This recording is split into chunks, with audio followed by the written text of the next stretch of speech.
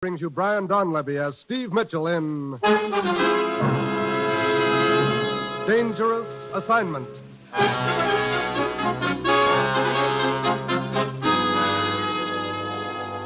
time, midnight. The place, a carnival on the outskirts of Zurich, Switzerland. Two men slip furtively through the shadows near the slowly revolving carousel. They stare intently into the darkness. Triflis must be around here somewhere, Carl. Yeah, Hanson. We both saw him enter the carnival grounds. Well, where could he hide? The carnival is almost deserted. You see, there's only one person riding on the carousel, and... Carl, it is he, Triflis, right under our nose. Yeah, riding on the carousel. Good. We wait and we will ride right into our arms. He sees us. Come on. Hanson, drag him from the carousel. No. Grab him. Yeah, I have him. No, let go of me. Let go. Carl, drag him into the shadows here. Yeah. The American document, Triflis. Where is it? I do not know what you're talking about. The one they called File 307. You sold it to Brunner, didn't you, Triflis? Didn't you? Yes, to Brunner. In that case, you will not live to spend the money. No. Go ahead, Carl. Yeah. Oh, no. Not my throat. I can't breathe. Yeah, exactly. More pressure, Carl. A little more, Carl. I cannot squeeze any tighter. It is enough pressure. Just hold it a moment here. So, I think that is enough. Yes, you may let him go now, Carl.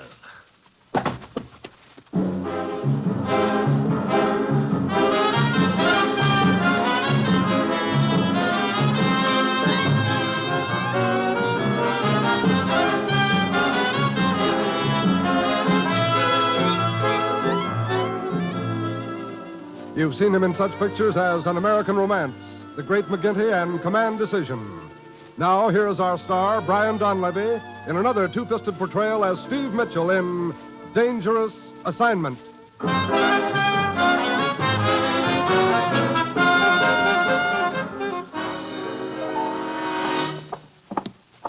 Ruth, you've got the worst sense of timing I ever saw. You're always dragging me back here to the office when I'm right in the middle of a big deal. Maybe she was a big deal to you, Steve, but she looked more like a stacked deck to me.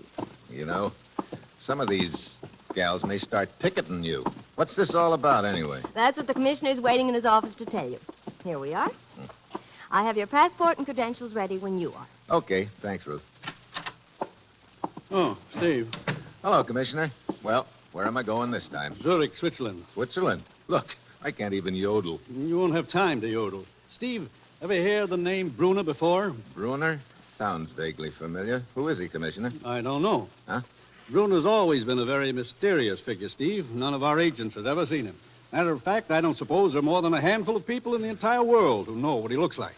Yeah, I remember now. Brunner's a sort of an international mystery man who sells information to the highest bidder. We think Brunner has File 307, Steve. File 307? Top secret document containing defense plans. 2 weeks ago, it was stolen from this country. Oh, you think it's in Zurich now? We had information it was temporarily in the possession of a seamy little man named Triflis. This morning, his body was discovered near a carnival grounds outside of Zurich. Needless to say, File 307 wasn't on Triflis's body. No, but Triflis paid a visit to Brunner's villa 2 hours before he was murdered. We think he sold File 307 to Brunner. And I'm supposed to get it back from this international secret seller, huh? Great. Well, have we got any contacts in Zurich? One. His name is Max Raber. He runs the carnival over there. Just one more thing, Steve, as to the danger involved. Yeah, I don't imagine trying to get into Brunner's villa is a habit-forming occupation. There's more than that. Other interests are also trying to get File 307 from Brunner. Naturally, they'll try to stop you permanently. Their agents may be watching you right from the start. Yeah? Well, that's it, Steve. As usual, you'll pose as a foreign correspondent after an interview with Brunner. Actually, you ought to find File 307 and bring it back. You've got your assignment? Good luck.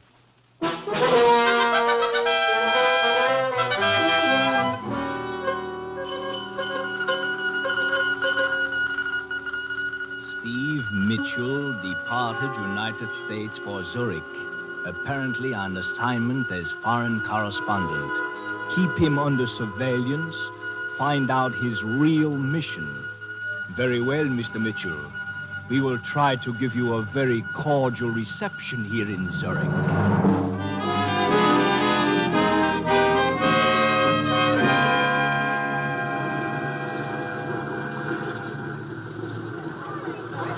Taxi cab, sir. Taxi? Oh, okay, driver. Koenig Hotel. Yes, sir.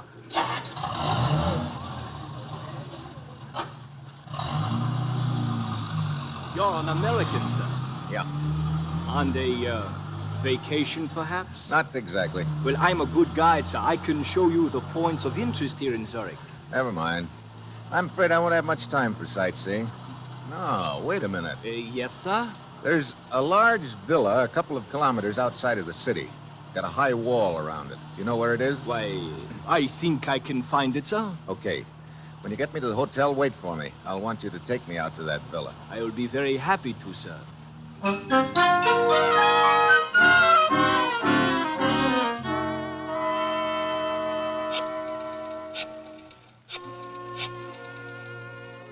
Hello, Carl. This is Hansen speaking. I've just brought Mitchell to the Koenig Hotel from the airport. I'm waiting for him now. No, he doesn't suspect me. He thinks I'm just a cab driver. He wants me to take him to Buna's villa, so he's after file 307, all right. Now listen, Carl. There is a Max Raber who runs the carnival. They might be working together. If Mitchell tries to contact Raber, you know what to do.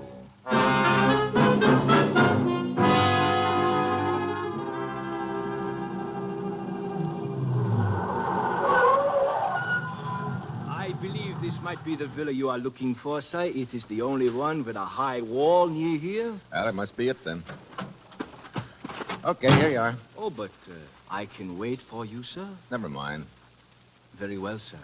If you should need me further, my name is Hansen, and my cab is usually in front of your hotel. Oh? You're quite an obliging guy, aren't you, Hanson? Sir? I'll skip it. Thanks. Some joint. Looks like a penitentiary. Oh, there ought to be a gatekeeper around here somewhere. Lyle, what are you doing here? What do you want? One at a time. I'm Steve Mitchell, foreign correspondent from the United States. What do you want? An interview with Brunner. Go away. Now, look. You cannot see Brunner. Brunner gives interviews to no one. Go away. Fritz? Fritz? Yeah? What is it, Cam? Well, this villa's getting better looking by the minute. What's the matter, Fritz? This man wants to see Brunner. Oh? I'm Bruno's secretary, Karen. Hello. You're Mr. Steve Mitchell. You're Brunner's secretary?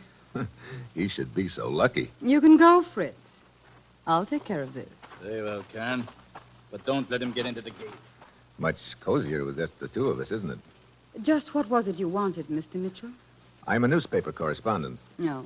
Well, I'm afraid you've come to the wrong place, then.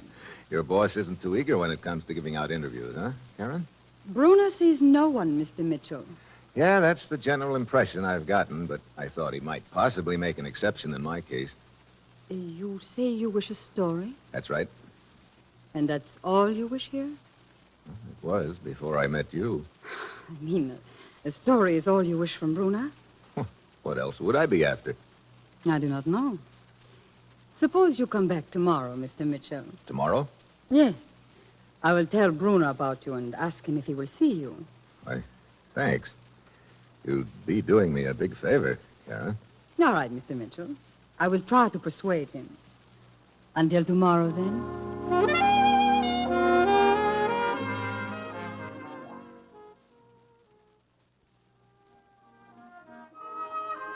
Hi. Is the boss around? The boss? Yeah, the guy who runs this carnival. You mean Max Raber? That his name? I'd like to talk to him. Where is he? Over there, standing at the shooting gallery. The short man with the gun in his hand. Oh, okay.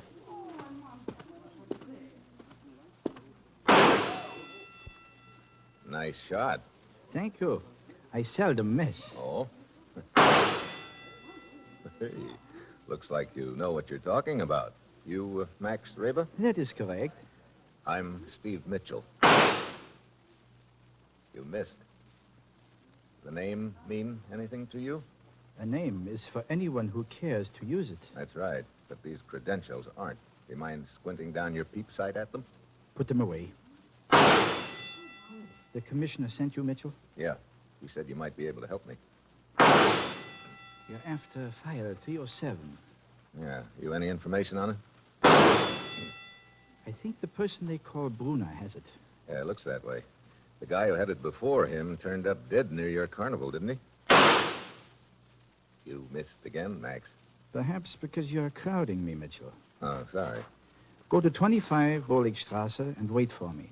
As soon as I close the carnival for the night, I'll come. We'll talk further. 25 Broligstrasse. Right. Only 6 hits out of 8. I am slipping. That's slipping? Look, Ray, but do me a favor. What?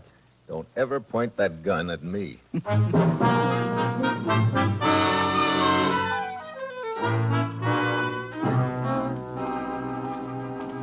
21. 23. Here it is. 25 Broligstrasse. All dark. Unlocked. Well, Max said to wait here for him. Wonder where the lights are. Hey, who closed the door? What?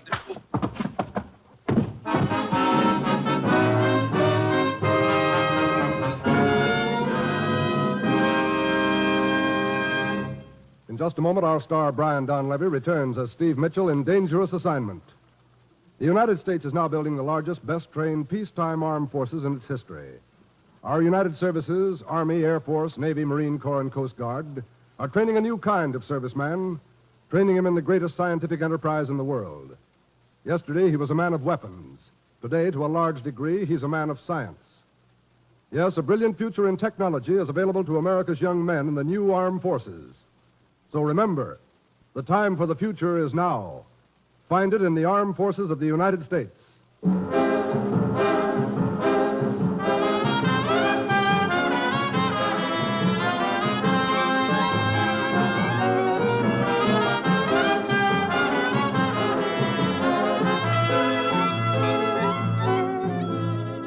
Now, the National Broadcasting Company brings you Act Two of Dangerous Assignment, starring Brian Donlevy in the role of Steve Mitchell.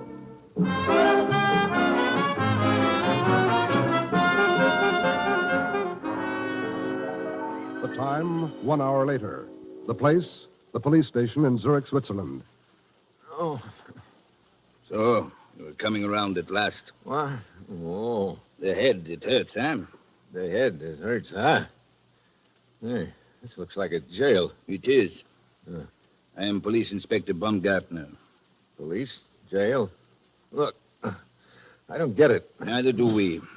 When we found you 4 kilometers west of the city, How did I get 4 kilometers west of the city? Last I remember was walking in a house at 25 Broligstrasse and getting hit on the head. One of our policemen saw a cab with 2 men in it, traveling at high speed out of the city. He gave chase. The men finally abandoned the cab. When the policeman got to it, he found you lying on the floor, unconscious. Remind me to thank him.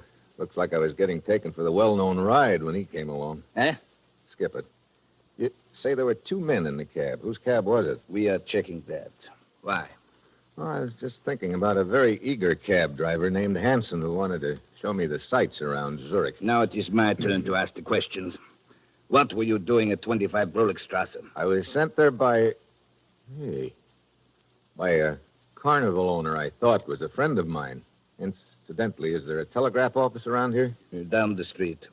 Hey, Mitchell, your credentials are those of a newspaper correspondent. May I inquire what you are really doing here in Zurich? It's very simple, Inspector. I'm trying to get an interview with a mysterious character named Brunner. Brunner. Herr Mitchell, a word of advice. You are apparently involved with very dangerous people. It might be better for you to give it up. Oh? Well, thanks for the advice. I'd sleep on it, except it's almost morning. Yeah, you sleep on it, Herr Mitchell. Only be sure you're able to wake up. May I inquire what you are really doing here in Zurich? It's very simple, Inspector. I'm trying to get an interview with a mysterious character named Brunner. Brunner. Herr Mitchell, a word of advice. You are apparently involved with very dangerous people. It might be better for you to give it up. Oh? Well, thanks for the advice. I'd sleep on it, except it's almost morning. Yeah, you sleep on it, Herr Mitchell. Only be sure you're able to wake up, huh?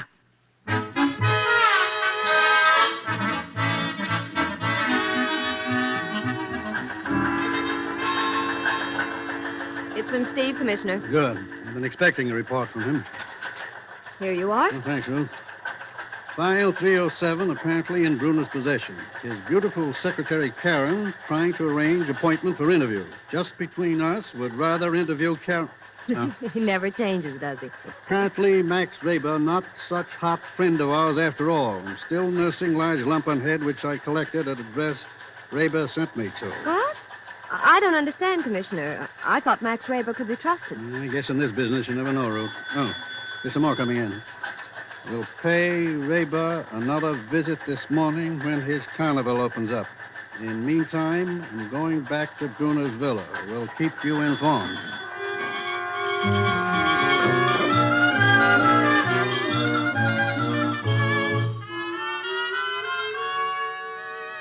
Well, this is quite an apartment you've got here, Karen. Much better than trying to talk through the bars of that gate outside. Yes, it is a nice apartment. Bruner takes good care of me. You know something? He should. You say nice things, Steve. Sometimes it comes easy. I'm afraid it won't do you any good to look out the window, Steve. You won't see Bruner. Oh? He lives in that other wing, across the courtyard. Look, what kind of a guy is he, anyway? A short little man, very quiet. A short man. A fascinating man to work for. I can imagine. Steve, I talked to him last evening about you. He doesn't believe you. What do you mean? Well, he doesn't believe it's just an interview you want. Oh? What else would I be after? He's not sure yet. But supposing you were after a story, Bruner's interested in knowing just how much you would be willing to pay for it. We're, talking about the story, of course. Of course. Well, that's sort of a tough question to answer offhand. You see, there are others anxious to, shall we say, write a story about Bruner. They're willing to pay a great deal. Yeah, I'll bet they are. And, well, Bruner knows a lot more about you than you think, Steve. He knows you cannot pay as much for it as others can. I see. Well, if Bruner knows so much about me, maybe he also knows that the story we're talking about used to belong to the people I worked for. Yes, he knows that. But I'm afraid it does not make any difference to him. He says he cannot do business with you. Well, that's that, I guess. I'm sorry, Steve. So am I. Anyway, it was very nice of you to go to the trouble. I was glad to. I don't quite get why you've been so nice to me. Well, I guess I... You what? Well, I stay here in Bruner's villa most of the time. I don't see many people. And I've never seen anyone like... I mean, you were... Oh, I don't know what I mean.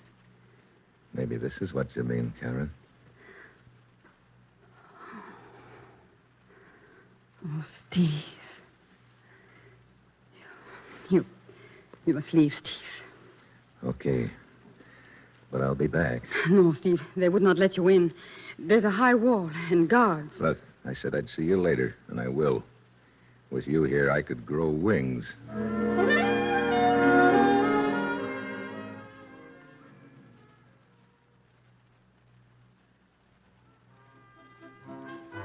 No, Max Raber's not here. Where is he? I do not know. Oh, he should have been here by now to open up the carnival. Yeah? Where does he live? At 25 Broligstrasse. What? Max Reber lives at 25 Broligstrasse? Yeah. You know where it is? Yeah. I've got lumps to prove it. Thanks.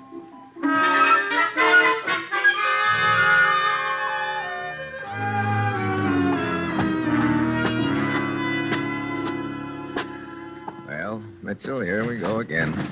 25 Broligstrasse. Hey, sounds like a fight inside. Mitchell, help me! Get these men off me! Mitchell! It's the eager cab driver. Carl, let's get out of here. Yeah. Too late, Hanson. I will take care of this one, Mitchell. Hey, you sure did take care of him, Reba. For a little guy, you sure swing a mean lamp. Oh, it's good you arrived when you did, Mitchell. 5 minutes more would have been too late. You know, maybe I was wrong about you, Max. Wrong? What do you mean, Mitchell? I had you pegged as the boy who arranged that hit on the head for me here last night. Oh, I told you to come here and wait for me. When I got here, you disappeared. I got taken for a ride. Maybe by these two guys on the floor here, Hanson and what's the other one's name? Hanson called him Carl, I think. Why'd they jump you just now? They know that we're working together, that we're after File 307. They are also after it. Look, I'm going to need your help. Have you ever seen Brunner? No. But I've been watching his villa carefully the last few days. I think I know a way we can get into the grounds. Good. At one place, in the rear of the villa, there's a tree which overhangs the walls. It looks like a difficult climb, but perhaps we can make it. Okay. We'll tie these two apes up and leave them here for the present. And after dark, you and I will pay a little call on our friend Brunner.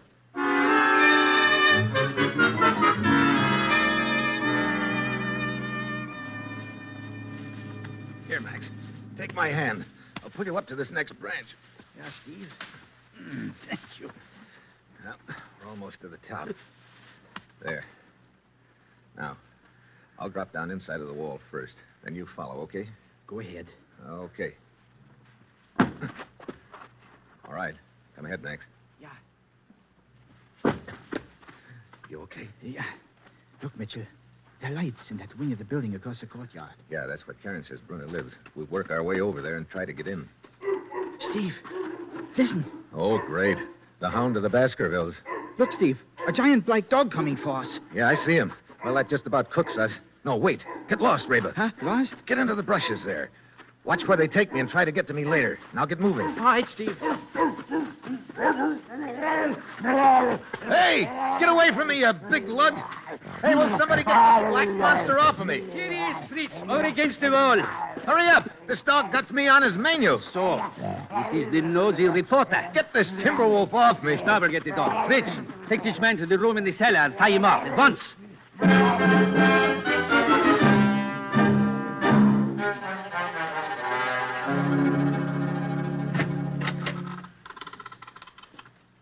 Who's there? Steve, Karen. they told me you'd been captured in the grounds. How long have you been lying here in the cellar? I don't know. Half an hour, I guess. You should not have tried to come back, Steve. You're sorry I did, Karen? Oh, Steve, I'm afraid for you. Look, just get me untied. I cannot do that, Steve. What? Now, look, Angel, fun is fun. Bruno but- would kill me if I did a thing like that. Look, you let me worry about Brunner. Oh, I cannot untie you now. I must get back right away or they will become suspicious.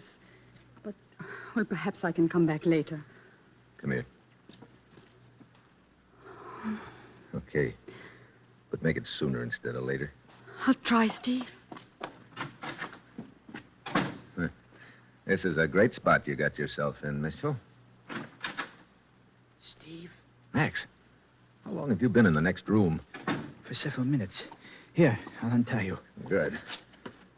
I would have come in sooner, but from what I could hear, you were not very anxious to be rescued. Yeah. Look, you know your way around this villa pretty well, don't you, Max? What do you mean? Finding these rooms in the cellar without much trouble. I told you I've been watching this villa the last few days. You're pretty short, too, aren't you? I do not understand. Karen told me Brunner was short. Don't let your imagination run away with you. I'm trying not to. How did you get in here so easily, anyway? I diverted their attention by setting a fire in the yard. A fire in the... Hey, you believe in doing things up brown, don't you? There. The last of the knots. Come on, Steve. Yeah. Out of the side door into the hall. Hey, no guards. No, they're probably all fighting the fire out in the yard. Come, up these stairs. We'll try to get over the back wall while their attention is diverted. Over the wall? Look, I came to this villa after File 307, and I'm not leaving until I get it. Steve, that's impossible. We'll be lucky to escape with our lives. To continue the search for the document, that would mean certain death for both of us. You get discouraged too easy. This the door to the yard? Yeah. All clear. Come on. Hey, that really is a fire you started. Come, Mitchell. It's spreading toward the front gate. It's our chance to get over the back wall. Hey, wait a minute, Max. We're not leaving yet. What? Look, that building over there. It's Brunner's wing of the villa. Steve, are you crazy? We cannot get in there. Why not? The door's open. This is our big chance, Reba. But, Steve, I tell you... Look, I came all the way across the Atlantic to find that piece of paper. Come on.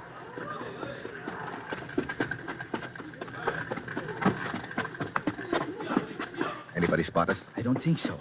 They're all fighting the flames. Okay, let's get inside. Close the door. Yeah. Bruno must be out at the fire, too, Steve. Yeah. Brother. I thought Karen's apartment was something. This one looks like the Waldorf Astoria. Well, come on, let's go through some of these drawers. But, Steve, if the document's in here, it's probably in a safe. You can't tell. Brunner might figure a safe would be the obvious place. Hey, what have you found? Silk stockings and negligee, Steve. Yeah, me too. I don't get it. Wait a minute. Boy, I'm really slipping, Max. Sure took me a long time to catch on. Steve, look, this leather case. Give it to me. Someone's coming. What? Here, put the case back in that drawer. Hurry. Yeah. Well, Steve. Karen Brunner. Complete with gun. Karen Bruno. I see you've discovered my little secret. I should have figured it. You're not Brunner's secretary. You're Brunner. You're lucky, Steve. Lucky that I feel a certain affection for you. Otherwise, your discovery would have cost you your life. Steve, stay away from that drawer. Another step and I'll shoot. Okay, Karen. I lose. That's better. You were... Yes. You're getting very warm, Steve. So close to the right drawer, and yet so far. Yeah. Well, what happens now, Karen? I told you. You were lucky. I'm going to let you go, but you'd better go now. Okay. Well, it was nice while it lasted, baby. Yes, it was. And it will be something to remember when you're back in America. That even though Karen Bruno was a little too clever for you, she almost fell in love with you. Goodbye, Steve.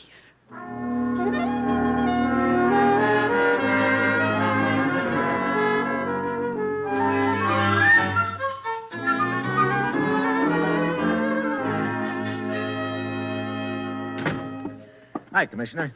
Ruth said you wanted to see me as soon as I got back. I certainly do, Steve. I got the cable you sent from Zurich before you left. So Karen, the beautiful secretary, turned out to be Brunner. She sure did. Steve, you let me down badly. Letting a woman razzle-dazzle you like that. But I finally figured out she was Brunner, Commissioner. Yes, but too late. Not quite. I didn't mention it in my cable, but... Here, What's that? file 307. What? That's what you sent me over there to get, isn't it? Why, yes, but I don't understand. You see, I'd found the papers and stuck them in my shirt before she walked in. And when I made a pass at the drawer where they'd been, she figured they were still there. I give up, Steve. Of all the... Yeah. Karen was a razzle-dazzle artist, but she forgot that two can play that kind of football. I guess she'd never run into the hidden ball play before. Yeah. So long, Commissioner.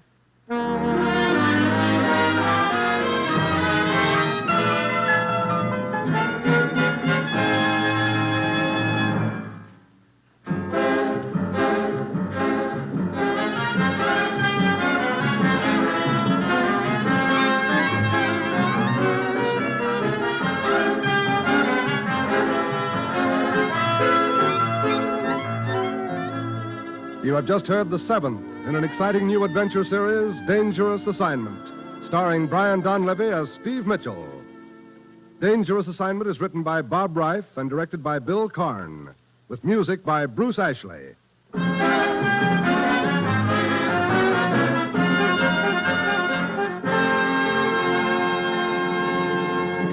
This program came to you from Hollywood. This is NBC, the national broadcasting company.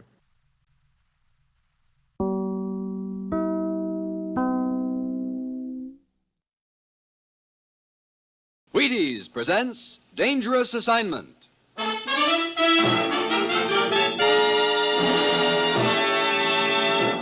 On stage tonight from Hollywood, Dangerous Assignment, another in the Wheaties' big parade of exciting half-hour presentations.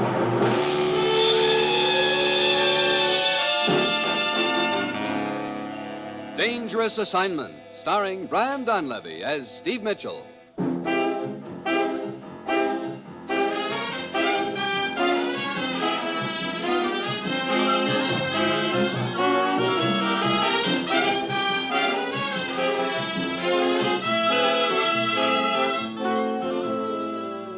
Yeah, danger is my assignment.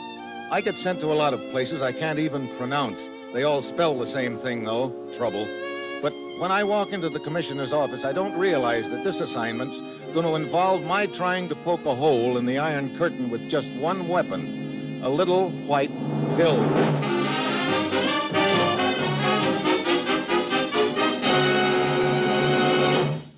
Morning, Commissioner. Steve, Bill Sorensen was arrested in the Balkans the other day. Bill Sorensen?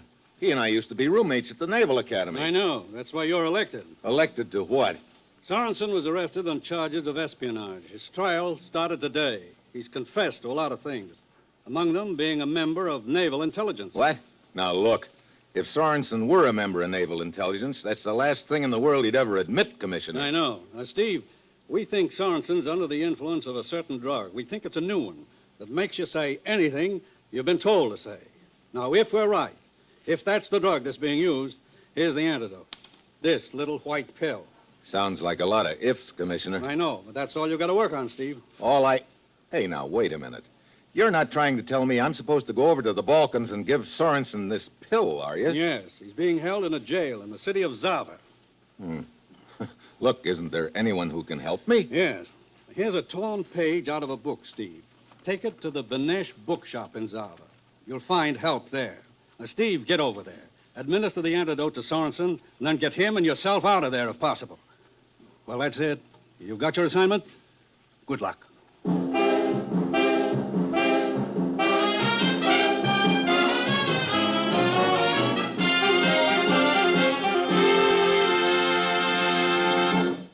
Dangerous Assignment will continue in just a moment.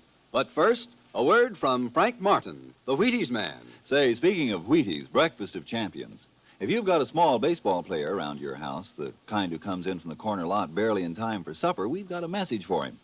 It's from Jackie Robinson, pride of the Brooklyn Dodgers, and a Wheaties fan. My advice on training, Jackie Robinson says, is to start young, get lots of Wheaties, nourishing, swell eating. And you bet they are. Wheaties, nourishing, vitamins, minerals, food energy. You can't beat whole wheat for nourishment. And you can't beat Wheaties for whole wheat. For kids, for grown-ups. Well, there you are. Whole wheat flakes with milk and fruit. This champion recommends them.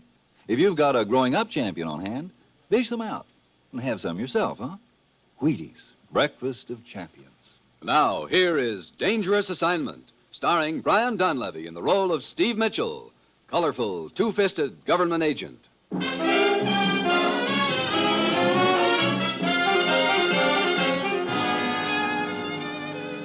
Yeah, this is a job I'm going to love. I can see that already. Steve Mitchell, armed with a book page and a pill, saves the day. But the only thing that's worrying me is who's going to save Steve Mitchell. It's Tuesday when I get to the Benesh bookshop in Zarva. I flash the torn book page to Benesh, and he leads me into the back room. Here you are, Mitchell, the floor plan of the prison. Study it carefully. Hey, brother, this makes Alcatraz look like a country club. Now, here is the cell on the 3rd floor where Sorensen is imprisoned. On the floor, directly below, is the courtroom where his trial is being held. Yeah, and here's the nearest outside door on the ground floor below the courtroom. Yes, at 5 o'clock this afternoon, there will be a truck outside the door. But it can only stay there for 3 minutes. The trial will continue all afternoon. If you and Sorensen can get to that door around 5, you can make your escape in that truck. Well, you've told me how to get out of the place, but you've omitted a couple of small details, like how am I going to get into the place? And how am I going to slip this pill to Sorensen? How you give him the pill will have to be up to you, Mitchell. But this camera and these forged identification papers identify you as an employee of World Photos, and you will be given admittance to the trial. I see. Look, have you any idea what Sorensen found out that they didn't want him to know? I do not know. But you had better get over to the prison, Mitchell. You have no time to lose. Remember, the truck will be waiting outside the gate at 5 this afternoon.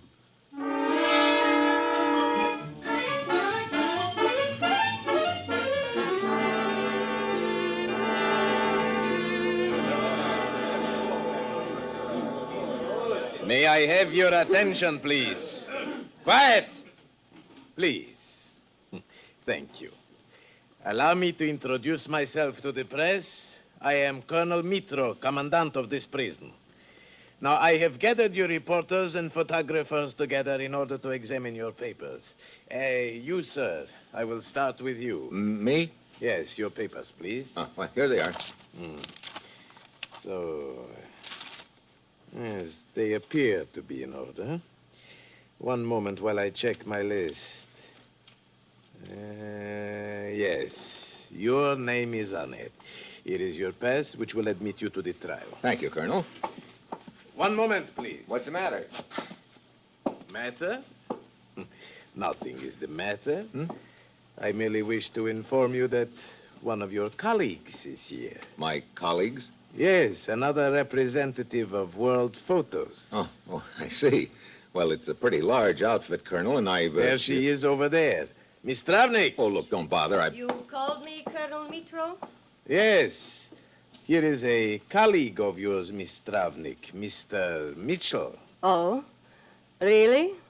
You will excuse me now. I must examine the rest of the credentials. You over there, may I see your face? Your face looks familiar, Mr. Mitchell. I believe we have met before, haven't we? I don't know, have we? Perhaps in Vienna last year. Yeah, perhaps. How long have you been working for World Photos? Oh, not very long. How about you? 5, 6 years. Strange. We should have run into each other several times, both working for the same company. Well, it's sort of a big outfit, you know. Yes, but even so... All your papers are in order, ladies and gentlemen. And now, if you will follow me, I would like to conduct you on a brief tour of our prison. We want all of you people to see what a model prison this is. How every comfort is provided for each prisoner. In our spotless kitchen down there at the end of the hall are prepared tasty and nourishing meals which here, you will be able to see and judge for yourselves. Krupa. Yes, Colonel? Krupa, show the people the fine food you are carrying on that tray. Yes, Colonel. There. As you see, ladies and gentlemen, it is quite a tasty lunch. To which prisoner are you taking this tray, Krupa? To the self-confessed spy and enemy of... enemy of... Enemy of the people, Krupa. Enemy of the people, Colonel. Yes. You see? We show mercy even to confess spies like this Sorensen. You may go now, Krupa. Thank you, Colonel. And now we will resume our tour. On the right, you see the administration offices. Notice how clean and official. And on the left... Hey, Krupar. Yes? Would you like to have your picture taken? My picture? Oh, but of course, that would be nice. Sure. Servant of the people carries food to enemy of the people. Here. Just hold it a second like that. There. Oh, wait a minute. I want one of you without the tray. Here, I'll take it. That sure looks like a good lunch. Stew, hot tea. I'll just set the tray on the floor. And have a... Whoops. Oh, please be careful, sir. That's okay. I just spilled a little tea into the saucer. I'll pour it back. There we are. Oh, I hope it is all right. The Colonel would be furious if anything happened to that specially prepared lunch. Specially prepared? Why, I thought these were the kind of meals you served all the time, even to the enemies of the people, Krupar. Yes, of course. I forgot. Mr. Mitchell. Huh? Oh, Colonel Mitro. Mr. Mitchell, may I inquire what you are doing? Why, just snapping some pictures of Krupar here. No harm was intended, Colonel. It is the firm policy of this prison that all members of the press will stay together under my supervision. Yeah, sure. Sorry, Colonel. Well, let's resume the grand tour.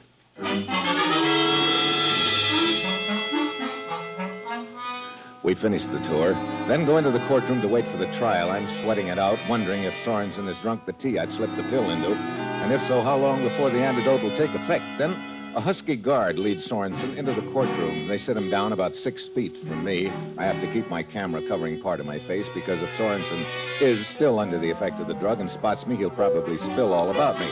A gent with a face like a vulture starts hammering questions at Sorensen, and his answer sounds like he's reading them out of a book. Is that not true? Yes. Now, Mr. Sorensen, it is also true that you own a marine construction company? Yes, It is true. Now, this company undertakes the construction of various piers and also repairs boats. Yes.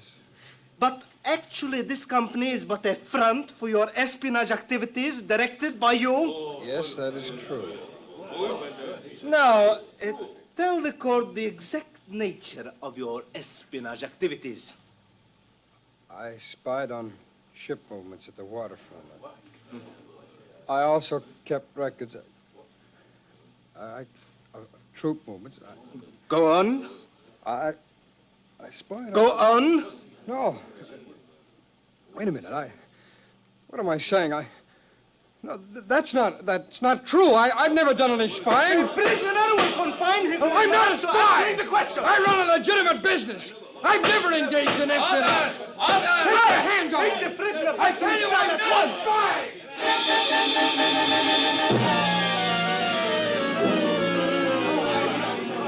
The courtroom's in an uproar. The guards yank Sorensen out of his seat. And just then our eyes meet. Sorensen droops one eyelid for a second and then turns to go. The antidote has worked. He's okay now, and now is my chance. I shoulder my way through the crowd into the hall. A lot of people are milling around. I get to Sorensen and the guard just as they reach the elevator. What do you want? Stand back. Sorry, Buster. Come on, Sorensen. Let's get to the elevator fast. Okay, Steve. Oh, brother, am I glad to see you. What happened, Steve? They had you drugged, Bill.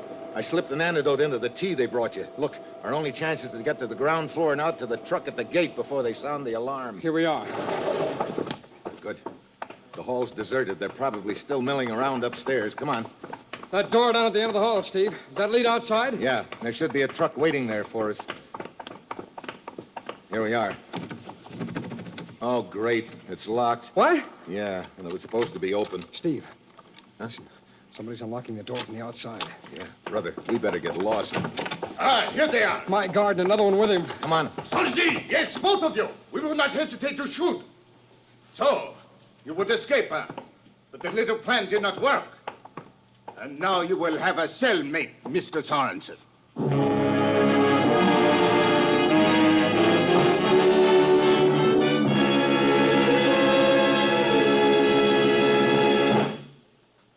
Wheaties now. Are you with them?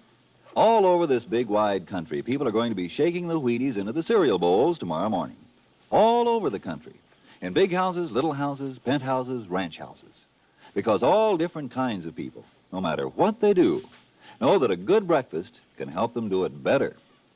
If you're going to do the ironing tomorrow, or if you've got a tough day ahead, do it better all morning with the help of Wheaties for breakfast. Yep, first you need your Wheaties. Farmers can farm better, drillers can drill better, plumbers can plumb better with a better breakfast. You start with these likable little flakes of whole wheat, and you work better all morning long. Crisp, and they're crackling with energy. Fresh, and they're bouncing with nourishment. Just pour the Wheaties into the bowl, sugar them, cream them, strawberry them if you want to. See if you don't feel the difference.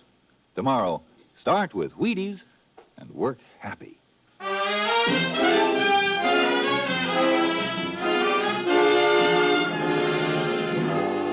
Now back to Dangerous Assignment and Steve Mitchell.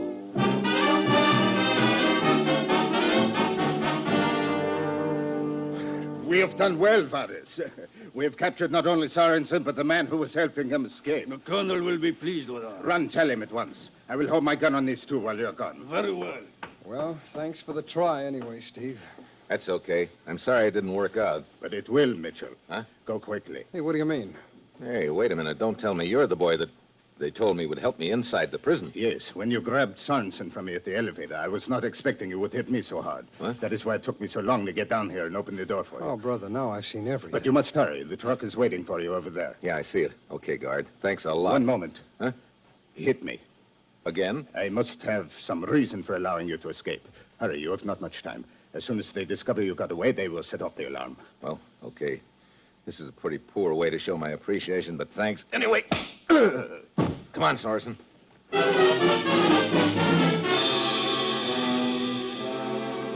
We spot the truck outside, dive into it, and roar through the prison gates.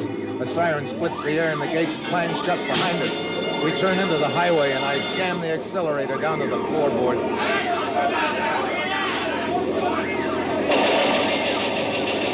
Get down, that's machine gun. What about you? The sure give a lot for an automatic pilot in this buggy right now. Steve! I'm okay, just a little broken glass in the face. There.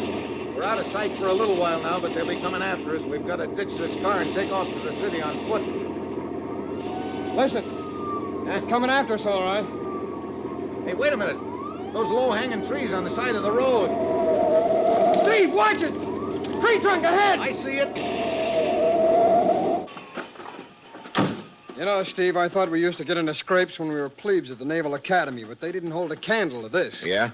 Well, midshipman, you better come up with an operation plan right now as to where we're heading. You got any ideas? Yeah, my fiancé's brother. He's a black market operator, has a hideout in town. Well, lead the way. Steve, I've stumbled onto something hot. There's a Navy task force cruising in the eastern Mediterranean heading this way. You mean one of ours? That's right. And sometime tonight, they're going to run into some mines. What? How do you know? Well, the other day, I spotted a fishing boat down at the waterfront. It looked phony to me, so I did a little snooping. It was a mine layer. I got close enough to pick up a little of their conversation. Their plan was to lay a few mines in the path of the task force. Afterward, they could always claim they were floating mines from the last war. Oh, great. Look, have you any idea where they laid the mines? Well, from what I picked up, I think I could locate them on a chart, but somehow we've got to get word to that task force, Steve. Yeah, that isn't going to be easy.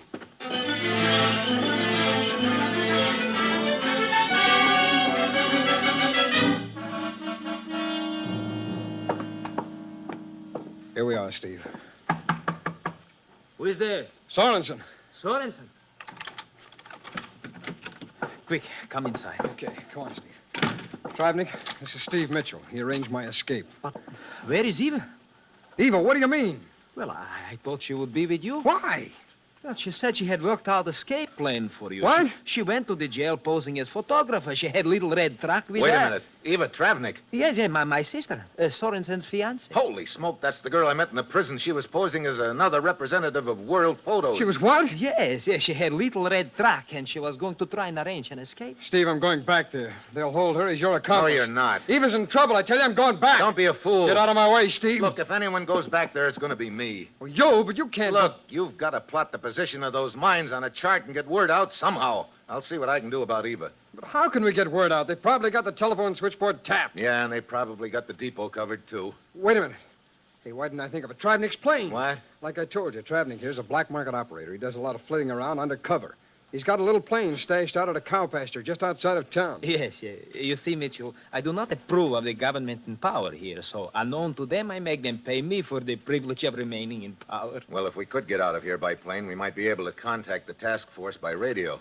Travnik, I guess it's up to you. Look, you say you like to make the government pay you. Well, this would cost them plenty, but I'm afraid there wouldn't be any dough in it for you. That's what bothers me.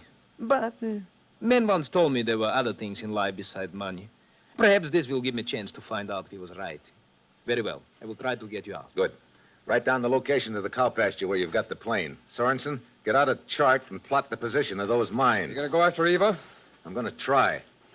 You two, get out to the plane and get it warmed up. And if I'm not there in 1 hour, well, don't wait for me.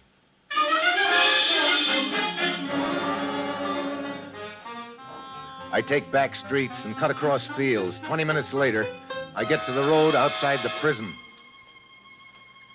They've set up a searchlight and a roadblock, and there are a long line of parked cars and trucks. The guards are checking them one at a time. I spot Eva's red truck, the third one back from the roadblock. I've got to act fast. Then I see a lieutenant in a heavy overcoat standing on my side of the road. I ease over. Halt! Lieutenant. Who are you? One of the reporters covering the trial, Lieutenant. There's a body over here. A body? Where? Show me. It's in the bushes. But I don't see any body. What is it? Right here, Lieutenant. It's going to be yours. I slip on the lieutenant's coat and cap. Then I run over to Eva's truck and jump onto the running board. What do you... Wait. It's Steve Mitchell. Yeah. Pull out a line and head for the roadblock. But they will stop us. Maybe not if they don't get a good look at me. Come on. All right.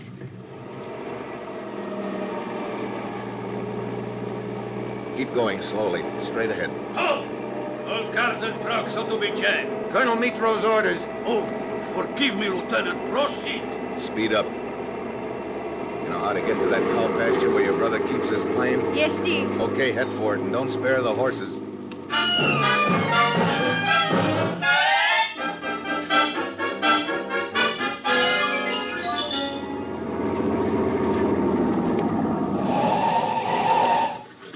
There it is. They've moved it out of the barn. Come on, hurry. Eva! Eva, you okay? Yes, Bill. Get in. We're all ready to take off. Okay. All set? Yeah, let her go. Hey, look ahead of us.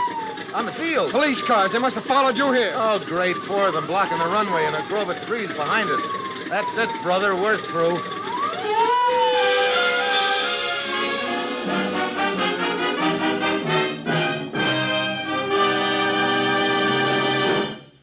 Here's why it's Wheaties, breakfast of champions. What are you doing tomorrow? Going to the factory? Getting to the shop early? Or just taking it easy with 3 kids in the house to clean?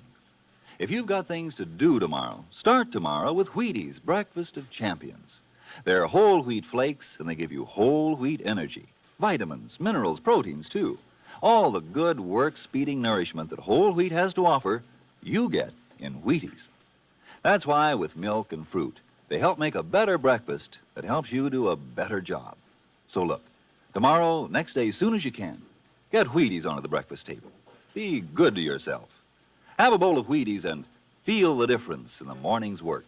Now, here is the conclusion of Dangerous Assignment.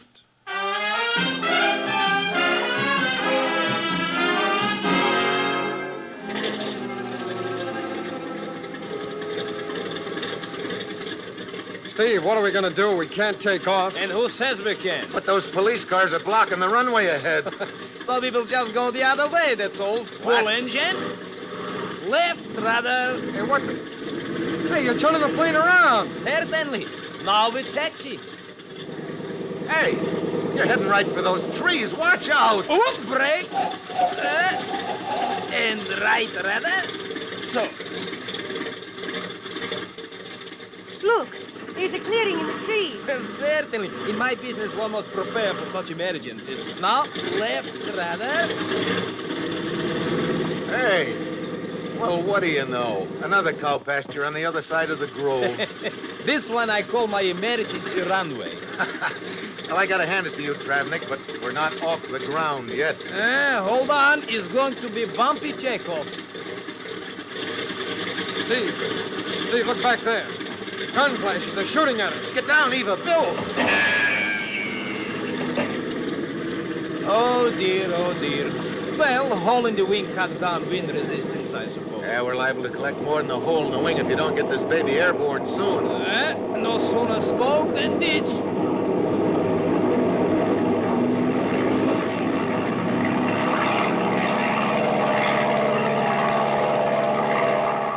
Oh, boy, you better head for the coast, Travnik. Yes, I agree. The sea air will be welcome change right now. Steve, I plotted the location of those mines, but how are we going to get in touch with that task force? Hand me that microphone, Travnik. Yes, certainly. Here you are. Steve, what frequency are you going to try? I was trying to remember. There's an aircraft voice circuit that they always guard. 4-1 something. That's right. Wait a minute. It's 4145 kilocycles. Yeah. I'll tune to it. How are you going to call them? We address them as U.S. Navy Task Force, they'll think it's a trick. I know. We don't have any idea what code name they're using. Wait a minute. Huh? We'll tie it in with the Naval Academy somehow. What do you mean? Well, the name of a building or... Yeah, that's it. Look, Bill, you and I room together as plebes in Bancroft Hall. Maybe that'll work. I'll give it a try. Plebe to Bancroft Hall. Plebe to Bancroft Hall. Over. I hope they're within range so they can receive us. I'll try it again. Plebe to Bancroft Hall. Plebe to Bancroft Hall. Over. Bancroft Hall of Plebe. Hey! Bancroft Hall of Plebe. Identify yourself. Over. Steve, they picked us up. Yeah. Plebe to Bancroft Hall. If you've got a Navy register aboard, look up Steve Mitchell, class of 1935. But first, take this message. Mines. Floating mines. At latitude 37 degrees, 33 minutes north. Longitude 18 degrees, 26 minutes east. Repeat and over. Bancroft Hall of Plebe. Latitude 37 degrees, 33 minutes north, longitude 18 degrees, 26 minutes east. Emergency turn 9, emergency turn 9. Oh, boy. They must have been right on top of those mines, Bill. Yeah. I heard someone give an emergency turn signal. Oh, brother, that's too close. You know the frequency of the Zarva radio station, Travnik? Oh, certainly, but they have lousy programs, Mitchell. Well, turn her around a bit and see if you can pick up a newscast. I'd like to see how we're doing. All right.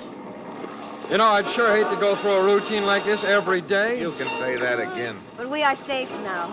And that is all that matters. Wait. Here is Zava radio station. Good evening, friends and comrades. This is Colonel Mitro speaking. Well, our old friend. I have been asked by the radio station to make a statement concerning the brazen and treacherous jailbreak this afternoon. Rest assured, the fugitives will be apprehended shortly. Don't hold your breath, Colonel. And I am happy to announce that the ringleader of the plot has been executed. A prison guard who turned traitor to the people. Steve! Turn it off, Travnik. That was our friend. Yeah. He was trying to help. And now he is dead. Yeah. And we think we went through a lot. Well, I hope he knows we got away. He must know. Yeah, well, one thing I know. As long as there are guys like him, that Iron Curtain's going to have a few holes in it.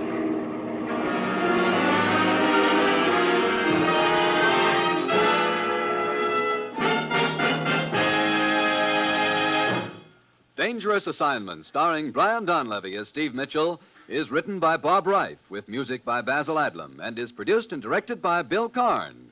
Join us again next Wednesday when Brian Donlevy as Steve Mitchell embarks on another dangerous assignment. And this is the Wheaties man, Frank Martin, inviting you to listen next Monday night to Frank Lovejoy in Night Beat on the Wheaties Big Parade.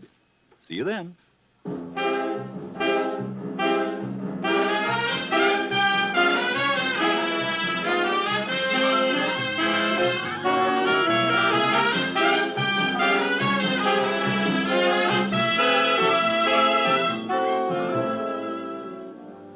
Going to bake a pie sometime soon?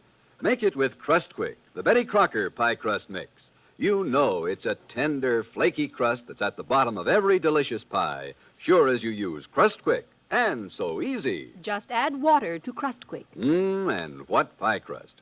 Tender crust, tasty crust, rich, short, lovely crust, just like Betty Crocker makes, and you can make it. Just add water to Crust Quick. Crust Quick, the Betty Crocker pie crust mix.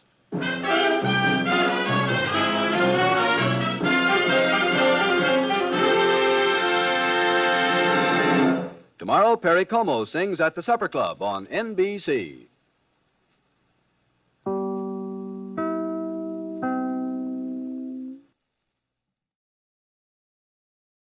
The National Broadcasting Company brings you Brian Donlevy as Steve Mitchell in Dangerous Assignment. The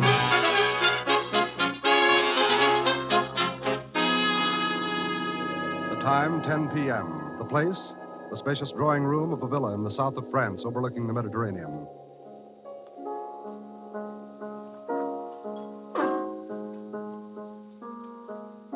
A stout man in a velvet dressing gown sits at the piano, his stubby fingers gliding expertly over the keys. Come in, Philippe.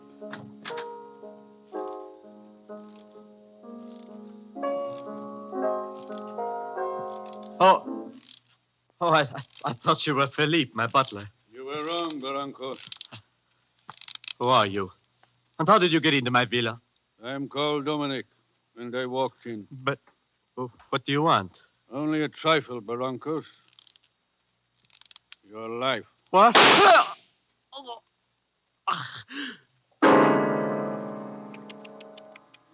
Such a discord.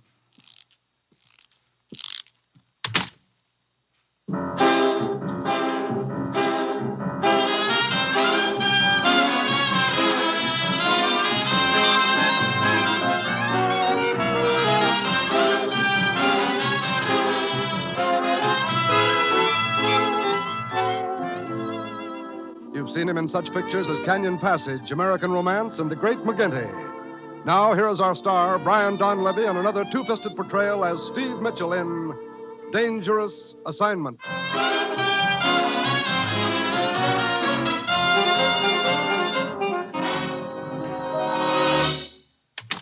Well, here he is, Commissioner. Guess where I found him? On second thought, better not guess. Steve? Hello, Commissioner. Well, where am I going this time? Paris. Paris. Hey, what was her name now? Don't count on that, Steve. And no horse races either. This isn't a pleasure trip. It's strictly business and dangerous business.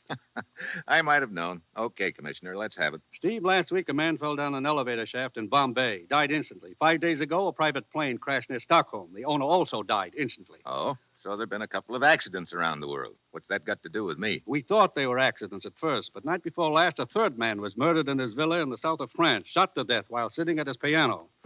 Can anyone play that bad? Steve, there's a tie-in between these three men, one that's tremendously important to us. These dead men were all millionaires in their own countries. 2 weeks ago, 7 of them met to plan a giant merger. What kind of a merger? They pooled all their capital to form a holding company which would finance industrial expansion in backward countries. I see. We believe that interests hostile to the plan are obstructing it. Well, sounds like a pretty effective way to obstruct it, all right. Killing off the partners. You say there were 7 originally. That leaves 4 now. 3. Last night, the killer struck again. What? In Paris. 2 of the partners had dinner together. Marcel Laborde and the American Scott Wheeler. As they left the cafe, they were fired on. Laborde was killed. You know, I'm beginning to think you've got a nice, safe job picked out for me, Commissioner. I get to play bodyguard, huh? As usual, you'll pose as a foreign correspondent after an interview with the American, Scott Wheeler. Actually, your job is to protect him and the other surviving partners, and to get to the bottom of these killings. Where's this Scott Wheeler staying? At the Hotel Brevant. That will be your first stop in Paris. Ruth got my press credentials and passport ready? And your plane ticket. You take off in 2 hours. Steve, we don't want anything to interfere with the plans of these men. Those killings have got to be stopped. That's your assignment, Steve. Good luck.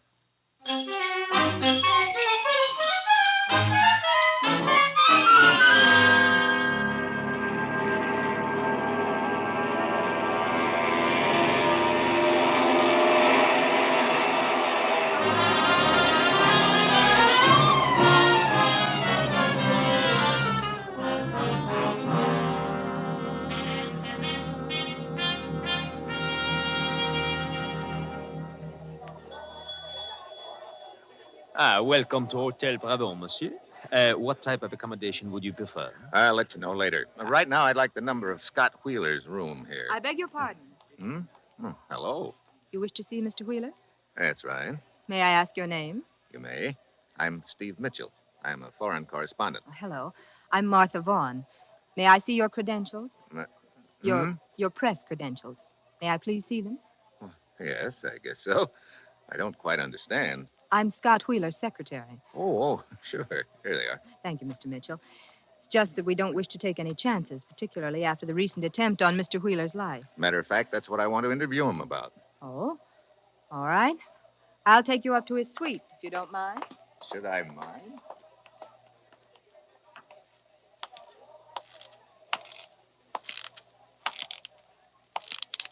Look. Oui, monsieur. That man who was just here, he was Steve Mitchell? Oui, he was a friend of yours. In a way. Thank you. Monsieur, you wish to leave a message for him? No. I will deliver it to him later. In person.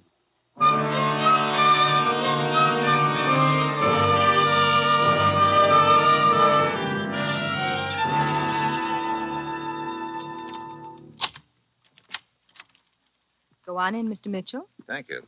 Hello, Martha. Oh, Mr. Wheeler, this is Steve Mitchell. He's a foreign correspondent from the United States. Hello. Glad to know you, Mitchell. Meet my associate, Gordon Hemsley. Hi. How do you do? Well, I'll be running along, Wheeler. Ring me up as soon as Voorhees arrives, will you? Okay. Good day, gentlemen.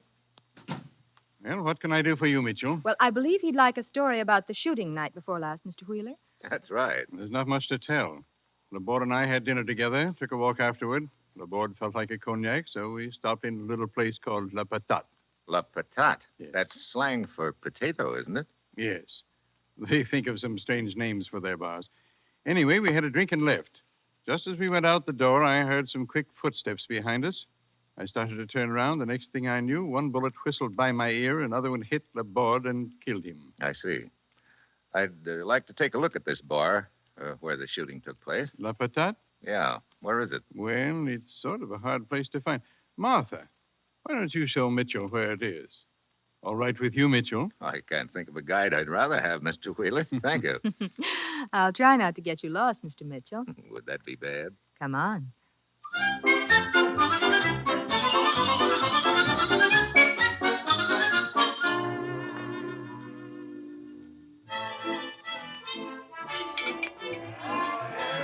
So this is the potato. Sounds like a hot potato right now. That's some music. That's what they call le jazz haute, Mr. Mitchell. I can believe it. You know, I've got one rule with all my guides, Martha. Mm-hmm. They call me Steve. All right. You sound like you've had a lot of guides. Steve. I get lost easily. No. You worked for Mr. Wheeler very long, Martha? What? About a year. Like it? Mm-hmm. Mm-hmm. You seem to be talking about me all of a sudden, Steve. I thought it was the attempt on Mr. Wheeler's life you were interested in. I've got a 2-track mind. Okay, I'll get back on track 1. Now, as I get it, Wheeler and Laborde came here, had one drink, and left. Yes, the shooting took place right outside. Apparently someone followed... What's the matter? Steve. That little man who just walked by. What? Oh, the gent with squeaky shoes? What about him? Well, I've noticed him hanging around the lobby of our hotel lately. What? Yes. And night before last, just after Mr. Wheeler and Laborde went out to dinner, he left too. Hey, maybe we should have a talk with him. Steve, look. He saw us watching him. He's going out the front door. Come on. I wonder... What? Nothing. We'll talk about it later. There he goes in that cab. Come on. There's another cab over here. Yeah. Driver? Oui, monsieur. Taxi cab, huh? Yeah. That cab, hightailing it down the street. Don't let it out of your sight. Let's go.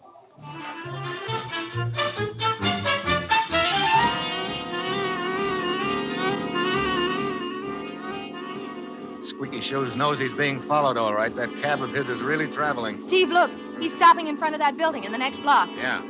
He's running inside. Driver, pull up behind that other cab. Oui, monsieur. Hey, what kind of a building is this, anyway? What? It's a museum, Steve. Museum? Okay, we'll look inside.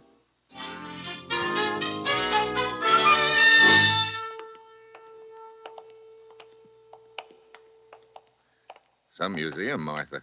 Looks like King Arthur's Round Table. We're in the medieval room, Steve. The armor, the weapons, and the tapestries are all from the Middle Ages. Too many places for Squeaky Shoes to hide. Look at all those drapes. He's got to be in here somewhere, Steve. Unless there's a back door to this place. I didn't think of that. Boy, these suits of armor really must have been comfortable on a hot day. Look at the battle axe with this suit. Yeah, reminds me of a lot of old mother-in-law jokes. Well, come on, let's go. Oh, Steve, watch out! Huh? The armor, the battle axe, it's falling. Hey! Steve, you all right? Yeah. I almost got a haircut the hard way. Look, help me get this tin tuxedo off me. Oh, yes, of course. Yeah. Somebody behind the drapes shoved it over. He's probably long gone by now. Well, come on, Martha. Let's go back to Wheeler's suite.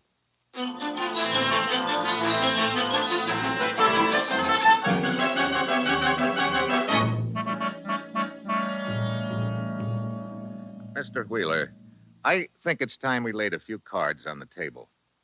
I'm not just after a story. I've been assigned to investigate these killings. Here are my credentials. I see. Mr. Wheeler, in that case, I'd better tell Mr. Mitchell what I was going to tell you. What do you mean, Martha? The little man with the squeaky shoes. Yesterday, I saw him at the door to Mr. Hemsley's suite, like he'd just come out. What? You sure about that, Martha? Later, I saw him go into a rooming house across the street. Mr. Wheeler, this squeaky shoes boy could be the one who took a shot at you and Laborde the other night. But what would he be doing in Hemsley's room? I don't know yet. Come on, Martha. Let's take a look at that rooming house. I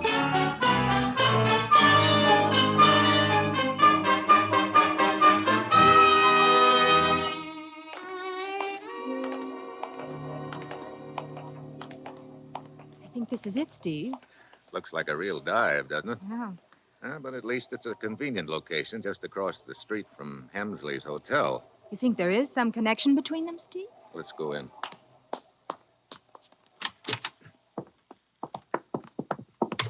Whew. Fresh air would really smell funny in here. There don't seem to be any rooms downstairs, Steve. Come on, we'll try the stairway. Steve, wait. You hear that? Yeah. Squeaky shoes. There he is at the head of the stairs. Hey, you. Wait a minute. I want to talk to you. Just. Hey, what's the matter with you? Steve, he's bleeding. He's grabbing at his chest. Get out of the way, Martha. Here he comes. Holy smoke. Steve, is he still breathing? Not anymore.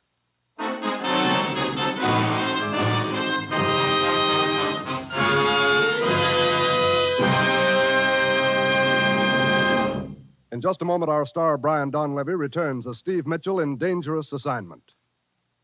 Today, the armed forces of the United States are concerned with hundreds of contributions to the activities of peace.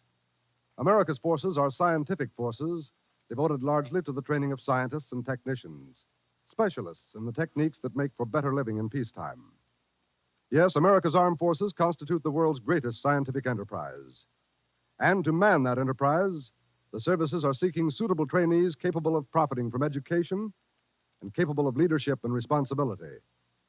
For the right men, the armed forces offer a whole world of technical training, training for the service and for the future. So if you're thinking of an active career, an educational career, a vital career, think of the armed forces of the United States.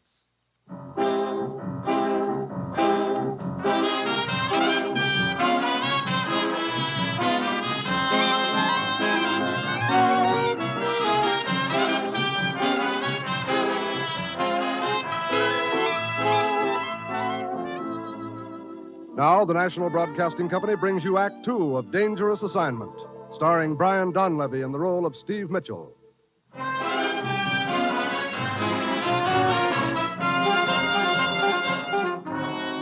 time, 30 seconds later.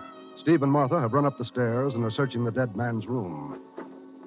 Nothing here that I can see, Steve. Killer must have gone out the window, Martha. Still open. Well, let's go on back. Steve. Looks like the doorway is occupied. Oh? I'm Inspector Brisac of the Sûreté. Your name, monsieur? Steve Mitchell. I'm a foreign correspondent. This is Miss Martha Vaughn. Mademoiselle? Inspector? Monsieur, what connection exists between you and the dead man downstairs? Connection?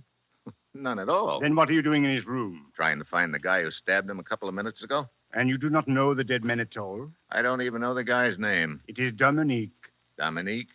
That's supposed to mean something to me? It does to most of the police in Europe, monsieur. Dominique was a hired killer. Oh? You happen to know who his last boss was? No, monsieur. But we had heard Dominique was in Paris and had trailed him here. As you see, a few moments too late. Yeah. Well, look, Inspector, this is all very nice. But if you'll excuse me, I have a transatlantic call to put in. You say you are a foreign correspondent, Monsieur Mitchell. That's why the telephone call. My boss likes to hear from me now and then. Monsieur, perhaps your interest in this affair is greater than the procuring of a mere story, and perhaps not. Well, you've covered all the possibilities, Inspector. In any case, you will please keep yourself available for questioning. Paris is a big city, monsieur, but I am quite capable of finding you should you choose to hide. Kindly do not put me to the trouble.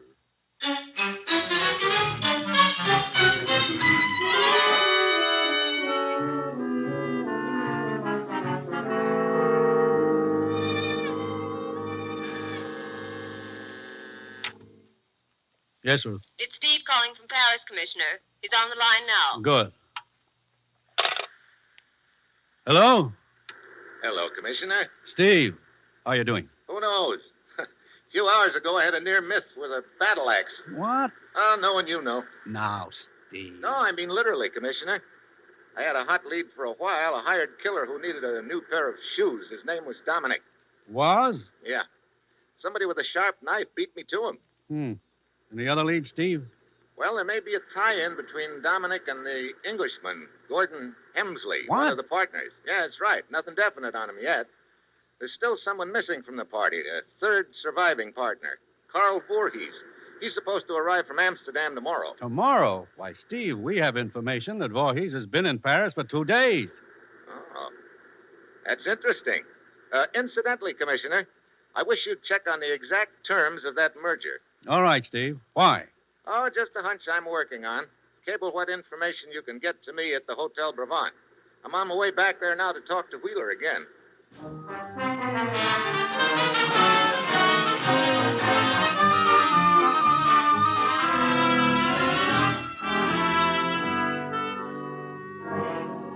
Mitchell, I'm no hero. If I'd known what this merger was going to mean, I'd never have gone into it, in spite of the good I know it'll do. But it's too late to back out now. All the papers have been signed. I think you should leave Paris, Mr. Wheeler. Don't worry.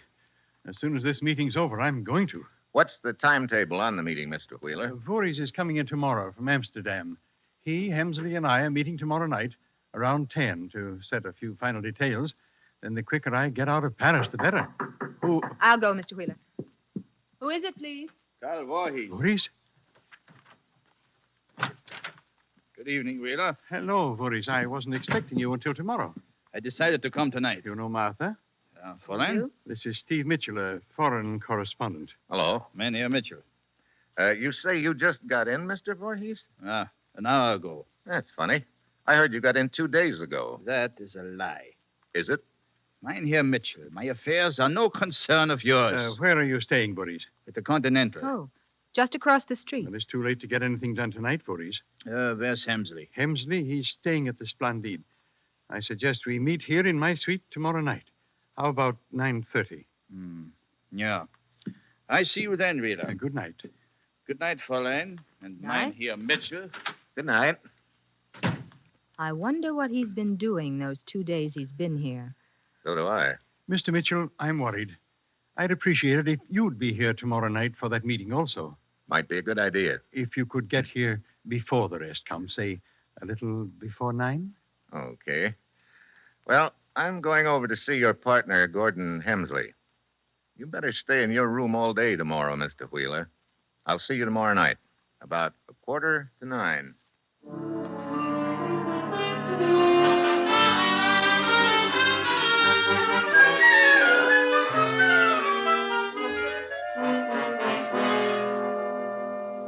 Really, Mr. Mitchell, I can't say I relish being disturbed this late at night, just because you want some sort of silly interview. Well, I'd like at least to get a statement from you, Mr. Hemsley. 7 of you put through a merger. So far, 4 partners have been killed. That leaves just 3 of you. Yourself, Wheeler, and Voorhees. Oh, I'll get it, Mr. Hemsley. Righto. Very well, Mr. Mitchell, I'll give you a statement. This merger will accomplish a great deal of good. I personally intend to carry it through regardless of threats or any consequences to me.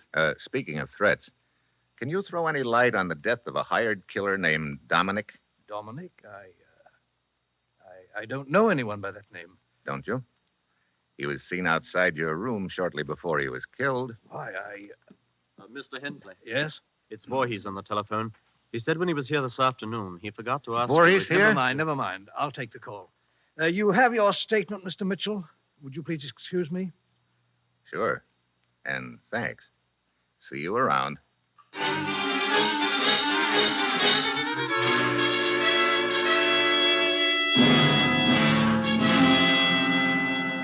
I wish I'd set this meeting earlier.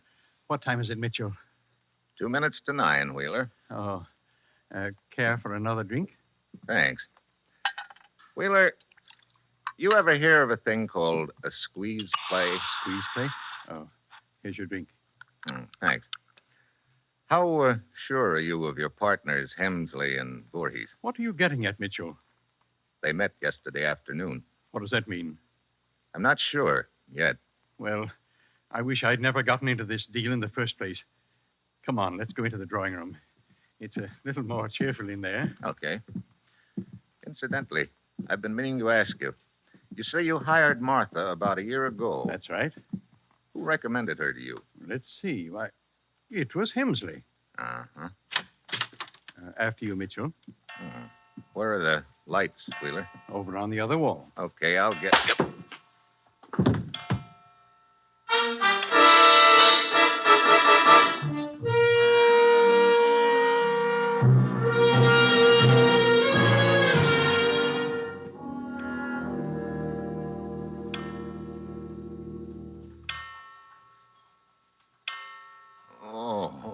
Oh, my Head. Wheeler. Hey, you're bleeding. Shot. Shoulder, I think. What happened? Don't know. Saw someone hit you on the head. I tried to dodge. Shot me in the shoulder. Then he ran out. Okay. Ought to be a doctor in the hotel. I'll get him. Then I'll call the police.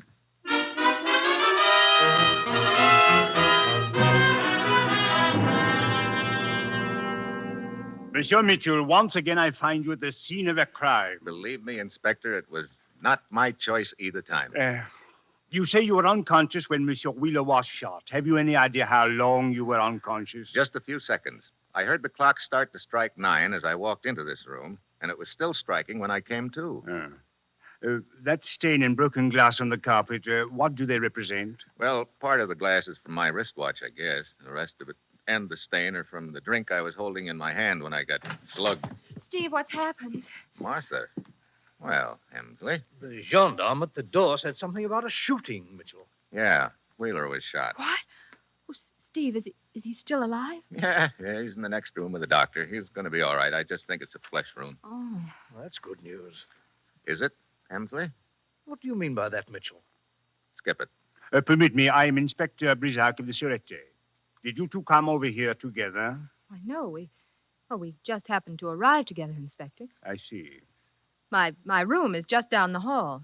Permit me to inquire as to your movements for the past hour. Why, I was in my room reading. And Mademoiselle has a witness? What? No. And you, Monsieur Hemsley? Wheeler had scheduled a meeting for 9:30. I waited in my hotel until it was time to come over. Then I came over. So?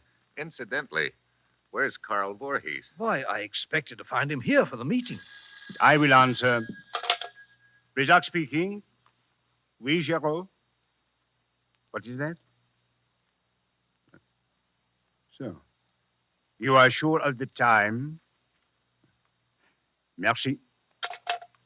At 9 o'clock, Monsieur Voorhees called room service for some ice. When the boy arrived, 5 minutes later, he found Voorhees with a bullet through his heart.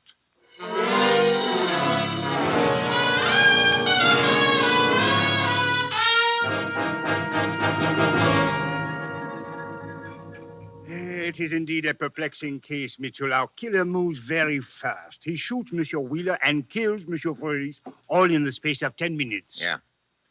Of course, Voorhees lived just down the street from Wheeler. Oh, it is my turn to buy the drinks, Monsieur. Oh, I've still got some here. I think I'll just have a little ice in it. As you prefer. Hey. Monsieur? How long has it been since our last drink? 20, perhaps 30 minutes. Yeah. Look, Inspector, you asked me about that stain on the carpet of Wheeler's drawing room. I said it was broken glass and liquor. That is correct, Mitchell. Was there any ice on the carpet? No, there was not. Inspector, half an hour ago, I got a cable from the commissioner. Here, take a look at it. Terms of merger such that in event of one partner's death, his voting interest passes to survivors. Mm-hmm. Now, if you'll round up everyone in Wheeler's room in a few minutes, I think I can deliver you one grade A killer.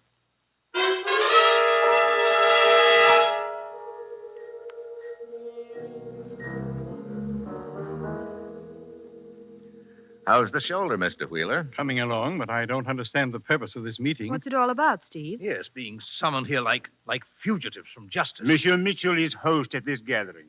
He will explain. And I'll make it short. The person who shot Mr. Wheeler in the shoulder and killed Voorhees is undoubtedly the same one who hired Dominic to kill the other partners. You mean one man's behind this whole thing, Steve? One man. Or woman, Martha. Hmm? I'd like to show you how that killer arranged the shootings tonight. Mr. Wheeler, this clock that was striking when I got slugged, has it been running okay lately? Why, yes, it has. Matter of fact, Martha took it to be fixed a couple of days ago. I see. Well, I don't see, Steve. What are you driving at? When I got knocked out, the clock was striking 9. When I came to, it was still striking, so I figured I'd just been out a few seconds. Actually, I was unconscious nearly 20 minutes. Long enough for the killer to get to Voorhees' hotel, kill him, come back, reset the clock, and then shoot himself in the shoulder. What? I say. What about it, Monsieur Wheeler? I'm afraid Mr. Mitchell's imagination is working overtime. Mitchell, do you actually think I'd shoot myself? If the stakes were high enough, and in this deal they are. You'd already knocked off 4 of your partners. That left only Voorhees and Hemsley in your way. I say, Voorhees and I were getting a little suspicious of Wheeler. We met yesterday afternoon to talk about it. My patience with your sense of humor is wearing thin, Mitchell. You're making a lot of statements that would be very difficult to prove. You're wrong there. I can prove most of them with the help of just one ice cube. Ice cube? Yeah. When I came to, all the ice in my drink had melted. Yet just now, down in the bar, it took the ice in my drink almost 20 minutes to melt. Well, Monsieur Wheeler? But it'd be kind of hard to explain that away, wouldn't it, Wheeler? Wouldn't it? I have nothing to say until I've seen my lawyers. Oh, that can be easily arranged, Monsieur. They will find it easy to locate you. You will be in prison.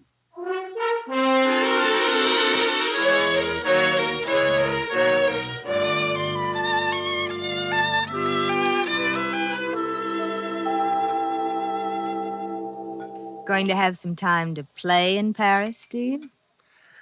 I'm afraid not, Martha. Too bad. Take a look at the newspaper. It's full of things to do, places to go. We could have a lot of fun. You don't have to sell me on that. Hey, look at this picture of the horse race. Well, what about it? Well, the horses are running in the wrong direction. What? Oh, no, that's the way they do over here, Steve. The horses run clockwise instead of counterclockwise like in the States. You know something? What? I think I'd better stay here a couple of days after all. Oh, wonderful. Yeah. The way I pick horses, I could clean up a fortune. Oh. Mine always run backwards.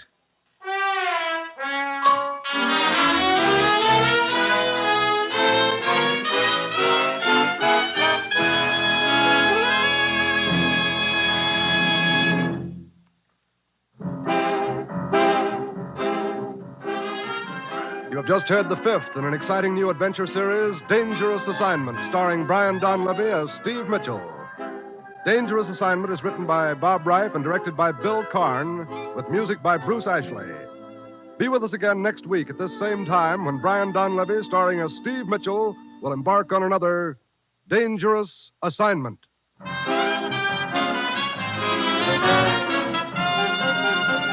This is NBC, the national broadcasting company.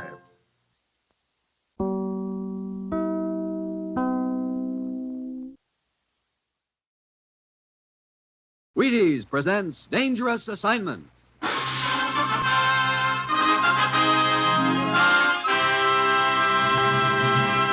Wheaties Big Parade.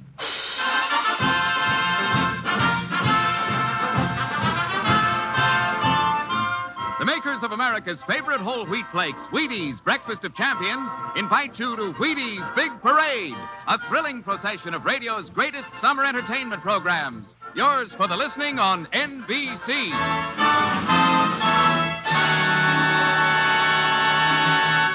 On stage tonight from Hollywood, another in this series of exciting half-hour presentations.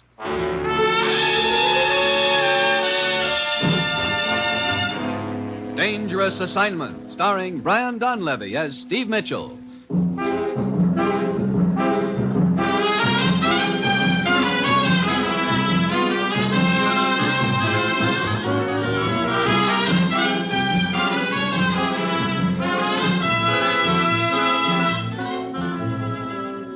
Yeah, danger is my assignment. I go to a lot of places in the world I can't even pronounce. They all spell the same thing, though, trouble. But when I walk into the commissioner's office, I don't expect this assignment is going to involve using a 10-year-old boy as a cross on which to crucify his father.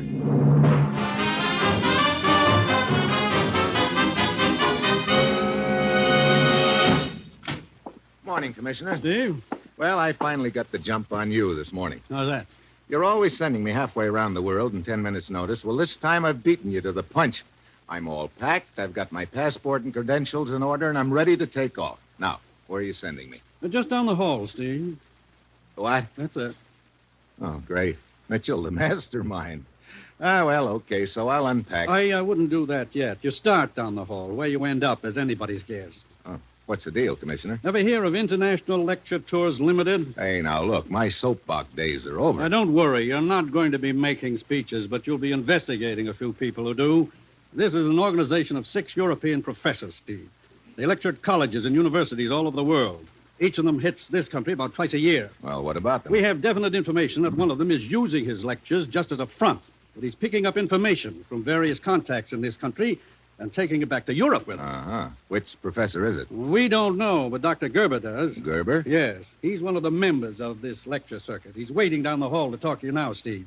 Find out what you can from him. Then go anywhere and do anything that's necessary to smash this spy ring. Well, that's it. You've got your assignment. Good luck.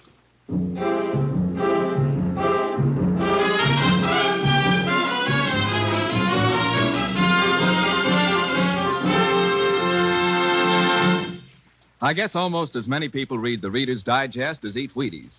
So maybe you've already seen that article in May issue about breakfast. It says, quote, 2 out of 3 Americans eat too little for breakfast. That's serious. Because skimpy breakfasts slow kids down during their morning studies. Cause some folks to run out of steam before lunch, get sort of grumpy and tired, and sometimes actually sick. Matter of fact, this Reader's Digest article might scare you if you didn't know about Wheaties. But if you keep right on dishing up plenty of Wheaties with milk and your favorite fruit as part of each day's most important meal, just relax. You haven't a thing to worry about. Now, here's Dangerous Assignment, starring Brian Donlevy in the role of Steve Mitchell, colorful, two-fisted government agent.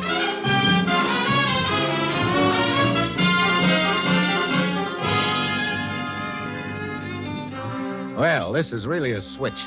10 minutes after talking to the commissioner, I'm usually heading for the nearest airport. But now, here I am, just heading for the next office. From the look in the commissioner's eye, though, I've got a strong hunch that this assignment is going to involve a whole lot more than just a walk down the hall. Mr. Mitchell? Yeah. You're Professor Gerber? Yes. I've been waiting to talk to you. Well, start talking.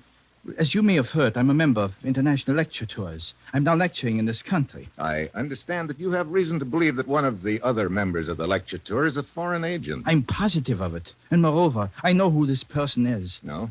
Who? I can only tell you that on one condition, Mr. Mitchell. What is it? I must have protection. Well, that shouldn't be too hard to arrange. You're safe in this country and... You don't understand. I'm not speaking of protection for myself. What? Here, I want to show you something. My wife died last year. This was her locket. I've carried it with me ever since. Look at this picture inside. A little boy. My son, Kurt. 10 years old. Oh, he's the one you want protection for? Yes. I know only too well the measures of retaliation which might be employed against the boy if I were to reveal the information which I possess. Yeah. Where is he? At a school in Stockholm, Sweden. I had to leave him there. He has no other relatives. The school is run by an Englishman, Horace Wakefield. I see. Okay, Dr. Gerber. I'll go over to Stockholm and get your boy myself. How's that? Oh, that's what I hoped you would say, Mr. Mitchell. And when you return, I shall give you the name at the head of the spy ring. Fair enough. I'll see you in about 4 days.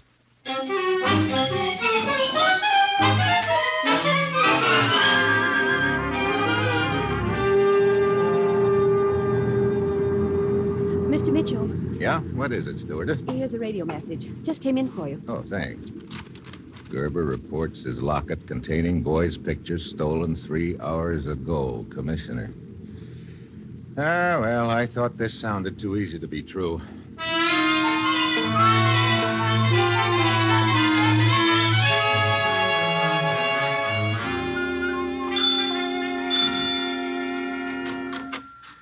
Yes?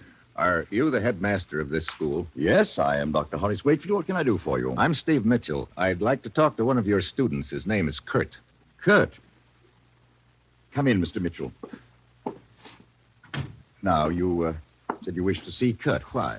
I have a message for him from his father. Where is he? Kurt has disappeared. What? I can't find him anywhere, Mr. Mitchell, and I'm worried sick. Tell me what happened. Well, last evening, a woman came to see him. She told me she was his aunt. But Kurt's father told me that Kurt had no other living relatives. But how was I to know that? She said she was his aunt. I saw no reason to doubt her. Go on. Well, I sent her to his room, and Well, I believe she left when visiting hours were over. What do you mean you believe she left? Aren't you sure? As a matter of fact, I turned in rather early last night. I had a spitting headache, and I took a... Sounds like a pretty careless way to run a boarding school, Dr. Wakefield. I resent that, Mr. Mitchell. Ordinarily, I am very careful to see that all the regulations are enforced. But with this headache, I just had to go to bed. Okay, skip it. Then you really don't have any idea when the woman left. No. All I know is that Kurt was not here this morning. Great. Oh, that must be Ilsa. Who? Oh, she's a playmate of Kurt's. Come in. They told me you wanted to see me, Dr. Wakefield. Yes, Ilsa. As you know, your little friend Kurt has disappeared. Yes.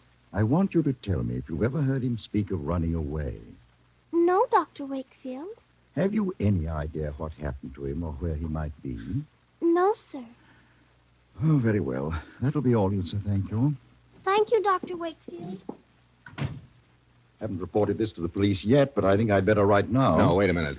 But if the boy's been kidnapped... If he's been kidnapped, I don't think he's being held for ransom. Then what? I think he's being held to ensure that someone will keep his mouth shut. Oh. If that's the case, the boy is probably safe for the time being. But if the kidnappers feel the pressure on them, then it could be another story. I see. No, this has got to be done undercover. Now, don't report it just yet. Let me see what I can find out first. I leave Wakefield School thinking about his convenient headache the night before and wondering where I'm going to start. I know I've got to find Kurt in a hurry, and then on my way into town, I spot a poster on a building announcing a lecture by a Dr. Friedrich, member of International Lecture Tours. And farther down on the poster, I see that the headquarters of the lecture outfit is right here in Stockholm. I copy down the address and go over. Morning. Morning. Is this the headquarters of International Lecture Tours? It sure is. You in charge? Well, guess you could call it being in charge. I'm the leg man for the outfit. Oh? And I guess you're the boy I want to talk to. My name's Mitchell, Steve Mitchell. Oh, Saunders is mine. Always glad to meet a fellow American. So you're the leg man for this outfit, huh? What Yeah. does that involve? Well, you name it, the works. Shagging around the world in front of the wise men, scheduling lecture dates, making hotel reservations for them. Yeah, and making sure they don't run out of toothpaste. That sounds like quite a job. That ought to be an easier way of making a living. Look, I'd like a little information about these professors. Hey, you don't happen to be an insurance salesman, do you? Not exactly. Well, they want me to be careful about things like that. They don't like to be bothered with salesmen. Here. You'd better take a look at my credentials. Huh? Oh, I see. Well, it's pretty official. What do you want to know, Mr. Mitchell? There are 6 professors in the circuit, aren't there? Yes, that's right. Well, how well do you know them? Oh, how well can you know those birds? They live in a world all their own. Yeah. Where are the various lecturers now? Well, let me see. One of them's in India. That's Dr. Oh, you can skip him. All right. Another's in Canada. Don't forget him, too. Let's see. There's one in Cape Town, South Africa. That makes 3. Keep going. All right. Dr. Buchek in Copenhagen, Dr. Gerber in the States, and Dr. Friedrich here in Stockholm. You know, you always have to try to keep those two apart, Gerber and Friedrich. They don't seem to like each other very much. Oh, and you say Friedrich's here in Stockholm? He's lecturing tonight, as a matter of fact. Want a ticket? I'd be more interested in his address right now. He's staying at the Monarch Hotel. Okay. Well, thanks for the information, Saunders. Sure. Anything else I can do? Not right now, I guess. But if by any chance there's a sudden change in the travel plans on the part of any of your professors, I wish you'd let me know. I'll be staying at the Monarch, too. Sure, be glad to. Well, see you around, Saunders.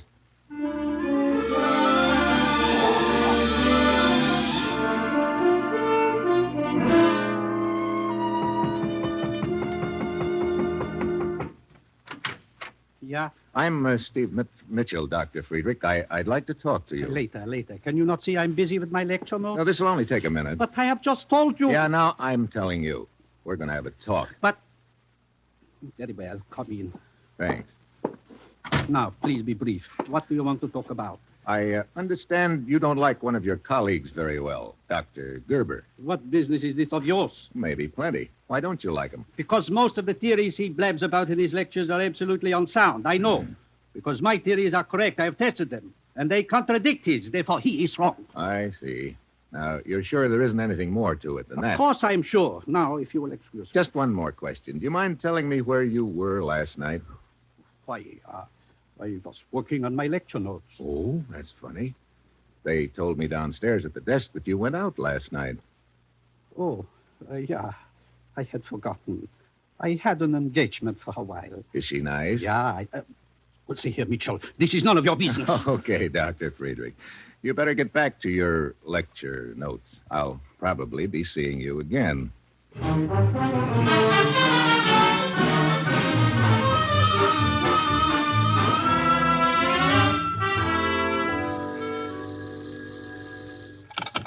Yeah. Mr. Mitchell, this is Saunders of International Lecture Tours. Oh, yeah, Saunders. Say, you told me to call you if anything new developed with any of the professors. That's right. What have you got? Oh, this morning I ran into Dr. Buchek on the street. Oh, you said Dr. Buchek was supposed to be in Copenhagen, didn't you? Yeah, and I asked how come. Yeah, well, what did the good doctor say? Oh, just something about wanting to skip the rest of the circuit. Tired or something like that. I see. When did Buchek arrive in Stockholm? This morning by plane. You sure about that? Why, no, that's just what I was told. Mm-hmm. Where's the professor staying? Strand Hotel, I think. Okay. Hey, thanks, Saunders. I think I'd better go over and give Dr. Buchek the double check.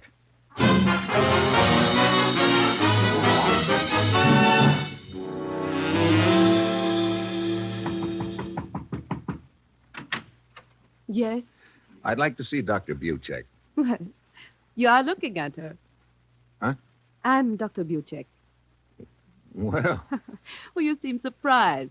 I am. I thought Dr. Buchek was a man. Oh, I'm sorry to disappoint you, Mr. Mitchell. And I can't say that I'm disappointed. Oh, thank you. Oh, please, come in. Thank you. Now, what can I do for you, Mr. Mitchell? I understand that you canceled the rest of your lecture dates suddenly and returned here to Stockholm. Yes, I did. These lectures are so tiring. I sometimes wonder why I ever started on the circuit. Oh, I don't know. Seems like a good opportunity to do a lot of traveling. At this point, I've had my fill of it. Mr. Mitchell, these questions you're asking me, are you perhaps a newspaper reporter? Yeah, sort of. When did you arrive in Stockholm? My plane landed only this morning. You're sure you didn't arrive last night? Of course not. I've just told you my... And you're sure that you didn't by any chance take a little trip out to Dr. Wakefield's boarding school? I've never heard of the place. See here, Mr. Mitchell. I'm quite sure you're not a newspaper reporter.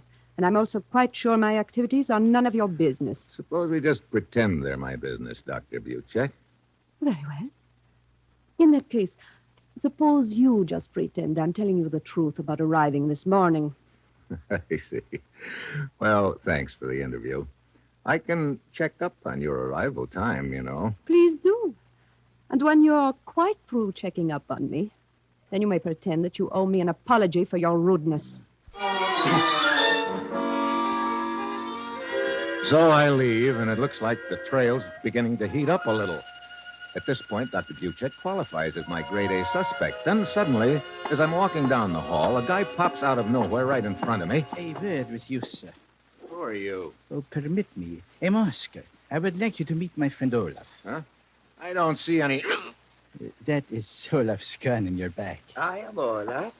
I'm delighted. Look, what's this all about? Shh, please, we must be very quiet. We would not want to disturb the hotel guests. Yeah, well, I'm going to start disturbing them plenty if you... Please, I told you, we must be quiet. Look, you think I'm going to hold still while you work me over, you're... You would not listen to reason. It is a pity. He's not saying anything now, Oscar. Of course not, Olaf. That was a most effective silencer you administered just then. A heavy blow over the kidney often renders a man completely speechless. See how he stands with one foot drawn up, almost like a heron. Quite an amusing spectacle, is it not? Good, Oscar. Now, Mr. Mitchell, perhaps you will come with us quietly. Yeah. I still don't know what this is all about. You made a big mistake bothering the young lady you just talked to, Mr. Mitchell. Dr. Buchek? Now, it's necessary for the three of us to go for a nice ride. I get it. A short ride, I suppose. Oh, no. On the contrary, for Olaf and myself, yes, it will be a short ride. But for you, it will be such a long trip that I doubt very much if you will ever return.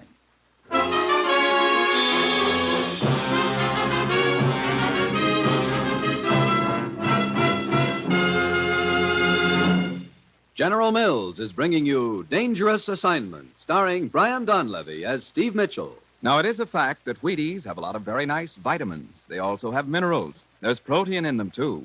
Not only that, but they're 100% whole wheat. You'd think all that would be enough, but it isn't. Wheaties need people. If you haven't got people, why, how are you going to find out how wonderful those flaky whole wheat flakes taste? Where are all the smiles coming from that people always smile when they dig into a bowl of Wheaties and milk and bananas? How are you going to find out how much energy gets stuffed into Wheaties? See what I mean? You take people away, and Wheaties look pretty lonesome. And since we make Wheaties, we think that's pretty tough on them. And on people, too, for that matter. So our idea is this. Get Wheaties and people together as often as possible. Because Wheaties need people, and vice versa.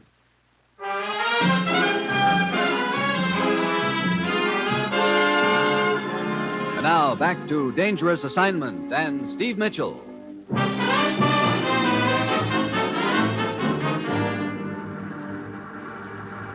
Hey, look, we've been winding our way up into these mountains for the last half hour. Where are we going? Yes, that Olaf Drive, Mr. Mitchell. You and I will just sit back here in the back seat and enjoy the ride. We are at the top of the mountain now, Oscar. Very well. You may stop the car now. Okay. Now maybe you'll tell me what this is all about, or am I supposed to guess? Oh, you may guess if you like. I know. I'm supposed to figure out which of you twins has the Tony. Beg pardon? Oh, skip it. What do we do now? Get out and start walking? Oh, no. On the contrary, you will remain in the car. What? Yes. Unfortunately, you are about to meet with a serious accident. I guess I'm only out for a few seconds, but when I come to, I'm alone in the back seat, and the car's rolling downhill, gaining speed. I drag myself over into the front seat. I can see a sharp turn ahead in a cliff. I grab the steering wheel, and it comes off in my hand. I step on the brakes, and the pedal goes clear to the floor, but nothing happens. I start to bail out. Then I realize the windows are closed. And the inside handles to the doors and windows have been taken off. I get my foot up and start kicking at the window. The edge of the cliff is getting closer. I finally kick a hole in the window, jam my hand through it, and open the door from the outside. I dive out just as the car goes over the cliff.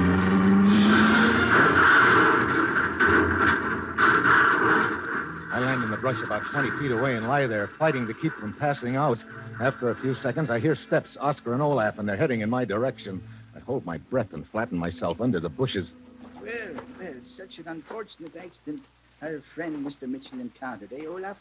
Perhaps we should go down to the bottom of the cliff and make sure, Oscar. Make sure he's dead. Now, Olaf, how could he have survived a crash like that? I mean, we should make sure that he did not get out of the car. Oh, yes, perhaps you're right. Come, we will walk down to the bathroom.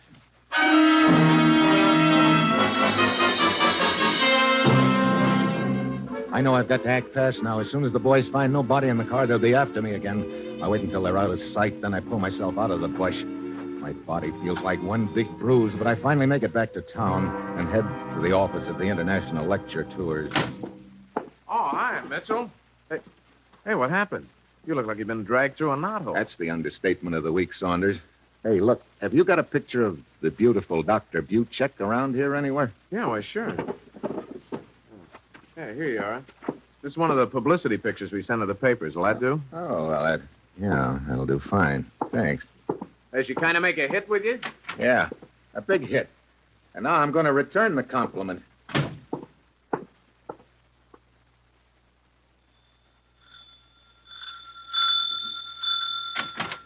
Oh, Mr. Mitchell. Hello, Dr. Wakefield. Come in, please. I'm so glad to see you. Something has come up that you should know about. What do you mean? You remember I told you a woman posing as Kurt's aunt came here to the school to see him the night before last? Sure, the night Kurt disappeared. What about it? Well, that same woman, she came back here this morning. What? Yes. I wasn't in my office at the time, but my secretary told me this woman inquired about Kurt again. I returned just in time to see her driving away. I tried to stop her. It's too late. Wait a minute. That means they don't have Kurt then. But where is he? I wish I knew. But who is they? I think I know who one of them is. The woman. Here, take a look at this picture. Her name is Buchek. What about her? Isn't that the woman who was asking about Kurt? No. I've never seen this woman in the picture before in my life. Are you sure about that? But of course. Oh, great. My case blows up in my face, and I don't have any idea where Kurt is. What a headache. Hey, incidentally, have you had any more headaches lately, Dr. Wakefield? Why, no. Just the night that Kurt disappeared, huh? See here, Mitchell, if you're trying to imply that I had anything to do with the boy's disappearance, I'm not trying to imply anything, Wakefield. Just checking on your reaction times. I'll see you later. I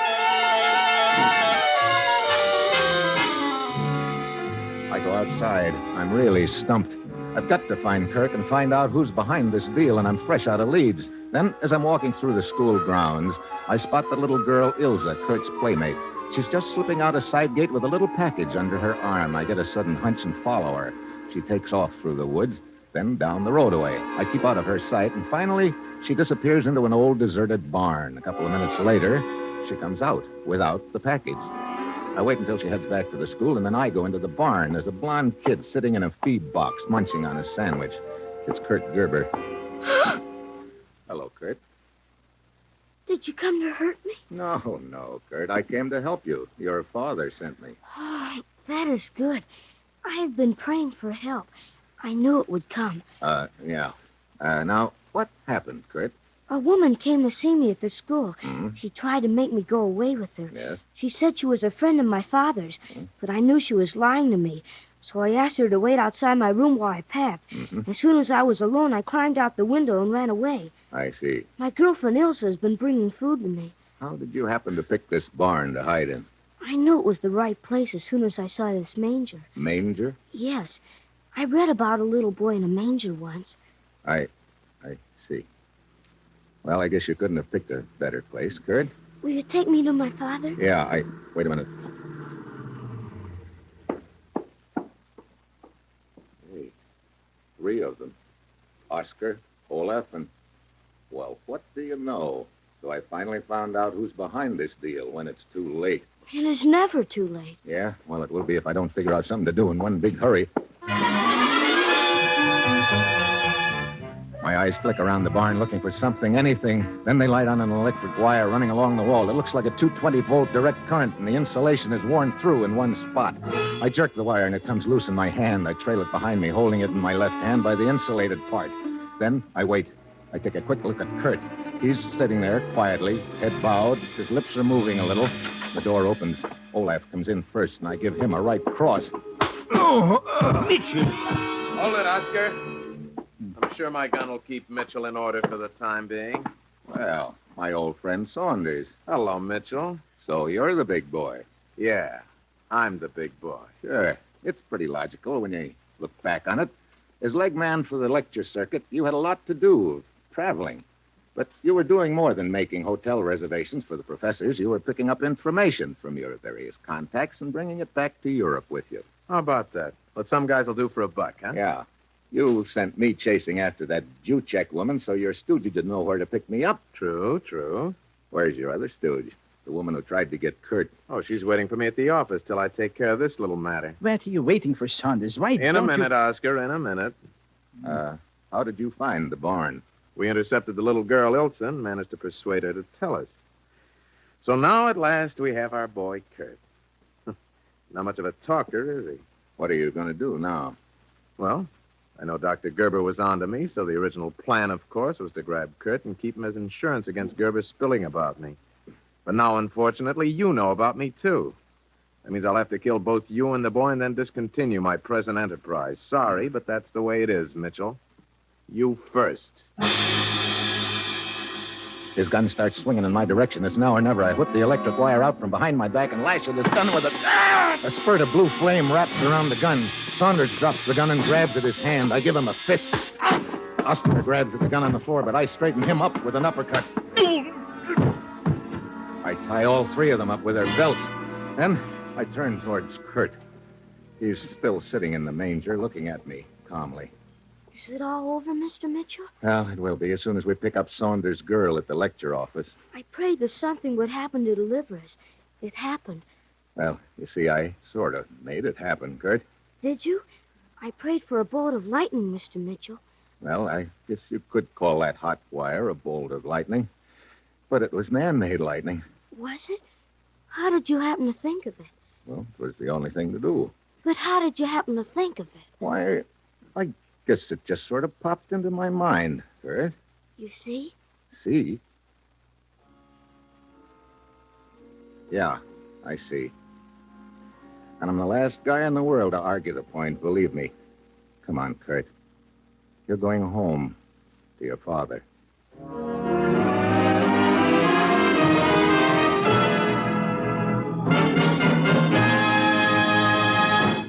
You are listening to Dangerous Assignment on Wheaties Big Parade. What do you suppose your kids are thinking about when they dig into their Wheaties? All those nice vitamins and minerals they're getting from those crisp whole wheat flakes? You reckon they're thinking, oh, boy, are my teeth getting healthy? My bones are growing nice and straight. Shucks, no. They're saying to themselves, gee, Willikins, Wheaties are good. Hope I have time for another bowl. That's what they're thinking. But isn't it comforting to know that anything as wonderful to eat as Wheaties is so good for your youngsters and for you? That's one of the nicest things about Wheaties.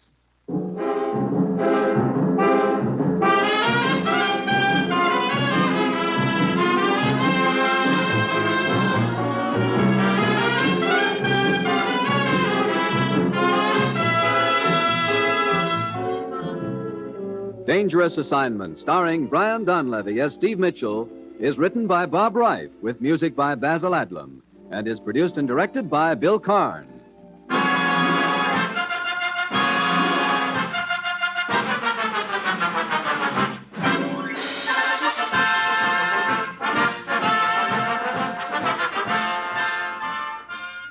Going to bake a pie sometime soon? Make it with Crust Quick, the Betty Crocker pie crust mix.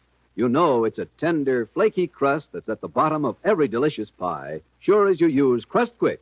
And so easy. Just add water to Crust Quick. And what pie crust? Tender crust, tasty crust, rich, short, lovely crust, just like Betty Crocker makes. And you can make it. Just add water to Crust Quick. Crust Quick, the Betty Crocker pie crust mix.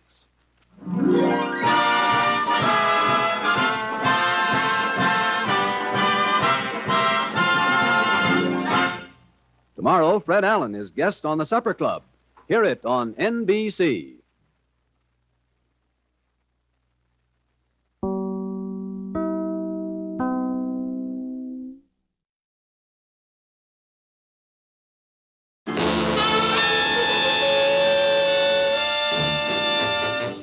Dangerous Assignment, starring Brian Donlevy as Steve Mitchell.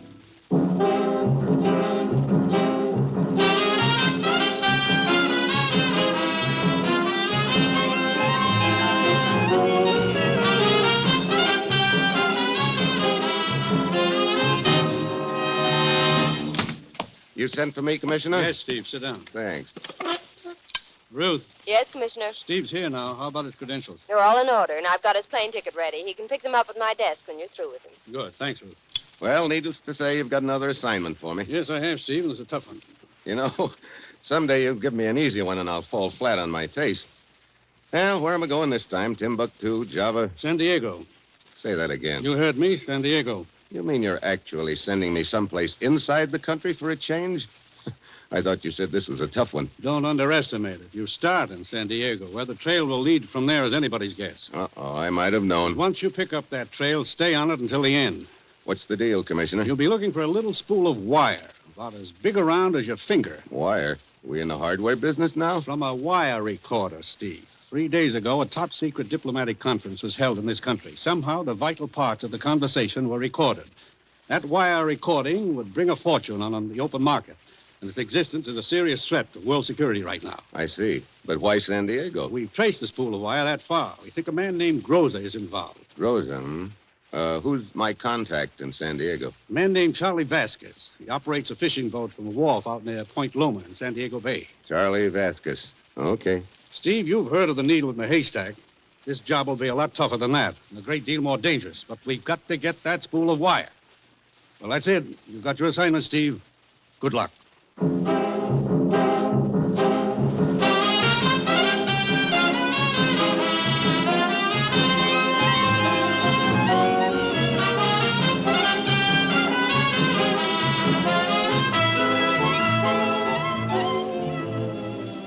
The National Broadcasting Company is proud to present Dangerous Assignment, starring Brian Donlevy as Steve Mitchell, colorful two-fisted government agent.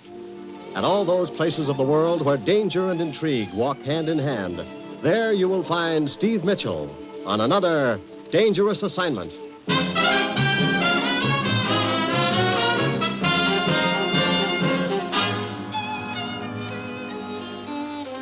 Yeah. Like the commissioner said, I was going to play the needle in the haystack game. Find a spool of wire about as big as my finger in a city of 250,000. And I had just 2 names to go on. Charlie Vasquez, a friendly contact. Groza, a suspect. Vasquez would probably try to help me. Groza would probably try to kill me. It was Friday when I got to San Diego. I went out to the fishing wharf near Point Loma.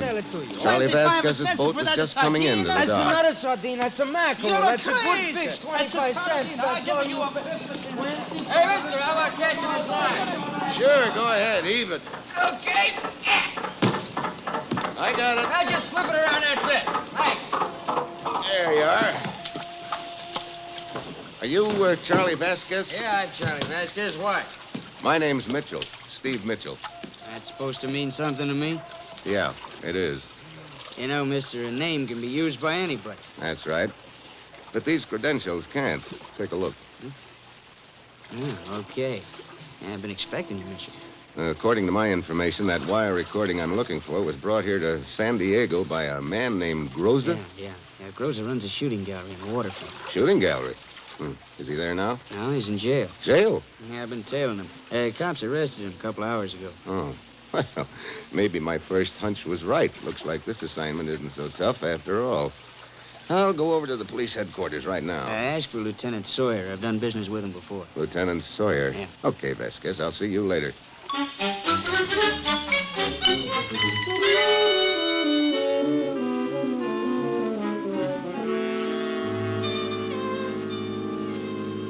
Well, have you cracked my case for me, Lieutenant Sawyer? Afraid not, Mitchell.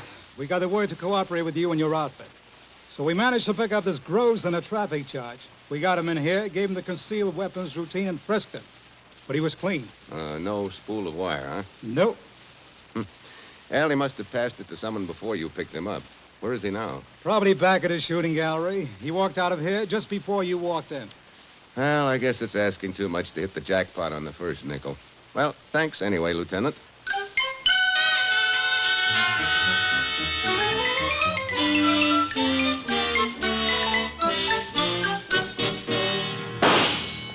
Rosa, Hi, Ann.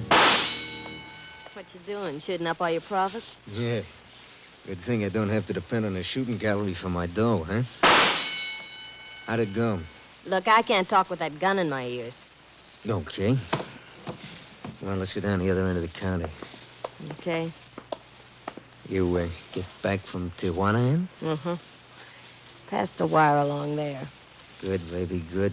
You'll both get a nice payoff for this and after. Watch it, Groza. Huh? Somebody's coming. Oh, yeah. This shooting gallery open for business? Sure, mister. That gun in front of you's loaded. Just put a quarter on the counter. 8 shots. Okay. Look, Rosa, I better be going. Get in touch with me later. Okay, Ann.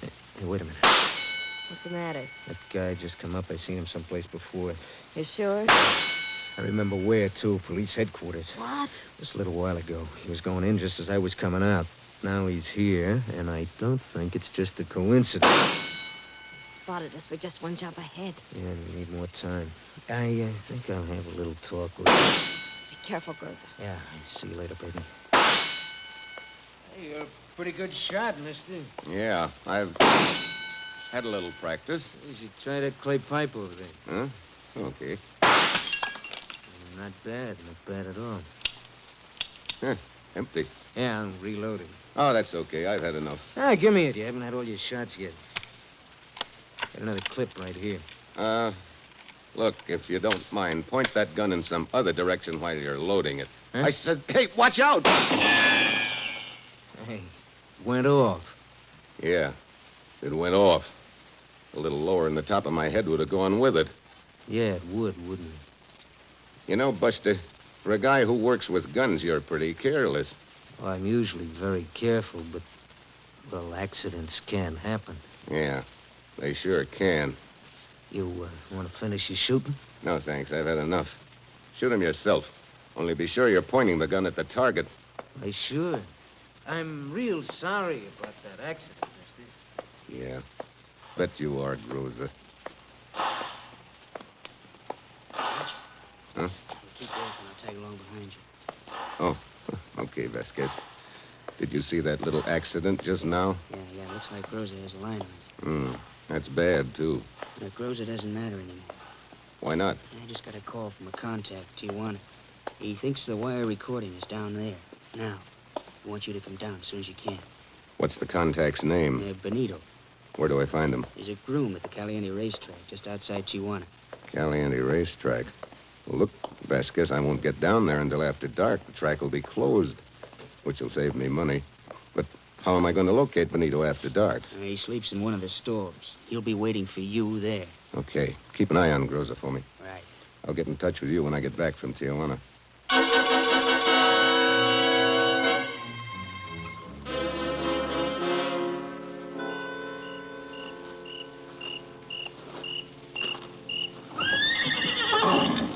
Senor Mitchell.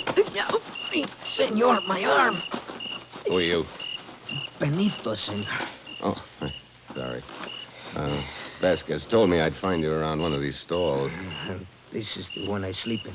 Come, let us go inside. Okay. You think the spool of wire is in Tijuana now, Benito? See, but I do not think it will stay in Tijuana long. The most likely direction is south. Wait. What's the matter? I think someone is outside the store. I will see. Benito! Paz! La Paz!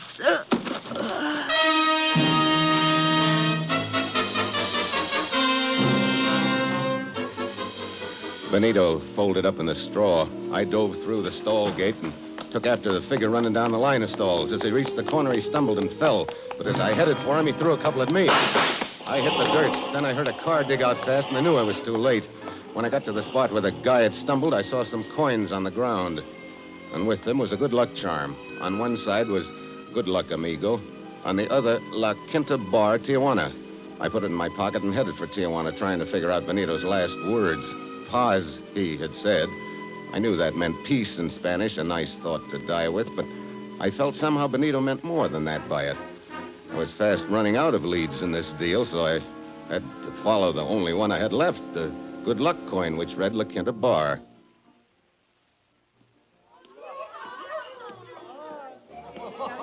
Senor, what's it going to be, eh? Beer. Beer, okay. Hey, bartender. Huh? Did you ever see this before? Ah, but of course, senor. That's our good luck coin. We What? give them out here, you know? You give them out? See, to each customer with his change. It's good propaganda.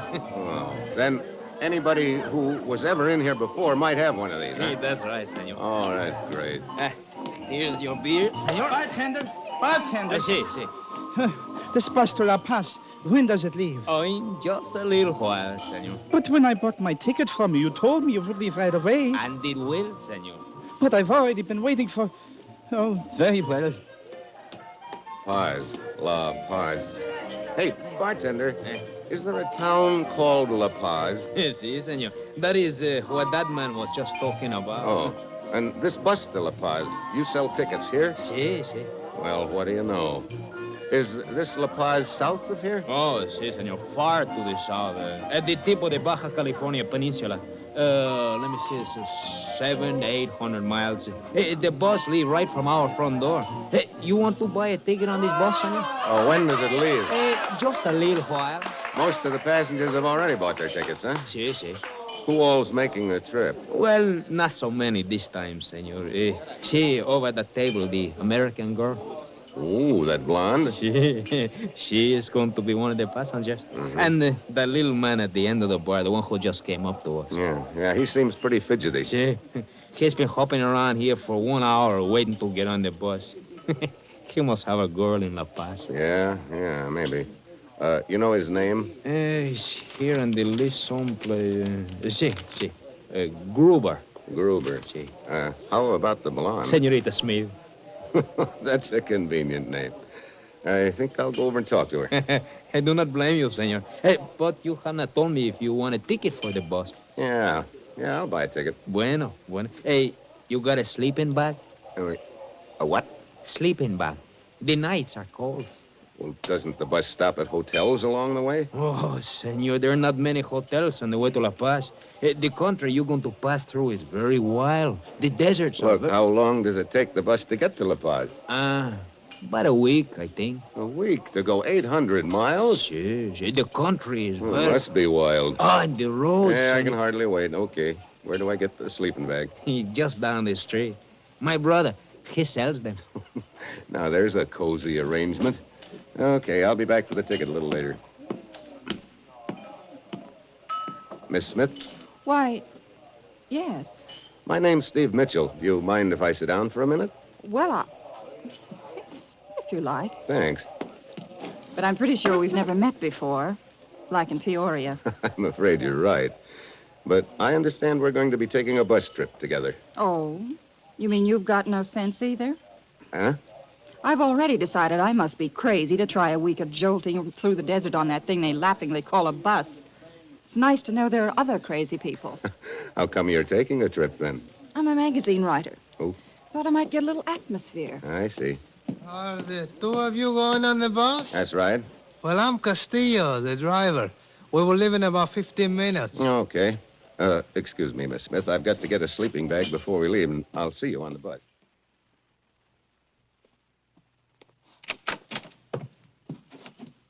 Good evening, senor. Hi. The bartender at La Quinta told me I could buy a sleeping bag. Oh, see, my brother Enrique. See, senor, I sell everything here. We're surplus. You will find the sleeping bags in the back room. I'll be with you in just a moment.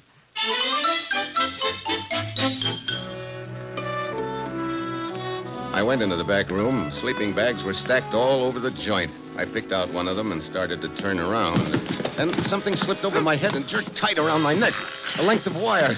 I clawed at my throat and got one hand inside the wire. It was getting tighter, and I knew that one hand of mine was all that was saving me from getting choked to death. I went down to my knees. I was getting weaker and dizzy. The wire kept tightening. I collected what strength I had left and brought my right elbow around hard. The guy behind me fell back. The wire loosened. I heard the back door slam. But all I could do was stay there on my hands and knees, fighting to get my wind back. Senor, what happened? What is the matter? It looks like someone doesn't want me to take that bus trip. What? Look, where's the police station? 2 blocks down the street. Okay. Send this sleeping bag down to the bus. I'll be along in a few minutes. But, senor, you'd better hurry. Don't worry. That's one bus I wouldn't miss for the world.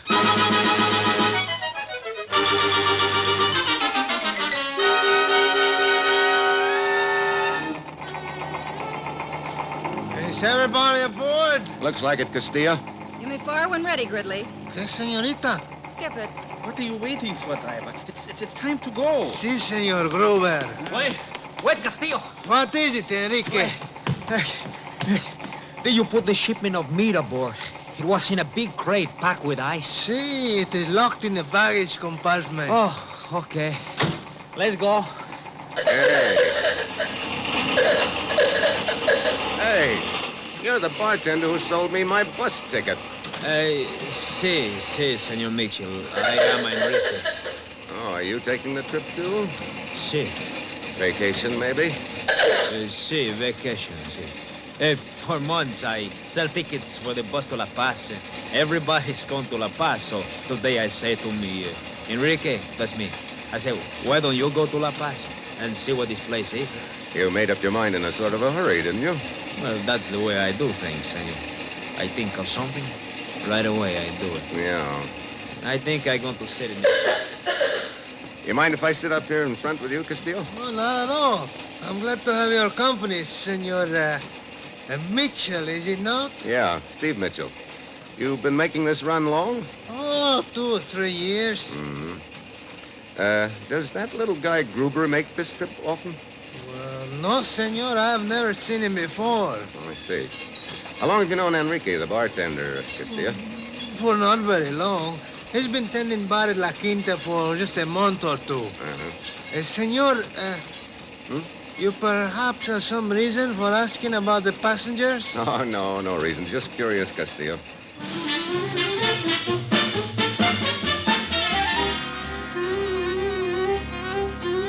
Try riding a pogo stick over a field of boulders sometime, and then you'll know what that bus to La Paz was like. Hour after hour of jolting over ruts they laughingly called roads. hot, choking dust, cold winds at night, and me sleeping with one eye open and wondering who was going to do the next try on my life and when. The hours crawled by, and I was getting nowhere. 2 days, 3 days. Brother, 4 days jolting on this bus. Already I've had 5 days too much. What some riders will do to get atmosphere, Mr. Mitchell. Huh? Yeah, but I think we've been fellow passengers long enough to start using first names. Okay, Steve. Mine's Diane. Diana Smith. I don't remember reading any of your stories. That's not surprising. I don't sell many of them, I'm afraid. Oh, Clarai. I don't think I'm going to sell many bus tickets from now on either. What's the matter, Enrique? Oh, how can I tell people what a wonderful bus ride this is when I know how it stings? I think you've got a point there, Enrique. I wish Castillo would take it a little easy on those ruts. He cannot afford to, senor. The gasoline costs more than the bus. Oh, but cheer up, senor. Here's a smooth stretch of road. Well, anything would be an improvement. You know, that fella Gruber isn't adding anything to the joy of the trip either. I think I'll go back and make some conversation with him. Maybe I can throw him out a little. You mind if I sit here, Mr. Gruber? Suit yourself. Quite a trip, huh? Yes, quite a trip. Well, I'll be glad when it's over. How about you? I'm used to it. Oh, you've made the trip before. Yes, several times. I see. You must have business interest in La Paz. Mr. Mitchell, I fail to see what concern my affairs are of yours. Why, none at all, Gruber. I was just... Then kindly do me the favor of leaving me alone. Okay, Gruber. I'll be glad to. Forget it.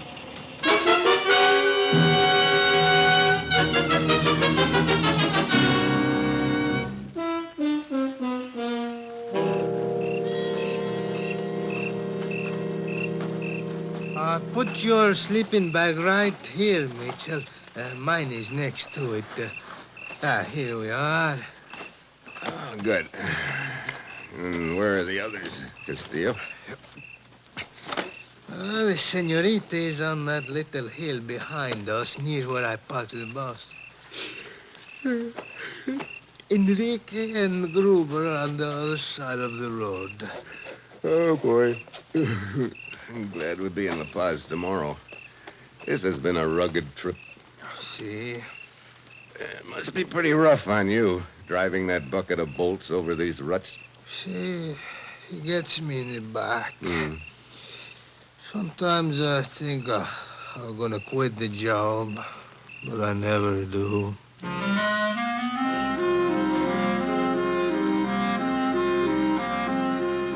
Castillo was in the land of nod but quick. I wanted to sleep, too, but I fought it. This was the last night before La Paz. I still didn't know which of the passengers had that spool of wire. I was still thinking about it when I heard the sound. I couldn't peg it at first, but it kept getting closer. I twisted my head around to take a look. Then I saw it. Something awful big coming at me. It was the bus rolling downhill, heading straight for me. I tried to zip over the sleeping bag, but the zipper jammed. All I could do was roll over. And I rolled. Mitchell! What happened? The bus, Castillo. It came by here like a jet plane. What?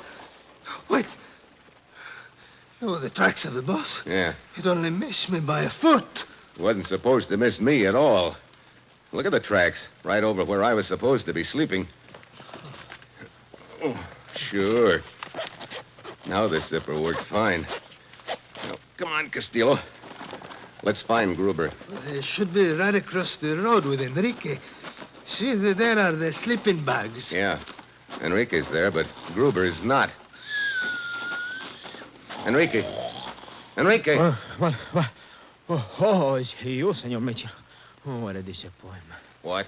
I mean, I was dreaming about the most beautiful, the most gorgeous. Yeah. Look, where's Gruber? Gruber? I do not know, senor. He started walking around just before I went to sleep. Hey, what happened, Steve? My boss, he rolled downhill. Yeah. Looks like somebody rigged a little booby trap for me, Diane. What? But Well, why? maybe somebody doesn't like the color of my eyes. Oh, that was a close shave. You know, gives me an idea for a plot. Yeah. I thought it might. What? Oh, skip it. I still want to find Gruber. Here I am, Mitchell. What do you want? I want to know where you were a couple of seconds ago. What business is it of yours? Where were you? Why, I was just walking around. Did you go near the bus? The bus? Why, no. Why do you ask? You sure about that, Gruber? Of course I'm sure. Is the bus wrecked? Well, I don't think so. It came to a stop in the sun below us. I'll go look at it. You were sleeping near the bus, weren't you, Diane? Yes. Say, what is this anyway, Steve? Come on, Enrique. I want to take a look at where the bus started from. Si, senor. Hey, Senor Mitchell, you think this man Gruber released the brakes on the bus? I don't know, Enrique. Why would he do a thing like that? Well, because you are... I don't know why he would want to kill you, senor. Yeah. Well, let's see. Bus was parked just about here. Yeah. Shine your light around. See. A lot of footprints. That won't help us much. Wait. Here, shine your light over here. See. That is where the front wheels of the bus were. Yeah, here. And here. And a wet spot at each place. Huh? I do not understand, senor. I think I do, Enrique. I'll do something about it tomorrow. Senor, I think I could use a drink. So could I. But I don't see any bars anywhere out in this desert, Enrique. But I put some beer in the crate of frozen meat. It is locked in the baggage compartment of the bus with my suitcase. I will have to get the key from Castillo. Oh. Ah, well, never mind, Enrique. We can celebrate tomorrow when we get to La Paz. By then, I'll really have something to celebrate.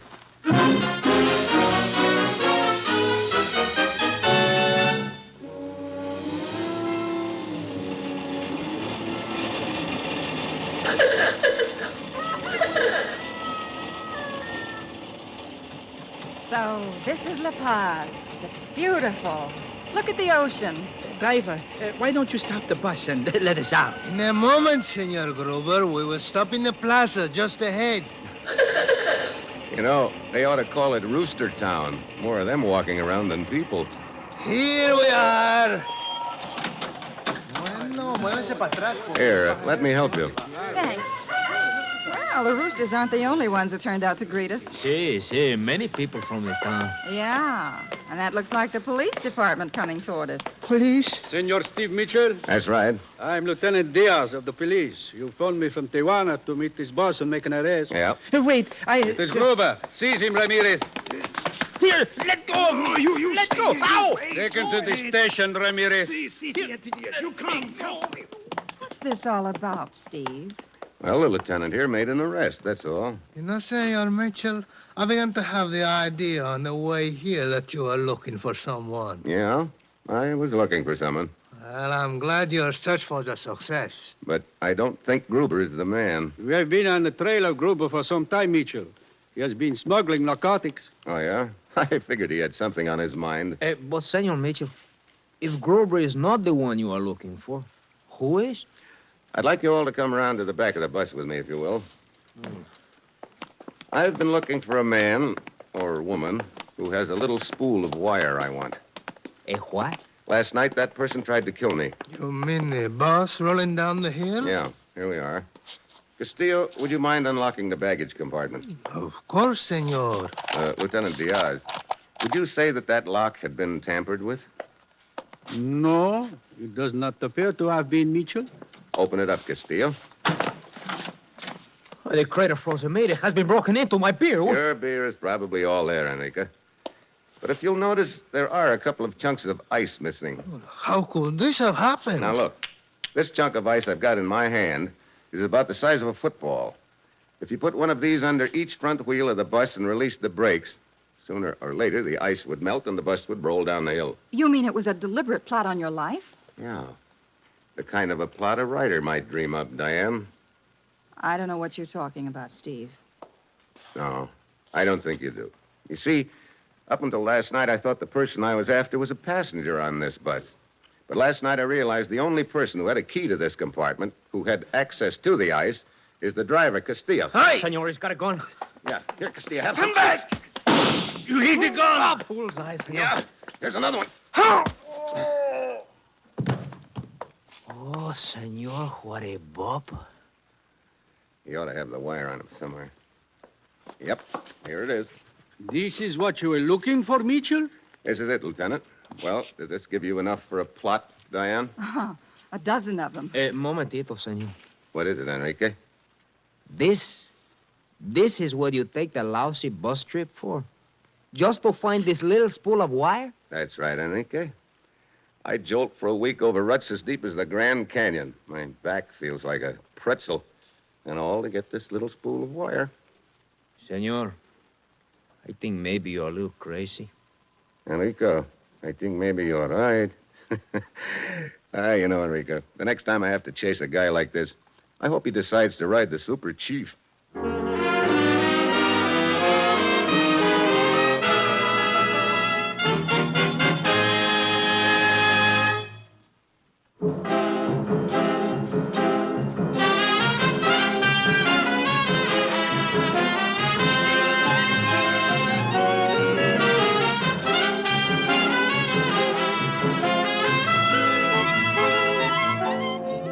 You have just heard another episode in the exciting new adventure series, Dangerous Assignment, starring Brian Donlevy as Steve Mitchell. Dangerous Assignment is written by Bob Reif, with music by Bruce Ashley, and is directed by Bill Karn. Be with us next week at this time when Brian Donlevy, starring as Steve Mitchell, will embark on another Dangerous Assignment.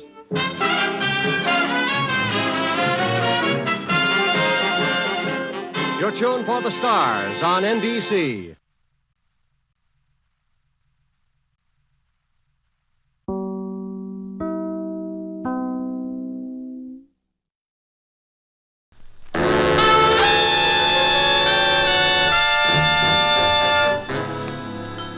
Dangerous Assignment, starring Brian Donlevy as Steve Mitchell.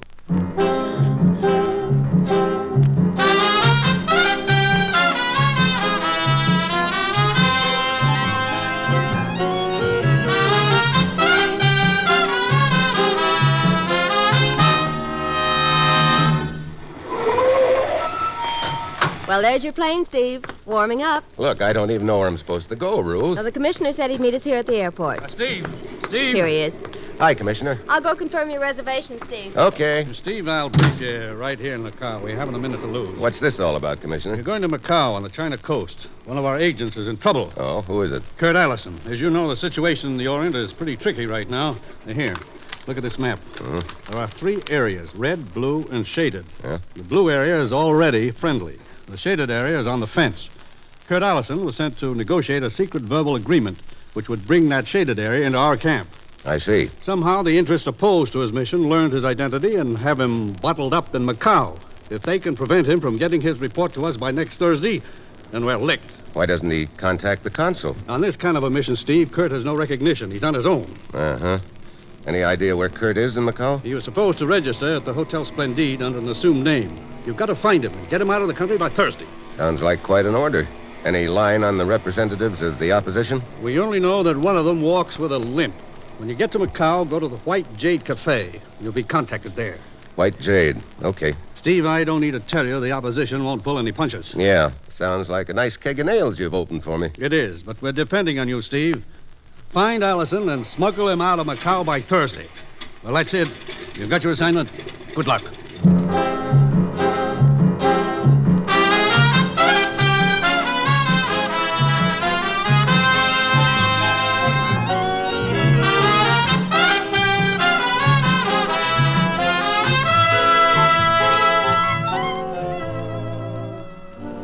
The National Broadcasting Company is proud to present Dangerous Assignment, starring Brian Donlevy as Steve Mitchell, colorful, two-fisted government agent. At all those places in the world where danger and intrigue walk hand in hand, there you will find Steve Mitchell on another dangerous assignment.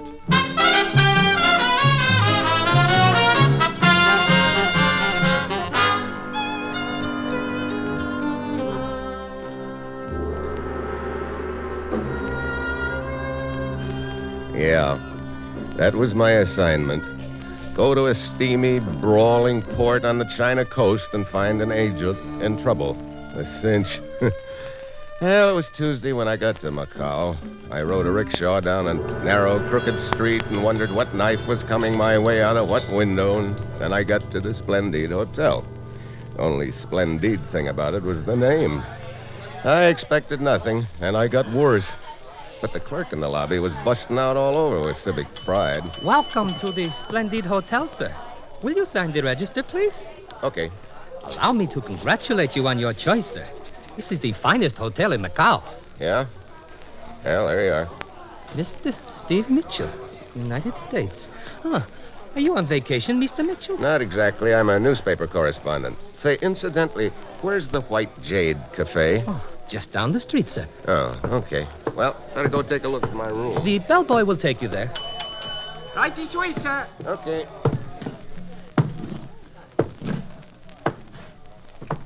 Yes, sir? That man who just registered here, the one who asked about the White Jade. Oh, you mean Mr. Steve Mitchell? Steve Mitchell from the United States? Yes. Would you like me to announce you? No. But you... I am a friend of Steve Mitchell's. I want to surprise him a little later. Thank you.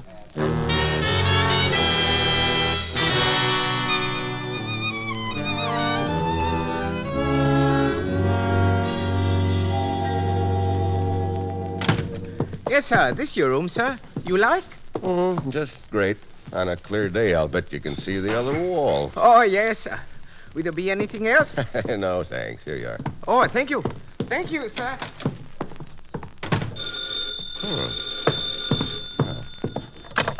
Hello? Steve? Kurt Allison. I saw you come in the hotel from my window, Steve. Where are you? Room 33, 2 floors above you. Look, I'm really in a spot, Steve. They've blocked every exit. They've got me bottled up and a man in the room next to me keeping an eye on me. I don't know how you're going to do it, but you've got to get me out of Macau, Steve. Wait. What's the matter, Kurt? There's someone at the door. You got a gun? Yeah. I'll be right up. Stall him till I get there. Okay. Who is it? Marco, the man who's being paid to watch you. What? Let me in. I have something important to say to you. Okay. Just stand still a minute. I'm unarmed. Put your gun away. I want to talk business. Okay, go ahead and talk. The people who hired me are not paying me much. Perhaps if you were to offer more, I could show you how to get out of Macau and make your report by Thursday. Are you interested? I don't know. Batik! Allison, drop your gun. So, Marco, you would betray us. No! Hey! Allison! Batik! Allison, come back! Allison!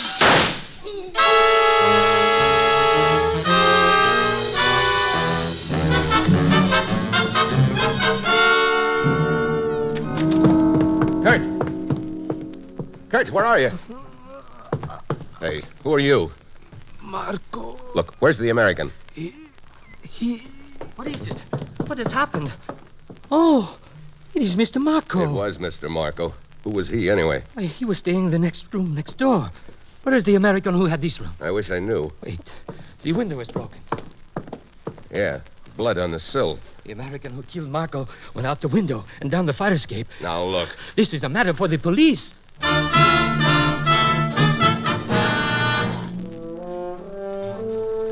Well, at that point, I could see all the threads in the fabric, but I had a strong hunch one of them was around Kurt's neck, one was around mine, and someone was pulling on the middle.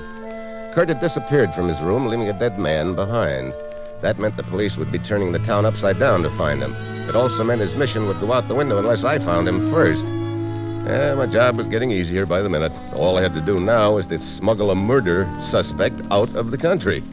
And I knew that the opposition, whoever they were, would be out to prevent that. Bartek, so you are back. You fool, you should have made sure that Allison was dead. I shot at him as he was diving out the window, but I knew I hit him. Melanie, close the door. Yes, Sigrist. The fact remains, Bartek, that Allison was gone when the police arrived. I know he was wounded. He could not have gotten far. We must find Allison. We do not have much time. What do you mean? This American, Steve Mitchell. He must have been sent to Macau to help good Allison. We know that their point of contact is right here at the White Jade. If Steve Mitchell turns up here at the White Jade Cafe, Melanie will contact him. Then we will know for sure that he is the one. And then it is very simple, Sigrist. When we are sure he is the one, Batik will kill him.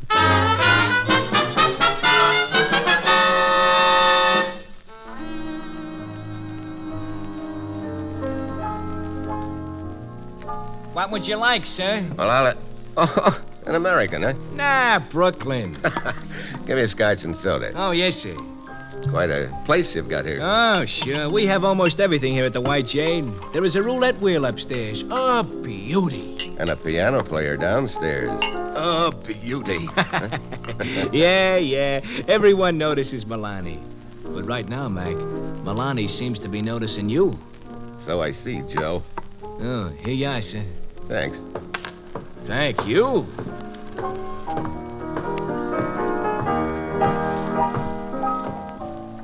Nice. The piano? Well, that's nice, too. I was hoping you would come over. Well, I couldn't very well turn down your invitation. You play well. Thank you. You are Steve Mitchell. Why, yeah. You seem surprised that I know your name. Were you not told you would be contacted here at the White Jade by one who could help you? Keep talking. I am the one. Oh? You are looking for Kurt Allison. Am I? Where is he? I do not know. He disappeared right after the man from the next room was killed. Well, you haven't told me anything I don't know yet. I think I know where he might be, Steve. Where? Come. Let's walk around. I can pretend to be showing you the roulette wheel upstairs. Lead the way. Did you see Allison before he disappeared? Yes. I was working with him.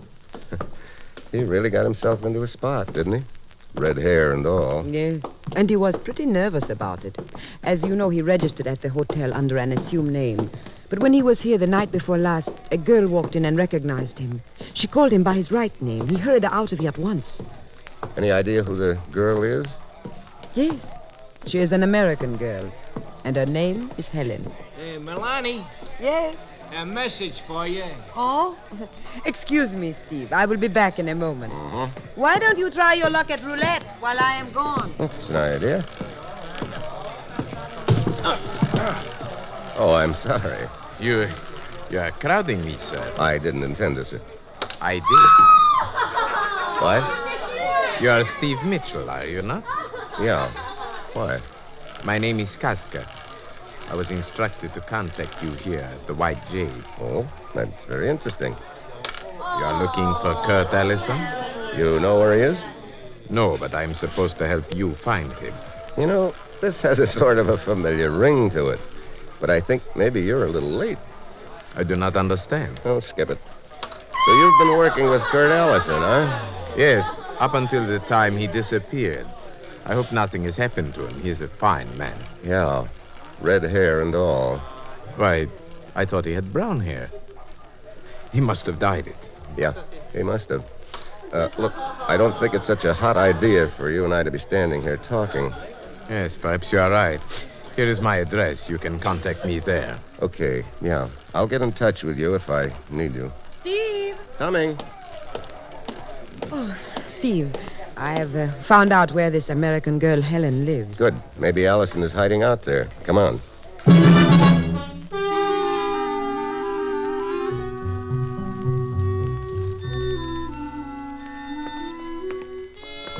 The girl's apartment should be just down the street, Steve. Good. Hey, what's that up ahead? Oh, it is just a street carnival. Yeah. Sure packs in the crowds, doesn't it? Yes, it is a traveling carnival. But it always lures many people wherever it goes. It should. They've really got the complete treatment. Sword swallowers, fakers. Look, even a Ferris wheel. Yes. Well, here we are, Steve. According to my information, this girl's apartment is on the first floor. Hey. You know, that sounds familiar. Good old American blues. That music must be coming from her apartment. Sounds like it's down at this end of the hall. Come on. Here. This must be the one. Helen? Helen? Hey, wait a minute. Listen. Yes. The record. Why does she not take the needle off? Helen? I've got a hunch Helen can't take that needle off the record. Stand back, Milani. Look out now. Once more, Steve. Steve, look. Yeah. Steve, that is the American girl. Well, this record is ended, and so is hers.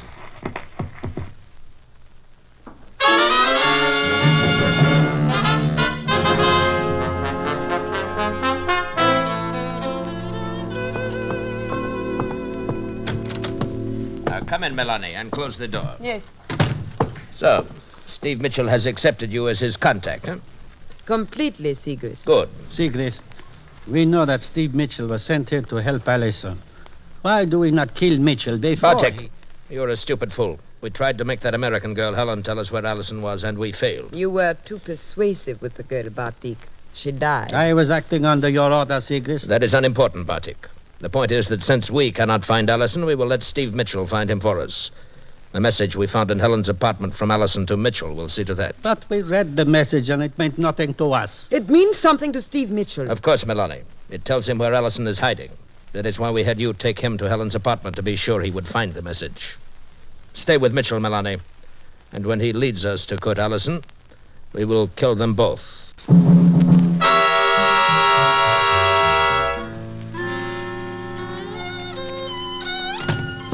Commissioner, it's Steve calling in from Macau. He's on the phone now. Good, thanks, Rose. Hello? Hello, Commissioner. What's the matter? I just came from a dead girl's apartment. What? You know, Commissioner, when you told me I'd be contacted at the White Jade here in Macau, you weren't kidding. What do you mean? I was contacted twice. What? Yeah, by a girl named Milani and a guy named Chaska. They both gave me the same story. You know which of them is the legitimate contact? I think so. Look, Kurt left a message for me. What'd the message say? First and second rules of concealment. Oh. Kurt taught me most of what I know about this business, Commissioner. According to him, if you've got to hide, you should choose a place near a crowd. So if you have to run, you can lose yourself in the crowd. That's probably the first rule of concealment. What about the second? He said you should always hide in the vicinity of a friendly contact. But the only contact Kurt had was an American girl, Helen. She's dead. Hey, wait a minute. What is it? I think I've got it. It's just a hunch, but I'm going to try. I'll keep you posted.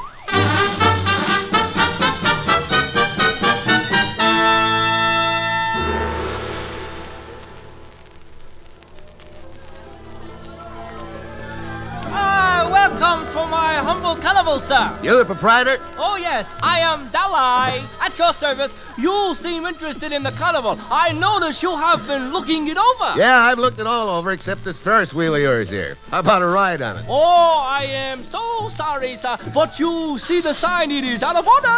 So I see. I also remember it was out of order when I came by here a couple of hours ago on the way to a girl's apartment. Oh, it takes time to make repairs. Yeah, let's see if that engine will operate, huh? Oh, but I have just told you, sir, it is out of order. Yeah, I know, but let's give it a try. I'd like to take a look in some of those baskets on the wheel. No, sir. Hey, where'd that come from? I do not know, sir. It came from one of those baskets on the wheel. Start that engine. But I tell you, sir, I was... All right, Dalai. He's a friend. Do as he says. Very well, sir.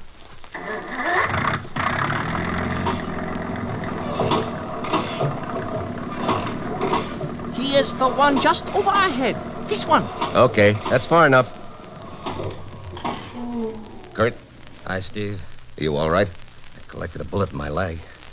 Did you kill Marco? No. One of their other agents got both of us. Why didn't you come to my room to hide? Well, I knew the police would search the hotels, so I went to Helen's apartment. I left you a message. I found it, Kurt. Near Helen's body. Oh. Well, she was trying to help me, Steve. Oh, sir. There's a policeman approaching. Get down, Kurt. Delay, start that engine. Oh, yes, sir. You are Mr. Steve Mitchell? Yeah. Why? Permit me. I'm Lieutenant Neves of the Macau Police. Well, what can I do for you, Lieutenant? You seem to be interested in a murder which took place at the Hotel Splendide. A man named Marco. Oh? Perhaps you are a newspaper correspondent, as you told the hotel clerk. Perhaps you are an accomplice of the American who disappeared after the killing. You, think the American killed Marco? His disappearance would seem to be proof of his guilt. I am not here to discuss the merits of our case against the American, Mr. Mitchell. I am here to warn you not to interfere with the police. I'll remember that. I hope you find the killer, Lieutenant Nevis. Thank you. Incidentally, who operates this Ferris wheel? Why, I do, Lieutenant. Why? You're not a very good businessman. The wheel operates, but you still have the out-of-order sign posted. Oh, thank you, Lieutenant. You see, I have just repaired the wheel and am now testing it. Good evening, Mr. Mitchell. Good night, Lieutenant. That was close, Deli. Oh, indeed it was, sir. Stop the wheel, Deli. Look, I'd better be getting along. You tell Mr. Allison I'll come back here after the carnival closes and move him to another hiding place.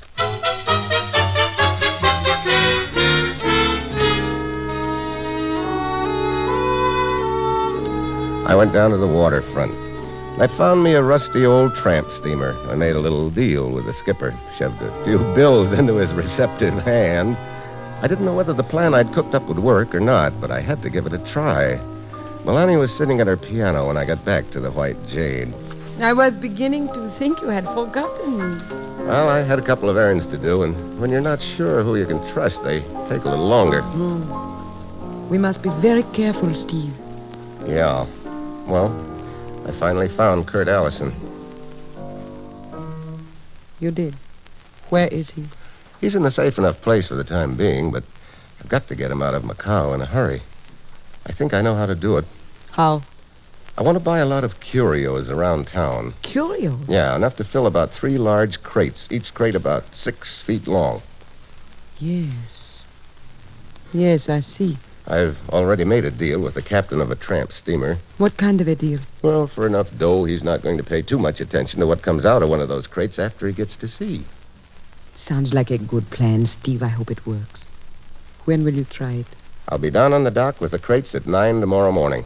Wish me luck? I do. With all my heart. Here. That is for luck. Much better than carrying a horseshoe around with me. Oh, Steve. Steve, this has been so wonderful, our working together.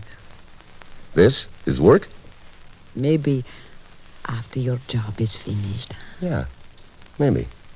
And it should be finished soon, by 9 o'clock tomorrow.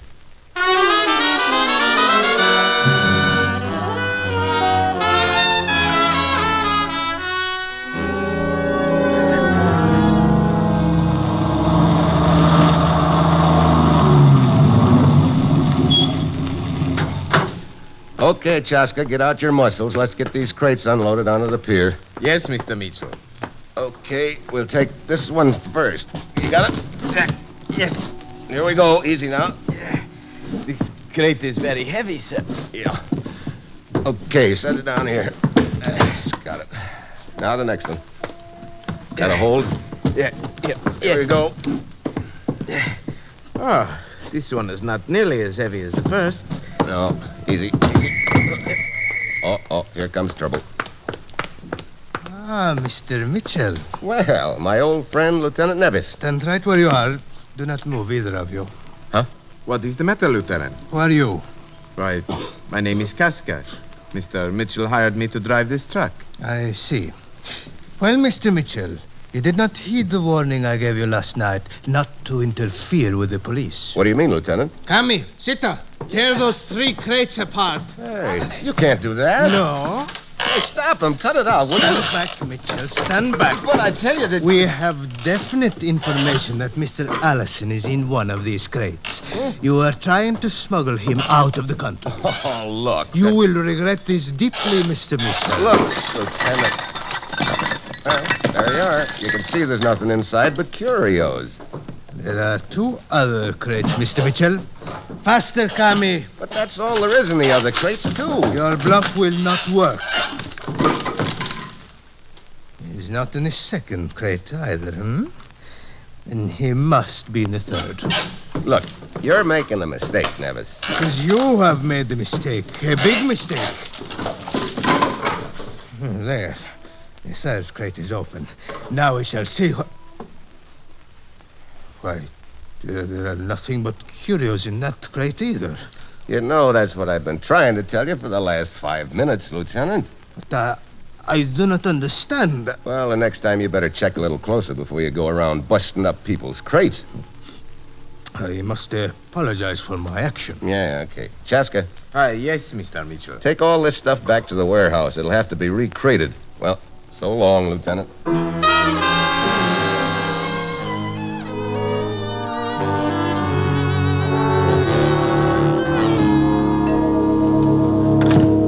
Oh, Steve, I did not expect you back from the waterfront so soon. I'm having a silver fizz. Will you join me? No thanks, Milani. How did things go this morning at the dock? Not so hot. The police swooped down on me. The what? That surprise you? Well, yes, of course. How could they have found out about your plan? I don't know. Unless you could have told them. Me? Oh, Steve, you're joking. Yeah? Well, looks like our little partnership has come to an end, Milani. So long. But, Steve, Mitchell, stay right where you are. I was told in the States that a man with a limp was in on the deal. You must be the boy. Milani, Kurt Allison was not in any of those crates. What? Surprise, huh? It was a little test, Milani. You flunked it. Where is Sigrid? Right here, Melanie. Mr. Mitchell, you are a very clever man. Thanks. I presume you're the head man of this unholy three. Your presumption is correct. Yes, you are clever, but your cleverness has its limits. What do you mean? You know where Kurt Allison is hiding, and at present you are our guest. Therefore, we shall shortly know where Kurt Allison is hiding. Bartek the knife. Wait a minute. Stand still, Mitchell. Hey, could you ease up a little bit on that knife? You are a brave man, Mitchell. But even the bravest of men does not relish the entrance of a knife into the stomach. Look, Sigrid. Unless you agree to take us to Kurt Allison. At the count of 3, Bartek will bury his knife in you. No. 1. A little deeper, Bartek. 2. Wait a minute. Yes. Looks like I don't have much choice. A very intelligent observation. Allison's wounded. He's in a room near the waterfront. Take us to him at once.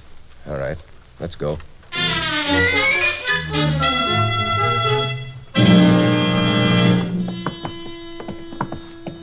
Which room is Allison in, Mitchell? This one. Is he armed? No, he's in bed, helpless. Now, you are depressed. Well, in this business, one learns that betrayal is better than death. Yeah, I guess so. Incidentally, speaking of death, why did you people kill that guy in Allison's room? We placed Marco in that room to watch Allison, but he betrayed us. Open the door, Bartek. Yes. After you, Mitchell. Okay. Well, there he is, in the bed. Is he asleep? Or unconscious. I will take a look. Wait, this is not an American. Okay, Chaska. Yes. It is a trap. Chaska, take Sigrid. I'll get Bartek. Let go of me. Give me the knife. Won't do you much good. No. Stand still, Sigrid. One move and I'll blow your head apart. Wait, Sigrid, I help. Not so fast, Milani. You let me go. Sit down. Sit down. You still have not won. You cannot get Kurt Allison past our men who are guarding every exit. You're a little late, Milani. What? Kurt is already safely out to sea. He what? Yeah. By now, he's probably made his report to the commissioner by radio. And when Lieutenant Nevis finds out that Kurt Allison saw Bartek kill Marco, I don't think he'll be interested in Kurt anymore. I don't understand what... That deal with the crates was more than just a trick to expose you, Milani. I figured if the police found nothing in the crates the first time they came through, they wouldn't bother with them the second time. I took the crates back to the warehouse. Allison got into one of them there. Stevie. You know, I had you pegged quite a while, Milani. You told me you'd been working with Kurt Allison, but you didn't react at all when I said Kurt had red hair. Chaska reacted, though. He said Kurt had brown hair. You know something? He was right. Then all this time you knew... I just went along with the gag. As a matter of fact, I needed you to set things up for me with the crates. And after all, you wanted to help me so badly, Milani. I decided the only decent thing would be to let you.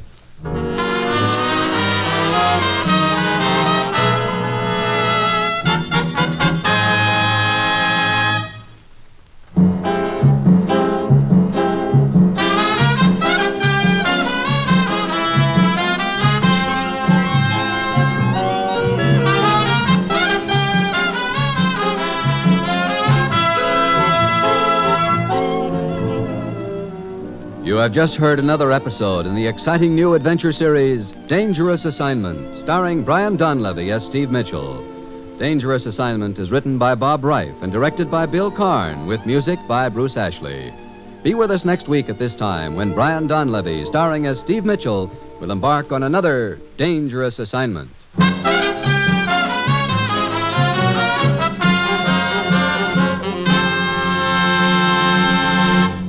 Here's more good news for mystery fans. Every Sunday, you'll hear action-packed stories to sharpen your wits when, over most of these same stations, NBC brings you High Adventure, Richard Diamond, Christopher London, and Sam Spade.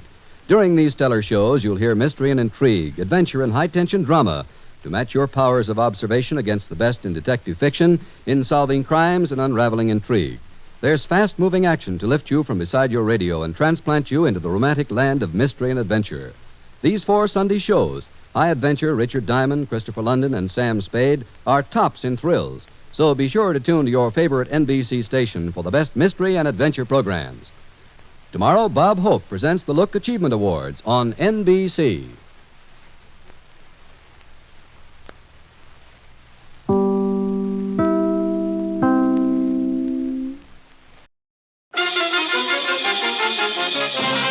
Baghdad, Martinique, Singapore, and all the places of the world where danger and intrigue walk hand in hand, there you will find Steve Mitchell on another dangerous assignment.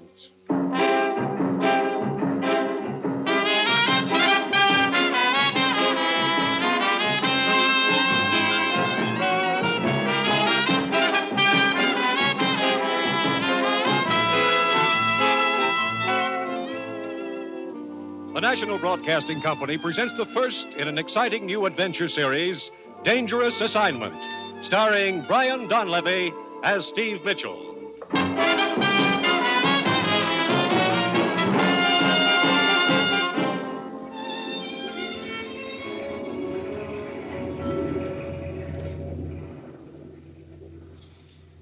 Steve. You're going to run this pretty little boat right onto the rocks if you don't put your hands on the wheel. Automatic pilot. W5, WRS, calling W2BYR. I should have known you'd have one of those on your boat. So help me. First time in my life I've ever used it, Evelyn. Eloise. Hello, sure. W5, WRS, calling W2BYR. Steve. Why don't you turn that radio off? I never should have turned it on. What's all that W stuff? Who's that silly woman trying to get, anyway? Oh, W5, WRS, calling W2BYR. That's the ship-to-shore operator. Brother, you know 'em all. What does she want with you? I'm afraid I know. Well, I guess I better answer before they send the Coast Guard. W5WRS from W2BYR. Go ahead. Stand by, W2BYR. I have a call for you. Go ahead. This is Ruth, Steve. The commissioner wants to see you right away. Over. Now, look, Ruth. I said only call me in an emergency. Over. The commissioner says this is an emergency. Over. But I'm in the middle of a big deal, Ruth. I'm tied up. Over. Just a minute, Steve. He says untie her and get into the office. But tell him... Oh, okay. I'll come back. Out. Eloise, I'm afraid And we'll... for this, I broke another day. Now, look, Eloise, I'm sorry. So what do? I go out and buy a new sunsuit. And it's a very nice sunsuit. I even fry some chicken for the first time in my life. I fry some chicken. But this probably won't take long. What am I supposed to do in the meantime? And what am I going to do with all that fried chicken? Well, keep it on ice for me, huh?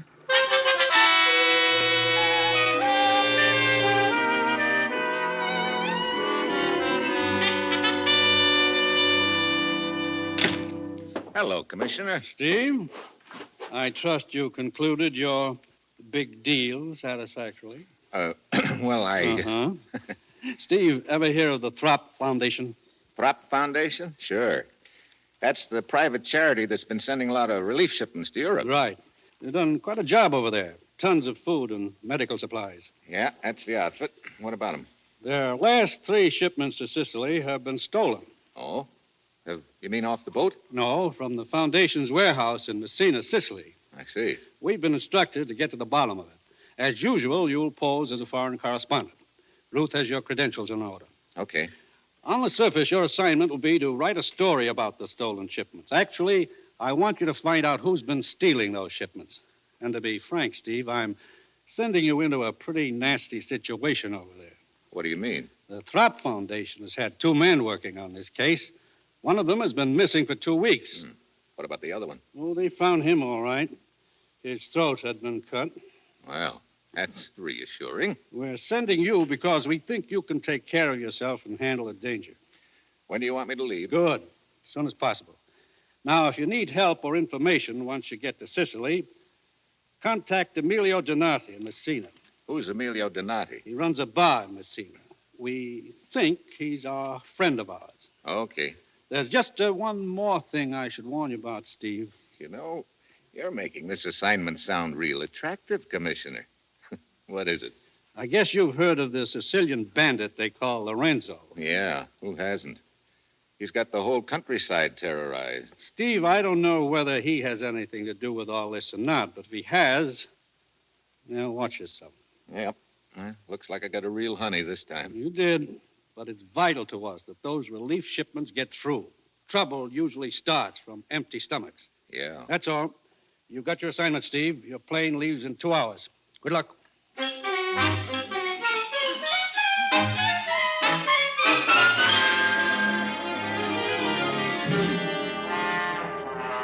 Eduardo, this is Dino speaking.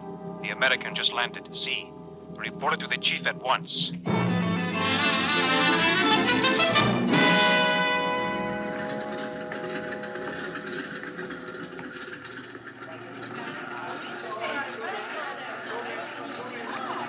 Signore, taxi, eh? You want a taxi, signore? Yeah. Hey, look, driver, you know your way around Messina pretty well, huh? Ma, sure. I live here most of my life, signore. At the age of 3, I was brought here from Palermo. So I know every house, every street, every building, every bar. Yeah. Okay, so you know your city. Now, take me to the Throp Foundation warehouse. Again? Throp Foundation warehouse. You know where it is? Throp? No. Throp. It's a... Ah, well, never mind. Just take me to the Rienzi Hotel. I'm sure you must have heard of that. Ma, sure. I'm going to put your baggage in the car, senor. Hello. Sorry I'm late. You're not late. You're just in time. I heard you inquiring for the Throp Foundation, so you must be Ralph Gillette. I'm Helen Collier. I was supposed to meet you here at the airport, and Look, I'm afraid there's been a mistake. My name's not Gillette. It's Mitchell. Steve Mitchell. I thought you were the one I was supposed to meet. I'm sorry. Believe me, I'm sorry, too. Couldn't we just pretend I was? I'm afraid Mr. Archer wouldn't understand. Already, I don't like Mr. Archer. Don't even know him. Who is he? My boss. He's in charge of the Foundation's office here in Messina. Oh, wait a minute. Do you work for the Throp Foundation? Mm-hmm. Mr. Archer's been expecting a new man to fly down from Rome, Mr. Gillette. I thought you were he. Oh. I wonder if you'd tell me where the Foundation office is. I'm a foreign correspondent, and I'd like an interview with your boss. Oh, well, I could go with you and show you where it is, because it doesn't look like Mr. Gillette is on the plane anyway. Fine. I have a cab over here. You say you're a foreign correspondent. I suppose you want to do a story on the stolen relief shipments. Yep. Well, good luck. Mr. Archer doesn't want any publicity about it. Thinks it would have an adverse effect on donations from the States. Oh, well, here we are. Pardon us, gentlemen. Si, signor. Eduardo, out of the man's way. Of course, your pardon, senor. Well, I'll see if I can get some kind of a statement from him. Are there just the 2 of you in the Messina office? Yes, right now. There were 3 of us. Paul Wainwright was the 3rd, but he got fired a few days ago. At the Hotel Rienzi, no? No. Throp Foundation. Troppa? Troppa? Oh, Via Delgada. Oh, si, signorina. Hey, you must have the magic touch. This Paul Wainwright, he was fired by Mr. Archer? Yes, 3 days ago. Senor, you ready, huh? Si.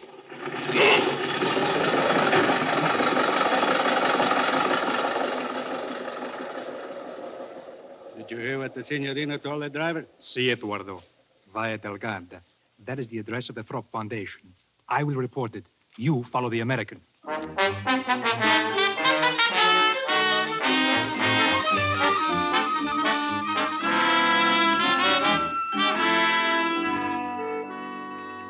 Mr. Mitchell, you must understand my position. It's not that I don't want to cooperate with you and your press association, but at the same... The stolen shipments are news, Mr. Archer, and news is my job. Well, I know all that, but just stop and think what's going to happen if the news spreads around back in the States. Our donations would probably stop coming in. We think it's vital that these shipments continue. I see. Well, in that case, could you give me an off-the-record statement about it? I might if I were sure it would be treated as such. I'll make a deal with you. We won't break the story unless or until the thieves are rounded up.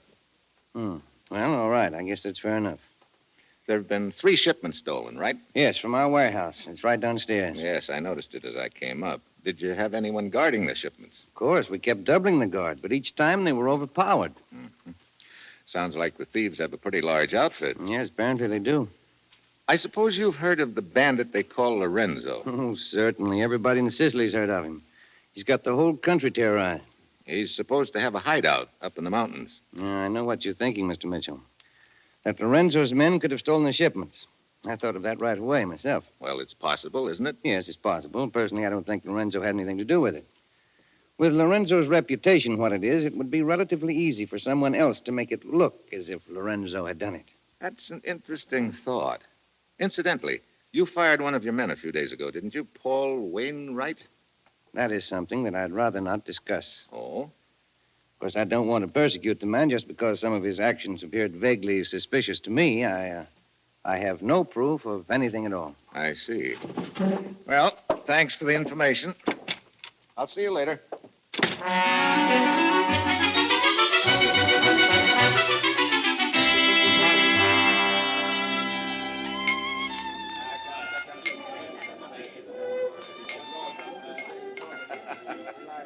You wish a table, senor? Oh, yeah. Please. Right here. Thanks. I am Carlotta. What will you have? Beer. But it is after dark. It's time to drink wine. Emily Post may not like it, but I still want beer. Anything you wish. I will bring it. Look, is the boss in, Carlotta? Emilio Tomati. See, he's here. Why? I like the scenery. I might set up a charge account. Where is he? The fat one. Over at the bar. I will tell him to come over. No, never mind. I'll go over there. See, I'm coming. Emilio Donati? So I am called, senor. I told a friend of mine in the States I'd say hello to you. So? I know many people in the States, senor. I'm pretty sure you'll know my friend, the commissioner. Commissioner? Yeah. I think you're expecting me. I'm Steve Mitchell. A name can be used by anyone, senor. Here. You recognize the handwriting? See. You are Steve Mitchell. Mm-hmm. Well, how can I help? I'm working on the theft of the relief shipments. Yeah, I thought that would be it. That's a very bad thing, Steve. There are so many people are hungry here in Sicily. Yeah. Look, a fellow named Paul Wainwright was fired from the Throp Foundation a few days ago, and Archer acts like he thinks Wainwright's involved in the theft. Paul Wainwright. I know who he is. I'd like to talk to him. Can you arrange it? See, in an hour or two, I will send the word for him to come to the back room of my bar off the alley. We can talk to him there.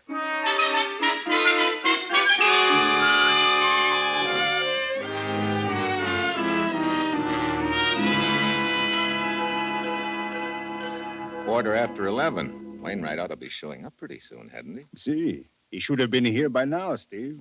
There's another lead I want to run down, too, Emilio. Hmm? Do you have any idea where the bandit Lorenzo's headquarters are? Oh, see, in the mountains to the west over here. Think you could furnish me a guide? A guide? Yeah, just to get me into the general area. After that, I'll go it alone and do a little reconnoitering undercover. Steve, you must not try a thing like that. Look, it's the quickest way of proving whether Lorenzo's involved in these thefts or not. If he is, he's probably got a lot of the supplies hidden away in those mountains. His men would capture you. He has lookouts all over the mountains. Why, just last month, an entire division went up there and... Sure. That's the point. There were so many Lorenzo's men spotted them easy. But one man alone in the brush could be hard to find. Steve, Lorenzo has a small army of cutthroats up there. They are fanatically loyal to him. Could you get me a guide? Look, the danger. You must realize the danger. Yeah. Lorenzo isn't stupid enough to kill an American correspondent. That must be Paul Wainwright. Oh, come in, Senor Wainwright. No, thanks. Look, Donati, and you too, whatever your name is. There's a waste of time. We've got nothing to talk about. Oh! Wainwright. Knife in the back. Emilio, get out of the light. Get down. Someone's running down the alley. Don't follow him, Steve. Huh? It may be a trap. There may be others waiting in the dark. Yeah, I guess you're right. Wainwright, see... He's dead, Steve. Now perhaps you realize there's a real danger here for you. They know you are not a correspondent. Do you still wish a guide?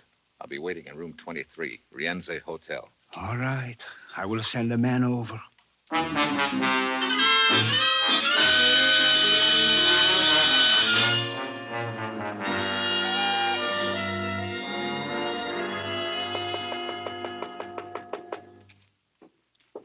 Signor Mitchell?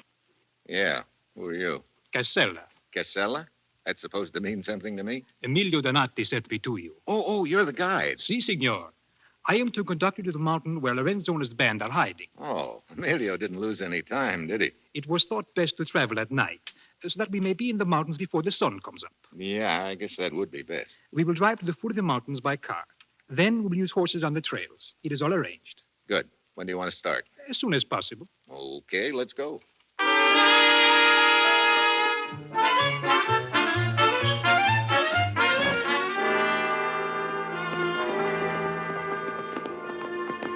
Hey, pretty narrow trail up here, Casella. Si, signor. About time for sunrise, isn't it? But a few more minutes and it will be light. You say, you think Lorenzo's hiding out somewhere on that mountain up there ahead of us? Si, that is what I have heard. Okay, let's stop here a minute. I'll go it alone from here, Casella. There's no point in your going any farther. Thanks very much. Si, signor. You're right. There is no point in going any farther. Put your hands in front of you. What? Do as I say, signor. I am going to tie your hands. Look, what is this anyway? Hey, wait a minute. You're one of Lorenzo's men. So true, signor. It will do you no good to resist. Do not try to escape. There's a man blocking your trail. See? He has a gun. Okay, I'll try it through you. Stop! Come on. Stop! I'm coming through. Eduardo, quick! Come and help me! Eduardo, help! Okay, Casella. That's for the double cross, Bub. Senor, I have a gun! I said stop! Okay. Looks like you win. Good. Now I tell you. Hold your hands up. Okay. Here's one of them. All right, senor. I will use the gun this way. So, Senor Mitchell. Casella, are you all right? See, I think so. Except my nose. It is bleeding. Fool, you deserve it. Come, we'll take the American to Lorenzo.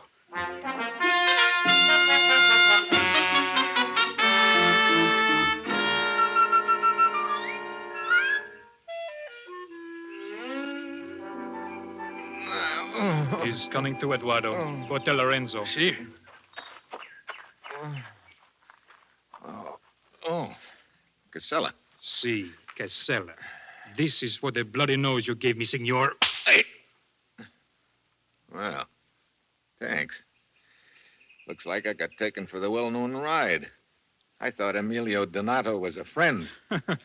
Sometimes it is difficult to know who your friends are. You're so right. Here is Lorenzo now. Well, Senor Mitchell, you're feeling better now, huh? Not much. Welcome to my camp. Thanks. So you're Lorenzo? See, I have that honor. Honor? Of course. Where are we? Walk with me and I will show you. As you see, you're on top of a mountain. This is my headquarters. Hey, you can see 100 miles from here. See, this is why I choose this place. But where are the guards? Guards? You are not my prisoner. You are my guest. But see below us, my men are camped there. Is it not a reassuring sight? Hey, that looks like a small army. 120 patriots. Patriots, you call them? Of course, they serve Lorenzo. Got a pretty good opinion of yourself, huh? I am one of the most brilliant men I have ever met. Really? You know, you don't talk like you've spent your whole life in these mountains. Oh, I have, as you say, been around. I attended a university in Italy for 2 years. But you came back to this. How come? A sense of duty, senor. I rob the rich and give to the poor. Yeah? That sounds pretty, Lorenzo. But are you sure it's not just because you're a thief at heart? You are shrewd, senor. Well, why not? From my experience in the world, I have learned that one must look out for oneself. Oh? Consider the recent war. Nobody won it. Consider the peace. Again, nobody wins it. Everyone quarrels and fights. Now, is it not much more clever to take what one wants, to be concerned only with oneself? You know, your kind of thinking isn't helping things any. Perhaps not, but it is profitable to me. Senor, this conversation is pleasant, but I still do not understand why you were so anxious to spy on my camp. No? You ever hear of the Throp Foundation? No. What is it, senor? A relief outfit that's been shipping food and medical supplies here to Sicily. Oh? Does this concern me? That's what I'm wondering. At least 3 shipments have been stolen from a warehouse in Messina.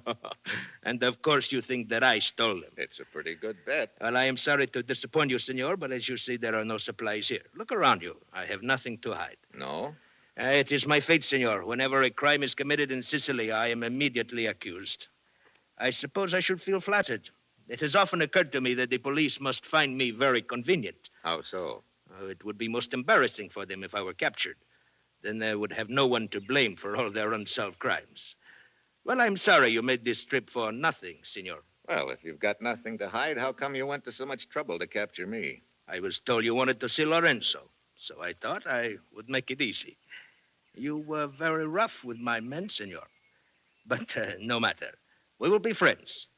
And you will go back to America and tell everyone what a gracious host is Lorenzo. Oh, you want a press agent, huh? Hey, wait a minute. What? That girl coming up the trail. She looks awfully familiar. Oh, her name is Carlotta. Yeah, now I recognize her. She works at Emilio Donati's bar. See. Everything's starting to add up. I am afraid Carlotta is not very happy with me at present. No? She has been very useful to me in the past, but she is so possessive. She is very upset to learn that there had been another woman here. There, you see how she sulks? I believe she thinks that she is punishing me. Ah, Carlotta, my dear. Speak to me, Lorenzo. Do not speak to me. You climbed up here to tell me that? I am true with you. You have not been true to me. Oh, you are not very flattering, my dear. Of course I have not been true to you. That would be to deprive others. Oh, so good for nothing, you. I think I'd better leave you here to take out your temper on the American. I have other affairs to look after. The beast. I lie for him. I steal for him. Maybe you ought to pick your friends a little more carefully. So, you're the one that put the bee on me at Donati's, huh? You had Lorenzo send that phony guide to my room. Treat me this way after all I do for him. Oh, the beast. I do not think you would treat me that way. Huh? I think if you were my friend, you would treat me nice. Now, look. Would you like to be Carlotta's friend? It's okay with me if you're trying to make Lorenzo jealous, but use somebody else. Kiss me. Hey, cut it out. Come on, kiss me. Hey. You like it? Well, under other circumstances, maybe. Right now, no. You should not have done that, Carlotta. Lorenzo, Perhaps look. that will show you cannot treat me as you have. If you do not want me, there are others who do. You are such a child, Carlotta. I am afraid this presents a problem. Look, there's no problem. I've got no interest in Carlotta, believe me. Oh, I'm aware of that. But some of my men there below may have seen her kiss you, senor, and that is the problem. I must not allow anything to shake their confidence in me. The appearance is everything. No, it is not Carlotta I am thinking about. She is nothing. Oh, dog, that you should talk about me like that. What if I were to tell the American about... Shut up, Carlotta. Wait a minute. What did you say, Carlotta? Then you would wish you had not treated me that way. I told you to keep your mouth shut. I will tell. Carlotta! On the other side of the mountain is a cave. Lorenzo has hidden the relief shipments there. Well, Lorenzo. So you've got nothing to hide. Now, indeed, I have no choice, senor. Carlotta, give me your scarf. You're going to fight with the knives over me. Fool! To think it is you I am considering. Hey, look, let's consider me for a minute. I did not intend to kill you, senor, but as you see now, I must. Here, take this knife. Now, wait a minute. Put the end of the scarf between your teeth. Huh? There, as I do the other end. Oh, what? So, now we circle slowly. Hey, look, let's cut out this foolishness, will you? Do not hold the knife that way. Huh? Use the underhand grip. Do you know nothing at all about knife fighting? As much as I want to know. Not for the last time. I am sorry. Defend yourself. Okay, you asked for it. You twist the knife from my hand. Yeah. You may know knife fighting, but you're pretty sad on judo. Oh, Lorenzo! You've killed Lorenzo. Just a rabbit punch, lady. Won't even leave a scar. So long. Dog of a dog. Oh, caro. Carissimo. Oh. He has killed you. Oh, Lorenzo. Lorenzo. Will you stop that silly babbling? Lorenzo. You are all right. See, except the back of my neck. I will tell your men to go after him. No, this is a personal matter. They might find it hard to understand how the American escaped from me. I will go after him alone. I will go with you. You will wait here, Carlota. I will attend to you when I return. Lorenzo. I may be gone until dark, because if I do not find the American, then there is someone in Messina I must talk to. Now get me my horse.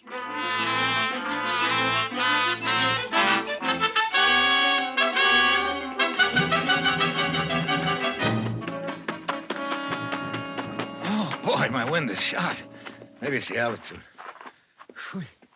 Hey, a horse. Ahead of me somewhere. I better play it safe.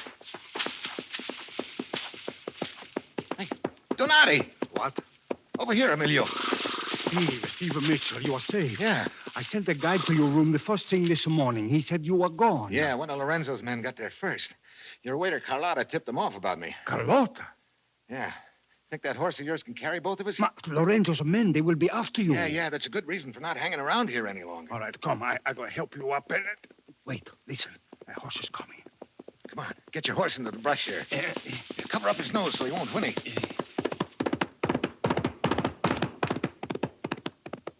Steve, it's Lorenzo. He's alone. Yeah, heading towards Messina, too. Look, I have a gun. We can capture him. No, not yet, Emilio. Come on, we'll give him the lead, then follow him into Messina. It's possible he's got more on his mind than just finding me. If so, I want to know what it is.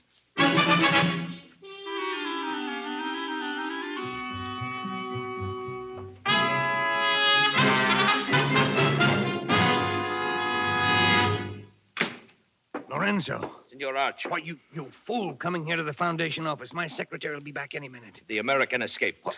How could he? We will not go into that. Oh, you stupid fool. You've ruined everything. Mitchell must know all about the stolen shipments now. See, he knows I stole them, but he does not know that you are involved, Archer. He might as well. We're through now, Lorenzo. Through. And all because of your stupidity. Do not talk that way to me, Archer. I'd planned it so well. Even when Paul Wainwright became suspicious, I fired him. Then I had his mouth shut permanently.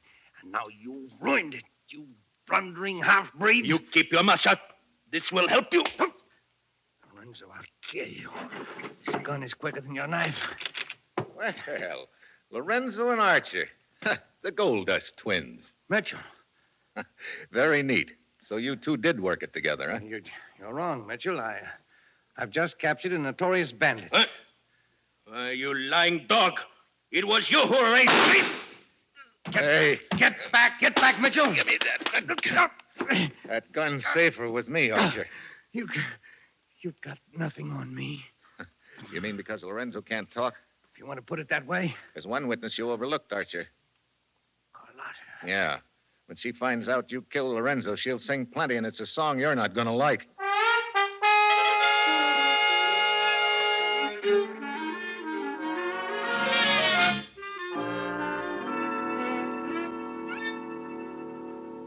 Well, did you send your report to the commissioner, Steve? Yeah, I called him. He said the Throp Foundation had sent a new man over to head up the office here. Well, and now you can relax for a few days. We're going to eat and drink and have a good time. You will have such a food as you never tasted. Scallopini, escarole, a pizza that melts in your mouth. That sounds fine, Emilio, but I think I'll be heading back to the States. Now, what's the hurry?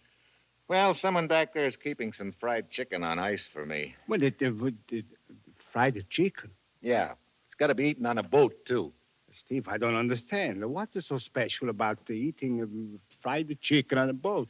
Well, you see, she's not the chicken. That is, Oh, well, just take my word for it, huh? So long, Emilio.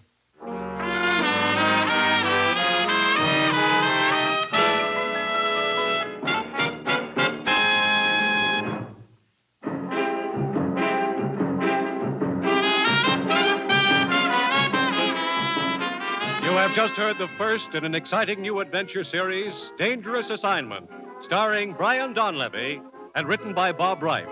This program was directed by Bill Karn with music by Bruce Ashley. Be with us again next week at this same time when Brian Donlevy, as Steve Mitchell, embarks on another Dangerous Assignment. This is NBC, the National Broadcasting Company.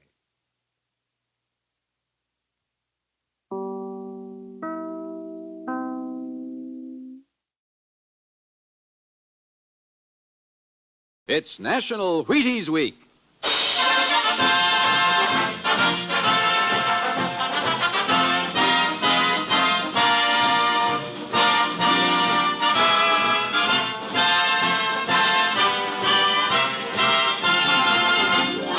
Yes, it's National Wheaties Week, and Wheaties present Dangerous Assignment.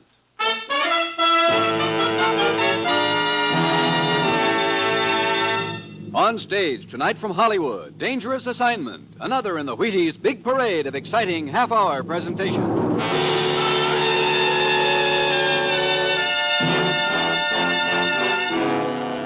Dangerous Assignment, starring Brian Donlevy as Steve Mitchell.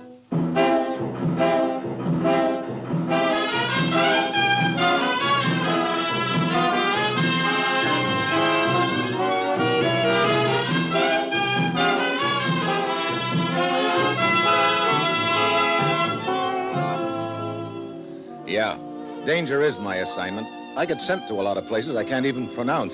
They all spell the same thing, though, trouble. But when I walk into the commissioner's office, I don't realize it's going to involve my trying to hold Western Europe together with 2 mirrors, a book of matches, and a rusty razor blade.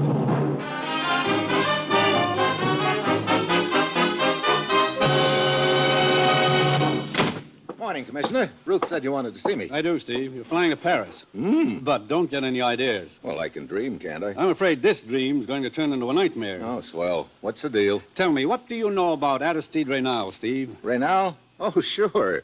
The Swiss Sherlock Holmes. A sleuth to the old school, complete with a derby hat, umbrella, and false faces. But a very right guy, even if he is left-handed. And also one of the sharpest little detectives in the world. That's right. But I see you don't know the latest about him. What's that? Last night in Paris, Aristide Reynal was murdered. What? Yeah, I'm sorry to hear that. I really liked the little guy. Who did it? We think it was our old friend Lupac, Steve. Lupac? Is he still on the loose? More than ever. Now, Steve, I don't have to tell you about Lupac. He's a hired killer and the cleverest man we've ever had in our hair. I'll tell you how clever he is. He's been operating 5 years that we know of. We're fairly sure he's implicated in at least a half dozen assassinations, and yet no one even has a description of him. Yeah, I know that.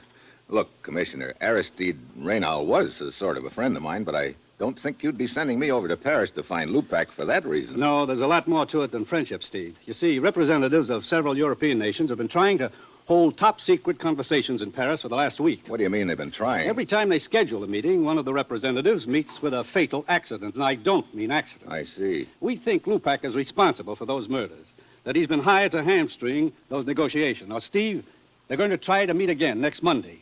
Lupac's got to be caught before then. Get over to Paris, work with Inspector Murat of the Sûreté, and find Lupac. Well, that's it. You've got your assignment. Good luck.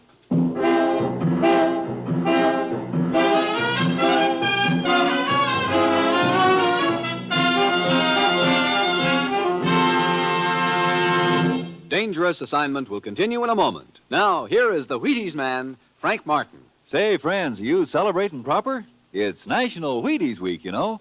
National meaning everybody coast to coast. Wheaties meaning the whole wheat flakes with a wholehearted energy. And week meaning 7 big days for you and me to buy 'em, try 'em, and tell the neighbors. I'm eating 'em. My family's eating 'em. How about you and yours? Get Wheaties yourself and get with America. Come on, it's National Wheaties Week.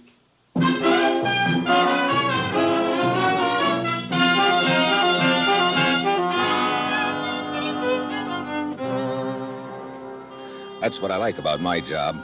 The commissioner's always so nice to me. He gives me a whole weekend in Paris, and all I have to do is find a killer nobody's ever lived to describe.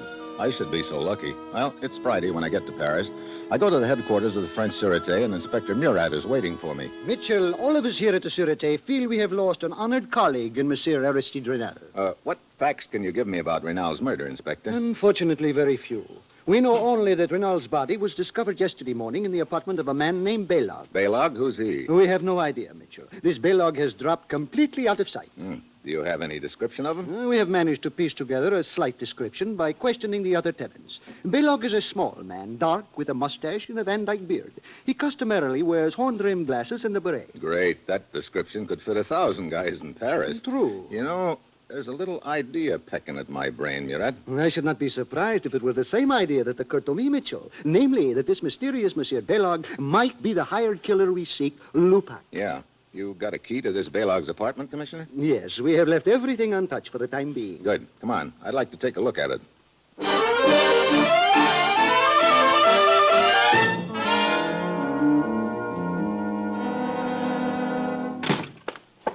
As you can see, it is quite a simple apartment. Yeah, pretty bare. You spot any items of interest here? A rusty razor blade in the bathroom. Oh, well, let's take a look. Yeah. And some whiskers in the wash bowl. It is possible that Baylog, after the killing, decided to shave off his mustache and beard. So now we're looking for a little man with horn-rimmed glasses, with or without mustache and beard. You know, we're getting less to go on by the minute. Funny. Indeed. I do not see any humor in it. No. I mean, this guy Baylog must have been a pretty vain gent. How do you mean? He's got 2 mirrors in here. Oui, I noticed that. One of them here over the wash bowl on the left side of the room in the corner, and another one in the middle of the wall. Perhaps he needed more light. There's as much light here as there is there. You are right. It is strange. Well, anything else, Inspector? There on the table in front of you. This matchbook? Yes. Note that there are but 2 matches remaining on the right side. Right now, I'm more interested in noting the name on the cover. Hugo's. What's that? A small restaurant on the Boulevard de Clichy. Well, when you don't know where to start, I guess one place is as good as any other, Inspector. Besides, I'm hungry anyway. I'll see you later.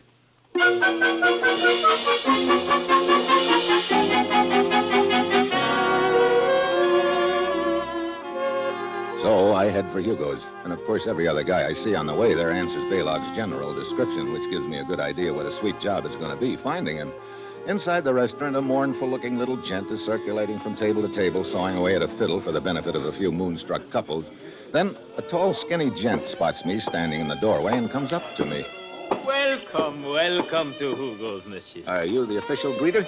I am Hugo. Oh, good. I'd like to talk to you. Where can we sit? Why, at this table right here. But if you are selling anything, I am not in the market. Business, it stinks. Don't worry, I'm not selling anything. Oh, my friend, I now have much warmer feeling toward you. In that case, I would like to sell you something. A dinner fit for royalty. Later, but right now I'd like a little information. Did you ever hear the name Baylog before? Baylog? Baylog? What are you doing, memorizing it? Oh, but of course, Baylog, a steady customer, noble soul. At least he was. Was what? A noble soul or a steady customer? In Hugo's mind, there is no difference, my friend. But to be brief, I have not seen Monsieur Baylog in here for the last few days. I don't wonder. But before that, he used to come in regularly, huh? Now you're making me slightly uncomfortable, monsieur. Mitchell. Why? Mitchell. Very simple. When inquiries are made about my steady customers, sometimes makes them very nervous. Then they become unsteady customers. And then Hugo's nerves become unsteady because it means he is losing money. I get it. You think $5 American would steady your nerves, Hugo? Would be interesting experiment. Place the bill in my hands. Here you are. Uh-huh. The experiment worked? See, my fingers, they are not quivering one bit. Yeah. Amazing, isn't it? Now, about filling me in on this guy Baylog. Of course. He came in here regularly, usually in company of another man. What did this other man look like? Oh, he was small, about Baylog's size. Very inconspicuous-looking man. Let me see. I believe he usually wore a derby hat and carried umbrella with him. Derby hat? Umbrella? Hey, wait a minute. Look, here, take a look at this picture. This isn't the guy by any chance, is it? But, of course, the very man. And you say that he and Baylog were in here together all the time? Yes. You know the man in this picture? I knew him. His name was Aristide Renault. Well, the two of them seem quite friendly. I don't get it unless... Don't get what, my friend? I'll skip it. Well, thanks for the information, Hugo. Oh, but there is more. What? Indeed. Let us say that you have paid only for the main course of the dinner. There remains dessert. You know, I don't see why you bother serving food in this place. You seem to do pretty well without it. One must live, my friend. Okay, steady fingers. Here's another 5 spot. Now, how about the dessert? You see, over that corner table, alone. The girl? Who else? Well, you said dessert, and you weren't kidding. French pastry yet. Who is she? Celeste. A, shall we say, friend of Baylock's? That gives me 3 good reasons for talking to her. 3? What are the other 2? Her eyes, of course. Well, I'll see you later, Hugo. Hi. Hello. Mind if I join you? Why not? Good question. I am drinking Pernod in case you want to buy me another drink. Sounds like an open and shut in case. Waiter, Pernod and a scotch. Oui, monsieur. You're a friend of Baylog's, aren't you? Why? You've seen him lately? Why? Your needle is stuck. I owe him some money.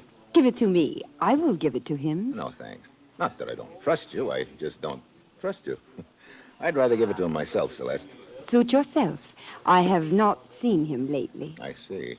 Did you ever hear him use any other name beside Lebuck? Other name? Lupac, for instance. For instance, no. But why do we talk about Baylog? He bores me. I know something much more interesting to talk about. What's that? Celeste and, Steve. Celeste and Steve. It sounds nice. Yeah. Might be an interesting topic of conversation at that. Where do you think it would lead us? Maybe to 36th Rue St. Anne. What's there? My place. Oh, well... Here are your drinks, monsieur. Scotch and Pernod. You're a little late, Buster. We're leaving. There you are. Merci, monsieur. But the drinks, what shall I do with them? Well, you might... No, just drink them. Come on, Celeste.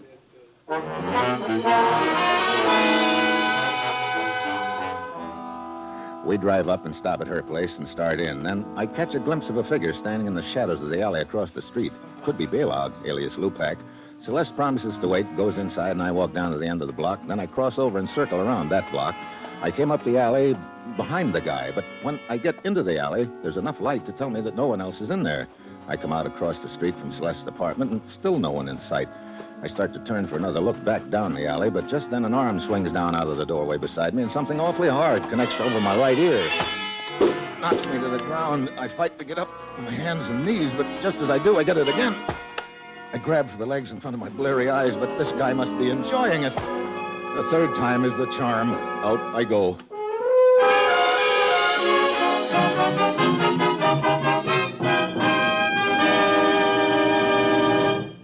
Steve Mitchell will continue his dangerous assignment in just a moment. It's National Wheaties Week. Hello, this is Frank Martin, the family man. Yes, sir, a family man with a wife and a son and a home like yours. Pretty much like the man around your house, I'll bet. I wake up hungry, and I do mean hungry. But my wife, bless her heart, has a cure for that. She has Wheaties ready with bananas sliced and the cream right handy. You know, that sure is a wonderful way to treat a man.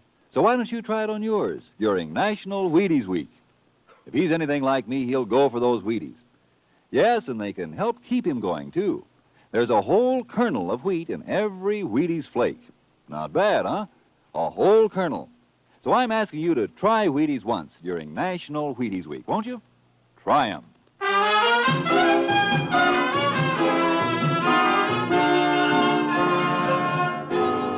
And now, back to Dangerous Assignment and Steve Mitchell.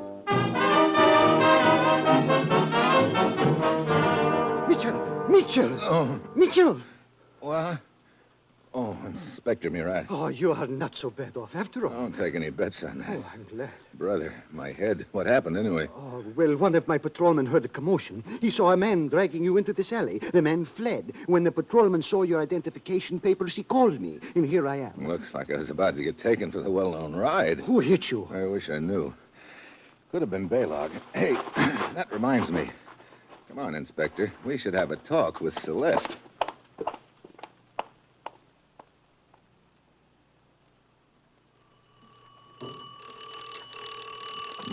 No answer. She may have gone.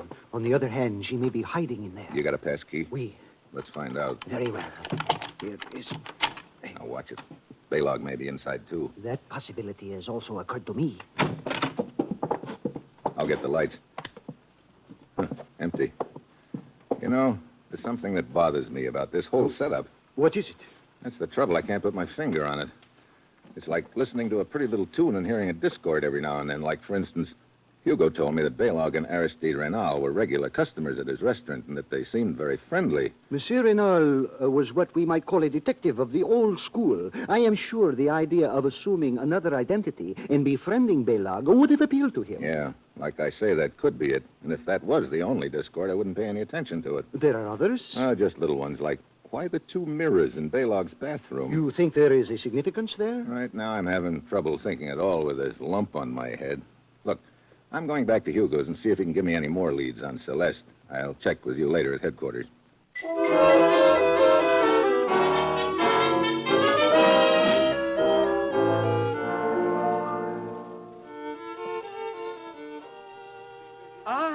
Good evening, Monsieur Mitchell. Hello, Hugo.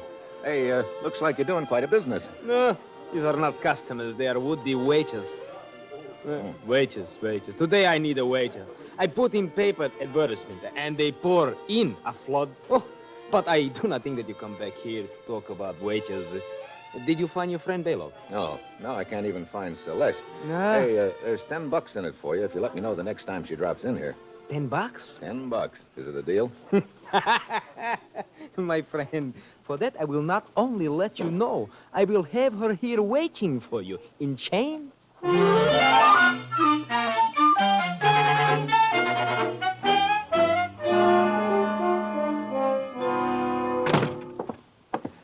Mitchell, were you able to find out anything more at Hugo's? Only that he's having employment troubles. Tell me, are you still hearing little discords in this tune we are listening to? Yes, I am. I'm beginning to think that the discords could add up to a whole new tune. Pardonnez-moi. Hello? Oui? What? Hello, Kiko. Very well. The trail is warming up, Mitchell. How so? At your suggestion, I have had one of my men watching Celeste's apartment. He reports that a man answering Baylog's general description just went inside. Okay. Well, that sort of knocks my new tune into a cocked hat. Come on, let's go.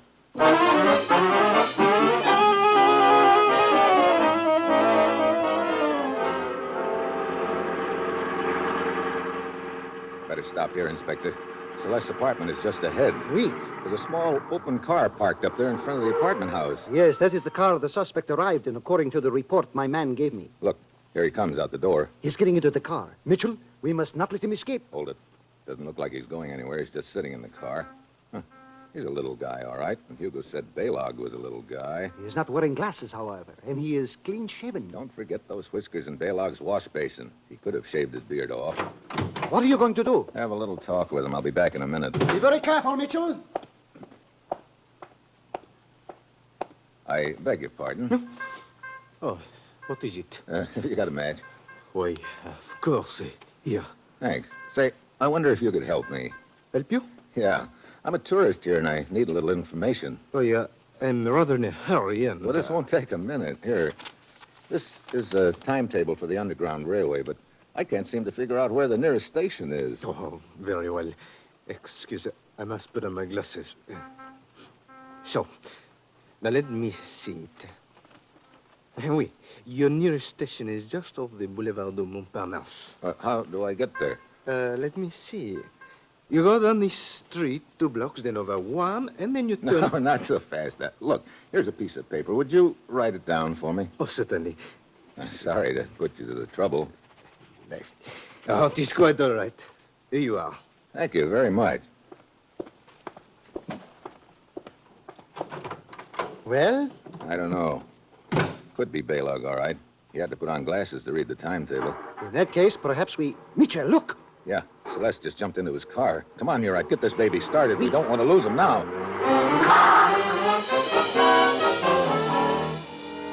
So, for the next 30 minutes, we chased them down a dozen assorted side streets and alleys, but we can't seem to gain on them. Finally, we spot the car pulled up in front of a 4-story warehouse. Neither the little guy nor Celeste is in the car. We pull up behind it. They must be somewhere in that building, Mitchell. Yeah, but where? This is a lot of building, looks like. One of us had better go to the rear entrance, the other take the front. Okay, you, Murat, get back!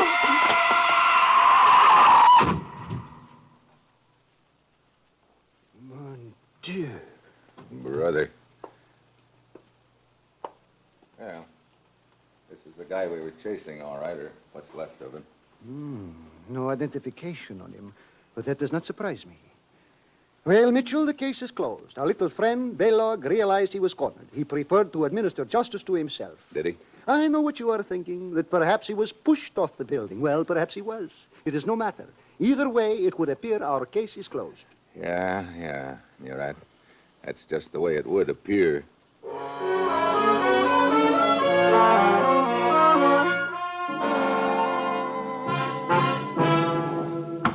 Monsieur Mitchell, international cooperation is a wonderful thing, and it has been a privilege to work with you in this affair. But I must say, I am becoming increasingly annoyed at your present attitude. Sorry. It is true we have identified the body as that of Harold Pravda, an unemployed waiter. But to me, this means nothing. If Baylog was Lupak, as we believe him to be, he was quite capable of assuming a dozen different identities. I know all that, Inspector. But I tell you, the whole thing fits into place. Observe. First, we know that Aristide Reynal was on the trail of the notorious Lupak. Second, Reynal is murdered in the apartment of a mysterious little man named Baylog. Third, we know that Celeste is a friend of Baylog's. Fourth, we chase Celeste and a little guy to a warehouse. The little guy takes a dive or gets pushed off the roof. Exactamo. And furthermore, this little guy, as you call him, answers Baylog's description, even to the horn-rimmed glasses which he put on to write directions for you when you approached. Hey, hold it right there. What? You just said something, Inspector. I remember now. That little guy wrote out the directions for me right-handed. Is this so unusual? It's unusual enough to take us back to Baylog's apartment right now. Baylog's apartment? But surely if Baylog is dead... Baylog is dead, all right. But if my hunch is good, there's something a lot more important than Baylog in his apartment. But what could it be? The answer to this whole deal.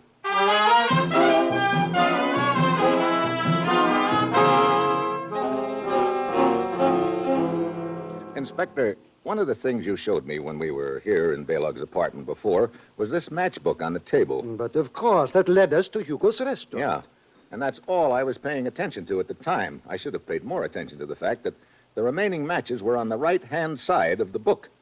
That means the person who was using those matches was left-handed. Granted, he picked off the matches with his left hand. Aristide Reynal was left-handed. Of course he was, Mitchell. We both know that. But what does that prove? We believe that Reynal was posing as a friend of Baylog's. They ate dinner together. Reynal obviously visited this apartment. As a matter of fact, this is where his body was discovered, if you will remember. Yeah, Reynal was left-handed. He probably used those matches. Now, come on into the bathroom. Very well. Now, this is the part I couldn't figure out before, Murat, but it sure makes sense now, the two mirrors. But I still do not see... Look, the regular mirror is over the washbowl right here in the left-hand corner of the room. True. Now, pretend you're Baylog and you're going to shave, and also pretend you're left-handed. Well, all right. I would simply take a razor in my left hand and then... Mitchell. Yeah, that's right, Inspector. There's not enough room between the mirror and the wall on the left side for a left-handed man to shave. Yes. You'd probably cut your nose off. That is why Baylog set up the other mirror farther along the wall. Yeah. Inspector, doesn't it strike you as a pretty big coincidence that both Reynal and Baylog happen to be left-handed? What are you suggesting? I'm suggesting that Reynal and Baylog were one and the same man. What? But that is impossible. Is it? Look, we know Reynal liked to adopt various disguises. I think he grew a beard, rented this apartment under the name of Baylog, and went after Lupak. Then, when things got too warm, he shaved off his beard, but it was too late.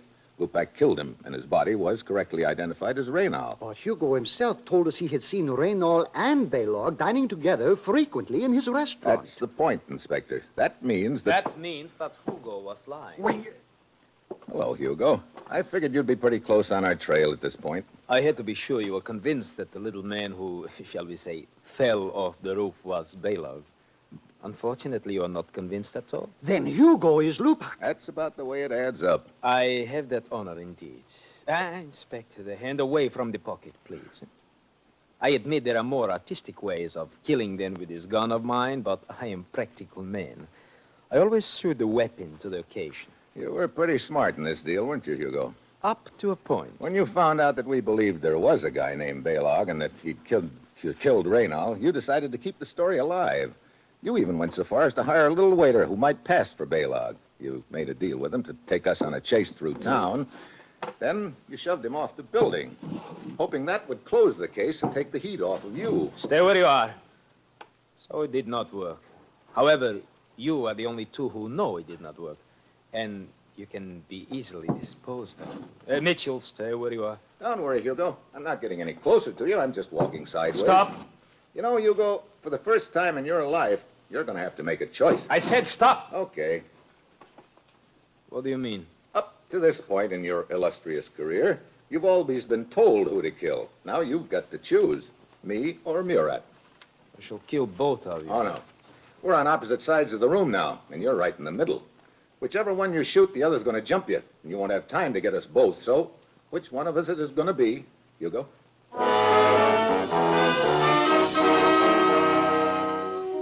Hugo licks his lips, jerking his head first towards me and then Murat. My plan is working. I'm almost to the light switch. Hugo takes another quick look at Murat, and I grab the switch and drop to the floor. I know Murat's got his gun out by now, like I have, but I also know Hugo's too smart to stay in one spot. I listen. No sound. I've got to figure out a way to trap him. Then I think of the small shaving mirror on the bathroom wall. I'm about 2 feet from the door. I ease into the bathroom flat on my stomach and get the mirror. Then I prop it up against the inside of the door so it'll reflect from behind the door out into the living room. I get behind the door and stick my gun through the crack.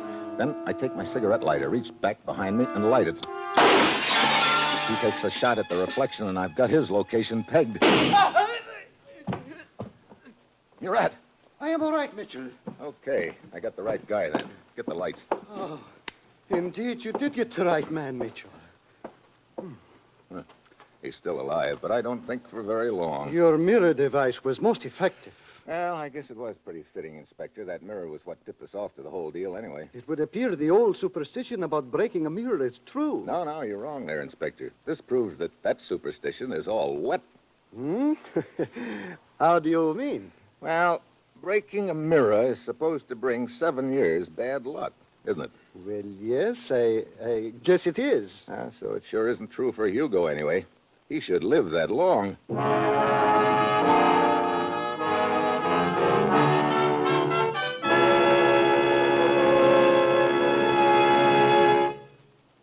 You have just heard the conclusion of Dangerous Assignment. Now, here is the Wheaties man, Frank Martin. It's National Wheaties Week. That was my wife. Sure, it's National Wheaties Week. So the Wheaties people asked her if she'd come to the studio tonight and tell the truth about me and Wheaties. Our little boy would have come, but he's only 3.5, and it's about time he was in bed. My wife's name is Maud Lee Martin, and she comes from Kentucky. Maybe you can tell her when you hear her talk. Thank you, honey. Well, I'm surely glad to have a chance to celebrate National Wheaties Week because we're really fond of Wheaties at our house. Our little boy Jeff eats them right out of the box. Your Wheaties announcer, my husband, eats Wheaties too. And I'd like to tell every wife listening, I really do think Wheaties make a great deal of difference in a man's work. I have a real nice feeling when I put Wheaties on the breakfast table because I know I'm giving my family a wonderful lot of real nourishment. If you haven't had Wheaties lately, pick up a package when you're at the store tomorrow and join the Martins at breakfast, won't you? Sure, do that. It's National Wheaties Week. Come on, everybody, to the Wheaties party. Eat a lot of Wheaties like the champions do. Dance together, cheek to cheek. This is National Wheaties Week. Eat a lot of Wheaties like the champions do. Wheaties at breakfast of champions.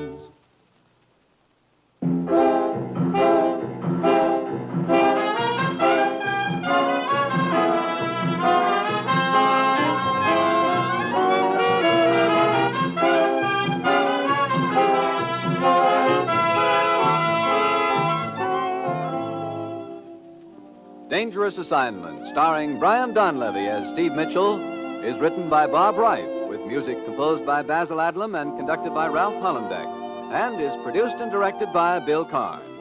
Join us again next Wednesday when Brian Donlevy as Steve Mitchell embarks on another Dangerous Assignment.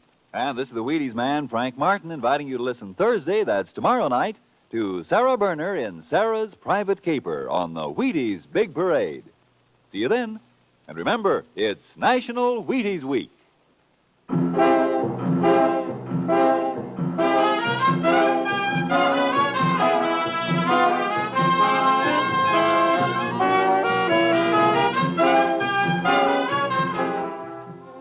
Dangerous Dangerous Assignment came to you from Hollywood. 3 weeks from tonight, the great Gildersleeve returns to NBC.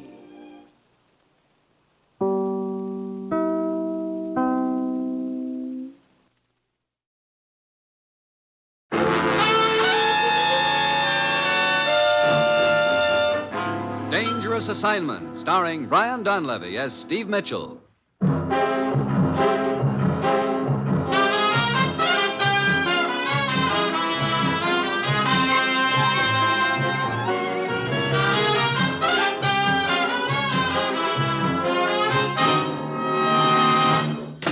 Morning, Commissioner. Morning, Steve. How was the flight back from Switzerland? Smooth as silk. Just got in. Glad you liked it, because you're taking the next plane for Cairo.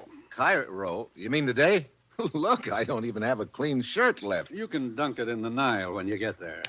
Oh, Ruth, Yes, Commissioner. how are you doing on Steve's plane ticket? I was able to get him space on the next plane. Takes off in an hour. Good. Oh, great. I haven't had a date for a week, and now you want to fix me up with a mummy. Steve, remember Sheik Haroon? Sure, he's an old friend of mine. He should be. What do you mean? About 5 years ago, I taught him to play poker, and he cleaned me. Well, as you know, the Sheik controls a territory on the edge of the Sahara. He has a walled city there. Yeah, I was there once. Quite a joint. We think there's uranium ore in his territory. Oh. You don't think the Sheik's making himself an A-bomb, do you? No, but we do know that 6 months ago we concluded an agreement permitting representatives of several countries to explore and develop the area. That agreement expires next Wednesday, and the Sheik has suddenly refused to renew it or even see our representatives. Yeah, sound like someone upped the ante, huh? Yes. Apparently these other interests have the inside track with him right now. We want you to change all that. Oh, great. Sounds like a cinch. Where is the Sheik now? In his walled city? No. According to our information, he's staying on his houseboat in the Nile at Cairo right now. Steve, get to the Sheik. What you say to him is up to you, but it's vital that our agreement with him be renewed. Well, that's it. You got your assignment, Steve? Yeah, I know. Good luck.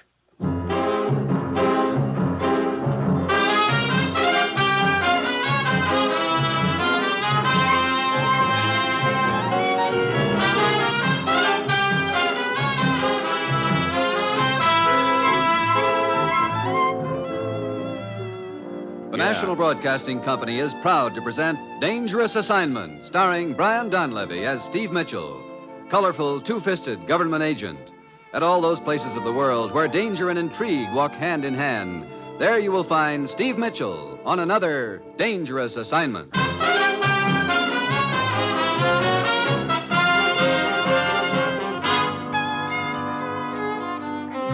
Yeah, this assignment's really a cinch. All I have to do is stick my nose into a hornet's nest of more power politics and change the whole course of events just by reminding the leader of 30,000 fanatical tribesmen that he and I used to be pals. So I slip a copy of How to Win Friends and Influence People into my suitcase and head for Cairo. It's Friday when I get there. I check in at the Delta Hotel, and then I head for the Sheik's houseboat on the Nile. Stop where you are, Effendi. Huh? You cannot come aboard this boat. Who are you?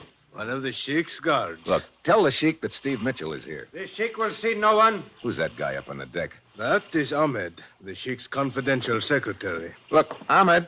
I warn you, do not set foot on this boat, or it will be the guard's unpleasant duty to shoot you. Guard! Oh, good afternoon, Mikan. Has the Sheik changed his mind about seeing me? No, I'm afraid not, Mikan. But surely he will see me. I am sorry, but I have my orders. The Sheik will see no one.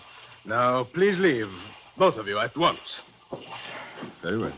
Okay, but I'll be back. I would not advise it, Effendi. Well, looks like you didn't have any better luck than I did. Say, your face seems familiar. I am Mikan. I was once the chief's trusted lieutenant. I thought I recognized you. I'm Steve Mitchell. Steve Mitchell, of course. It has been a long time. Yeah. Hey, what's going on anyway? I wish I knew Mitchell. Up until last week, I enjoyed the Sheik's complete confidence. But suddenly, everything has changed. Shake up in the tribe, huh? Now he will not even see me. Something must have turned him against me. Something or someone. I must have turned him against just about everybody. How about that secretary, Ahmed? I have been wondering about him. He's been acting strangely the last few days. I've asked him several times to get me an audience with the Sheik, but He seems very evasive. I wonder if somebody's paying him to be evasive. I do not know. Look, you know the lay of the land around here a lot better than I do. Maybe you can help me. I would be glad to if I thought I could, but it is very discouraging. Yeah, but somehow I've got to see the sheik. Very well, Mitchell. I will try to help you.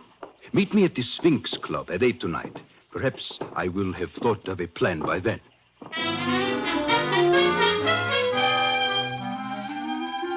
I get back to my hotel just in time to see a figure that looks like Ahmed scooting through the lobby. In my room, there's a bowl of fruit on the table with a note, compliments of the management. I pick out an apple and start for the window, thinking about the whole deal. Then, suddenly, I quit thinking and start listening. A sound is pecking away at my ears. A faint sound, but it keeps up. Then it registers. I whirl around. It's coming from across the room, the table, the bowl of fruit. I grab the bowl, run to the window, open it, and then I heave it out in the garden below.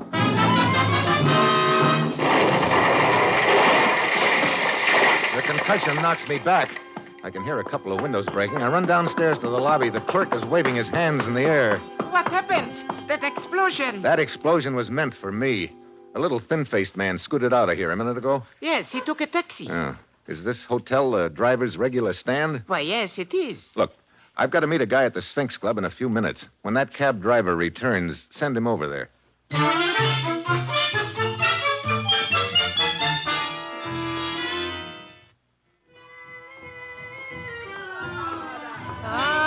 Welcome to my humble Sphinx Club, sir. You're just in time for the entertainment. I am looking for a guy named Mikan. Ladies and gentlemen, Mitchell, as a special over here. added attraction, Hello, Mikan. Please sit down. Thanks. I almost didn't make it tonight. Looks like Ahmed planted a bomb in my room. What? But Mitchell, Look, you found out anything yet? Only that the sheik is no longer on his houseboat. That doesn't do us much good. Huh? Hey, who's that guy out there talking about Hollywood? His name is Eddie Martel, a very clever entertainer. Listen to him. I think you will find him amusing. I'd like to give you my humble impression of a few American movie stars, so let's see if you can recognize them. Now, can I have your attention, please? All of you at the back of the room there? All right. Now, how about this impression? Now, listen, baby. I don't want to have any trouble with you. We do it my way or we don't do it at all. Oh, hey, you're he's really not bad. sharp He tonight. seems to be very popular Yeah, here. that's right. Let's try this one now. Yeah. Now, see here. You can't talk like that to a man of the old sod, you know. I won't stand for it. You hear? I won't stand for it. Barrymore Fitzgerald. Yeah. Oh, you're really baksheesh tonight. All right, here's one more. All right, try to catch this one out. If I were king, Olive, if I were king, what treasures I would bring. Van Johnson.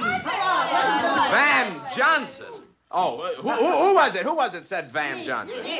All right, waiter, take that man and his table and put him on the Nile, will you? Well, I think that's about all for now. Thank you very much. I'll be back for the midnight show with more of them, and I'll see you later, huh? Well, looks like he's heading for our table. Hiya, chum. You know, I can spot an American a mile away, and I always have to stop and say hello. Have a seat. Thanks. Eddie Martel's the name. Steve Mitchell. This is Mikan. Hi. Allow me to compliment you on your act, Mr. Martel. Yeah, it's pretty good. It's just a knack. If you got it, you can impersonate almost anybody. Now, take you, for instance, Mr. Mitchell. I haven't heard much of your voice, but... I think this might sound something like it, huh? Is that close? Not bad. Mitchell Effendi. Steve Mitchell. Over here. There is a telephone call for you. For me? Are you sure? Yes, sir. If you will come with me. Okay. Excuse me, I'll be back in a minute. Yeah, sure. Of course. Where is the phone? In the back room. Mitchell Effendi, a cab driver came in here a minute ago. He said you wanted to see him. Oh, yeah, I do. Here we are. There is the phone over on the table. I will send the cab driver back when you are through with your call. Okay, thanks. Hello? Good evening, Steve Mitchell. Sheik Haroun. Hey, where are you? Here in Cairo. Look, I've been trying to see you. I know. I have been kept informed as to your movements. That mining agreement expired. I am well aware of that, but I have no intention of renewing it. I intend to make other arrangements. Look, won't you at least let me talk to you about it? It will do no good, Mitchell. And let me advise you for the last time to let the matter drop. If you do not, if you persist in interfering, then I cannot be responsible for the consequences. Look, forget that I once saved your life. Just remember, I taught you to play poker. Now at least you owe me a chance to Goodbye, talk. Mitchell. Later tonight, I'm returning to my walled city. Wait a minute. Oh, great. Mr. Mitchell, sir? Huh? Oh, are you the cab driver? Yes, sir. The hotel clerk said you wished to see me. Yeah. You picked up a little thin-faced guy named Ahmed in front of the hotel about an hour ago. Where'd you take him? I have written the address on this piece of paper, sir. Oh, thanks. Here, this is for your trouble. Thank you, Yeah, sir. after I Thank close you. here, I'll be heading for the States again, I guess. I imagine it will seem good to get back home. Oh, Mitchell. Hey, Martel. Huh? How'd you like to make a few extra bucks? You kidding? Is it honest, and who cares? I think I might have a little job for you in a few minutes. Yeah, okay. See you in my dressing room, okay? That's a deal. What is this all about, Mitchell? Look, Mikan, that phone call just now was from the Sheik. What? Where is he? Somewhere in Cairo, but he's leaving for his walled city. That means we've got to act tonight. But I still do not understand what you wish with this Eddie Martel. Look, he's an impersonator. He could imitate my voice on the phone. Imitate your voice? That's right. I want Martel to call Ahmed, make believe he's me, and tell Ahmed I know he planted that bomb and I'm on my way over to settle things with him. But what will that accomplish? Well, I'm going to be right across the street from Ahmed's place when he gets that call. If he's working under the Sheik's orders, he'll probably get panicky and run to the Sheik. I'll follow him. If he's working for somebody else, he'll probably run there. I'll still follow him. I see. Well, I hope it works. In the meantime, Mitchell, I will continue my efforts to see the Sheik. Okay. If you do locate him, tell him I know I'm trying to fill an inside straight, but I think he owes me at least a chance to draw to it. I do not think I understand your message, Mitchell. Maybe not, but I think the Sheik will. Well, I'll see you later, Mikan. So I make the deal with Eddie Martel to call Ahmed at 9. I pay the guy across the street $5 to let me roost on his roof. It's a good spot. I can look right into Ahmed's room. At 5 to 9, a girl comes in. She's wearing a red dancing skirt. She and Ahmed seem to be talking about something pretty important. 9 o'clock comes. 9:15. Still no phone call. I wait until 9:30, and by then I'm sure something has gone wrong with my plan. I go back to the Sphinx Club and head for Eddie Martel's dressing room. There's a man standing in front of the door. What do you want? I want to see Eddie Martel. Why? Who are you? Steve Mitchell. Now, look, if it's okay with you, I want to see Eddie Martel. Is he in the dressing room? Yes. And it is quite all right with me if you wish to see him, Mr. Mitchell. There he is. Oh, brother. Not a very pretty sight, is it? Well, I guess he won't be impersonating anybody from now on. Now, please tell me why you wish to see Eddie Martel. What is it to you? Oh, allow me. I am Lieutenant Abura of the Cairo Police. Well, Lieutenant, as long as we're laying credentials on the table, here are mine. I see. Why are you in Cairo, Mr. Mitchell? I've been trying to see Sheik Haroun. You think the Sheik is involved in this killing? It looks like it. His boy Ahmed planted a bomb in my room. I see. Mitchell, you are aware of Sheik Haroun's power. Are you prepared to confront him with an accusation? No.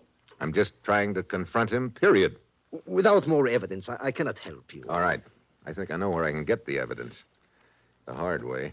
The Sheik's secretary, Ahmed. Come, then. Let us pay him a visit.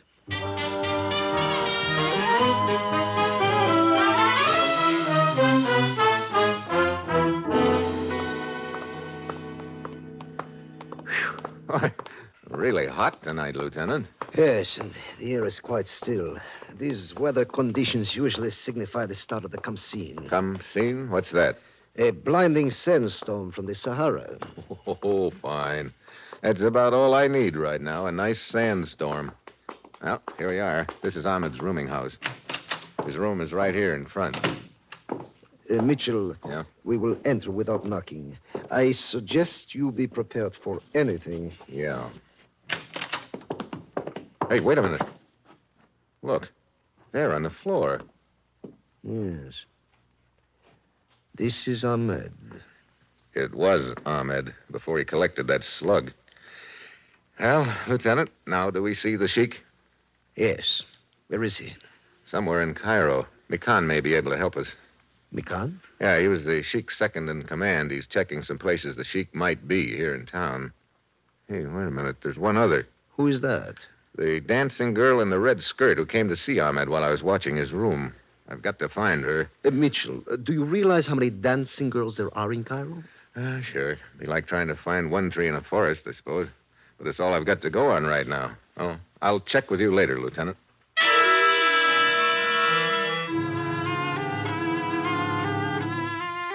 For the next 3 hours, I cover every cafe, bar, and dive I can find.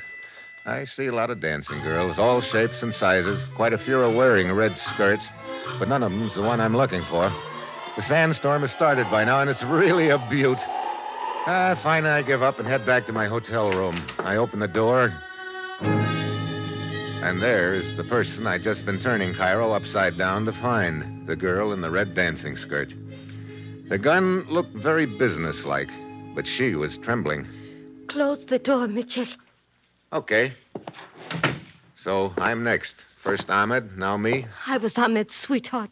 You took a pretty funny way of showing it. I did not kill Ahmed. You did. Hey, look. This is a neat cover-up, if it works.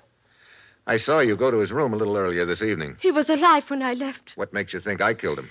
I knew he was trying to see you. I thought he was trying... And I did not put any bomb in your room. He wanted to tell you that the Sheik was gone. The Sheik is gone? But what did he... Hold it. What? The picture on the wall behind you is moving. Hey, a gun barrel. Get down! The slug's tearing to the rug beside us.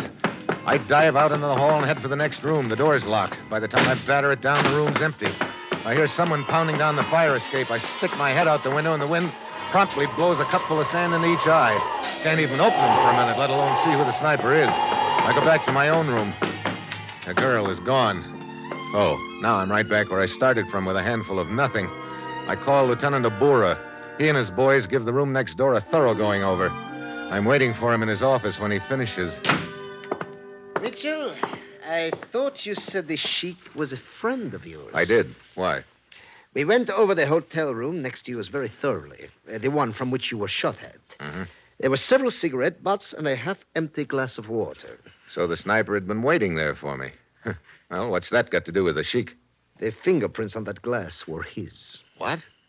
Are you sure? Of course I am sure. Several years ago, during a political uprising, the Sheik was a guest of ours, temporarily.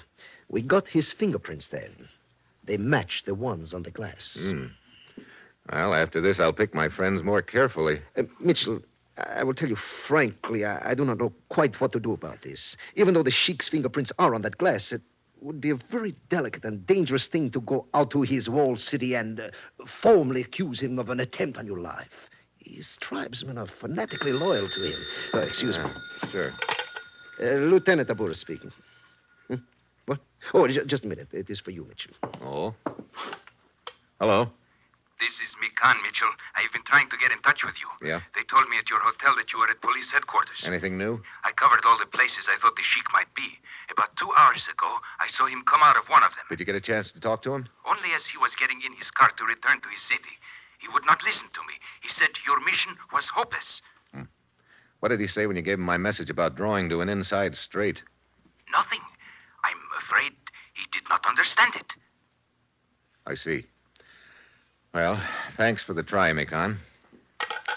Lieutenant, I just had a thought. I know it's a tough proposition to get into that walled city if you're not welcome, but what happens in a sandstorm like this? Why, during the come scene, everyone remains indoors under cover. Only a fool would venture out into it. That's what I mean. Let you and me be a couple of fools. Oh, but Mitchell... How could we get there? What, a jeep, I suppose. Could you dig up some goggles? Yes, I suppose so, but look... Look, you know, I think I understand now what Ahmed was talking about. It seems like a wild guess, but it's the only answer that makes sense. But to make sure, we're going to have to pay a visit to the Sheik in his walled city.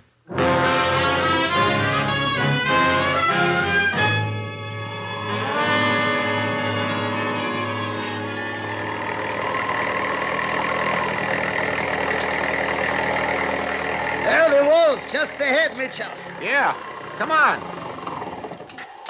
I hate to think of what this sand would be doing to our eyes if we didn't have these goggles. So do I. Well, the gate is closed. There's no sentry on duty. Fears you are right about the sandstone, Mitchell. The city may be unguarded. Yeah, come on, let's find a place to climb this wall. It's too high to jump, about 12 feet. Mitchell, many things about this I do not understand. Me too. But I think it's beginning to fall into place. Hey, wait. There are a few missing rocks in the wall here. Maybe I can get enough for a handhold. I'll give it a try. Mitchell, be careful. If a guard sees you on the wall, he will shoot instantly. Yeah, I know. Here's another hole. Can you reach the top with your hand? Yeah. I got a hold of it now. As soon as I pull myself up, I'll give you a hand. Hey, I got a hold. Yes. Can you reach my hand? Yes. Here you go. Oh, thank you. Okay.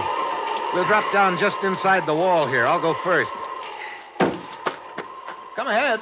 Very well. This wall shelters us from the wind a little. Yeah. Now, look. There's a secret entrance to the Sheik's chambers. He showed it to me when I was here 5 years ago. Where is it? Right around the corner of that building over there, I think. Now, we'll be crossing about 20 feet of open space, but we've got to take a chance. You ready? Yes. Let's go. Mitchell, we have been seen. Yeah. Get behind the corner of the building here. Come on. Here we are. Now, you press one of these rocks, and it's supposed to open the door. Hurry, Mitchell, hurry. I've got it. Quick. Get inside. Okay, pull the door shut behind you. I cannot see a thing. Turn on your flashlight.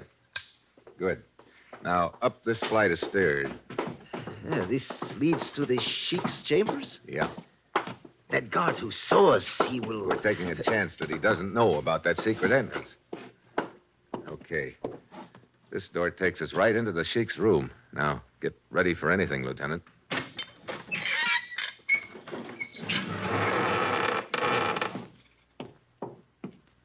Mitchell, the room is empty. No, I don't think it is. Mikon should be here. You are very clever, Mitchell. Stand quite still, both of you. Hello, Mikon.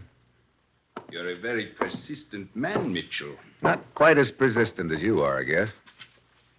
How did you know? If you'd known anything about poker, I might never have caught on. But when you told me the Sheik didn't understand my message about drawing to an inside straight... That does not matter now, it all Mitchell. fell into place after that. But, Mitchell, where is the Sheik? I think I know that, too. But he talked to you at the Sphinx Club. No, that was the impersonator, Eddie Martell. I thought I was going to use him, but Mikon beat me to it. But the Sheik's fingerprints in the hotel room. I guess it wasn't too hard to place a glass with those fingerprints there. Huh, Mikon? We're wasting time. The point is both of you know too much to live. Abora, keep your hands in sight. Watch out, Lieutenant. I warned you! Abora crashes into the table and knocks the lamp to the floor. The room is in darkness now. And now, Mitchell, I have a different fate in store for you. I jumped just in time. I knew about the trap door and the pit full of lime. The Sheik had shown them to me once. So, you escaped the pit, but you cannot get out of this room. Why don't you call for help, Mikon? Or maybe you don't want any of the tribe to know what's in that pit. You are quite right, Mitchell. This is a matter to be settled between the two of us. I start circling in the dark. I know Mikon's across the pit, but he doesn't know which side I'm on. Then a finger of light stabs at him from the floor. Abura was still alive, and it turned on his flashlight. Mikon shoots out the light, but in the second it is on, I located him. He is standing on the other side of the pit with his back to it. That's the one direction he isn't expecting me to come from. The pit's about 10 feet across, but I know it's my only chance. I get a running start and dive across the pit at Mikon. Mitchell! Lost your gun, huh? I do not need it. There's enough strength in my arms. What are you doing? Just a hammerlock, buddy. Now we'll see how you like the pit. No, Mitchell, the pit. No.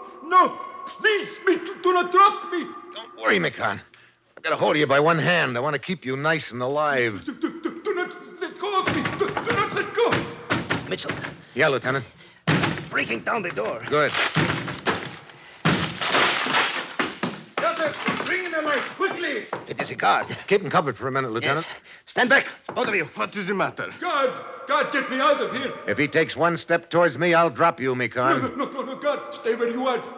Mitchell, I'm slipping. You'll slip more than that if I let go of your arm. Hang on to me. Sure. Just tell these guards what you did with the sheik. No, guards, do not listen to him. Pull me out. Okay, Mikan. I'll just let go of you and then... No. Go on, open up, spill it. What is this about the sheik? You told us he was ill, Mikan. Start talking or you'll be right down there with him. The sheik is dead. Dead? Keep talking. I killed him. What? Okay, guard, help me pull him out. You got a hold of him? Yes. Here we go. God, listen to me. It was not the truth. What I just said, I did not... He's all yours, guard. And if you'll check the bottom of that pit, I think you'll find what's left of the sheik. No. Come, Mikan. Let me go. You shall help me with him. I tell you, it is not true. I only said that you must leave me. How are you doing, Lieutenant? Oh, I will be all right. It is a shoulder wound. Good. And you? Oh, I'm okay, except my right arm feels about 3 inches longer than my left. Mitchell, why did Mikan kill the sheik? He knew the sheik was going to renew our mining agreement. But Mikan had sold out to the other interests, so he killed the sheik. But this business of making it look like the sheik was still alive. Sure, until after the mining agreement had been signed with the boys who were paying Mikan off. And he could announce that the sheik had met with an accident, and as second in command, Mikan would take over the tribe. What will happen now?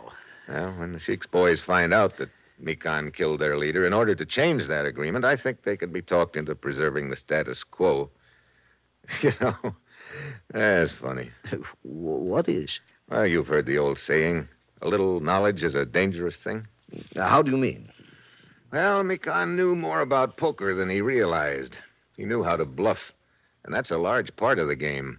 But if you're going to play a game, you better know all about it. Mikan should have known what an inside straight was. I see. Just what is an inside straight? Huh? You mean you don't know anything about poker either? No, not a thing. Ah, that's very interesting. Come on. You start the school as soon as we get back to Cairo. It may be that I've found me a pigeon. Pigeon? That's an American term meaning... Well, I think I'll let you find out what it means soon enough. Come on. Very well. We will play your game, but just one favor. Sure, anything. Dealer's choice, deuces wild, my deck, and no limit. Oh, great. My pigeon has turned into a buzzard.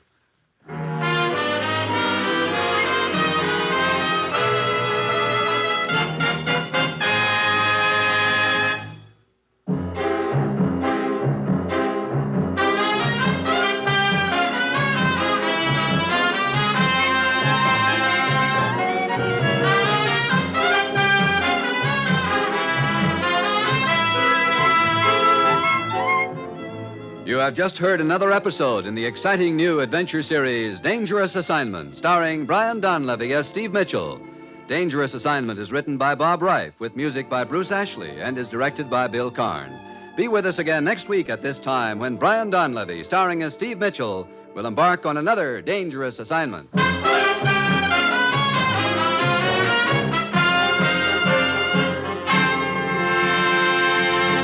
Throughout the week, NBC brings you unparalleled drama in action-packed mystery-adventure programs. Tomorrow, hear Big Town with crusading editor Steve Wilson fighting crime and viciousness.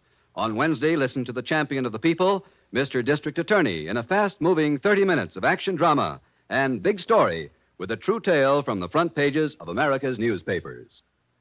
Richard Widmark is a merchant seaman on Cavalcade. Tomorrow on NBC.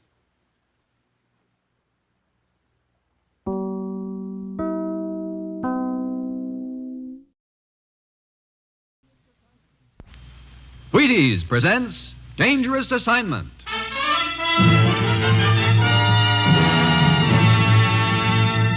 On stage tonight from Hollywood, Dangerous Assignment, another in the Wheaties' big parade of exciting half-hour presentations.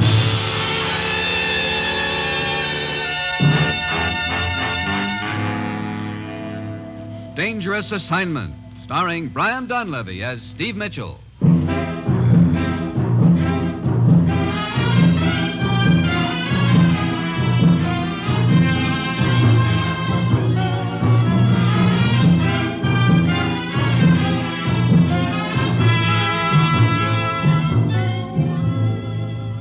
Yeah, danger is my assignment. I get sent to a lot of places I can't even pronounce. They all spell the same thing, though, trouble.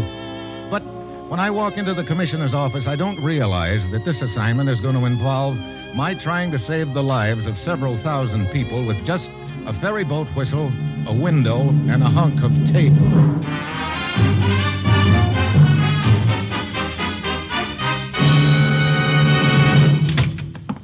Well, here he is, Commissioner. I found him slaving over a hot swimming pool. Thanks, Ruth. Morning, Steve. Commissioner? I'll have his papers in order when you're through with him, Commissioner. Steve, what do you know about Istanbul, Turkey? Well, is that something like chicken a la king? You can take that up with their Chamber of Commerce the day after tomorrow. What? I'm flying to Turkey? You're practically airborne right now. What's the deal? Steve, with the Korean situation, what it is, we're up against a giant conspiracy to discredit us in all parts of the world. And we've got to be on the alert against it, no matter how fantastic these attempts are. Last week, for example, we were accused of dropping potato bugs in eastern Germany to ruin the crops. Yeah, I guess you can call that fantastic, all right. Sure it is. But don't forget that a lot of people in this world have been brought up to believe what they're told. Yeah, but look, how does all this tie in with my flying to Istanbul? There's a radio commentator named George Champlin who's been touring the Near East. This morning, he called his headquarters here in the States to tell him he'd recorded something pretty hot on his tape recorder. Well, what was it? We don't know. He said over the phone that it affects our government directly, and that whatever it was going to happen Thursday. Then the connection was broken off, and Champlin hasn't been heard from since. He said it was going to happen Thursday. Well, look, it's Tuesday now. I won't even get to Istanbul until Thursday. I know. It's cutting it awful close, but we can't help it. Now, Steve, this could be another of those attempts to discredit us. We've got to find out. Lieutenant Deverick of the Istanbul police is in charge on their end. Get over there. Work with him and find Champlin and his roll of tape. Well, I said, you've got your assignment. Good luck.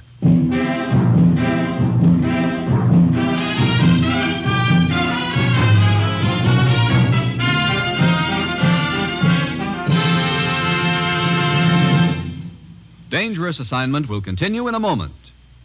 Now, here is the Wheaties man, Frank Martin. Isn't that a perfect name they thought up for him? Says just exactly what they are. Wheaties. There just isn't anything that sounds wheatier than that. Nothing that gives you more 100% whole wheat energy either.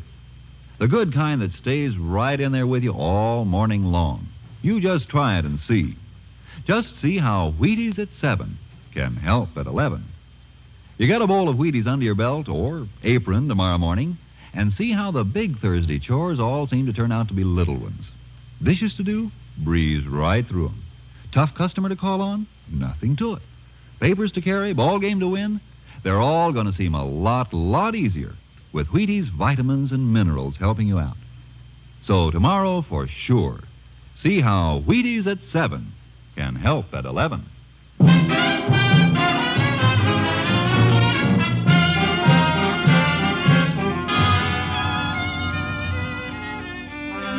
That's the swell thing about my job.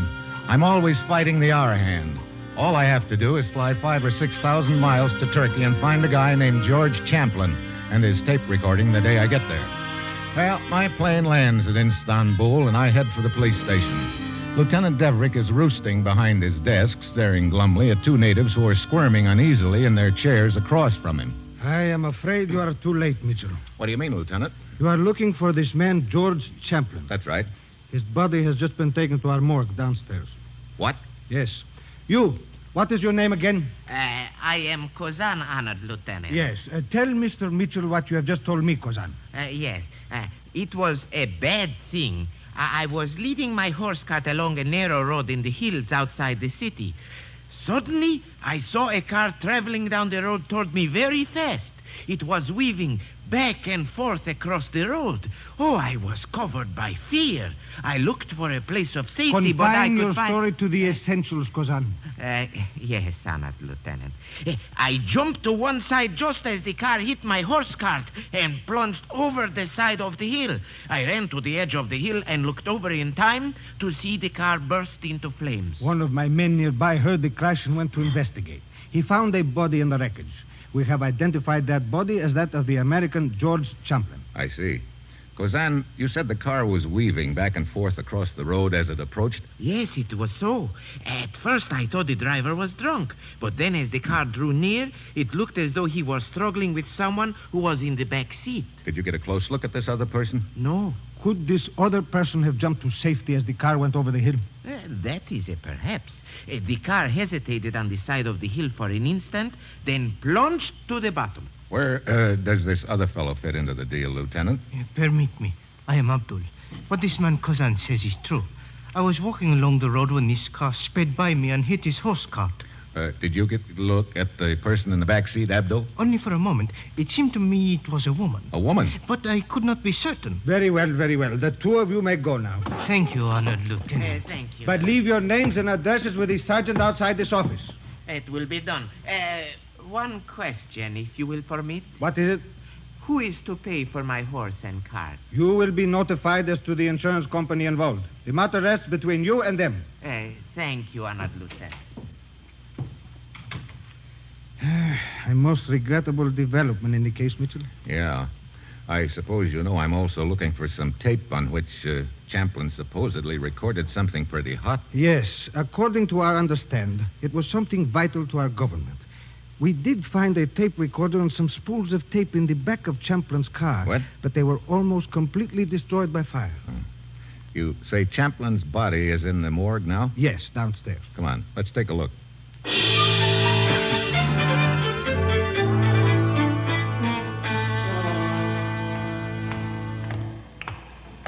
There was nothing in his pockets, huh? No tape, if that is what you mean. Well, I guess we can't find out anything more here.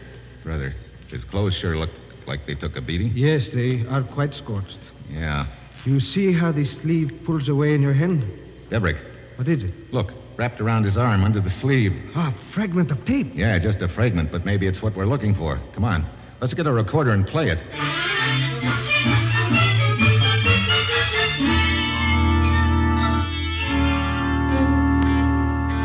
I'm ready, Mitchell. Let her go. Very well. I will start the machine.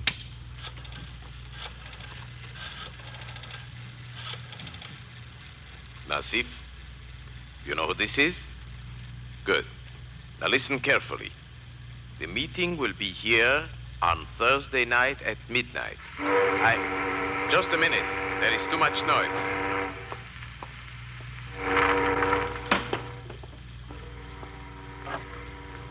There. I closed the window. Now your job is to get the necessary equipment. Do you understand? Do not tell me you are getting faint-hearted, Nasif. Of course many will die. That is the plan. The Americans will be blamed for it. And do not let me hear any more of your stupid fears. One more thing. Contact the other party involved and have him telephone me for his instructions within 30 minutes. I will wait here until 10:30. That's all there is of the tape? Yes, the rest was burned beyond use. Oh, great. We've sure got a lot to go on.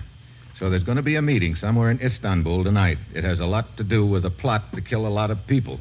Look, I still don't see how my government can be blamed. It is very mystifying, Mitchell. We have only a recorded fragment of a telephone conversation to go on. But one thing is certain. We must find the location of that meeting place before midnight tonight. Yeah, but how? That guy on the phone wasn't kind enough to furnish us with his address. Hey, wait. What is it? Rewind that tape and start it over again. Very well. What do you have in mind, Mitchell? There's a sound in there I want to hear again, up near the front. Yes. Yes, I was wondering about that also. There, it is rewound. Now, here it is again.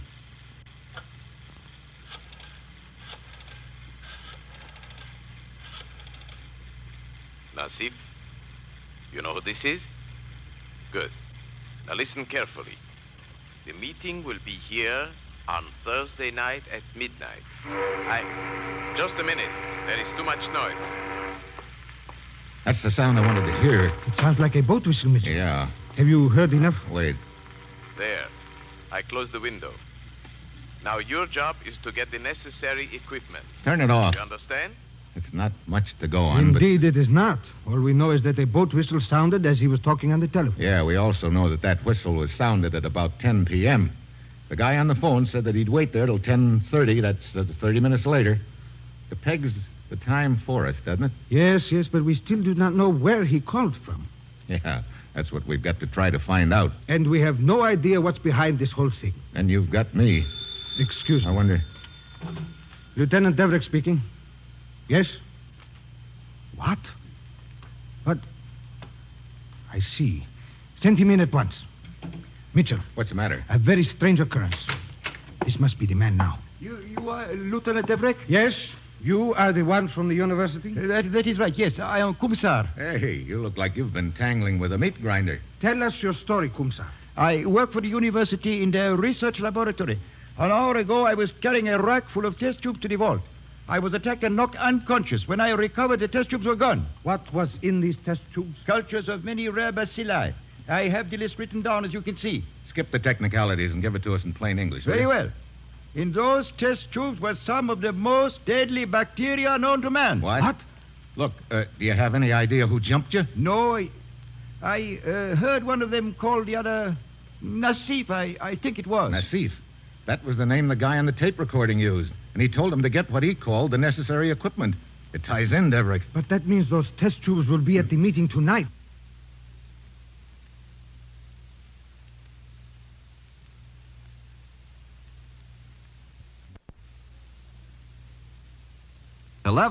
Say, I've got a little story to tell you about that.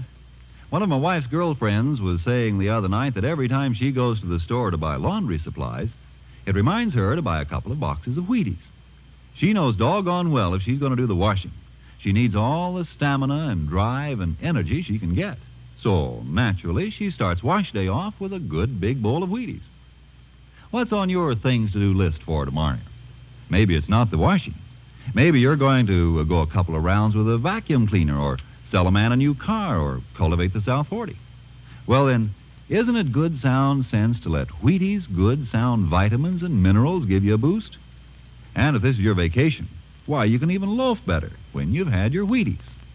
Wheaties, the golden, light-hearted little whole wheat flakes that eat as good as they make you feel. Honest, substantial Wheaties. Each crisp flake made from a whole kernel of plump, ripe wheat.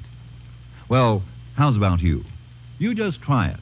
Just see how Wheaties at 7 can help at 11.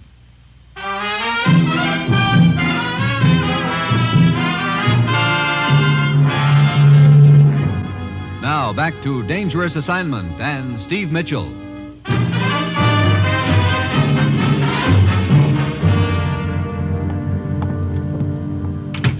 Mitchell, as you suggested, I have checked with all the boat companies along the waterfront. There is a ferry boat which makes a regular trip along the waterfront each night. At 10 o'clock, as it nears its mooring, it sounds the whistle. That could be the boat whistle we heard on the tape recording. But that whistle can be heard over this entire section of the city. That does not help us locate the room from which that man was telephoning. What time is it?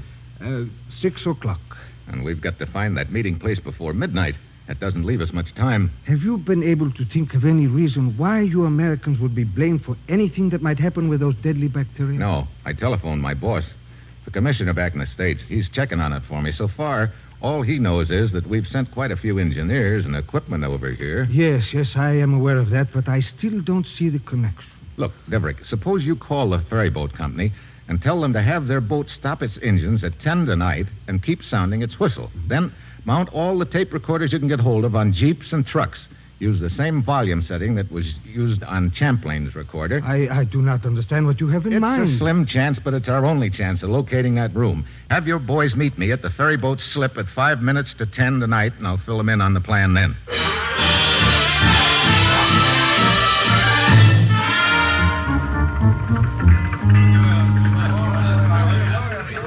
Attention, men. Quiet. This is Steve Mitchell from the United States. You will take your orders from him. I want you men to start up this road which leads away from the waterfront. Station your jeeps at 4-block intervals. When that ferry boat starts tooting its whistle in a couple of minutes, record it. Then drive a block away as fast as you can, cut your engines, and record the toot again. Each of the jeeps will cover 4 blocks. Lieutenant Deverick and I will cover the 4 blocks closest to the waterfront in our jeep. Now, when you've made your recordings, take them to police headquarters as fast as you can. Any questions? Okay, shove off and take your station. I hope this will work, Mitchell. Well, we picked a nice night for the job anyway. Look, the moon's just starting to come up over that building across the street. Yes. One wishes he were not engaged on official business on an evening such as this. Yeah, That's funny. Looks like a man in the moon. Hey, Deverick. Yes? There's a guy on top of that building. Get down. Mitchell, are you all right? Yeah. That second shot hit the door handle beside me. Looks like somebody doesn't like the color of our tape recorder. Come, we may be able to catch him. No, there's not time. It's 10 o'clock right now. There's the boat whistle. Start recording. The recorder's on, Mitchell.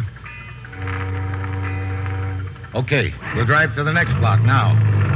Turn the recorder off and label the recording you just got. Yes. We'll take one at each block in our stretch, and then we're going to make a beeline for police headquarters.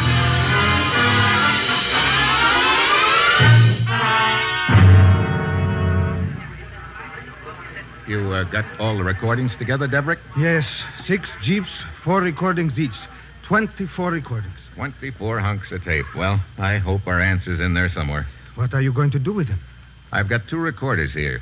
Each of them is hooked up to a volume indicator. On one machine, I've got the recording of the guy on the phone. And on the other machine, you're going to play the tapes we just made, huh? That's right. We'll be trying to match the volume of that boat whistle. Now, watch those volume indicators. When the 2 needles hit the same spot on the dial, that's it. I am ready. Okay. I'll start the tape we made.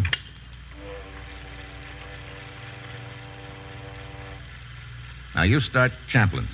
Very well. Just a minute. There is too much noise. No, too loud. Shut it off. The one Champlin recorded was louder than ours. Okay, we'll try the one we made a block closer to the waterfront. But, Mitchell, we have 24 recordings to cover. This will take all night. If it takes past midnight, we're cooked. Come on, set up that next recording.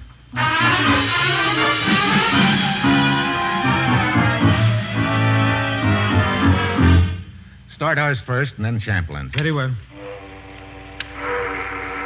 Just a minute. There is too much noise. Hey, we're getting closer. What recording was that you just played? Number 8. Okay, try number 9. I'll reset the original. Ready? Yes. Let it go. Just a minute. There is too much noise. Yeah, that's it. Look at the needles on those volume indicators. They're the same level. Okay, turn it off. That was number 9, huh? Yes, it was recorded 9 blocks from the waterfront. Show me on the map of the city here. Very well. Now, let me see. Here, at this spot. Okay. And I've got the ferry boat's location already plotted. Now, I take this compass, I point the point at the ferry boat position, and the pencil on the spot the whistle was recorded from. Then I draw a circle. Yes, I see. The 2 whistles were of the same volume. That means our number 9 recording was made at the same distance from the whistle as the original tape. That's right. About 1,000 yards from the whistle.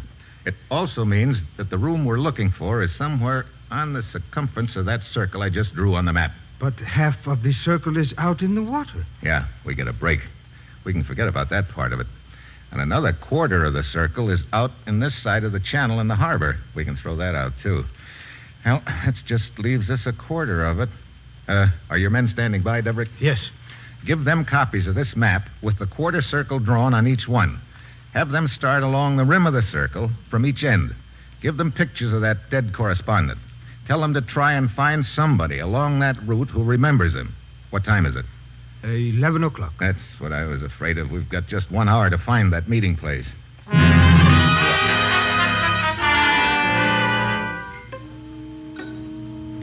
So, we sit and wait and sweat. The minutes tick by. 11:15, 11:30. Then, at 11:40, Deverick's phone jangles. One of his boys has found a small apartment house whose owner remembers the dead radio correspondent, Champlin. Deverick and I beat it out. You say you rented an apartment to this man Champlin several days ago? Yes, Lieutenant, but I have not seen him since. Here is the apartment. Unlock the door. Very well. No sign of Champlin having lived here. Mitchell, it is obvious that he rented this apartment for but one purpose. Yeah, to make that tape recording. That sort of points to the apartment next door. Who lives there? Man called Groven, but I do not see much of him. He comes and goes mostly by night. I think we're getting pretty warm, Deverick. Come on, out in the hall. What are you going to do, Mr. Mitchell? We're going to crash that party next door, if there is one. Oh, please, I do not want any trouble. You got a key? Yes. Lieutenant Deverick. What do you want, Turhan? This cablegram from Mr. Mitchell arrived at police headquarters right after the two of you left. Here you are. Thanks. Huh. From the commissioner back in the States. What does he say? It's a list of the projects here in Istanbul that American engineers are working on. Good, good. Maybe we can get some idea from studying it as to what is behind all this. Look, this is no time to be reading lists. I still want to find out what's going on in this apartment of next to Champlin's here. Give me that key. Here you are. Okay, get ready for anything, Deverick. Yes. Okay, come on. It is empty. Oh, great. Look, this has got to be the meeting place. Champlin already had an apartment in Istanbul. Why would he rent the one next door here unless it was to make that recording? Maybe the meeting has not yet taken place. What time is it? 1 minute after midnight. Oh. Well, I guess the only thing to do is to wait. Hope we're not too late. Yes, yes. Oh, it's stuffy in here. I will open the window. Yeah, that is better. Yeah. Hey, wait a minute. What is the matter? Oh, brother, have I been a chump? What? I was so busily listening to the sound of that ferry boat whistle on the tape recording that I didn't pay any attention to another sound that was just as important. Look, this can't be the room where the meeting's to be held. But why not? You just opened that window. How did you open it? Why, I just pushed it open. Yeah, that's the point. It's a casement window. Now, think back to that recording. How did that guy close the window? Why, let me see. He just... Wait. He pulled the window down. Yeah, that's the point. It was an up and down window. And this one's a casement window. This isn't the room. Yes, you are right, Mitchell. But that means we have lost. Where's that apartment house owner? Dragner? Yes. Look, Dragner, do you have any apartments in this building that have up and down windows? I don't believe so. They all have casement windows, except a little room on the roof. What little room? Oh, just a small place on the roof which is rented to a friend of Groven, the man who has this apartment. Come on, Deverick. You think that is the place, Mitchell? It's got to be the place. I only hope we're not too late. Here. This must be the door that opens out on the roof. Yeah. Mitchell, there is the room over there. Yeah. Sort of a poor man's penthouse. Wait. Someone is coming out. Yeah. One of them's got a little black bag. Abdul, the police, take care of them. I will take the bag. Very well. Stop, or I will shoot. You will not shoot. Out of the way, Buster. Mitchell, the one with the black bag jumped over onto the next roof. You missed. Come on, after him. Careful now. Mitchell, do you realize who those two men are? Sure. Kozin and Abdul, the two innocent peasants who witnessed Champlin's accident. That was quite a little act they put on for us. But now they've changed clothes and voices. Yes. As soon as I heard Kozan's regular voice a second ago, I recognized it as a voice on the tape recording. I gotta hand it to them. That was a pretty neat cover. Hey, look. Kozin went through that door. When we reached the stairway, Kozin is nowhere in sight. We pound down through the building and out on the street just in time to spot a car pulling away fast. It's Kozin heading out of the city. Deverick throws a couple of shots after him, but they don't take effect. We grab the first car we see and start hightailing after him. We are not gaining much on him, Mitchell. I know. Where's he heading anyway? This road leads out to Lake Derkos. But why should he be... Hey, wait a minute. Did you say Lake Derkos? Yes, why? That name rings a bell. I think the commissioner listed it in this cable. Let's see. Yeah, here it is. Hey, that's one of the projects the American engineers are working on. A new water filtration plant. Yes, that is right, Mitchell. And that plant started pumping at midnight. It supplies one entire quarter of the city with drinking water. So that's the plan. Kozan dumps the bacteria in the water, and then half the city drops dead. And Kozan's got a half a mile's head start on us.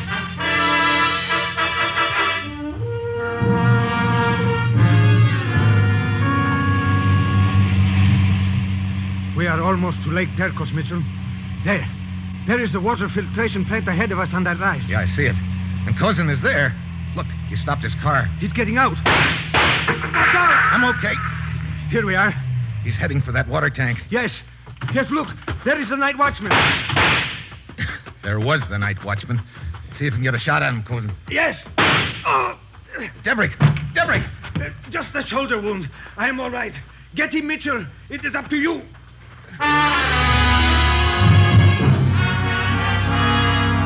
I head for the water tank. And, Cousin, if I've counted right, his gun is empty. If not, he's got a slug for me. When I get to the tank, he's halfway up the middle ladder. Then I spot his gun on the ground and know my arithmetic is okay. I start climbing up after him. He's almost to the top by now, but I'm climbing faster than he is because he's holding the little black bag of tubes in one hand. Just as he reaches the top rung, I grab one of his ankles. He kicks at my hand, grinding my knuckles into the ladder. I let go, then grab both of his ankles. He twists his body and pulls me off the ladder.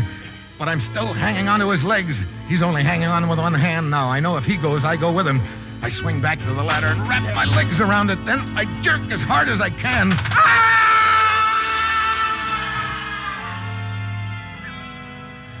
I get back down the ladder, and Lieutenant Deverick is bending over Kozan. He is dead, Mitchell. Yeah?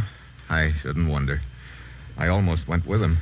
1 second more, and we would have... Yeah, 1 second more, and we'd have been too many. Well, it's pretty fitting, I guess.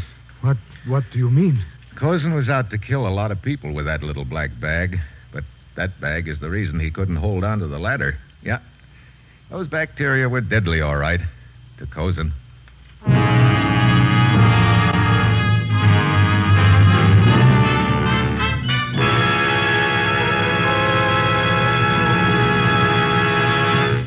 Now, here is our star, Brian Donlevy. Well, Frank, I'm waiting.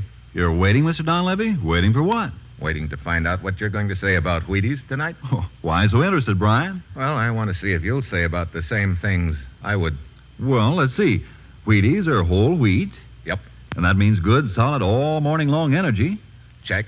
Wheaties are packed with plenty of vitamins and minerals. Oh, lots of them. That help you feel better and work better and play harder. Check, check, and check. Wheaties taste so good. Check. Well, that isn't all, is it? Well, what do you... Oh, you mean see how... Check. See how Wheaties at 7 can help at 11. Well done, Frank. You took the words right out of my mouth. Check, Brian. See you next week.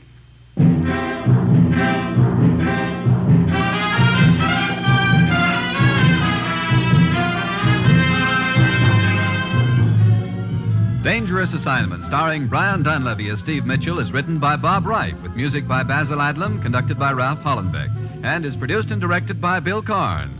Join us again next Wednesday when Brian Donlevy as Steve Mitchell embarks on another Dangerous Assignment. Now, Brian Donlevy, I believe you said you had another word for us. Yes.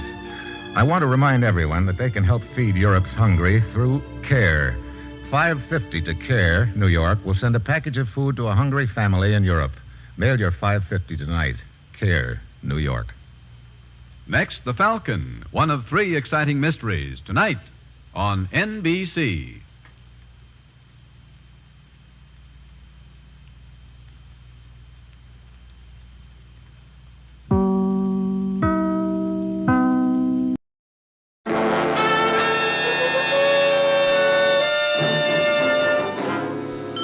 Dangerous Assignment, starring Brian Donlevy as Steve Mitchell.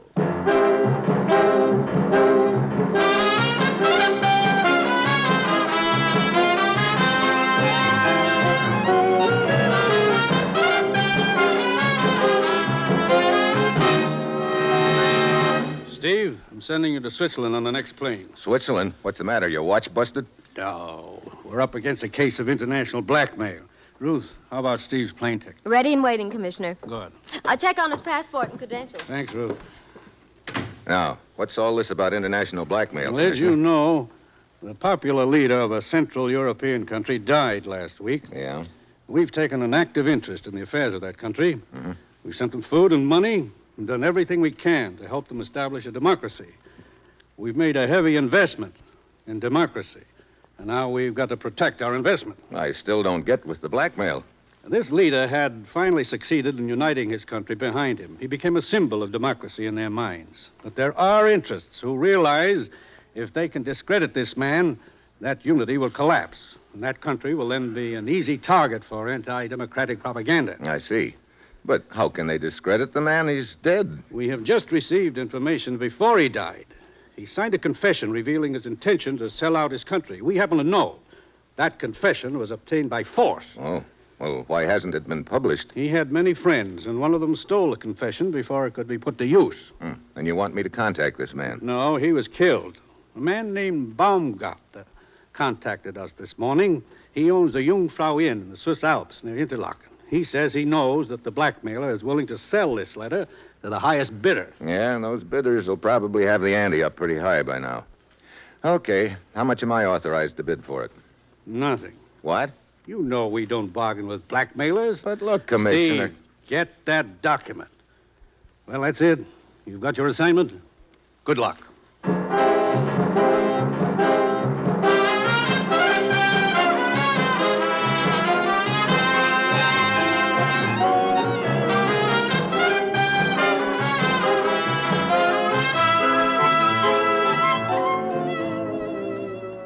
The National Broadcasting Company is proud to present Dangerous Assignment, starring Brian Donlevy in the role of Steve Mitchell, colorful, two-fisted government agent.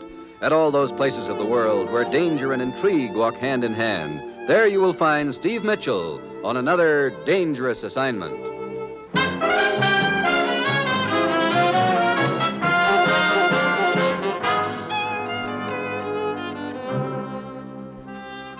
Yeah, that's my assignment. Go to Switzerland, contact Baumgartner, and find who has a document hot enough to start a revolution in Central Europe. And somehow get that document. The other team will be bidding plenty of cold cash for it. I guess I'm supposed to use box stops or just bet my baby blue eyes at somebody. Well, I get to Interlaken on Monday. I'm met by a character named Rudy. Shortly thereafter, we're winding our way up the Alps in a horse-drawn sleigh. You know, Rudy, this Jungfrau Inn is about as easy to get to as a monastery in Tibet. But here we are, Herr Mitchell. Oh there. What? Look, I don't see the inn anywhere. Whoa, don't tell me it's down in the bottom of this gorge. No, look across the gorge. Huh? There it is on the other side. Come along. Well, look, I don't have wings. I still don't see how we're going... Hey, wait a minute. Yeah? Don't tell me we're supposed to ride in that contraption across this gorge. Yeah, the cable car. Come. You call that a cable car? Looks more like an oversized coal bucket to me. It is the quickest way to the Jungfrau Inn. To go around the edge of this chasm by trail takes 2 hours, but by cable car it is only a few minutes. Hey, you know, it isn't exactly warm up here. Oh, but this is mild to a former ski trooper. Oh, Army, huh? Yeah, almost 7 years. Now I will hold the cable car steady while you get in. Hey, that sure looks like a long way down. You sure you've been checked out on this gadget? Checked out? This cable car, you know how to operate it? Oh, yeah. Yeah, it is very simple. You see, this button starts the motor. So, now this lever, to go forward, we pull it back. And to go back, we push it forward. You know, that sounds real logical. We go forward. So. Hey, that bank sure drops away in a hurry. Yeah? How deep is this gully, anyway? I'm glad you asked that question, Herr Mitchell. What? I will let you find out for yourself how deep it is. Hey, what's the big... Uh-oh. We know why you're in Switzerland, Mitchell. We cannot pay as much as Uncle Moneybags. Therefore, we stop you before you arrive. Now, over the side. You mean jump just like that? I will help you with a bullet if you prefer. Now, look, Rudy, why don't you play it smart? Take the money I brought and... And while I'm close, give you the opportunity to grab this gun? No, Herr Mitchell. We are trained to omit foolish mistakes. Look, You said you were an army man. It will not help you to stall. I also remember from my midshipman days that military habits are hard to break. I do not understand. Simply this. Achtung! You tricked me! Thanks for snapping to attention. Now drop this gun or I'll break your arm. It went over the side, Mitchell. Yeah. Now it is man to man. Look, you made your pitch and you failed. Now, let's leave it there. I was sent to kill you. I shall push you out. Look, Buster, I'm giving you one out. Now take it. One of us is going over the side. Not me, Buster. No, Mitchell. Grab me. I'm slipping.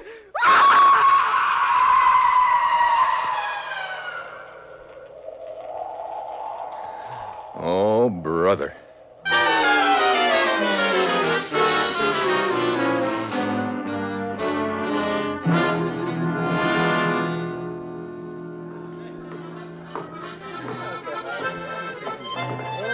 Bartender. Yeah, you would like a drink?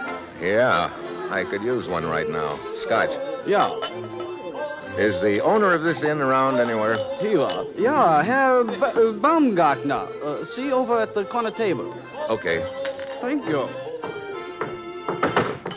Oh. Oh, I'm so sorry. Oh, it was my fault. Did I hurt you? Not at all. I spilled your drink. Oh, that's all right. I wasn't looking where I was going. Well, let me buy you another one. No, thank you. But No, really. I tell you, I will take, what do you call it? A rain check? Yeah, a rain check. Okay, that's the date. See you later. Good evening. Is your name Baumgartner? Yeah. I'd like to talk to you. Please, sit down. But let us not talk until the music's over. Look, I want to talk now. My name's Mitchell, Steve Mitchell. You surprised to see me? But of course not, Herr Mitchell. I've been expecting you. Yeah? Well, I wasn't a very cordial welcome your stooge tried to give me in that cable car. What? Please, Herr Mitchell. I'm very fond of this music. It's the very bust, you know.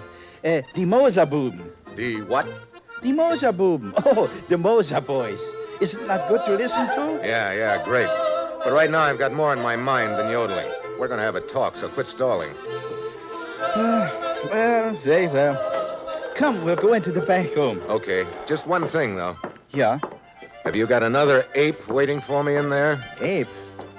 But I do not understand. Oh, well, never mind. Come on.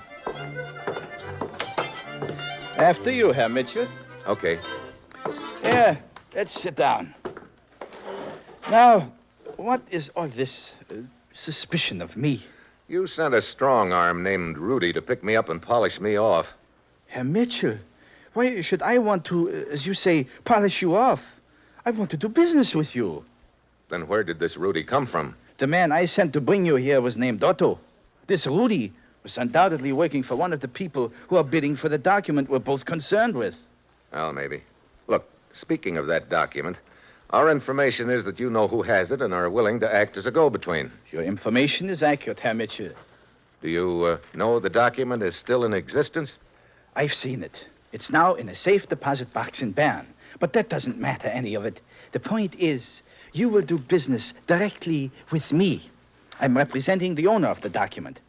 Now, I've already been approached by 2 different bidders. I'm sure the United States will pay more than either of them. How much are you prepared to offer, Herr Mitchell? Not 1 cent, Baumgartner.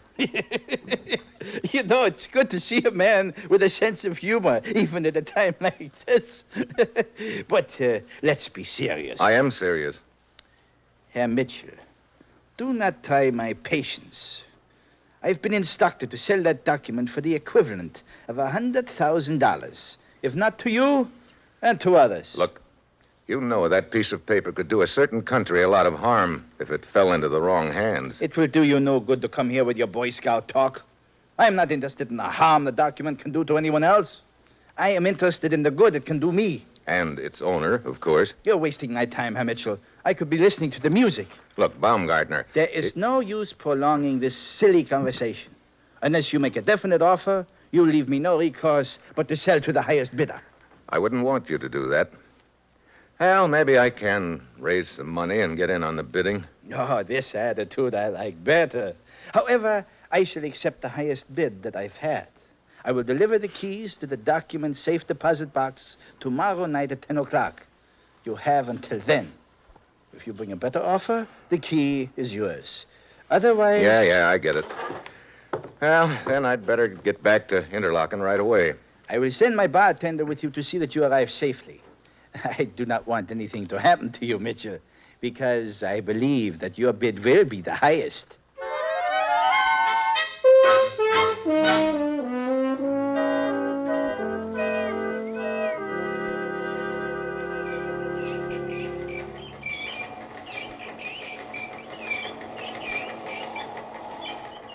Look, can't you make this contraption move a little faster, Fritz? It's like a deep freezer with a fan turned on. We are almost to the end of the line. Indeed, you are, my friend. Hey, who's that over there on the bank? I don't know him. Well, just to be safe, put this thing in reverse. Oh, it will not go into reverse. We saw to that. He is right. It is jammed. Oh, great.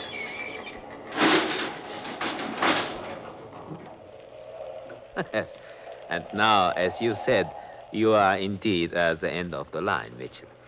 Who are you? Oh, my name is Gerlach. Would you and your companion kindly step out, please? What do you want? Hans? Yeah. Drag him out. Yeah. Hey, look. Gun or no gun, get this big ape away from me. Go. Okay, Buster. Oh, Mitchell, I am so sorry that you did that. It shows that just because I am a little man, you are not impressed by me. Oh, dear. It is always this way. I am such a mild little man, so no one is impressed. And therefore I must make people impressed. Well, never mind the lecture. Where's this leading? Mitchell, tonight you killed one of my men. Oh, Rudy? The guy in the bucket? The same. And now, an eye for an eye. Hans. Yeah. Shoot the little one. Wait a minute. You can't kill Fritz in cold blood for something he had nothing to do with. Oh, Mitchell, you are not impressed. Oh, dear. Hans. Wait. No! Good Lord. What kind of a man are you? The kind of man who will kill you, Mitchell, if you do not give me the document. Gerlach, I don't have it. You came to buy it. You saw Baumgartner, and so it follows that you have the document. Now, please, Mr. Mitchell, take pity on me. It's quite cold up here. I would much rather be in front of a warm fire. I am sure that your conscience would bother you if you made me catch cold. Yeah, I'd hate myself in the morning, I suppose. Look, I don't have it, and I don't know where it is. Oh, dear. Very well, Hans. Proceed. Hey, look, if you think I'm going to hold still while this jughead works over me... Hans! Yeah. Again, Hans, only this time use the butt of your rifle. Yeah. Listen, you big gorilla, Oh, that's lovely. Now, Hans, you may kick him. Again. That's enough to soften him up. Any more would be cruel. Roll the bartender's body into the gorge, and then we shall take Mitchell to my house in Interlaken.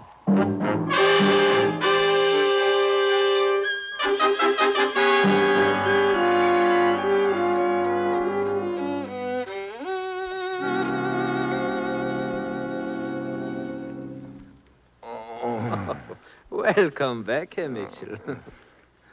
Oh, my ribs feel like a football field. Yes, of course. You can thank Hans for that. Yeah, and I have more for you. No, hurry, I can wait. And now, Mitchell, we resume our negotiations. Like I told you, I don't have it. Yes, we know that. We searched you, but you do know its whereabouts.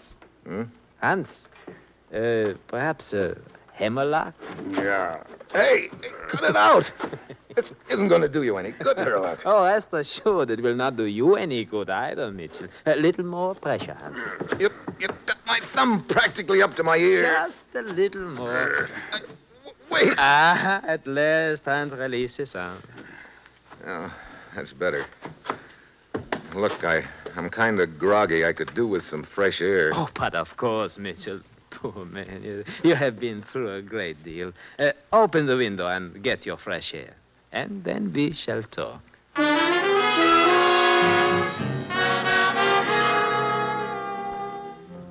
I stumbled over to the window. I was in a hole, but good. These kids were playing for keeps. Something moved in the street. There was a girl leaning out of a car window. It looked like the girl I'd bumped into up at the Jungfrau Inn. She waved again, and I got the message, but quick. I slumped over against the window like I was passing out. Hans, help him. I heard Hans coming up behind me. I swung my fist around hard. It connected with his stomach. He bounced back into Gerlach. The two of them went down. I dove out the window. Hans, twig after him. Over here. Hurry. Yeah, Quick. Get into the car. okay.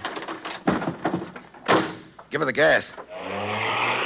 I will turn at the first corner. I think we can shake them off. Hey, look. You're the girl I bumped into up at the Jungfrau Inn. That's right. Well, not that I wasn't glad to see you just now, but what were you doing parked in front of Gerlach's place? I came down in the cable car just ahead of you. I saw what happened to you, so I followed you. I'm sure glad you did, Miss... Lise Strauss. Lisa. I'm Steve Mitchell. Where are we going? I think we've lost them by now. You are bleeding, Mr. Mitchell. I will take you to my apartment. I can bandage your cuts there. Thanks. Anywhere's all right with me, as long as it's where that character Gerlach isn't.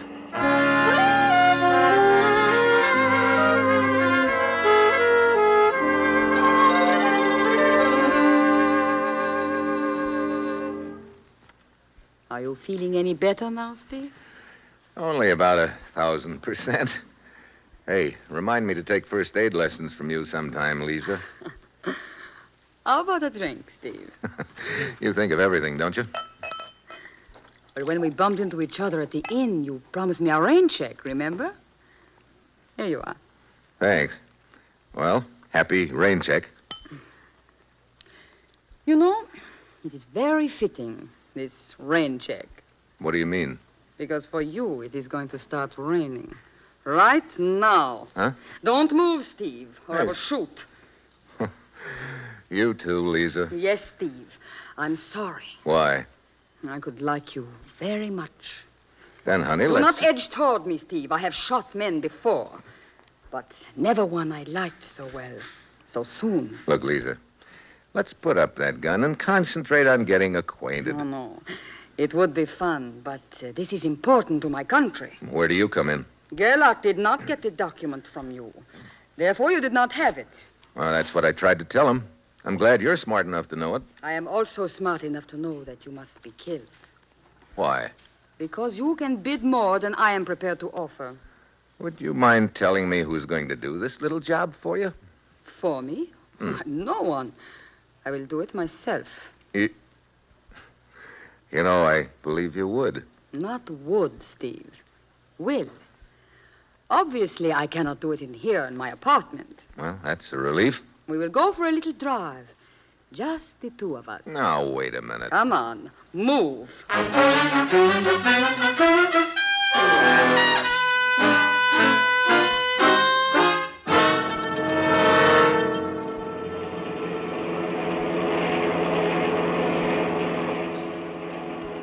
Keep both hands on the steering wheel, Steve. Don't worry. With that blue steel tickling my ribs, I'll behave. Where are we going? Out of the city a little way. Look, what good's it gonna do you to kill me? I don't like competition, Steve.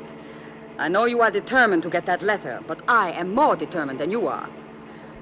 Steve! Steve, watch out! You're heading for that parked car in front of us. So I see. Slow down, Steve. Oh, I know. You will hit it. Yeah, that's the point. I'm sorry to jolt you, baby. Let go of my wrist. Let go of the gun. And if I do not, I've never broken a woman's wrist before, but I guess there's always a first time. you would not do it. Oh, wouldn't I? I... That's better. You surprised me, Steve. You're not as soft as I thought. Well, what will you do now? Turn me over to the police?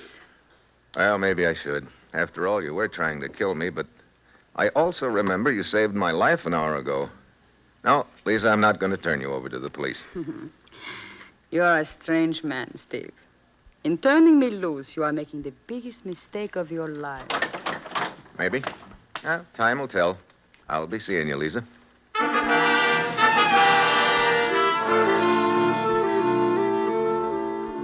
Well, along about now, I'm ready to toss in the sponge.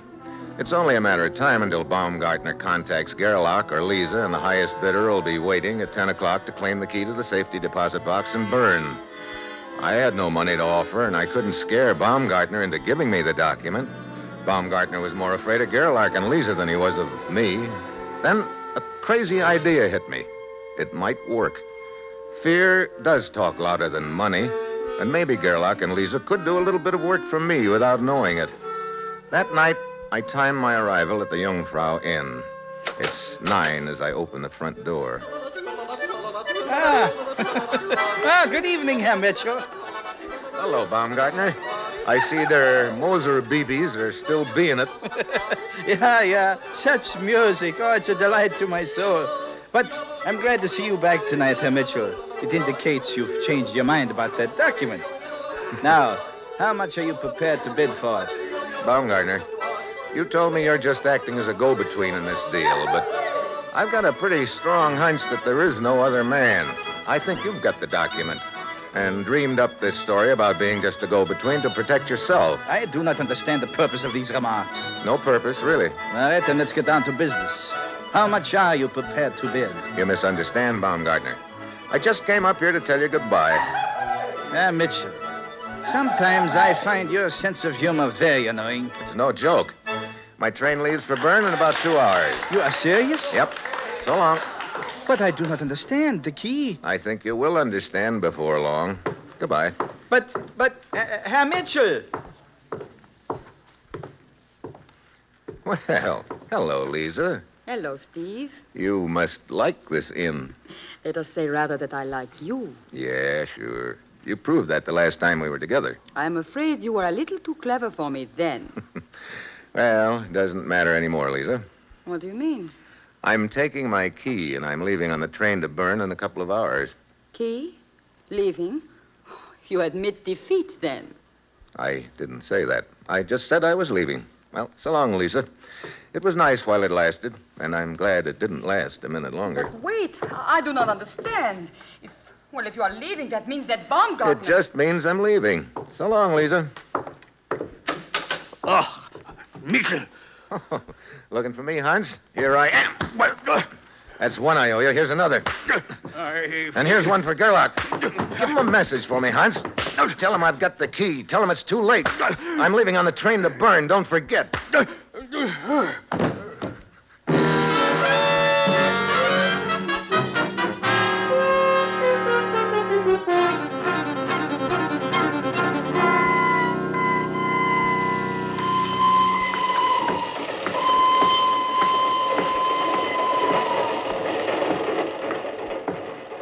Here's your compartment, sir. Number 5. Thanks, conductor. When do we arrive in Bern? Late tonight. Mm-hmm. A little stuffy in here. Oh, open the window if you like. Right. See you later.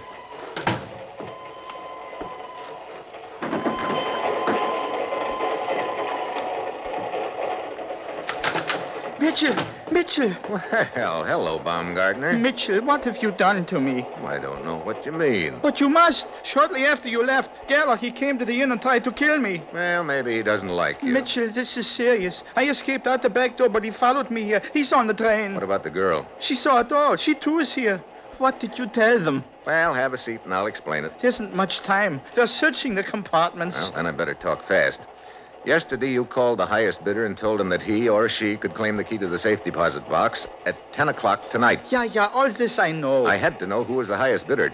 Tonight, when I told Lisa I was leaving with the key, it meant nothing to her. That left Gerlach. Oh, this too I know. When I left early mentioning the key, they both thought you had sold the document to me. So, that's why Gerlach tried to kill me. That's right. When Lisa learned about that, she smelled the double cross and started on her own. But I didn't double cross the... Oh, you know that. Well, in that case, you have nothing to worry about. When they find you, if you have time before they shoot you, just tell them the truth and... You must tell them. You are the only one who can save my life. Why don't you go to the police? You know I cannot ask their protection in this matter. Well, then you'd better make a deal with me. Now, you got that key to the safe deposit box on you? But of course. Well, give it to me. I'll tell Gerlach and the girl that you don't have it. But I'll get nothing. No money, nothing. Well, the other way, you'll wind up dead, still with nothing. Come on, make up your mind, yes or no. Oh, but it's unfair. Someone coming down the corridor. It's a woman's steps. Probably Lisa. What's it going to be, Baumgartner? Oh, all right. Anything. Here's the key. Thanks. Now get over there behind the door. And keep You yourself will behind both the... stay where you are. Hello, Lisa. Looks like you've got quite a collection of guns. Yes, but soon it will be a collection of keys. Baumgartner, you will be first. No, You promised to sell that document to me. Instead, you sold it to Steve Mitchell. No, it's not true. Mitchell, tell her. Yeah, maybe I had better explain. You see, Lisa... Save your explanations for me, Mitchell. Gerlach. Drop the gun, Lisa. Drop it. No. Drop it, Lisa. He means business. So do I. Why, you... Mitchell, let go of me. You bet. You knocked him out, Mitchell. Yeah, but not in time to save Lisa, though. But in time to save me. What? Baumgartner. I have Gerlach's gun now, Mitchell. Give me back that key. I guess I should have known I couldn't trust you. Take that key out of your pocket and give it to me at once. Well, okay, Baumgartner. Here's the key. Catch. Mitchell, you threw that key out the window. Yeah, On purpose. on purpose. I'll pull the emergency stop. Hey. Hey, where are you going? I'm going after that key, and I'll get it back. Happy hunting. Who pulled the emergency stop? The Who guy, did it? the guy who just jumped off the train, conductor. Wait, his body's on the floor. Then it was a shot I heard. Yeah. The unconscious guy's name is Gerlach. He killed the girl there. But I do not understand. You say a man jumped off the train. Why? He's looking for a key in the snow out there somewhere. A key? Yeah, I threw it out the window. You know, I'd give a lot to see his face when he finds it. Why? It's the key to my apartment back in the States. But is the key that valuable?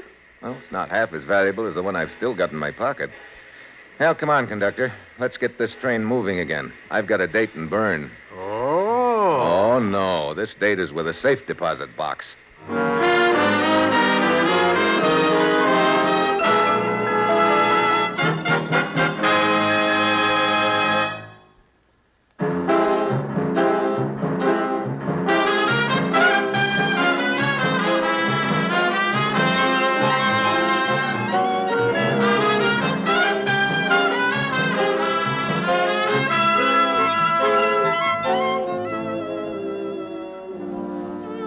You have just heard another episode in the exciting new adventure series, Dangerous Assignment, starring Brian Donlevy as Steve Mitchell.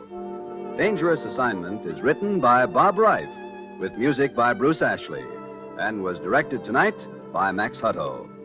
Be with us again next week at this time when Brian Donlevy, starring in the role of Steve Mitchell, will embark on another dangerous assignment.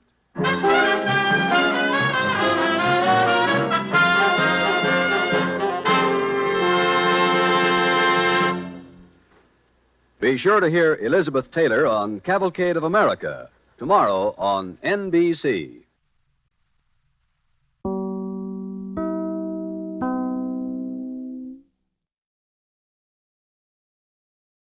Wheaties presents Dangerous Assignment.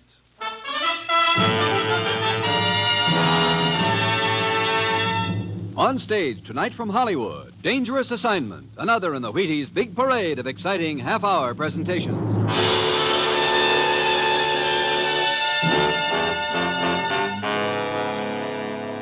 Dangerous Assignment, starring Brian Donlevy as Steve Mitchell.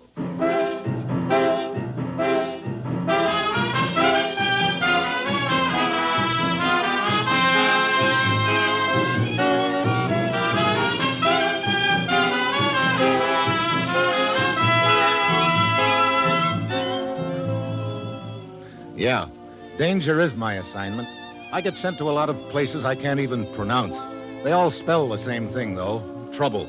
But when I walk into the commissioner's office, I don't realize that this assignment is going to involve my trying to hide 3 divisions of troops behind an empty water glass.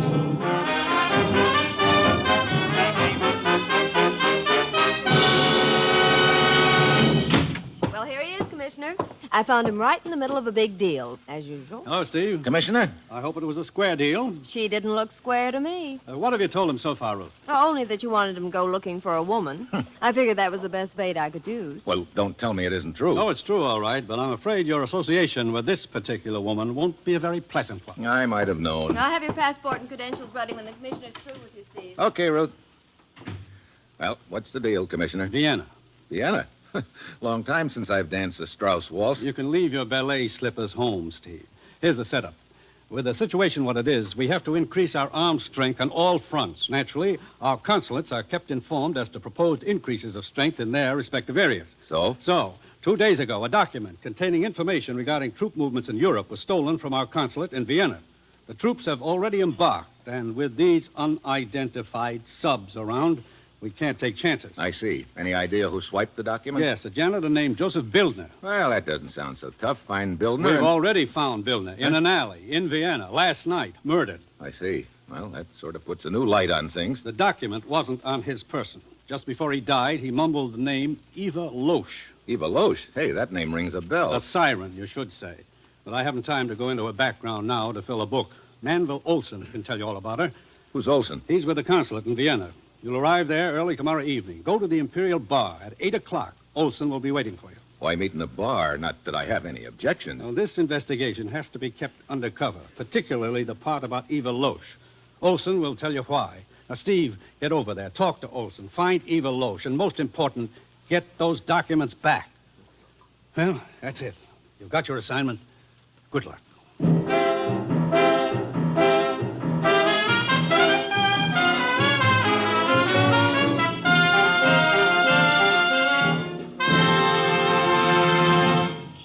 Dangerous Assignment will continue in a moment. Now, here is the Wheaties man, Frank Martin. Ever think of this? You wait longer for breakfast than for any other meal of the day. From the time you go to bed until you eat breakfast is the longest period there is between two meals. So, breakfast has to be good to do the most good for you at a time when you really need food. Which is why I say start breakfast with Wheaties and milk and fruit. It's a pleasant way to get protein, vitamins, and minerals, and just plain whole wheat energy, in a hurry, without a lot of fuss. Wheaties supply energy when you need energy, because there's a whole kernel of wheat in every Wheaties flake. Yes, a whole kernel of wheat in every Wheaties flake. Sure, breakfast of champions. See for yourself. Have some. See how Wheaties at 7 can help at 11.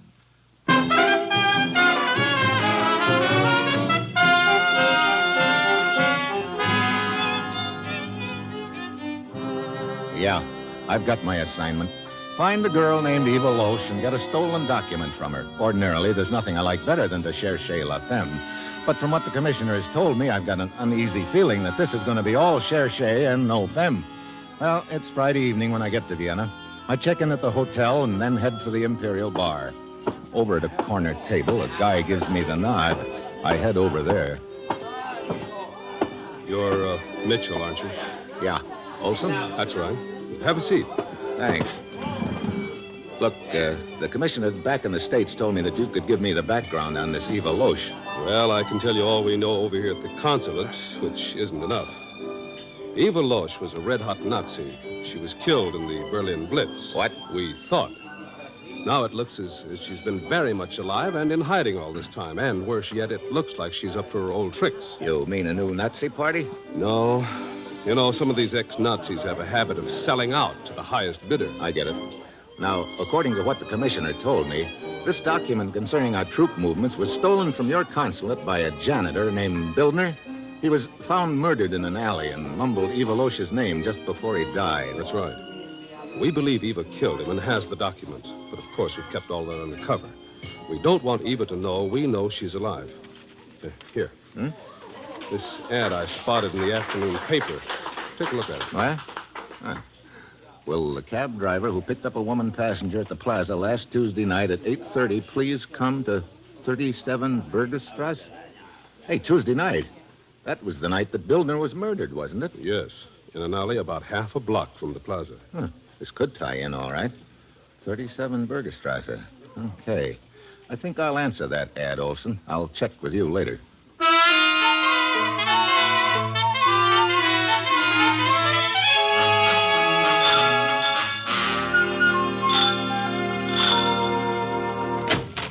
Yes?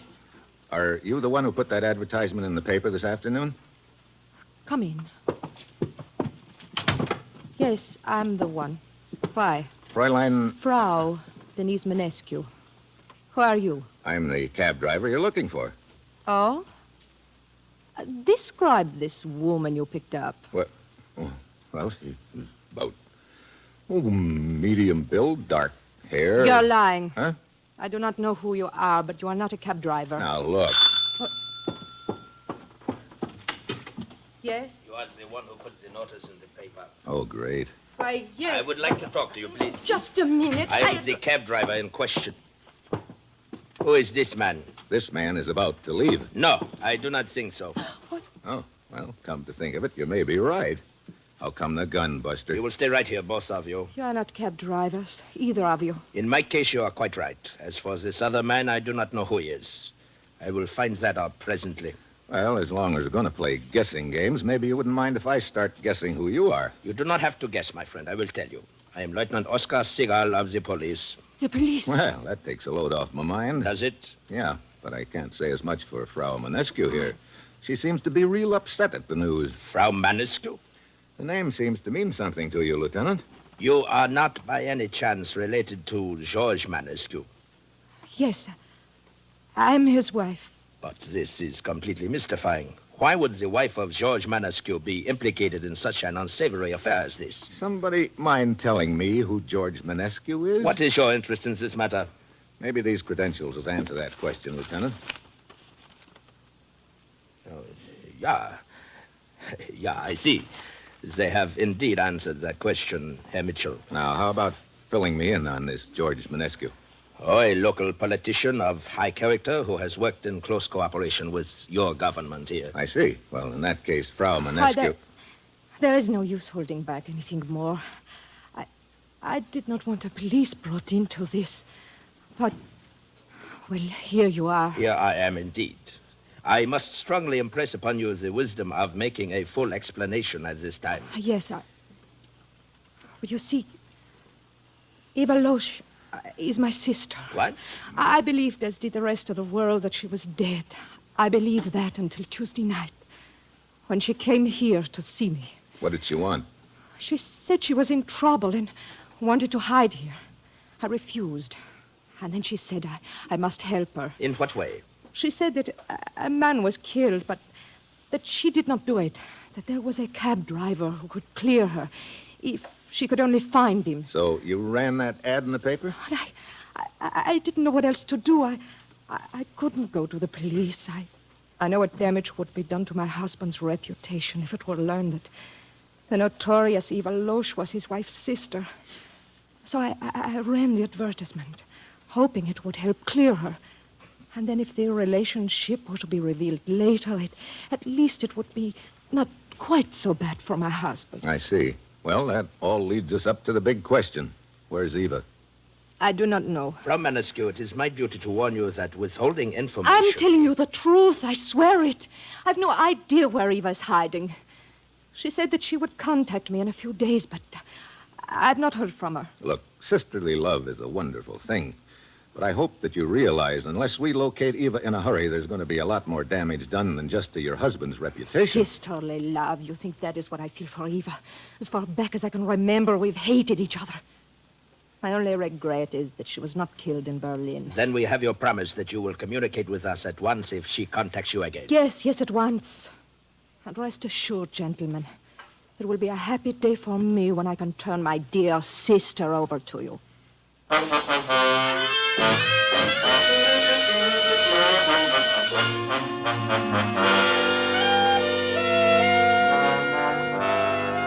Well, it sounds like quite a surprise party you ran into last night, Mitchell. Yeah, it was, Olson. And, of course, the biggest surprise was finding out that Mrs. Manescu is Eva Loesch's sister. Incidentally, what information have you got on the Manescus? Well, he seems to be our white hope in local politics around here right now. He's very pro-United States. As to their background, George and his wife, Denise, apparently were anti-Nazi right from the start, which must have made it a little tough on them in Germany. Yeah, I can imagine. I believe they were married just before the fall of Berlin and managed to get out of the country.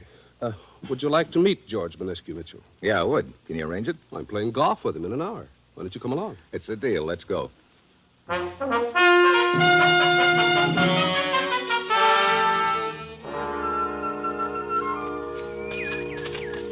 That last shot of yours was a honey, Mr. Manescu. Looks like you're only about 2 feet from the pin. Oh, thank you, Mr. Mitchell. But I wish you to know that from now on, I believe nothing you say. Oh? When the three of us started this game, you were full of apologies about your bad golf. We are now approaching the 7th green, and you are 3 strokes over par. Yes, I'm afraid Mitchell makes most of his apologies before he makes his bets. Well, you can't blame a guy for trying to get good odds. Indeed, you cannot. Well, here we are, gentlemen. And I must say, this is the part of golf I enjoy the most. Putting? Yes. Well, it's the part of the game that pays off. Perhaps it is because putting is so helpful to me. How so, Manescu? Well, I practice it constantly, even when I'm at home. Particularly when I'm thinking about something, putting relaxes me, helps me to think clearly. Mr. Olson, I believe you are aware. Your putt. Oh, sorry. Downhill putt, too. Just the kind I don't like. Well, in your case, practice sure pays off, Mr. Manescu. Your putting is very sharp. Oh, thank you. Too bad, Olson. Rimmed the cup on you, huh? Yeah. Well, that gives me a 6. Well, looks like I'm next. Little break to the right, it looks like. Not quite as much as it looks. Thanks for the tip. Nice putt. I had good advice. Maybe you can return it sometime. Be glad to, except I don't think you'll need any on this putt of yours. Can't be more than 2 feet. No, I need this for my par. This is a lot more pleasant way to spend time than roosting behind a desk. Yeah, but it isn't helping us find Eva Loesch. Missed. I'm sorry, Mr. Manescu. I didn't realize you were set to putt, or I would have kept still. Oh, that's quite all right, Mr. Mitchell. Your voice did not bother me. I don't know what went wrong. Well, looked like you tightened up all of a sudden. Yes. Well, it is no matter. Come, the next tee is right over there. I'm really sorry about that, Manescu. Oh, but I assure you, I was not even aware you were talking, Mitchell. For the life of me, I can't understand why I should miss a 2-foot putt. But that is what makes the game of golf so unpredictable, I suppose. I think they call it the human element. Yeah, I think they do. Yeah, let's see. I believe you're still up, Manescu. Oh, yes. You know, Steve, it seems to me that you raised your voice a little when you mentioned the name Eva Loesch. Did I? Wait, we mustn't rattle Manescu anymore. He's ready to drive. Oh, miserable. Yeah, quite a slice. I must have cut across the ball. Gentlemen, I hate to say this, but I seem to have a headache. I wonder if perhaps you would excuse me from continuing with our match. Sure, matter of fact, I've had enough. How about you, Olson? Sure, anytime. We can cut back towards the clubhouse through this grove of trees. Oh, please, I don't want to spoil your game. Why don't the two of you continue? No, it seems to be getting a little too warm for comfort anyway. Olson! Mitchell, he's been shot right through the head. Quick, Manescu. Let's get into that grove of trees. I think it'll be a little safer there. But where did the shot come from? Who knows? Here, in here. It was from a rifle, which means the sniper could be behind 100 different trees and bushes on the golf course. But I do not understand why anyone would want to kill Olson. He had no enemies. That's what I was thinking, Manescu, and it gives rise to a few assorted, interesting thoughts. What do you mean? Maybe that bullet was meant for somebody else. Somebody else? Do you mean yourself? Yeah, maybe me. Or maybe you, Manescu.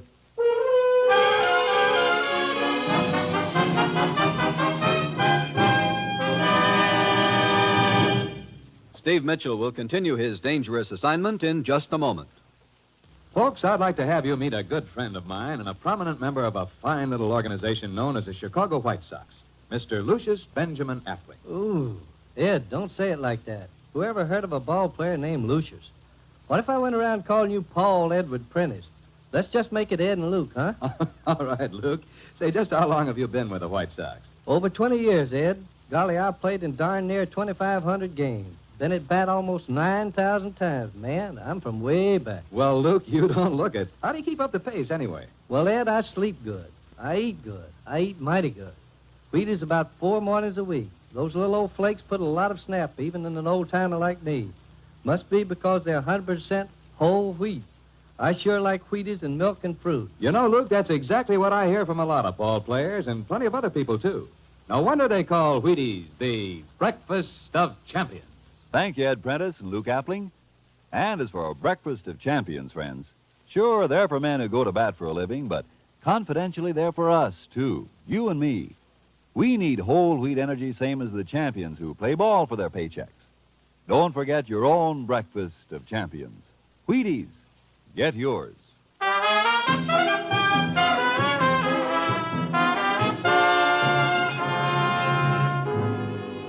Now back to Dangerous Assignment and Steve Mitchell.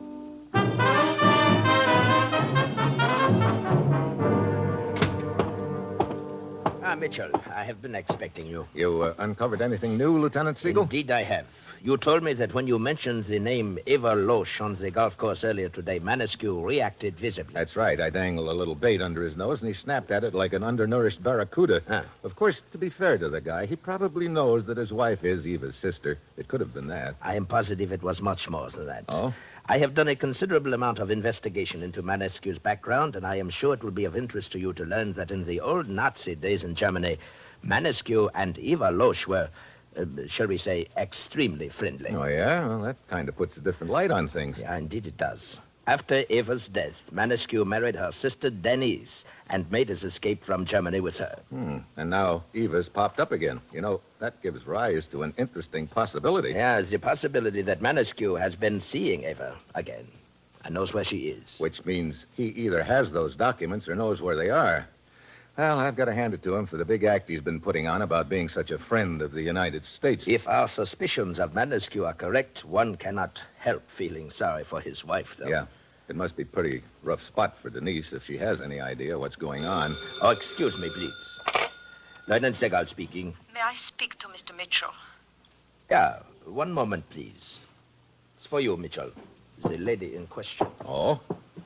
Hello? This is Denise Manescu, Mr. Mitchell. Something has come up. I must see you at once. Okay, I'll be there in about 15 minutes. Well, it could be that Denise is starting to smell a rat, Lieutenant. I'd better get over there and see if it's the same rat I think it is. So, I head for the Manescu's house. Manescu, with a preoccupied look and a putter in his hand, lets me in the front door.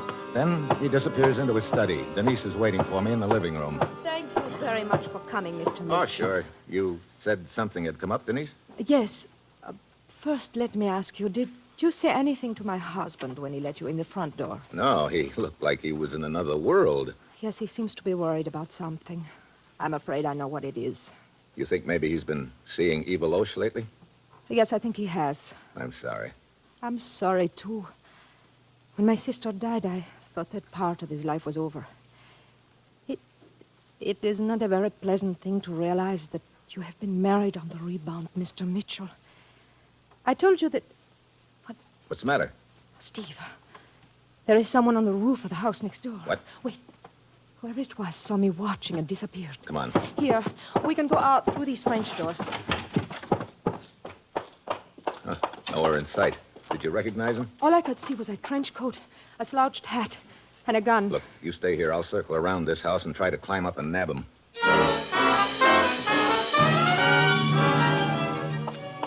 I circle around the house next door, and I spot some vines running up the wall. I start climbing, but 10 feet from the ground, I hear a sound that stops me cold. I drop to the ground, run back to Manescu's house. The study window is shattered, and in front of it stands Denise, staring inside, half hysterical. Denise, what happened? Denise! Too late. I tried to warn him. Warn who? Look, in the window. Manescu, on the floor.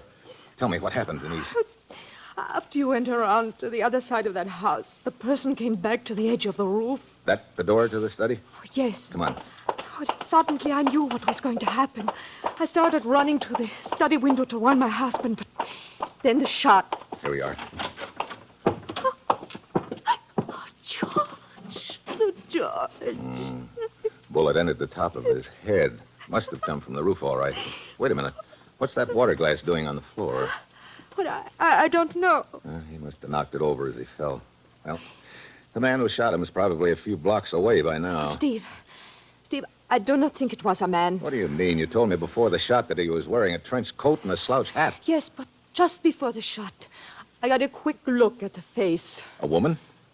I think it was my sister, Eva.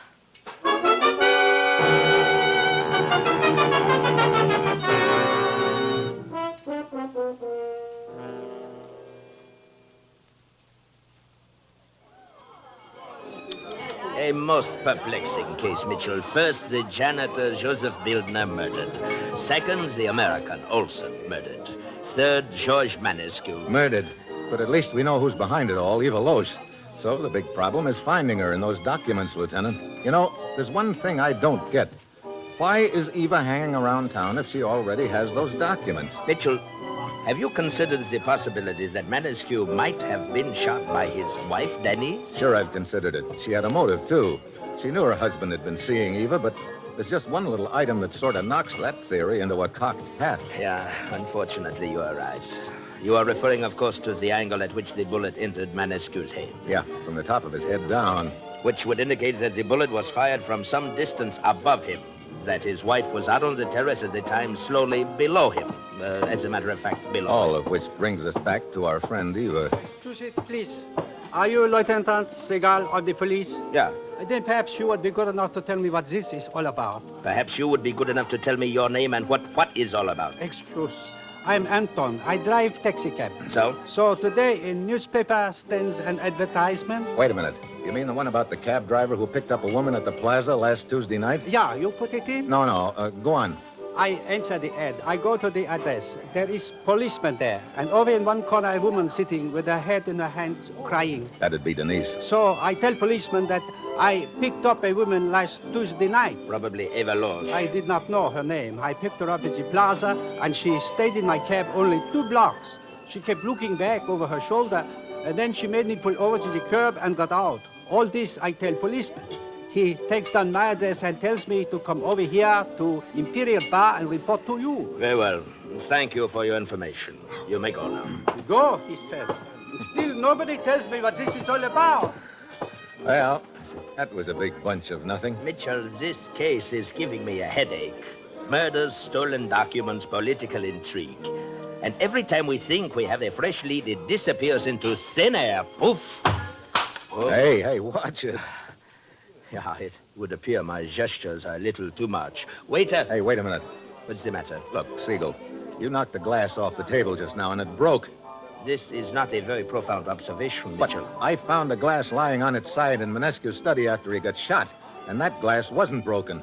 Yet the table there is about the same height as the table here. What are you getting at? Manescu's glass wasn't knocked off the table. It was placed on the floor. So? So we've been a couple of prize jugheads. I still do not understand what... The whole thing has just fallen into place, Lieutenant. There's just one big thing wrong right now. What do you mean? I mean, we could be just about 5 minutes too late.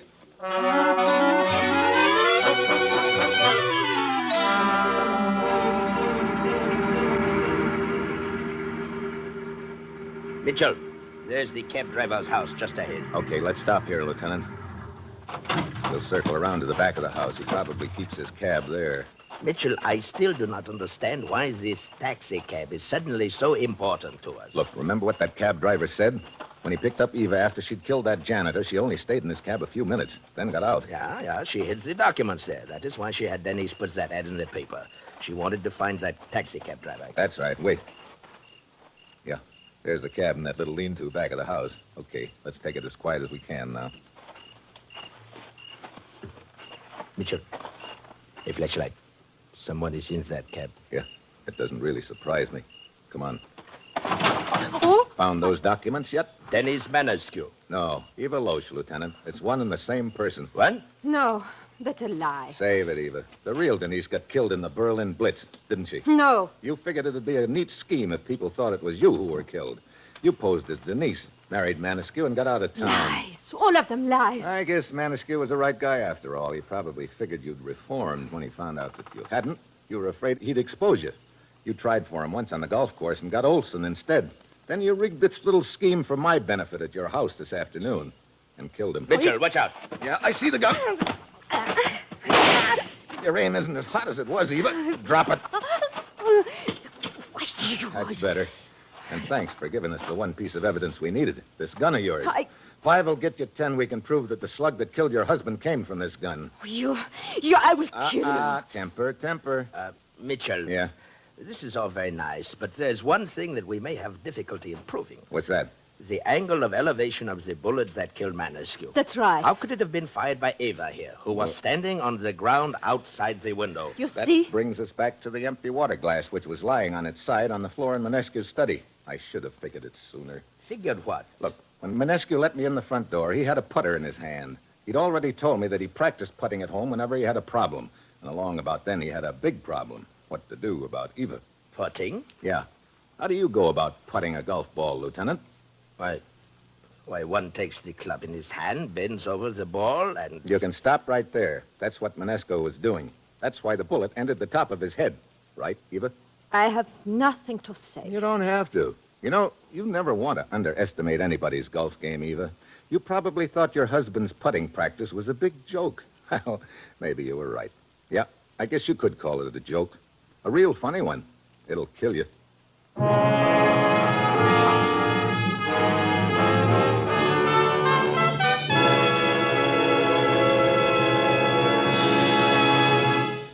Well, we certainly enjoyed that assignment, Brian. Your usual sterling performance. Thank you, Frank. I had an extra bowl full of Wheaties this morning. Maybe that helped. Well, I'm sure it did, Brian. Seriously, Wheaties can make a difference. Oh, I agree. Less of a letdown. Oh, more of the old up and at 'em. That's right, but I have something to confess, Frank. You have what? The real reason I eat Wheaties is I like them. Well, good for you. Best reason in the world. It's fine, the whole wheat, vitamins and minerals and proteins in Wheaties. But it's just the plain goodness you go for, huh? That's right, Frank. Ladies and gentlemen, you have heard the words of an honest man. Get your Wheaties tomorrow. Work better all morning for it. But most of all, eat 'em because you like 'em. Right, Brian Donlevy? Right, Frank. Good night.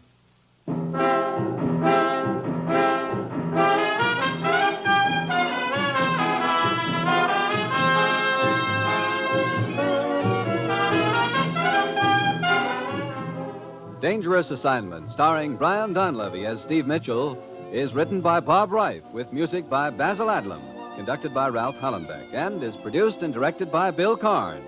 Join us again next Wednesday when Brian Donlevy as Steve Mitchell embarks on another dangerous assignment. And this is the Wheaties man, Frank Martin, inviting you to listen Thursday, that's tomorrow night, to Sarah Berner in Sarah's Private Caper on the Wheaties Big Parade.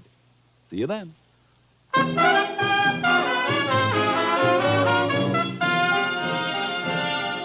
Next, listen for The Falcon on NBC.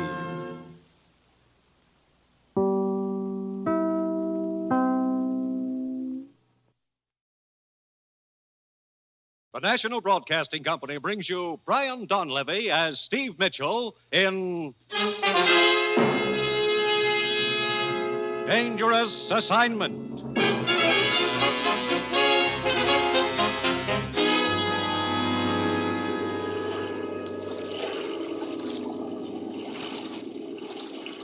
Over here. Here I am with the boat. Swim over this way. Here, let me help you, eyeball. Give me your hand. Come on. Up.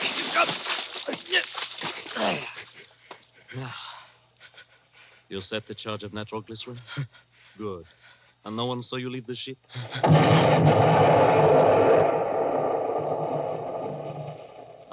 Right on schedule. The ship goes to the bottom, and only the two of us know the location. And now... Wait, no. No, put down the knife. No, don't do it! Oh.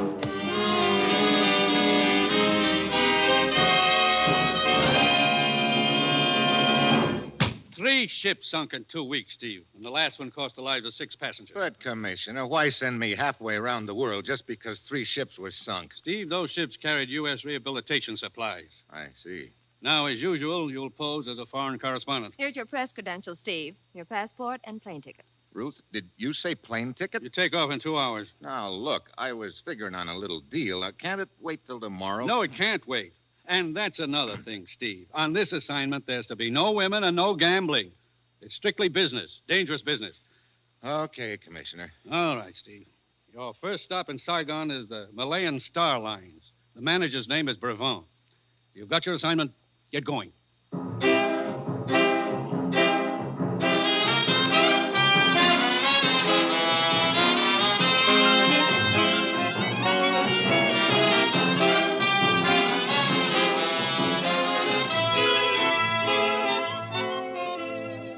You've seen him in The Great McGinty, as Major Devereaux in Wake Island, as Trampas in The Virginian. Now, here is our star, Brian Donlevy, in another two-fisted portrayal as Steve Mitchell in Dangerous Assignment.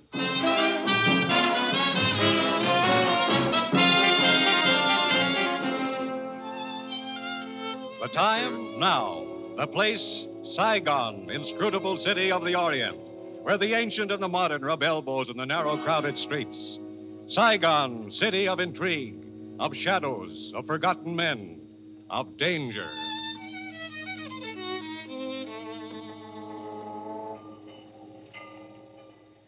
Mr. Brevant, I believe you're in charge of the Malayan Star Lines here in Saigon. That is correct, Monsieur... Mitchell, Steve Mitchell. I'm a foreign correspondent. I just flew in. I'd like an interview. There's not much of which to talk. 3 ships of our line sail for Singapore. The first night out's an explosion. They're gone. Just like that, huh? Oui, just like that. Could I take a look at the passenger list for those 3 ships? Certainly. I have them on my desk. Thank you. You don't carry many passengers. Only a few. Any survivors? From the first sinking, none. From the third sinking, also none. How about the second? 1. Who is it? An Englishman named Dixon, the cook. Is he around anywhere? I'd like to talk to him. Aran, tell the Englishman Dixon to come to my office. Most of your crews have been with the line quite a while? It is the exception rather than the rule, monsieur. Out here, one must take what men one can get. I see. What kind of cargo were your ships carrying? That is the mystifying part, monsieur. Here are the cargo lists. As you see, the Malayan Star Lines carry American rehabilitation supplies, teak wood, spices, rubber, the usual. This teak wood, I notice all of it comes from the same place. Yes, the plantation of Monsieur Surratt. It is inland, up the Saigon River. Come in. You wanted to see me, Mr. Brevant? Oui, yes. This gentleman is Monsieur Mitchell, a journalist. Nice to meet you, sir. Hi. Mr. Brevant tells me you're the only survivor from the second sinking. I'm the only one from any of them. That makes you pretty lucky, doesn't it? Lucky ain't half of it. Look, did you notice anything unusual aboard your ship before the explosion? Well, I was back aft, getting a breath of air before turning in, I was. And I noticed a silhouette of a small boat in the moonlight. Off our starboard beam she was, and running without lights. Without lights? That's right. Anything else? I didn't have time to notice anything else, mister. Because just then there's a sheet of flame. The whole ship goes up in the air, and the next thing I know, I'm holding on to a spar in the water for dear life. Mm-hmm. Have you any idea what your ship's position was when she went down? Near as I can figure, we was in shoal water close to Polo Condori. That is an island 100 miles off the coast of Indochina, monsieur. But, of course, it is but a guess. We have no way of knowing the exact location. Yeah. Well, thanks for the information. I think it ought to make a good yarn. Do you intend to remain here in Saigon long? Well, that depends. I'd like to talk to Mr. Surratt, the plantation owner. Do you know where I might find him? There is a gambling casino just down the street, monsieur. If he is in Saigon, he will be there. Good. I'm beginning to feel lucky. I am certain you will not lack for games of chance in Saigon, monsieur.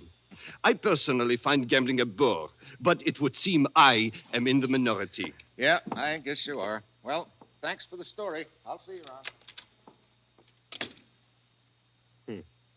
He's an inquisitive gent, ain't you, Mr. Brevant?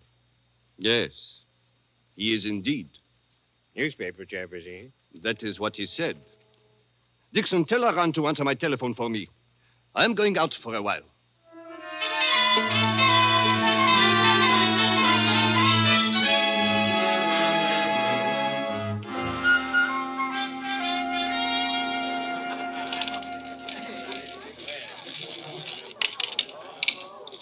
16. Ready. Even. Sorry, monsieur. You lose again. Look, this game is slow death. Haven't you got something with a little more action in it? And monsieur would perhaps prefer the dice table downstairs. That's a thought. Thanks. Oh! I beg your pardon. Oh, no, it is my fault, monsieur. Let me pick up your stick. Oh, you are most kind, monsieur. It was very clumsy of me. As a matter of fact, I bumped into you deliberately. It was the only way I could think of to meet you. Monsieur has a ready wit. All bets down. If you're looking for something to tack on after the monsieur, it's Mitchell. Steve Mitchell. They call me Leanna, monsieur. They picked a nice name. Well, here are your chips. You pick up my chips and my luck with them. You must allow me to buy you a drink, huh? You see, I am superstitious. Good. So am I. And having a drink with you is suddenly a superstition of mine. Let us go to the bar. Liana. Liana. Well, I should have known you wouldn't be alone. It is only my brother, monsieur. Oh, where are you going, Liana? It is all right, Matique. I'm sure the American will take good care of me. Monsieur Steve Mitchell, my brother, Matique. Hello. Oh, your servant, Effendi. Here, Matique, you play some of my chips now while we have our drink. Come along, Steve. You live here in Saigon, Liana? For the most part. But I'm restless. I travel a lot. Tomorrow night I leave for Singapore. Oh? I guess my luck hasn't changed after all. I will not be gone long. How are you going to Singapore? I travel by tramp steamer. It is not so boring. Oh, not on the Malay Star Lines. Why, yes. Ah, here we are. Sort of crowded right here. Why don't we move down to the other end? There is room here. I will move over. Oh, thank you. No trouble, sir. No trouble at all. What will you have, Stephen? Bourbon and... Hey, What is it? I just saw someone I know, Liana. Excuse me just a minute. Of course. Be back in a minute. I will order the drinks. Well, my dear, He seems interested in the Malayan Star Line, sir. you think he is involved? It is possible. Very well. I will proceed on that assumption. Boy, come here. Oui, monsieur? I want a message delivered for me.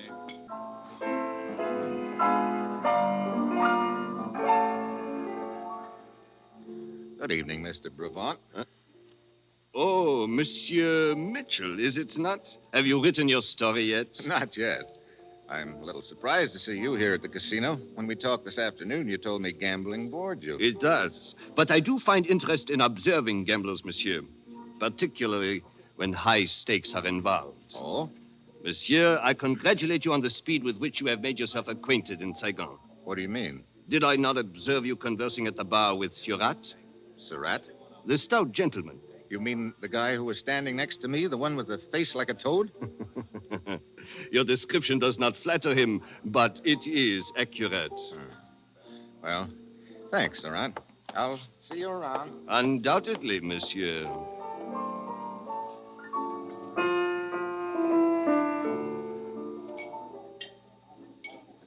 I'm sorry I took so long, Liana.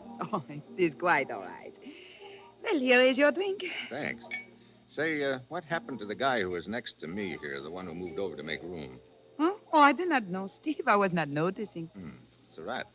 Is that his name? Yeah. Well, cheers. Cheers.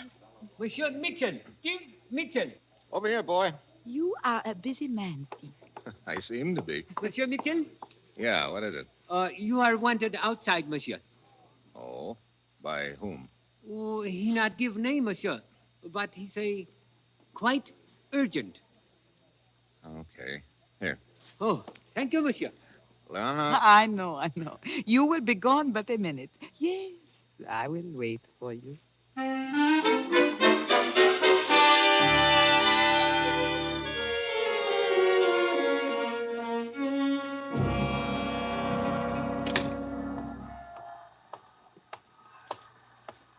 Mitchell, Effendi. Who are you? You are Steve Mitchell? What do you want, a calling card? Yeah, I'm Steve Mitchell. I suppose you tell me why you got me out here. I am Dalai. I suggest that we walk, Effendi. Oh. You always suggest with a gun, Dalai? When it is necessary, Effendi. Come. Mind telling me where we're going? Certainly not. Right around the corner here and into the alley. cozy in here. And dark, Effendi. Wait a minute. Looks like we've got company in here. It is but my friend Banjak, Effendi. Oh, hello. What's the matter? Is he bashful? He cannot speak. His tongue was removed by force some years ago. But he is strong and willing. Banjak. Why, you... That reminder from Banjak will serve to open the conversation. Look, I don't know what this is all about. To be brief, Effendi, you have information which I require. The locations of the 3 sunken ships. The ships? You think I know where they were sunk? Banjak. Look. Perhaps that will refresh your memory. How can I tell you the location when I don't know them? Again, Banjak. I tell you, this wasn't going to do you any good. I don't know where those ships were sunk. Very well. If you intend to be stubborn, you may proceed, Banjak. I told you not to resist. Well, you think I'm going to stand here and let this big ape make mince meat out of me? Very well, Effendi. It is a pity the Effendi bleeds so easily, Banjak. But I must not deprive you of extended enjoyment. You may kick him. I will tell you when to stop.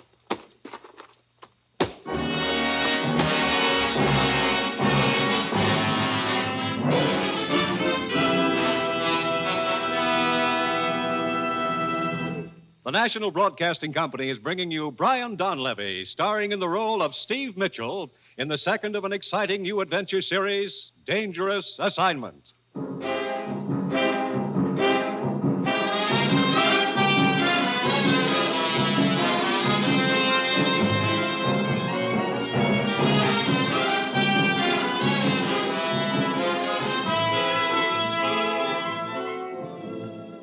The time, the next morning. The place, a luxuriously furnished bedroom in a spacious villa near Saigon, overlooking the sea. Ah, you are awake at last, Effendi. If you can call it that. Well, hey, wait a minute. You're Liana's brother, aren't you? Matik, your servant, Effendi. Look, would you mind telling me how I got into this harem? You are in the house of my sister, Liana. How did I get here? Well, Liana became worried when you did not return to the casino last night. We went outside to look for you and found you crawling out of the alley, badly beaten. So we brought you home with us.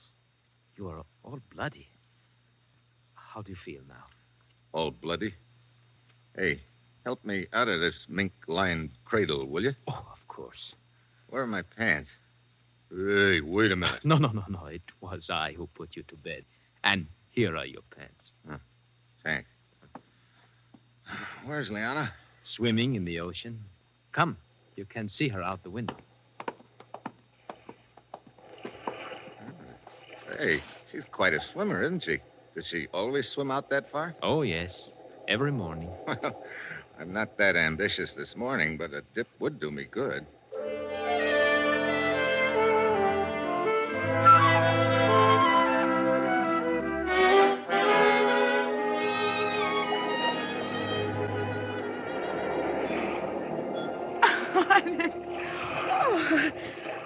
Steve, you are quite a swimmer yourself. Thanks. That water made me feel almost human again. Any cigarettes around here? Right here on my robe. Here you are. You look much better than when we found you last night, Steve. You know, you've taken awfully good care of me, Liana. Why? Why? Oh, perhaps. Perhaps there have been so many places, many times, many men in my life. And with me, it has always been the same. But then last night, I saw you. And I knew you were something different. How different? Does that make your bruises feel better? It helps. You know, that's a kind of medicine I could get addicted to, Liana. Perhaps when I return from Singapore, there will be more time to become addicted. Maybe. When do you sail? At 8 tonight. On the Malayan Queen. I guess my luck's still no good. Okay, look, I gotta go back to my hotel and pick up a change of clothes. But anyway, I'll be down to see you off tonight.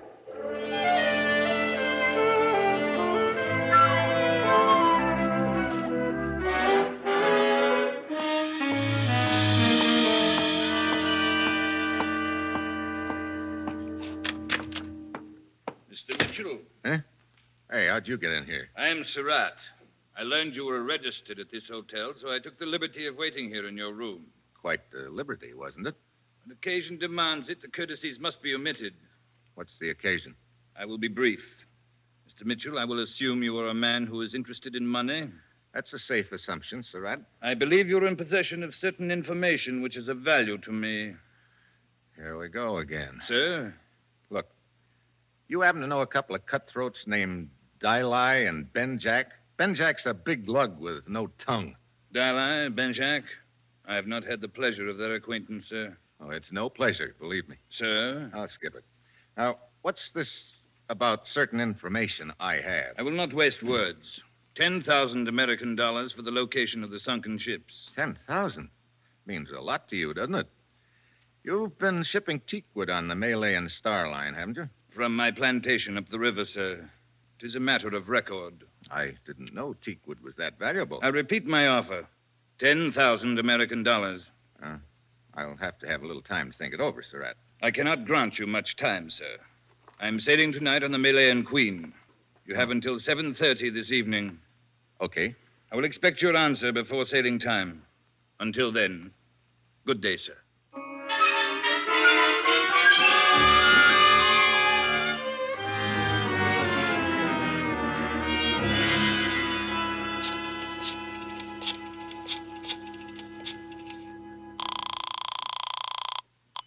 Malayan Starline. Mr. Brevant, please. I am sorry, sir, but he's gone. Gone? Yes, sir, on a business trip. He is sailing in half an hour on the Malayan Queen. Could you get word to him that, never mind, I'll call you back. Come in. Mitchell. Dixon, what's the matter? Knife in my back. What happened? Malayan Queen. Ready to sail. Yeah, I know. I saw someone go aboard. That was on the other ship. You mean the ship that was sunk? Yes. Who was it? Followed me here and stabbed me. Who stabbed you? Dixon! Dixon!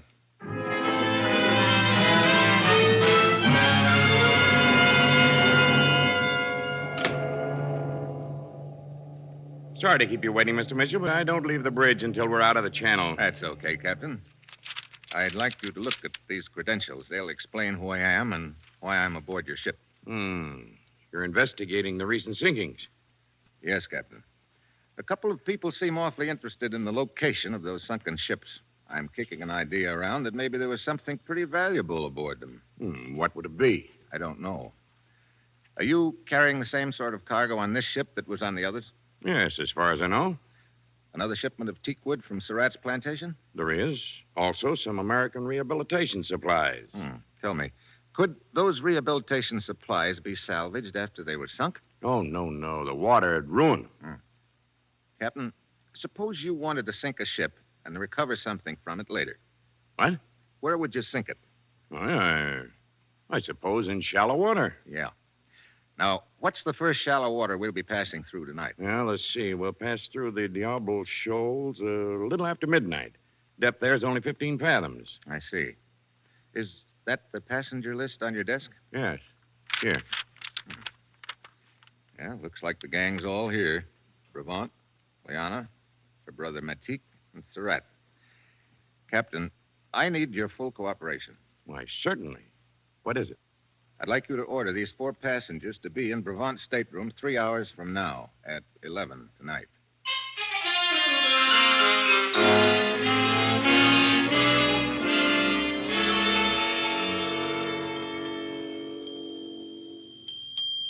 Brevant, I demand an explanation of this, being hauled up to your cabin like a common criminal. But, Monsieur Surratt, I am as much in the dark as you. I do not think it necessary to point out that this may cost you my business, Brevant. If you would only tell us the reason for all this, Effendi Brevant. Matik, I'm sure there must be a good reason for all this. If we are but patient, we will learn what it is. Here is the man who is responsible, Monsieur Mitchell. Steve! Hello, Liana. Matik. Your servant, Effendi. Good evening, sir. Surratt? Apparently you forgot our appointment, Mr. Mitchell. I didn't forget it. I had a couple of other things to take care of. Perhaps, sir, you'll be good enough to explain what this is all about. Sure, I'll explain. I'll make it short. I think one of you is responsible for the sinkings of those 3 ships. You are joking, Steve. Sorry, Liana. But to suggest that I could have anything to do with it. You're a good swimmer. I'm afraid I'll have to count you in. Oh, it is so ridiculous to think that I or my brother could be involved in such a thing. You make a serious charge against us, Effendi. I know. This is an insult to my long years of service on the line. Perhaps it is a serious charge as far as the others are concerned, Mr. Mitchell. But to suspect that I am involved is ridiculous. Much valuable teakwood of mine was sunk with those ships. Yeah. And maybe it's more valuable than I thought at first. What do you mean by that, sir? I'll let it ride for the time being because I've got another piece of news for you. Of course, it isn't really news to one of you. What do you mean, Steve? There was a ship's cook named Dixon, survivor of one of the sinkings. Tonight, he saw one of you come aboard. He recognized you as being on that other ship. So whichever one of you it was, killed him to shut his mouth. I assure you this is the first of these ships I have been aboard, sir, and also the last. One of you 4 is the killer and dynamiter. That person has a bomb planted on this ship and plans to dive overboard before the explosion. And that explosion is due for about midnight, 45 minutes from now. Steve, this is ridiculous. Is it? Just keep your eyes on that clock, all of you. Nobody's going to leave this cabin for the next 45 minutes. We're going to sweat it out together, just watching that minute hand creep around to midnight.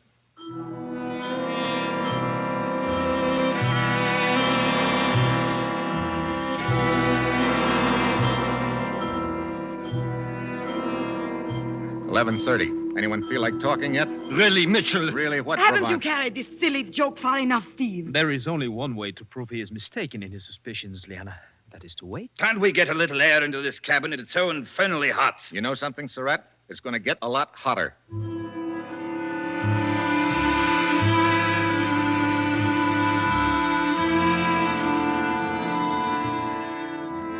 Seven minutes to midnight. We reach shallow water in about 10 minutes. That means 10 minutes before the ship gets blown up. Anybody's tongue loosening up?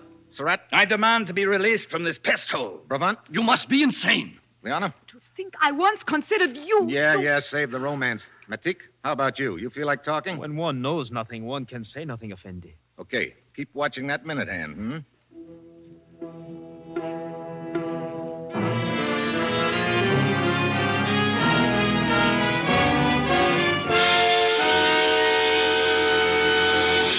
I can't stand this any longer. I've got to get out of here. You've got to let me go. So you're the one, Surratt? No. You must believe me. I would be the last one in the world to blow those ships up. Why? Surratt! There's gold hidden in those crates of teakwood. Surratt, you fool! He was only bluffing. Now you have told him. You haven't told me enough. Keep talking. I have nothing more to say. Look, Surratt, 3 ships have been sunk on account of this. Now open up. Start talking. No. You better talk before I beat it out of you. Now spill it. All right. During the war, an air raid, a ship carrying gold bullion steamed up the river to escape. But it was sunk near my plantation. I think I can take it from there. You recovered the gold, and this is the way you've been sneaking it out of Indochina, huh? Hidden in crates of teakwood? Yes, it was Liana's idea. Shut up, Surratt! But someone must have found out about the gold and has been sinking the ships. Yeah, in shallow water so they can get the gold later. Effendi Mitchell, now that we know Surratt is guilty, you will please allow me to leave. I have a headache. Mitchell, it is almost midnight. Yeah, nobody's leaving until I find out who's mined this ship. But Effendi Mitchell, You keep looking at your watch, Matik. Why? Matik, what is the Matik, you didn't. You did. You put the explosives on this ship, too. You were going to jump overboard and leave me here, you fool. Where'd you plant it, Matik? Where did you plant it? Let me out of here. You're not going anywhere. The nitroglycerin will explode in 2 minutes. Matik, you sank those ships. You and Liana betrayed me. Very well. Surratt, put that gun away. Surratt! And for you, Liana. Grab that gun, Brevant. Wait. Matik, where's the nitroglycerin? Where is it? Surratt, you jughead. You killed the only man who knew where it was hidden. We've got 1 minute and 50 seconds to find that nitro. Genius. Any ideas, Brevant? But he could not have put it below decks. Men are stationed all over the ship. It must be in his cabin. Come on. Locked. Get back, Brabant. Oui. Take that side of the room. I'll take this. All right. It's got to be in here somewhere. It's got to be. There's nothing over here, Mitchell. Wait a minute. Listen. There's something kicking. Yes, I hear it. Under the bunk. Look, that black suitcase. Easy. Throw it overboard, quick. Yeah, I got to get out of the way, Brabant. I got to get it over the rail. Hurry, Mitchell, hurry. Only a few seconds more, it will explode. Throw it as far as you can. You don't have to tell me that. Hit the deck. Mitchell! Are you all right, Mitchell? Yeah. Except that I'm about 5 years older, Captain. Whew. That was close. Yeah, too close. Probably buckled a few of the ship's plates. Yeah, well, you better put Surratt under arrest. You can turn him over to the authorities when the ship reaches port. Yeah. Chances of getting the gold that's already been sunk are pretty slim, but there's probably a lot of it still at Surratt's plantation. The government can check that. Mitchell, allow me to say, I have never seen one so calm in the face of danger. All the time we were waiting in my cabin after I realized what your plan was, my heart was in my throat. You think mine wasn't? It was choking me. Look at me, Brabant. I look like a fairly intelligent guy, don't I? Well, yes, of course. With a normal assortment of brains. Certainly. And a reasonable amount of common sense. But of course. And will you tell me something? What is it? Why did I ever get myself mixed up in a job like this?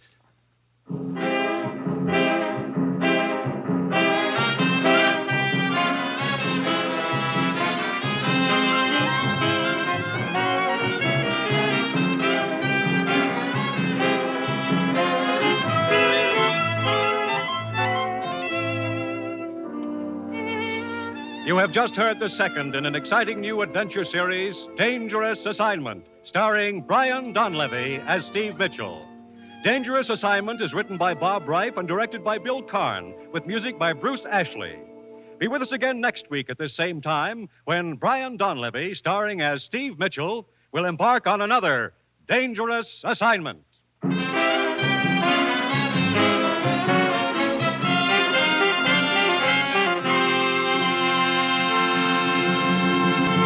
This program came to you from Hollywood. This is NBC, the national broadcasting company.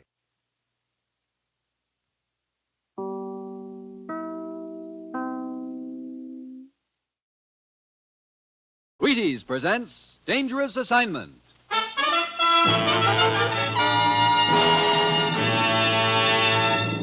On stage tonight from Hollywood, Dangerous Assignment, another in the Wheaties' big parade of exciting half-hour presentations.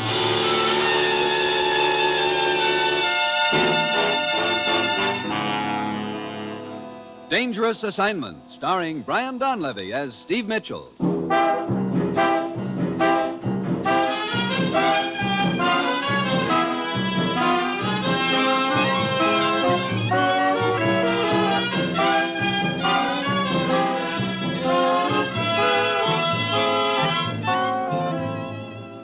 Yeah, danger is my assignment. I get sent to a lot of places I can't even pronounce. They all spell the same thing, though, trouble. But when I walk into the commissioner's office, I don't realize that this assignment's going to end up with my having to decide whom to hand my gun to, the guy who's trying to help me or the guy who's trying to kill me.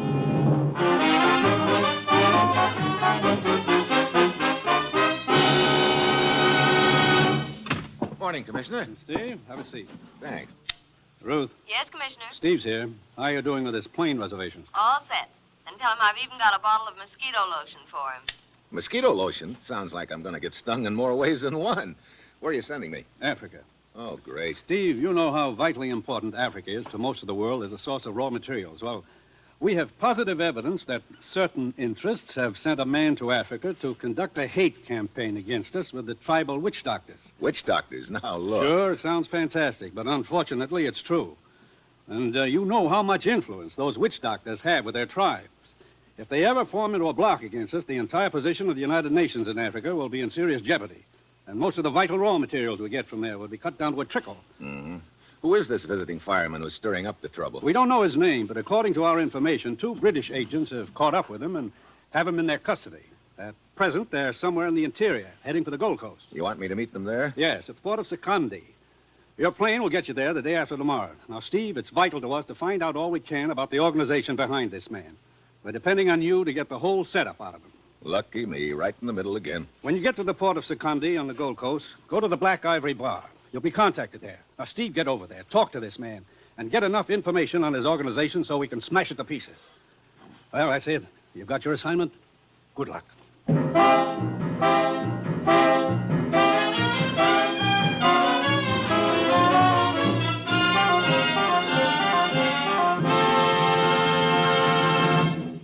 Dangerous Assignment will continue in a moment. Now, here is the Wheaties man, Frank Martin. Begin a great day with Wheaties. Yes, if you've got a morning full of work tomorrow, get a breakfast full of Wheaties.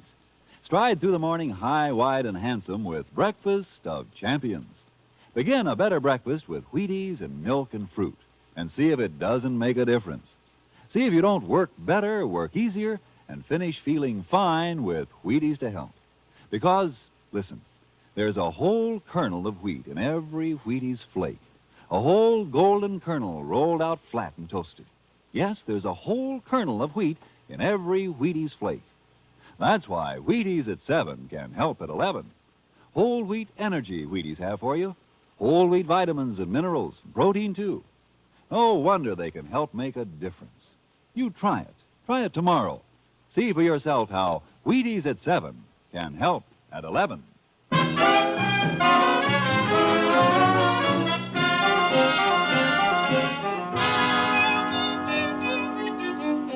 That's the nice thing about my job. The commissioner always tries to make it sound so easy. All I have to do is drop over to Africa and talk to a guy who's been stirring up trouble among the witch doctors. Sounds like a cinch. But I've got an uneasy hunch that before it's over, some of those witch doctors will be stirring up plenty of trouble for me. It's Wednesday night when I get to Secondi on the Gold Coast, and I head for the Black Ivory Bar. It's almost deserted.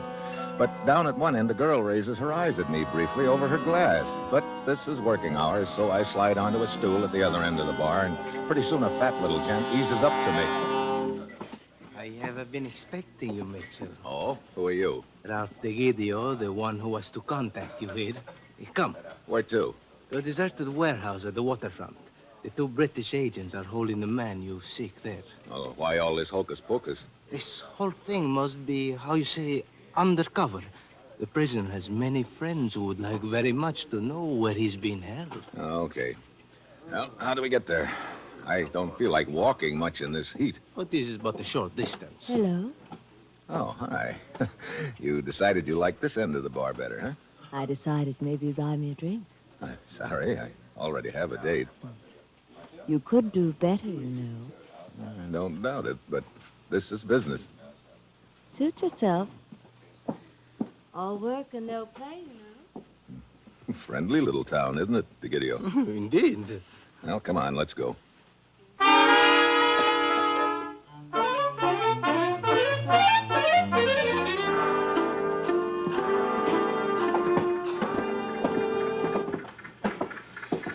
Hey, how much further is this place, DeGidio? See the small building we're approaching at the end of the pier? I don't see any lights in it, though. But of course not. The windows have been boarded up. Here we are. The door is around this corner. Come. There's no door here. No, indeed, Mitchell. Yeah, I kind of figured this could be a trap. Drop the knife. One more inch and you will be... Drop it before I break your arm. That's better. Now, you and I are going to have a little talk. He brings his knee up into my stomach, and I jackknife. By the time I get my wind back, he's halfway down the pier. There's an old freighter tied up, swaying in and out with the tide, and just as he gets opposite, his foot catches on a coil of rope. He loses his balance and falls between the pier and the end of the ship.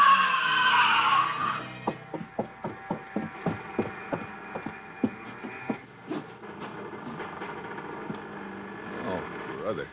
Too bad. What? Oh, the girl in the bar. The girl in the bar, otherwise known as Alice. Well, thanks for that warning you gave me in the bar, Alice. I'm glad it registered, Mr. Mitchell. Yeah. The look you sent my way when you told me I could do better than DeGidio sort of started me wondering if he was the right guy. So I was ready for him when he tried to spring the trap on me. If you got my message, why did you leave with it? Well, I figured I could get a little information out of him, but by the look of him down there, he's not going to do much talking. Look, where's this guy I'm supposed to talk to, the one the two British agents are bringing in? I'm afraid that's going to be up to you to find out, Mr. Mitchell. What? I thought it was all set up. You're right. It was all set up.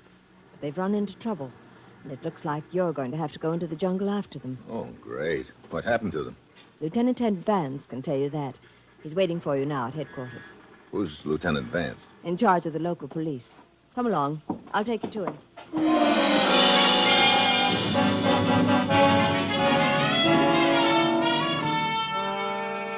Well, Mitchell, looks like you're in for a bit of hoop-de-doo. What's the setup, Lieutenant? Well, as you know, two chaps from our intelligence picked up this blighter in the interior and were bringing him down here to Secondi. Well, this afternoon, their native guide staggered in here, more dead than alive. He lasted just long enough to tell us that their party had been attacked in the jungle. By natives? No, although it could have been, the way that blighter has the witch doctor stirred up. No, the party was attacked by some, let us say, friends of this chap. I see. According to the guide, one of our agents was killed and the native bearers ran away.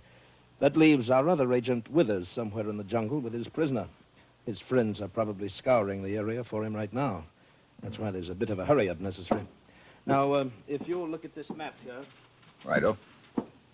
Here's the area where the attack took place. It's about a day-and-a-half hike from here through some thoroughly nasty country. And you think Withers and his prisoner is somewhere between here and there, heading this way? No, I don't.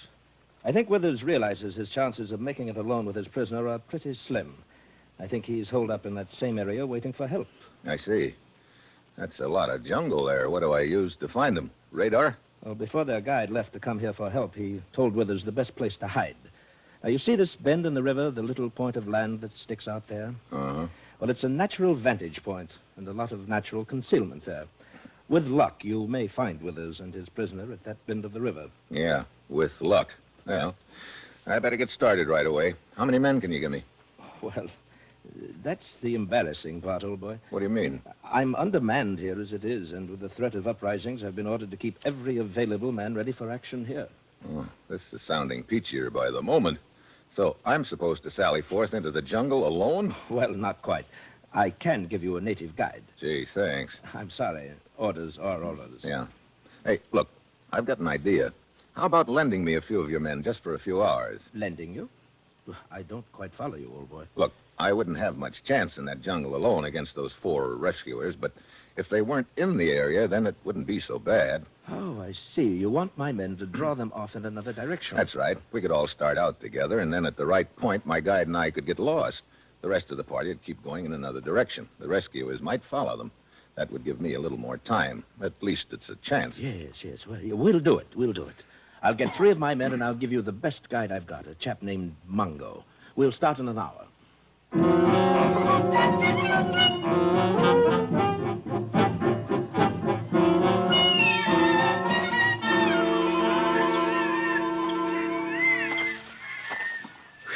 It wouldn't take a very sharp knife to cut this heat, Vance.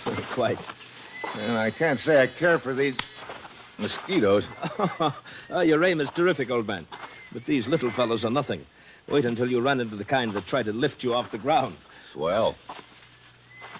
We're coming to the river. This is the jumping-off point, Mitchell. Halt! Well, at least we've made enough noise for those 4 guys to be following us, if they're in this area at all. Yes. The rest of us will keep straight on along the river for 2 hours. Then we'll start a wide circle back toward Secondi. Mungo! Yes, Buona. Take your orders from Buona Mitchell. Guide him to the bend in the river. Yes, Buona. We'll stay under cover here until we're sure the coast is clear. Then we'll ford the river and go up along the other bank. Right. Well, cheerio, Mitchell. Yeah, pip, pip, and all that. Come along, men. Here.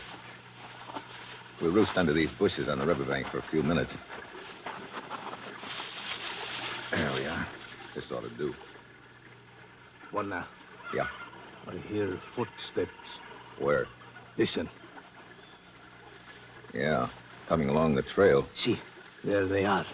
Yeah, the rescue party. Brother, 6 of them. That's even worse than we figured. Shh.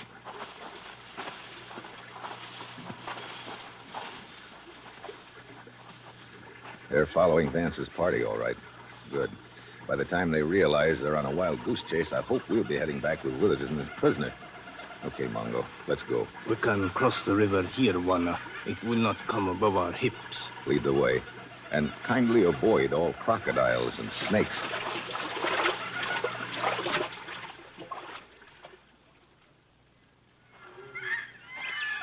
How long you figure it'll take us to get to that bend in the river, Mongo? Oh, we'll not get there before morning, Juana. Oh, well, it's getting too dark to go any farther tonight. Yes, I'd better camp here for night. Okay. We stay in these bushes. Yeah, looks like as good a spot as any. Okay, put our gear here and wait a minute. Hey, what's that? Drums of tribe. What tribe? Friendly, I hope. Not friendly drums. Death drums. Oh, great. Probably one of the tribes this guy I'm after's been stirring up. Where are they coming from, can you tell? Oh, no can tell. Sometimes near, sometimes far. No can tell. Yeah, well, needless to say, they'll probably keep it up all night, too. Ongo hope so. What do you mean you hope so? When drums go, is not bad. When drums stop, is bad. Yeah, well, they can stop any time as far as I'm concerned. We better figure out a watch schedule. Mongo watch first. Okay. Call me in a couple of hours.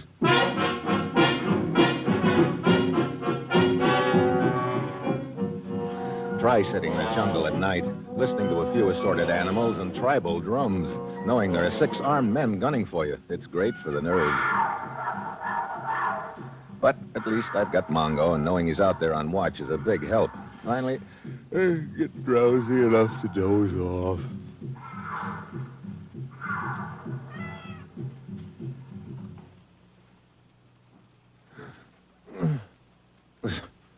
Suddenly, I snap out of it. At first, I think it's a noise that wakes me up, and then I realize it's the lack of noise.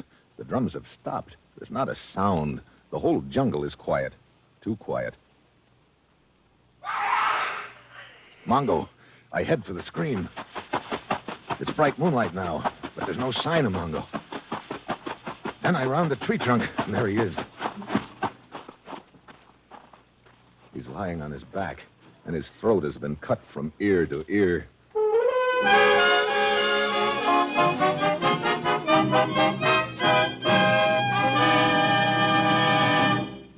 Steve Mitchell will continue his dangerous assignment in just a moment. Well, sir, I'm all for it. I'm all for you waking up to breakfast of champions. Wheaties Milk Fruit. It's a combination to help you breeze through your morning's work with pep left over. It's Wheaties, the crisp way to get your whole wheat. Because, yes, there's a whole kernel of wheat in every Wheaties flake. Got it? There's a whole kernel of wheat in every Wheaties flake. No wonder it's Wheaties for folks with big things to do and places to go. No wonder Wheaties at 7 can help at 11. You try them. Get vitamins and minerals for stamina and vitality. Get them in Wheaties. Get protein. Get it in Wheaties. Get energy, whole wheat energy. Get it in Wheaties. Yes, tomorrow morning, shake out a bowl full of the crisp flakes, the golden flakes, Wheaties flakes. Pour on the milk, put on the raspberries or the bananas or whatever you like at your house, and then dig right in and know you're getting up-and-coming nourishment for an up-and-coming morning. There's a whole kernel of wheat in every Wheaties flake. Sure, Wheaties at 7 can help at 11. You try it. Breakfast of champions. Breakfast for you.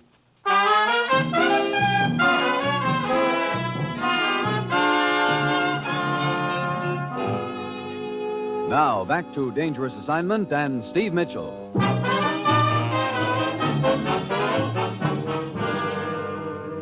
So, Mongo's lying in front of me dead, and I'm on my own. Who killed him? Hostile natives or the rescue party? Suddenly, I realize I'm making a pretty good target of myself standing in the moonlight. I dive for the bushes just in time. There's my answer. The natives don't carry rifles. That means the rescue party has figured out advances in my decoy scheme, and they're back on my trail again.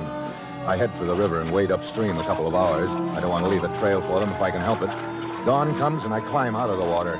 The bend in the river is just a couple of 100 yards ahead of me. I wait a few minutes, but no sign of anyone following me. Maybe I've given them the slip. Now my big problem is finding Withers and his prisoner. But it turns out to be no problem at all. I get to the bend of the river, and there are 2 guys in torn clothes fighting on the riverbank in front of me. Hey, stop that fight. What? You heard me, both of you. Cut it out. That's better. Now get your hands up in the air, both of you.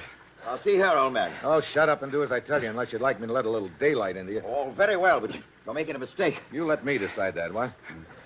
Well, you must be the two guys I'm looking for. Okay, which one of you is Withers? I am. I am. Well, now, look. I'm Withers. You're lying. I'm Withers. I tell you, I'm Shut up. Withers.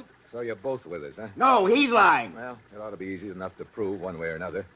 Withers is a British agent, and they always have identification papers. You say you're Withers. Let me see your papers. Why, yes, certainly. Well, that's strange. I don't seem to have them. Now, wait. This other man stole them from me. I did not. Those papers are mine. Okay, Buster, suppose you show them to me. Of course, So you don't have them either. They must have fallen into the river during the fight. Oh, sure. Now, look, for the time being, I'm going to call you guys Pat and Mike for the lack of anything better. Now, you're Pat. I say Mitchell. I don't mind being called Pat, but my real name is Withers, and I think this is all pretty silly. So, you know my name, huh? Well, of course. You're Steve Mitchell, and you're supposed to meet me and my prisoner here. I see. You don't see Mitchell. This bloke heard me and my partner mention your name before his friends jumped us. That's not true. I heard it. Look, save it, both of you. Mike. I gather that's the name you've selected for me. That's right. Well, that's your privilege, of course, but I prefer my own name, Withers. Yeah, but you're Mike for the time being. Hold it. What's the matter? Listen. I don't hear anything. That's the point. Those birds stopped screeching all of a sudden. Yeah, someone coming. Okay, drop to the ground in those bushes, both of you. Now freeze. The first one of you lets a peep. Gets a hole in his head. What, Mitchell? Shut up.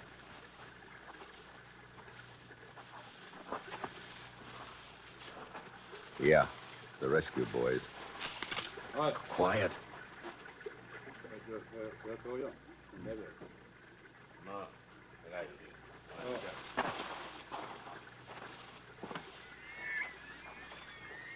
Nice try, Pat, but it didn't work. What do you mean? Breaking that twig to try and attract their attention. Well, that was an accident. Was it? But of course That I wouldn't do was a no damn thing. accident. He did it deliberately. Those men out there in the brush are his fellow agents. That's a lie. Keep your voices down, both of you. Come on, we're getting out of here. Just a minute, Mitchell. We can clear this up right now. This chap claims it's me. Very well. Let me ask him a question. Okay. You claim your name is Withers, old boy. That you're a British agent. All right. Who's your superior officer? Major Summersby in London. Huh. Sorry. Your information is a little obsolete. Summersby was promoted 3 weeks ago. Major Holcomb's in charge. Well, Pat. Why, I've been out of touch with the Home Office for some time, but I can... No, quite. All right. Two can play at that game, my friend. Or you say you're Withers. What's your wife's name? Helen. It's Edith. Now, see... You see here, both of you. This is no time to be sitting around the jungle playing guessing games. Look, one of you is Withers, a British agent. The other one is an agent for another outfit, and he's been stirring up trouble with the witch doctors. Now, whichever one of you that is, has got friends beating the bush for him. Well, right now, we're heading for the coast before those friends catch up with us. That's a good idea, Mitchell. And get this through your heads. Right now, I don't know which one of you is which, but sooner or later, I'll figure it out. And in the meantime, I'm not taking any chances. The first one of you tries anything gets his head blown off. You got that straight? Okay, get moving.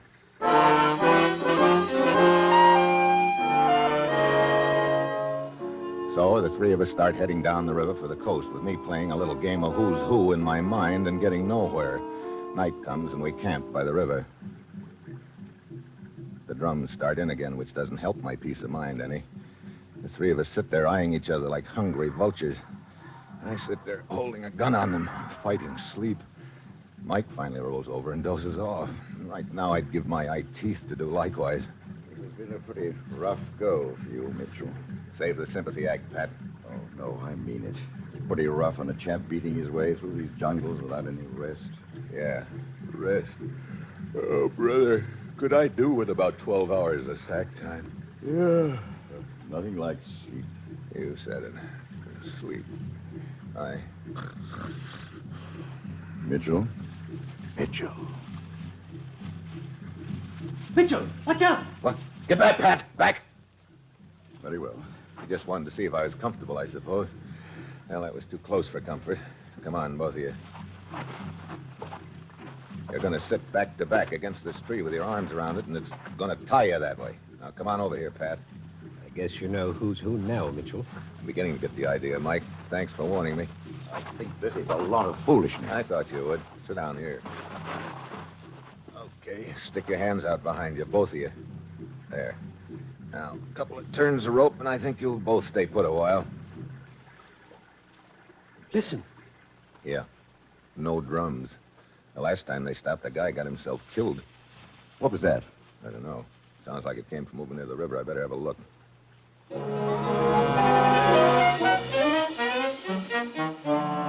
ease over toward the river. Nothing in sight. I start to turn, but just then, a guy drops out of a tree on top of me. He's got not a native either. I knock him off. Then I spot his gun, but too late. Blood creases my leg. He aims again, but this time I beat him to it. He slumps over. Then I spot another guy slithering through the brush with a rifle pointing in my direction. I limp back to Pat and Mike as fast as I can. Mitchell! Mitchell, what happened? Your leg. It's bleeding. Sure is. Come on, I'm untying you. But who were they? Oh, a couple of scouts from the rescue party. We gotta get out of here fast and quiet. Okay, come on, get moving.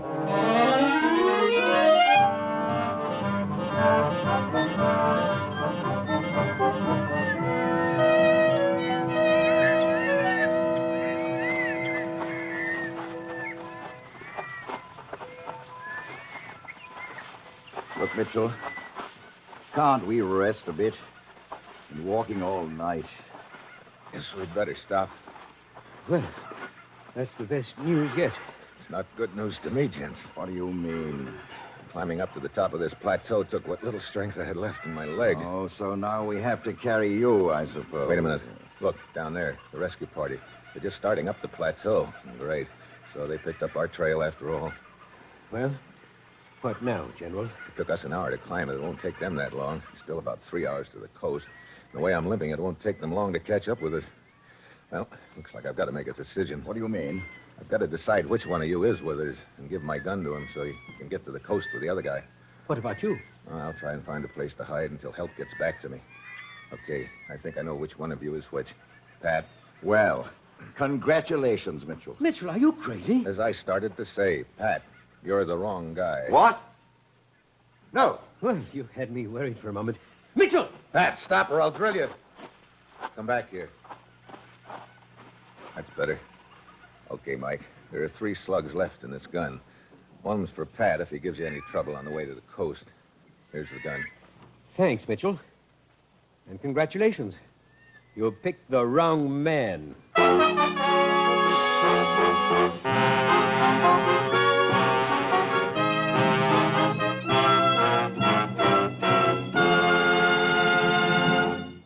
You will hear the conclusion of Dangerous Assignment in just a moment.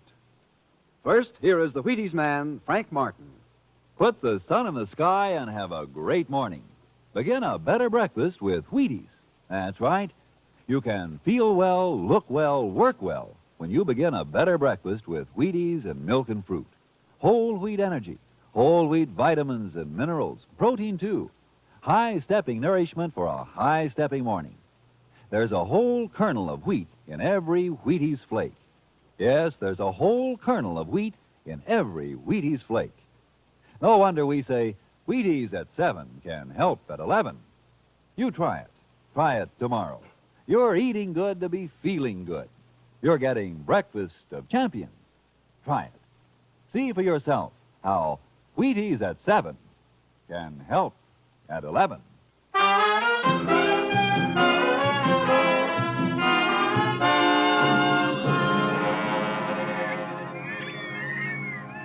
Yes, you're not quite as clever as you thought, Mitchell. I must say you're very obliging, turning your gun over to me. I must say you put us in a bit of a pickle, Mitchell. Maybe not such a pickle, Pat. You see, Mike, I had you pegged as the wrong guy right from the start. Of course. That's why you gave me the gun. Sorry, but your bluff won't work. Stand back, Mitchell. No, wait. I want you to be nice and close. There, that's fine. Close enough? Close enough. You said there are 3 slugs in this gun. One's for Pat, one to spare, and one for you in the stomach. Takes longer that way. So long, Mr. Mitchell. What? Empty! Sure is, Buster. You did have it figured out. That's right. Let go of me! With pleasure. Ah! Well, you just put back the 10 years of my life you took away a minute ago, Mitchell. When you started to give that gun to Mike there, I knew my only chance was to make a run for it. Yeah?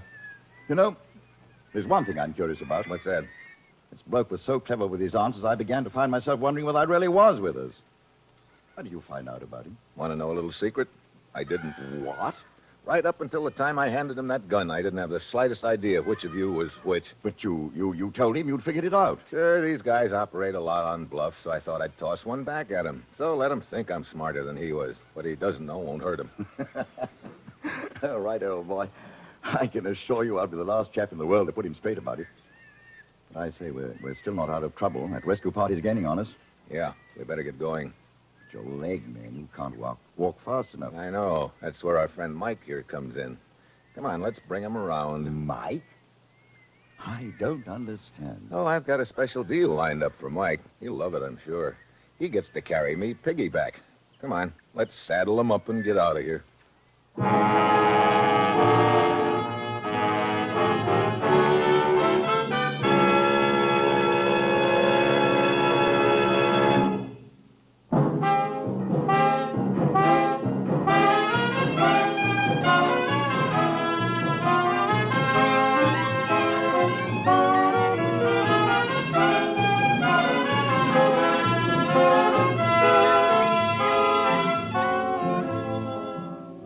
Dangerous Assignment, starring Brian Donlevy as Steve Mitchell, is written by Bob Reif, with music composed by Basil Adlam and conducted by Ralph Hollenbeck, and is produced and directed by Bill Karn.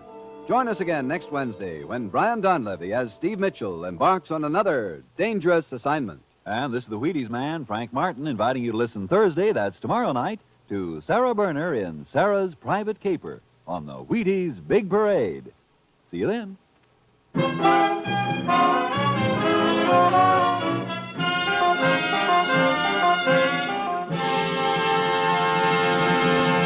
Dangerous Assignment came to you from Hollywood. Next, listen for The Falcon on NBC.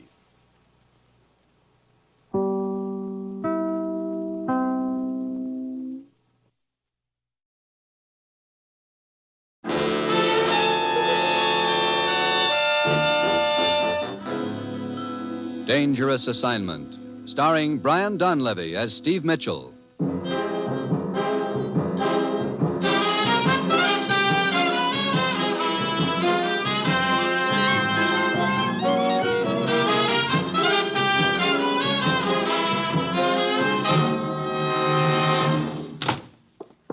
You know, Ruth, you could at least have waited until that blonde and I finished the dance before dragging me back here to the office. Sorry, Steve, but the commissioner said he wanted you right away. And when he says right away, that means stop the music. Here we are. Yeah? And the commissioner's waiting for you inside. I'll have your credentials and plane ticket at my desk when you're through in there. Okay, Ruth. Hi, Commissioner. Steve? Well, where am I going this time? Sending you to Athens, Greece. Greece? Look, I wouldn't know Socrates from Homer. I wouldn't worry about that. You're not liable to run into either of them. Well, what's it all about? Radar. Steve, as you know, our scientists have come up with new developments in radar so revolutionary that many of the older models are now obsolete. So I understand. Hey, wait a minute. Is that how you located that blonde in me? 2 weeks ago, a complete set of plans covering these improvements was stolen from a research laboratory in this country. It's essential we get those plans back. What's the line on them so far? The man who smuggled them out of this country turned up dead in the Azores. His killer got as far as Algiers, and he got killed. Yeah, sounds like a game where everyone plays for keeps. It is. We now believe an international information peddler named Zundel has the plans. And Zundel's in Athens? We think so. Steve, there's a known channel waiting for those plans. Once they get to a certain point in the eastern Mediterranean, our chances of recovering them are nil. We've got to keep them from getting out of Athens. Who do I work with in Athens? Lieutenant Janakos of the police. Steve, I don't have to tell you about the danger involved. There are probably several interests after those plans. They'll stop at nothing. They'll throw the book at you. They put every obstacle in your path that they can. You know, this comes as no surprise, Commissioner. As usual, you'll pose as a foreign correspondent after a story, but your real job is to get those plans before they get out of Athens. Well, that's it. You've got your assignment, Steve. Good luck.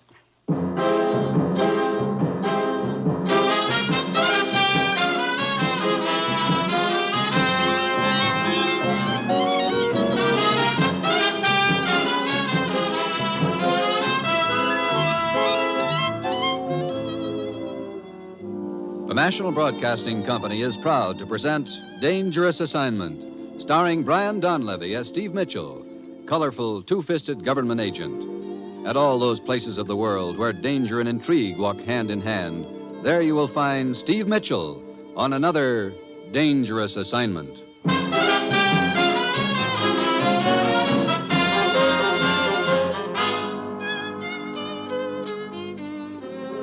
Steve Mitchell is en route to Greece by plane. Meanwhile, on a narrow, deserted street in Athens at sunset, two men slip furtively along the sidewalk in the gathering dusk, closing in relentlessly on a third man ahead of them.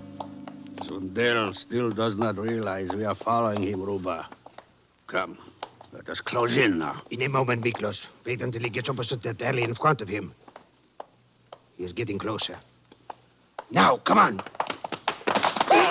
Ah, Sundell! Let go of me! Into the alley, quick! No! Do not cry out. There is a knife in your stomach. There. This is far enough. The papers, Sundell. Give us the papers! No, I do not have them anymore. You lie. We tried to buy them from you, but you would not sell at our price. Now we will take them. No! Ruba, you fool. After him! He is running out into the street. That car is trying to hit him. Sundell cannot get out of the way. No! Get back here in the alley. Wait! The man is getting out of the car.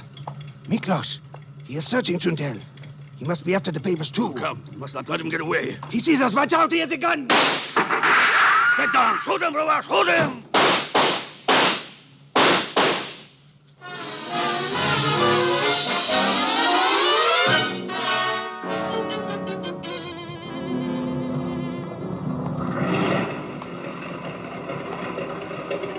Taxi! Hey, taxi! I'm sorry, sir. This cab is taken. Huh? Oh, yeah, so I see. But there's another one right over there. Okay, thank you. Taxi! Taxi! Yes, sir. Right over here. Miklos. Yes? That's Steve Mitchell, all right. I received information he would be sent here to Athens to look for the radar plans. Ruba, we must find out who ran down Sundell last night and beat us to those plans. Maybe if we search Sundell's house. But we must also prevent Steve Mitchell from finding those plans. And that job comes first. Come, we will follow his cab.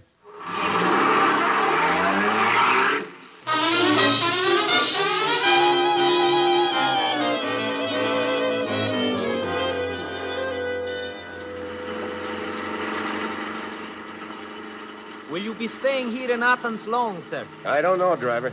Well, I just happen to have some cards with me which will admit you to various places that I'm sorry, I'm not on a vacation. Hey, that other car. He's trying to sideswipe us. Look out! Straighten it out! I cannot look out!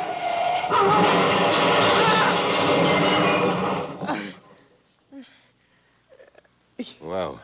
Driver, you okay? I think so. Here, I'll get this door open. Can you open your door? No, it is jammed. Well, come on. I'll help you through the window. Thank you. How about you? Are you hurt? Just shaken up. Looks like I got a reception committee pretty early in the game this time. Look, can you get another cab and take me to police headquarters? Nothing personal, sir. But if you do not mind, just get yourself another driver, please. You are bad luck to me. Okay, I guess I can't blame you, honey. Like your American GIs used to say, I have had it.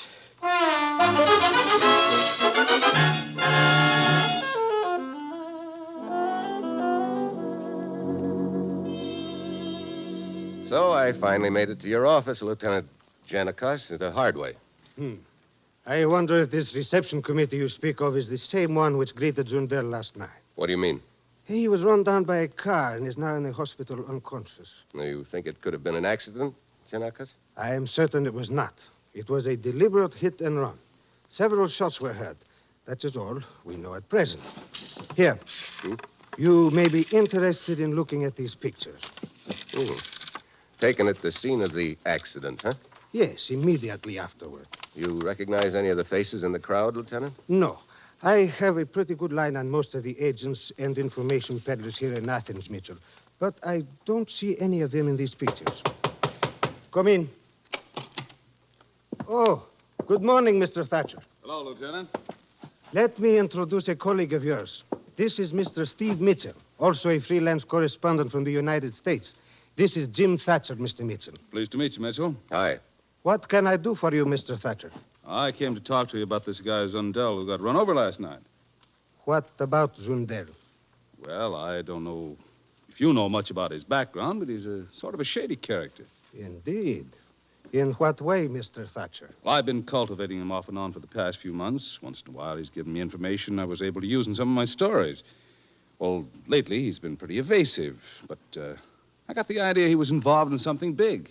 What sort of thing? I don't know. That's why I came here. Figured you might have some sort of line on it. I'm afraid I cannot help you, Mr. Thatcher. Well, I won't take up any more of your time, Lieutenant, but if you do get any information about Zundel, I'd appreciate you letting me in on it. I am sure you will have access to any information which is made public, Mr. Thatcher. Okay, I'll keep in touch with you. You going to be in Athens long, Mitchell? Oh, a few days, I guess. Where are you staying? Lyceum Hotel. I'll look you up. Maybe we can have a drink and talk a little shop. Okay. See you around, Thatcher. You handled that very well, Lieutenant. For our purposes right now, we don't want anyone to know we suspect Zundel of being involved with those radar plans. That was my thought, too, Mitchell. Well, what will be your first step? I'd like to take a look around Zundel's place. Very well. Here's the key. We took it from Zundel's pocket after the accident. Here is the address. Okay, I'll go over there right now. I'll probably be calling in a little later, Janakis.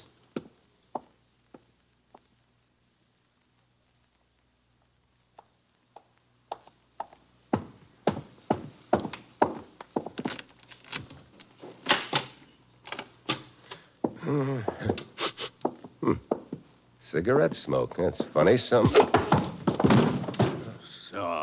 Steve Mitchell again.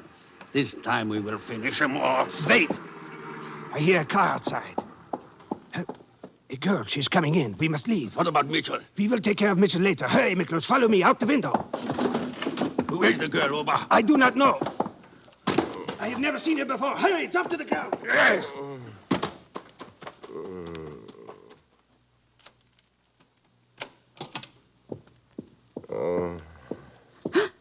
Oh, Hey, you really pack a wallop, don't you? who are you? Well, right now you can just call me Hit on the Head. I don't understand. What are you doing here? Gonna ask you the same thing. Why, I'm Helen Slater, Carl's fiancée. Carl? Oh, you mean Carl Zundel? Of course. Look, I don't understand. Where's Carl? Don't you know? Well, I thought he was here, obviously.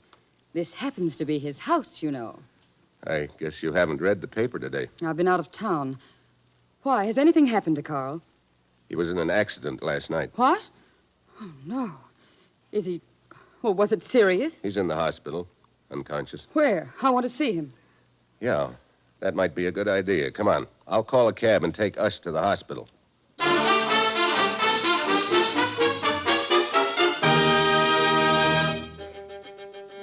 Janakis? Yes? This is Mitchell. Oh.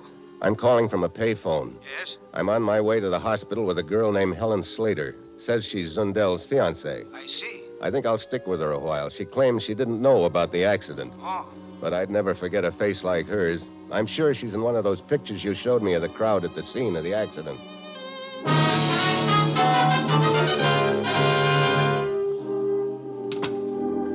That must be Zundel's room down the hall. There's a police guard at the door. Look, there's a doctor just going inside. Yeah, come on. You know, I still don't understand what you were doing in Carl's house, Mr. Mitchell. I'm a newspaper correspondent. I was looking for a story About Carl? about his accident, if it was an accident. I don't understand. Why would anyone try to kill Carl? Well, I haven't the slightest idea. Maybe you have. Me? What? No. Well, here we are. Yes, sir? I'm Steve Mitchell. Perhaps Lieutenant Janakis mentioned my name to you. Yes, he did. How's Zundel? Still unconscious, I think. Can I see him? Perhaps shortly. A doctor went into the room a moment ago. Maybe he will have word. Oh, I wish there was something I could do. When I think of Carl lying here unconscious for a day and a half and me not even knowing about it. Yeah. Well, looks like you're as eager on the story as I am, Mitchell. Oh, well, hi. Thatcher, isn't it? Yeah, Jim Thatcher. We met in Janakis' office. Sure. Miss Slater, this is Jim Thatcher, another correspondent. Hello. Hi. Miss Slater is Zundel's fiancée. Oh?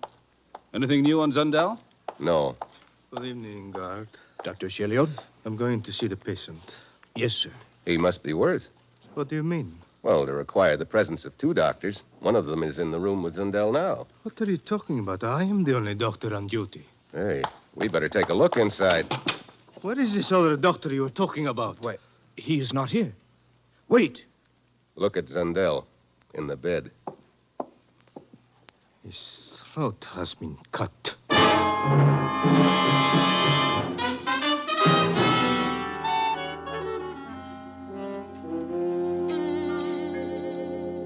I wish to thank all of you for coming here to my office. I think I have all the information I need at present. I don't understand. Who would do a thing like that to Miss Carl? Slater, rest assured the police department will leave nothing undone in our investigation. I think this killing verifies what I was telling you earlier today, Lieutenant. But Zundel was apparently involved in something pretty serious. But I'm sure Carl wasn't doing anything wrong. You say he never mentioned anything he might have been involved in, do you? No, nothing, Mr. Mitchell. Miss Slater, Mr. Thatcher, you may both go now. But please leave your addresses with me in the event you are wanted for further questioning. Okay. My address, Lieutenant. 1223 Sophia Boulevard. 1223 Sophia Boulevard. Thank you. Sorry I had to meet you under such unfortunate circumstances, Miss Slater. If there's anything I can do... Thank you, Mr. Thatcher. I'm afraid there isn't. Well, see you around, gentlemen. So long, Thatcher. I've written my address and telephone number down for you, too, Lieutenant. There's just one favor I'd like to ask. What is it, Miss Slater? Well, Carl and I were pretty close, of course. There are some things in his house, things I'd given him. Cigarette lighter, a painting, a few things like that. I was wondering if I could have them back as, well, remembrances. I am sure that can be arranged after the inquest. Oh, thank you very much. You'll get in touch with me if there are any new developments in the case. At once. Oh, you've been very kind, Lieutenant. Goodbye, Mr. Mitchell. Miss Slater? Well, Mitchell, any chance we had of gaining information from Zundel is now gone. A frustrating case. Yeah. Frustrating, but not surprising. With something as vital and valuable as those radar plans at stake, it's no holds barred. Let us recapitulate as to his killing. You say you and Miss Slater arrived at the hospital together. That's right. As we approached Zundel's room, we saw a man in a white robe wearing a surgical mask go in the door. And while we were talking to the guard, Thatcher came down the hall. I introduced him to Miss Slater, and the real doctor showed up. We went into the room and discovered the body. Obviously, this man in the doctor's uniform killed Zundel, then left by the window. Yeah. With that surgical mask, it could have been anybody. Apparently, he murdered Zundel trying to get information as to the whereabouts of the papers. I thought that at first, too, Giannakis. Then I remembered that Zundel was unconscious at the time, so it couldn't have very well been that. No. Oh, I think the killer already has the papers and realized that Zundel knew he had them, so he had to shut his mouth for keeps. But you say when you went to Zundel's apartment a few hours ago, you were knocked unconscious. Whoever did it obviously had been looking for the papers in the apartment. You interrupted his search. Yeah, that's the point, Giannakis. I think we're up against 2 teams in this ball game. 2? Sure. One outfit already has the plans. The other outfit's trying to find them. And we're right in the middle. Nice thought, isn't it? If you're right in your assumptions, if the plans are already in possession of hostile interests, then that means... It means we've got to move fast to prevent those plans from getting out of Athens. Whoever has them undoubtedly knows your men will be covering all exits, so they'll probably try to cook up some cute angle to get the plans out. This girl, Mitchell, what do you make of her? Helen Slater? I don't know just where she fits into this deal, but I'm sure she fits in someplace. She lied when she said she didn't know about Zundel's accident. Maybe she lied about a few other things, too. Well, where does all this leave us, Mitchell? Well, pretty much in the dark right now. Look, right after I got slugged in Zundel's place, Helen walked in, so I never did get a chance to take a look around. Oh, you wish to go back there again? Yeah.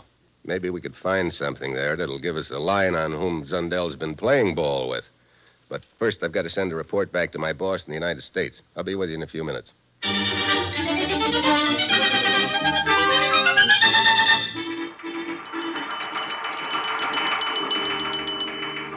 These reports coming in on the teletype, Commissioner. Good, let's have it. Here you are. Very dull job you sent me on, Commissioner. Was in Athens 2 whole hours before getting hit on the head. Well, that's just about par for Steve, I guess. Yeah. Now in middle of charming game of button, who's got the button? Both sides playing for keeps. Man who used to have button, now slightly dead. What? Well, he must mean Zondell. Hey, wait a minute. Here's some more. Check on a Jim Thatcher, newspaper correspondent. I'm on way back to Zundel's house with Janakos. We'll keep you informed.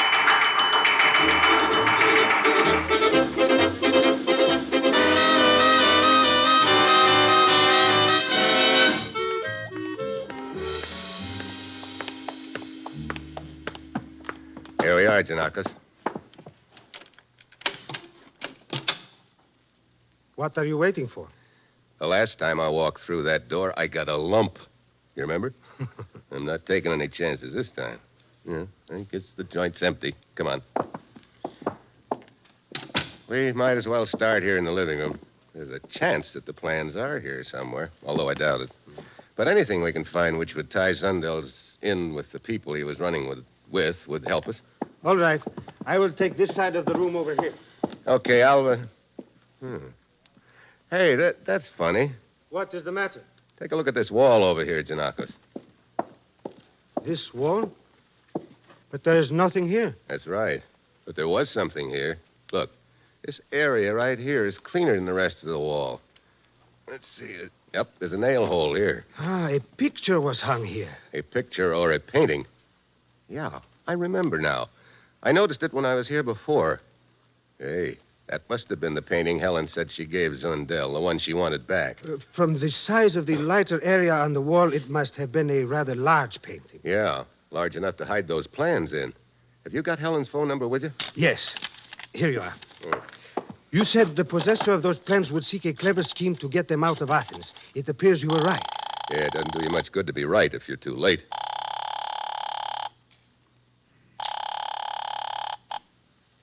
Hello? This is Steve Mitchell, Helen. Well, hello, Steve.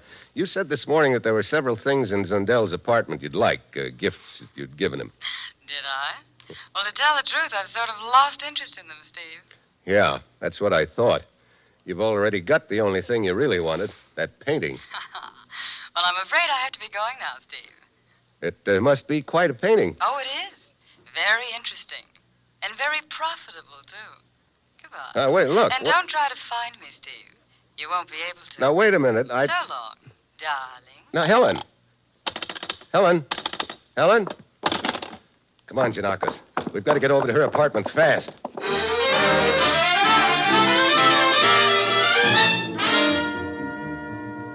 But, gentlemen, this is highly irregular. I cannot let you into Miss Slater's apartment. Yes, you can.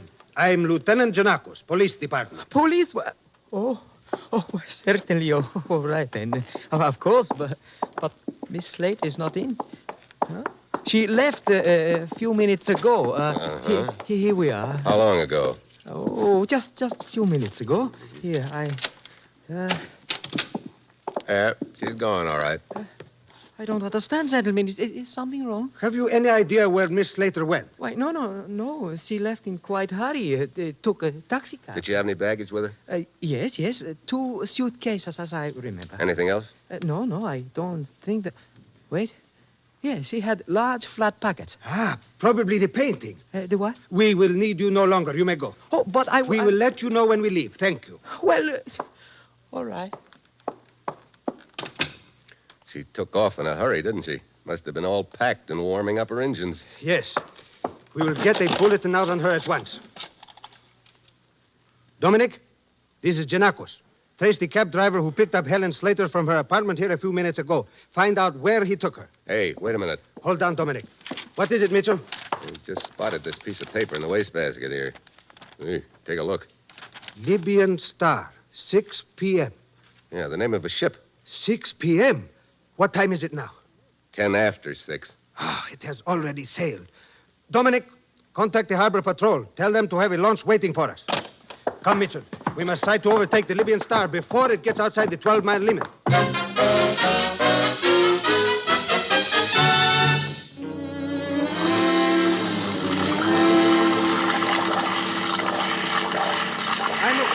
Libyan Star has too much of a start on us, Mitchell.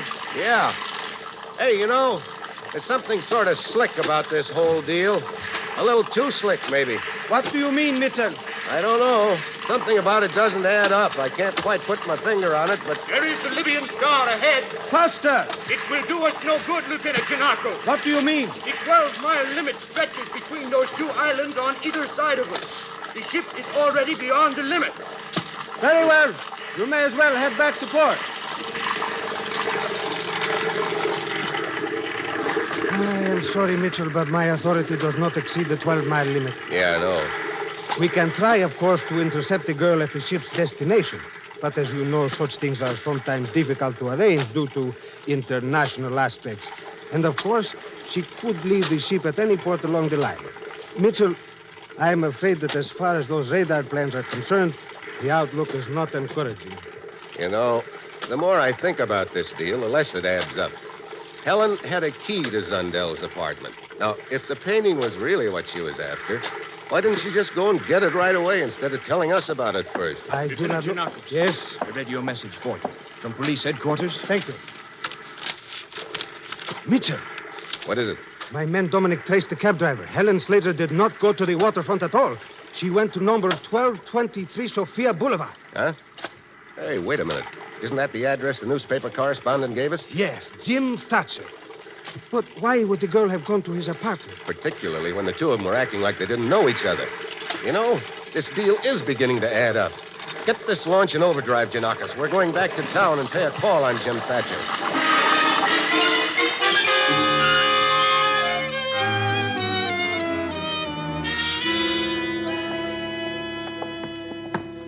Mitchell, there are many aspects of this affair I do not understand. Here are the stairs. Thatcher's apartment must be on the second floor. Yeah, there are still a few missing pieces in the deal, Janakis, but it's beginning to shape up. Mitchell! Hey, sounds like someone got here first. Come on. Mitchell, look! Two men coming out of Thatcher's apartment. They gotta come through us. I'll take the one on the right. Miklos! Quick! Your knife! Too late, Buster! Janakis, the other one's heading for the stairs. Stop! Stop or I shoot! Stop!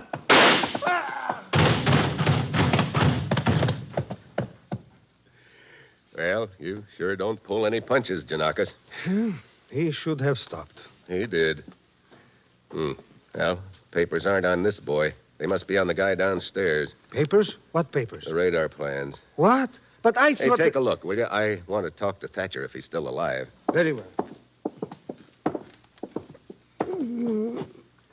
Well, looks like we got here a little late, Thatcher. Helen, she's dead. Yeah, so I see. They killed her. And knifed me. Probably won't have much time, Thatcher, so you better talk fast. Who were the two guys who jumped you? Don't know. They were after the papers. I figured there were two teams. I guess those boys were the have-nots. It was you who killed Zundel in the hospital? Yeah. Sure. You put on a white uniform and mask. Killed Zundel, went out the window, and then you threw away the costume and met us in the hall outside the room. Here are the radar plans, Mitchell. They were on the body of the man I just shot. Yeah, and he got them from Thatcher here. From Thatcher? But I do not understand. I thought that... Thatcher is the man who ran over Zundel and took the plans from him. He's had them all the time. Helen tried to focus our attention on the painting, so that while we were concentrating on her and the ship, Thatcher would have slipped quietly out of town. Yeah, Well, he is gone, Mitchell. Yeah. Well, looks like this deal didn't exactly work out for either of them. The plan then was for the girl to lure us away with the fake departure, then double back and pick up the plans from Thatcher, eh? I guess that's about the size of it. And they almost got away with it, too.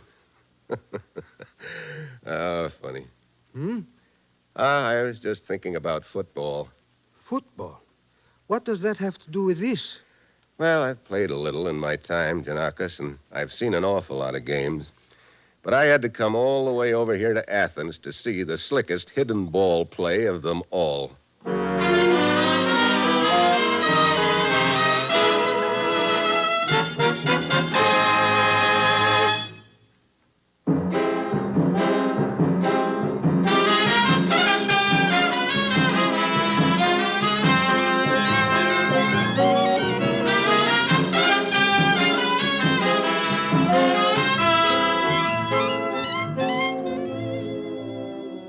have just heard another episode in the exciting new adventure series, Dangerous Assignment, starring Brian Donlevy as Steve Mitchell.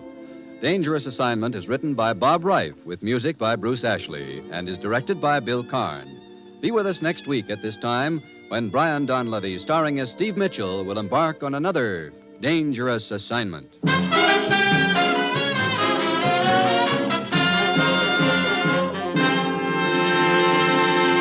Here's more good news for mystery fans. Every Sunday, you may now hear Richard Diamond, private detective, over most of these same NBC stations. With Dick Powell starred as the hard-hitting two-fisted Dick Diamond, the Sunday adventures of this private eye are as interesting as tomorrow's race results today.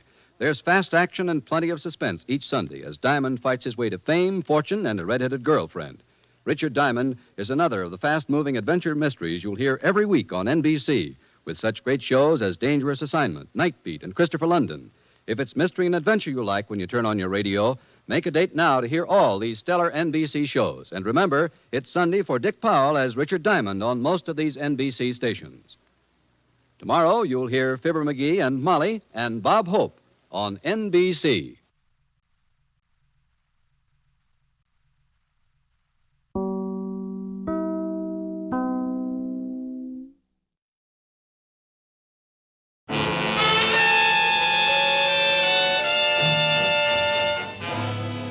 Dangerous Assignment, starring Brian Donlevy as Steve Mitchell.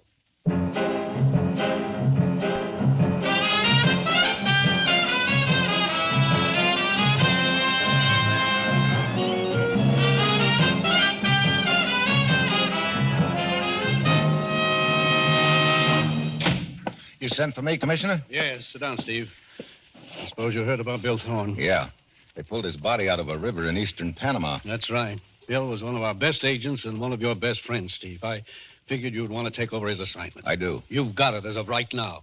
And I'll give you the background quickly. Oh, Ruth, how about Steve's credentials? I've got them all ready, Commissioner. Steve can pick them up at my desk. Good. Here's the setup, Steve. Shortly before the Japanese surrender, an entire boatload of Japanese weapons disappeared. We have reason to think they're hidden somewhere in Panama, and that whoever has them is willing to sell to the highest bidder. How many weapons are involved? Enough to equip 3 divisions. Well, Bill Thorne must have been getting warm. Yes, that's obviously why he got killed. Steve, we can't afford to have a hidden cache of weapons that close to the canal. Who do I work with down there? Lieutenant Perez of the National Police in Panama City. Any other contacts who might help me? One. His name is Emil Fager. He owns a large plantation down there, quite an influential man. Can we trust him? In this business, who knows? But he has done several favors for us in the past. When does my plane leave? Half an hour. Steve, I don't need to tell you about the danger involved. They've already killed Bill Thorne. They'll be gunning for you, too. As usual, you'll pose as a foreign correspondent. Actually, your job is to find those weapons. Yeah, and find out who killed Bill Thorne. Yes. Well, that's it. You've got your assignment, Steve. Good luck.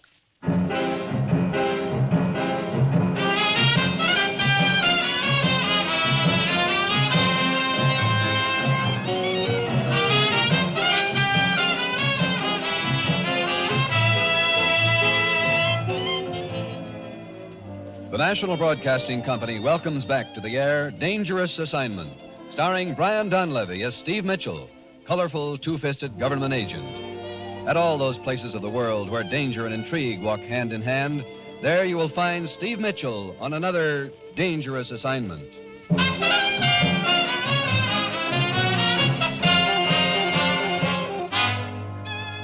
Steve Mitchell is en route to Panama City by plane. Meanwhile, on a plantation in eastern Panama, near the forbidding and sinister Darien country, 2 men sit hunched over a powerful radio receiver. Steve Mitchell departed United States for Panama City. Believe he's taking over job of his late friend.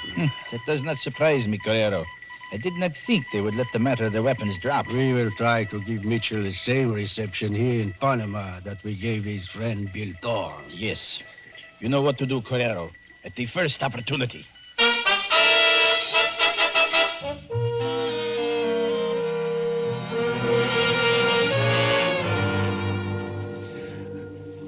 Lieutenant Perez, I'm Steve Mitchell from the United States. Here are my credentials.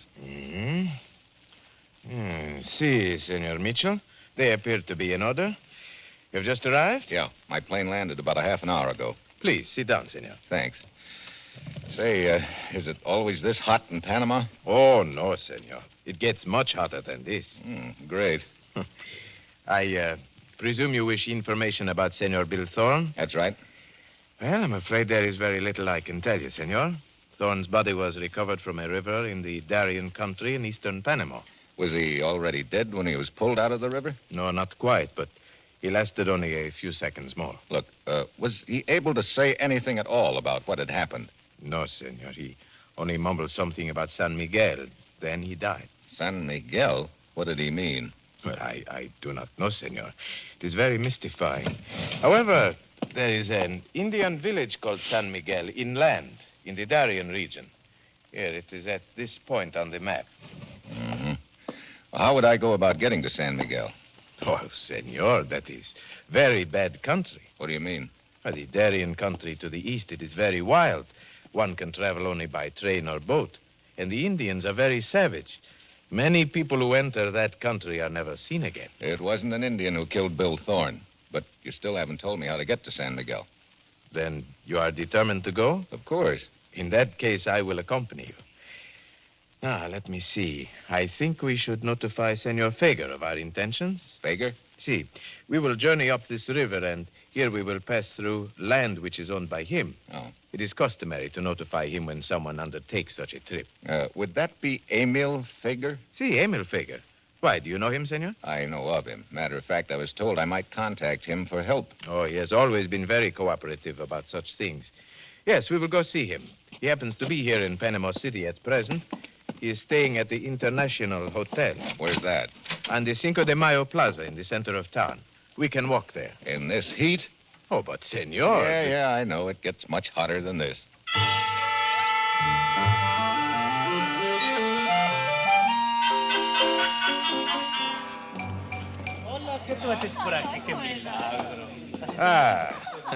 I thought we would find Senor Fager here in the lobby.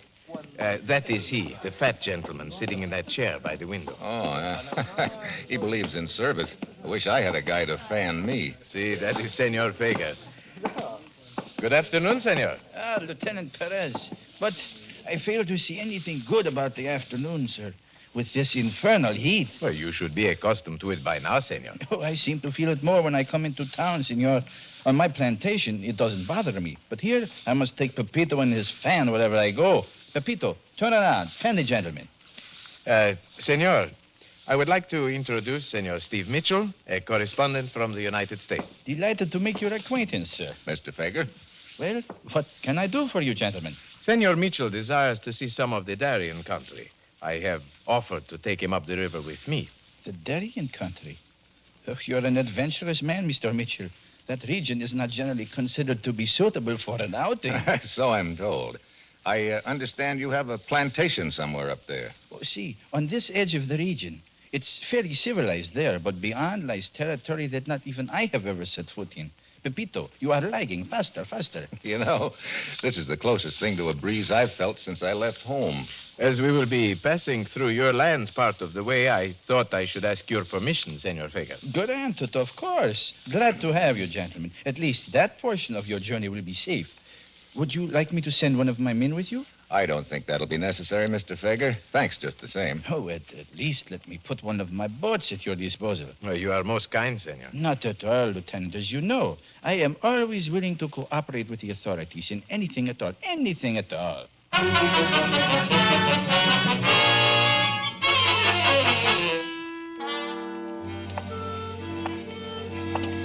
Wow.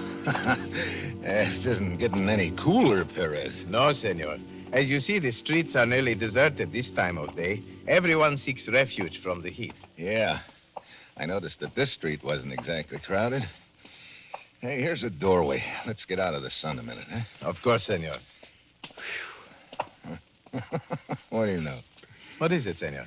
Wouldn't you know it? 10 degrees hotter than a Turkish bath, and some joker builds a chimney on his house. Chimney?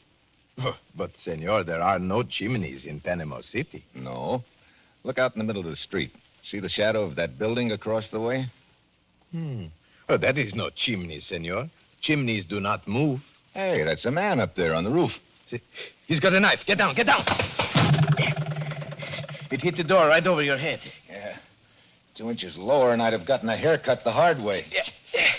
Did you get a look at him?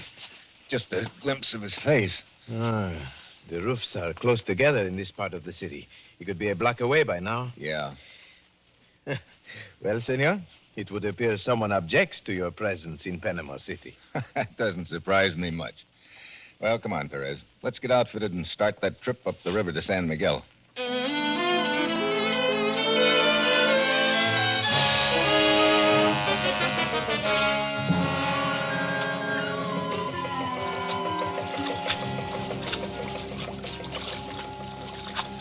You know, this is not exactly like boating on the Potomac, Perez.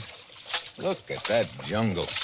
I'd sure hate to get lost in there. Oh, it is an easy thing to do, Senor Mitchell. The only trails in there are made by the Indians, and they are well concealed. You say the Indians in this area are hostile? Most of them.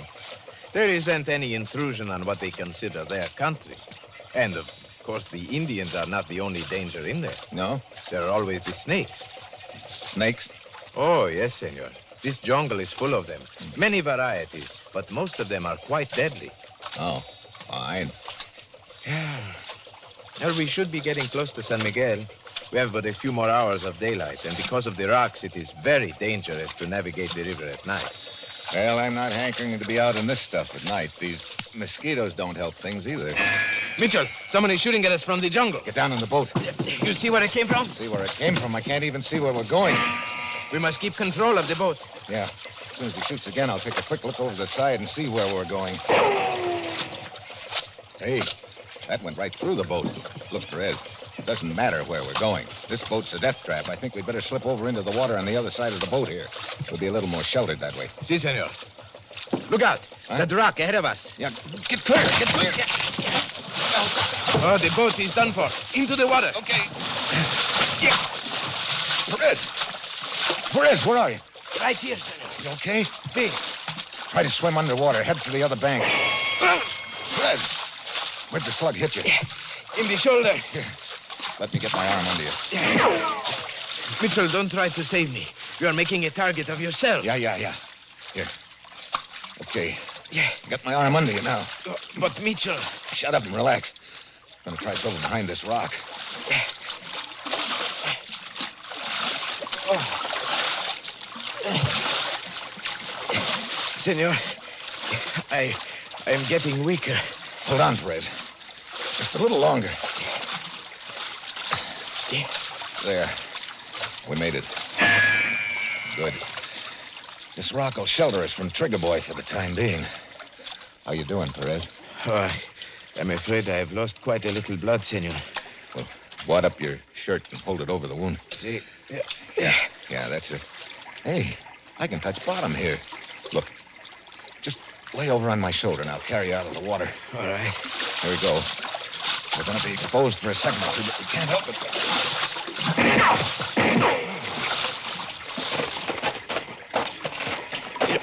There. I don't think he can spot us in this underbrush. How far do you think we are from this village of San Miguel? Oh, it can only be a mile or two. Good. Okay.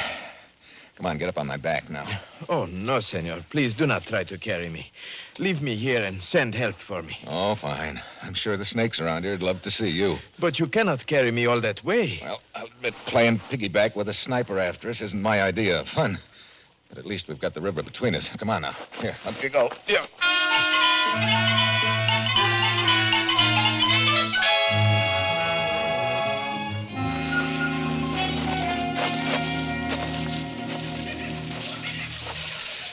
Can you see the village yet, Perez?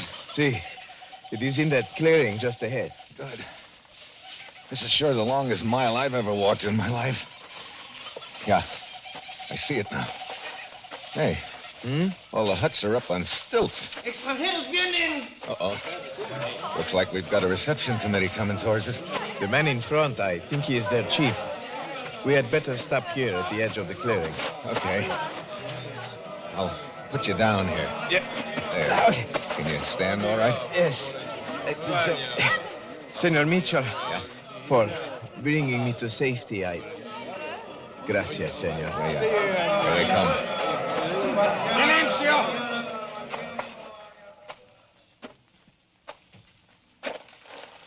What you want, senores? Some help for my friend here, and some information. You come as friends? Yes. Believe me, Chief, we're in no position to do harm to anyone right now. Blas! Si. Have that one's wound cared for. Si. Can you walk, senor? Si. Come with me. I'll check with you in a couple of minutes, Perez. Si, senor. Thank you, Chief. What you want to ask me, senor? Chief, a friend of mine was killed near here a few days ago. His name was Thorne, Bill Thorne. I remember him. Well, he came to see you? Si, senor. Why? He wanted to ask me about mystery of San Miguel. Mystery of San Miguel? Well, I guess he got killed trying to find out what that mystery was. I've taken over for him. Now, what can you tell me about it? 2, 3 years ago, 20 my best men walk into jungle. Disappear. Never see again. They disappeared without a trace? Si, senor. Oh, why did they go into the jungle? White man offered them job working for him in mine in jungle. A mine? You know who the white man was? No, senor. Is the mine around here anywhere? Si. It's down river, not far from here. But mine is deserted. Look, would you furnish me a guide who could take me to that mine? Si. I will send Blas. He is best man I have. Thanks, Chief. I'd like to start right now.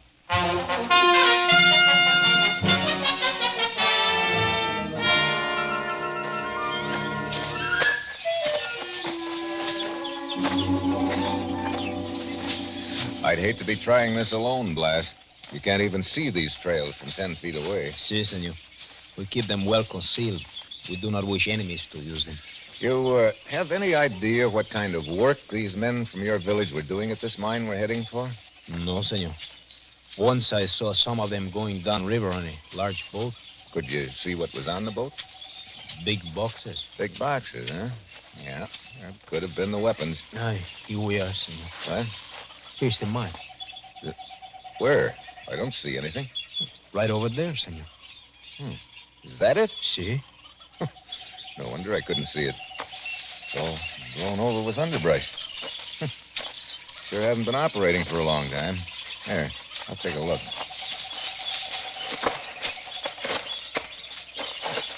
Hey, the shaft's completely caved in. No chance of finding out what's down there now, I guess.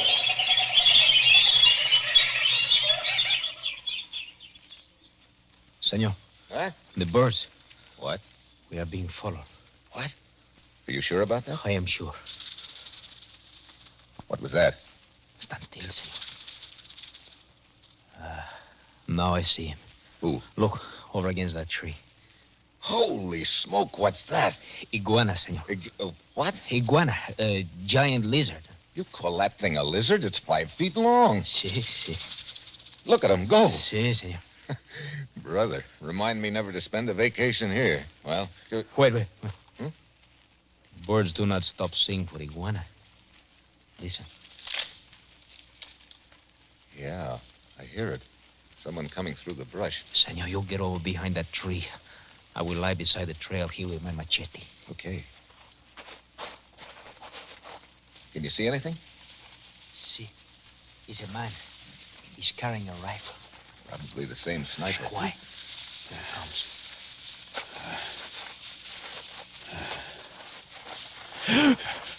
No. See?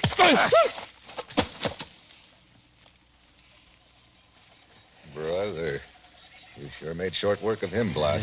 He would have made short work of us, senor. Yeah.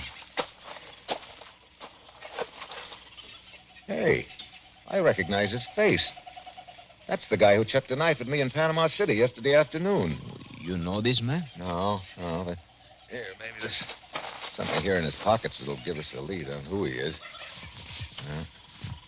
Just this picture. Picture of himself? Yeah. That girl he's with isn't bad either. Well, come on, Blas. Let's get back to the village. Look, I'm going to ask the chief if I can keep you with me to help me take Perez back to Panama City. I've got to get back there and make out my report.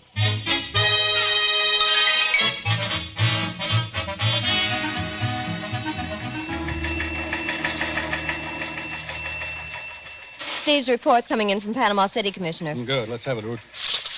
Here you are.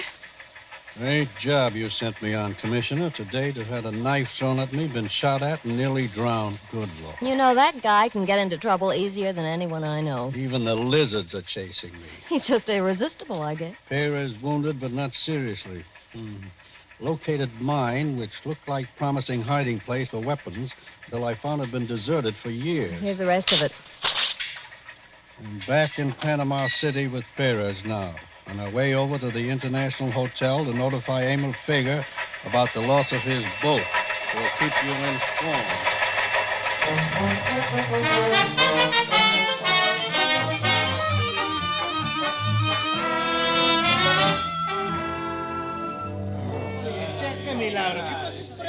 We are very sorry about the loss of your boat, Senor Fager. Nonsense. It was unavoidable, Lieutenant. And I have other boats. You were both very fortunate to escape with your lives, gentlemen. You can say that again, Mr. Fager. But at least that river was cool.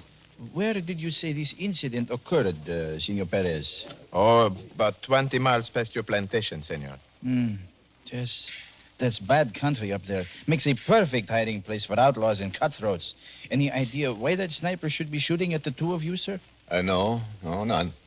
Must have been a nasty wound you got, Senor Perez. See, my shoulder still pains, but it is much better now. Come on, Perez. We better be going.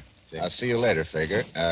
And thanks again for the use of the boat. Oh, you're quite welcome, sir. It is just unfortunate your adventure had such a disastrous ending. But do not hesitate to call on me again if you need anything. Thank you. I looked up the registration papers on the deserted mine as you requested, Senor Mitchell. What'd you find out? Well, it was owned by Manuel Carrero, and the foreman was Eduardo Avila. Either of those names mean anything to you? No, not that of Manuel Carrero. But I do know Avila. He has been arrested several times this last year on charges of drunkenness. He frequents the bars on the Avenida Central. Good. Let's go over there and see if we can run him down.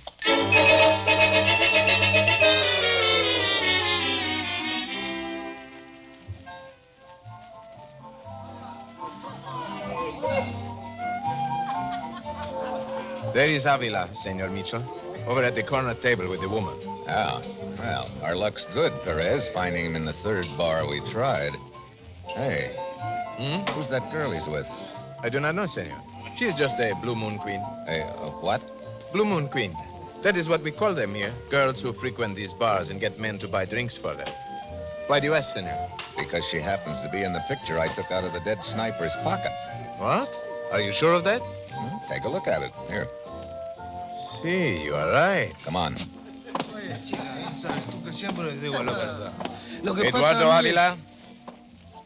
What do you want? As you know, I am Lieutenant Perez of the police. What has Eduardo done? I will ask the questions, senorita. I've done nothing. Were you not once the foreman of a mine up the river near the edge of the Darien country? That mine has not been operated for years. What kind of a mine was it? Why don't you leave me alone? All the time the police, they arrest me, lock me up. Why don't you leave me alone? All I want is to be left alone. Avila, come back here. Let him go for now, Perez. I want to talk to the little lady here. What you want with me? Take a look at this picture. Who's that man with you? I do not know. Come on, quit stalling. I tell you, I do not know. Senorita, allow me to point out, if you do not tell us, I will have to arrest you. I believe you are acquainted with our jail. I'm certain you would not like to return. Now, who is the man in that picture with you? Carrero. What? Let's have that again. Manuel Carrero. Mitchell. Yeah. Thanks, senorita. Come on, Perez. Senor Mitchell, Manuel Carrero was the man who was listed as the owner of that mine. Yeah, the same guy who threw a knife at me and was shooting at us in the river. I wish he'd lived long enough to fill in a few details. After you, senor. Thanks. What do you think of this foreman we just talked to, Avila? He impresses me as a man who knows something he is drinking to forget. Yeah. I wonder if he's trying to forget those 20 natives who disappeared from San Miguel. You know, all of this seems to tie into that mine. Have you still got those registration papers on it? See, in my office. Good. I want to take a look at them.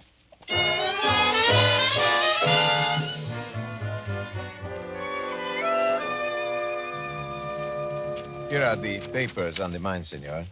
As you see, Carrero is listed as the owner, Avila is foreman. But now that Carrero is dead, I'm afraid... Wait a minute. What's this? Oh, that is a map of the area surrounding the mine and a diagram of the mine. It is required by law Hey. to... What is it, Senor? Take a look at this diagram. See? Here's the mine shaft indicated here. The one you discovered to be caved in? Yeah. But look over here. Right around the bend of the river. Another entrance to the mine. Yeah, a side door. Look, can you get me another boat? Why, of course, but... That Indian guide Blas is still here in Panama City, too. Senor Mitchell, you think the weapons are stored in that mine after all? I don't know. That's what I'm going back up the river to find out.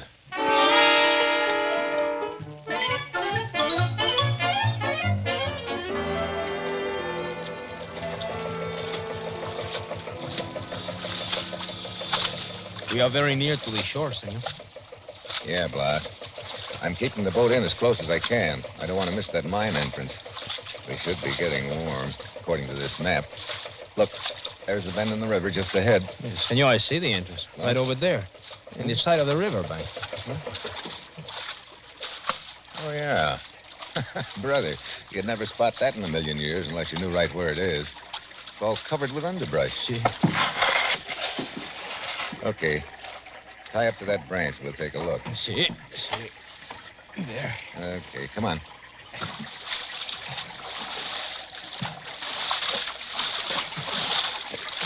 Well, here we are. It's very dark in town. Yeah. I got a flashlight. I'll go first.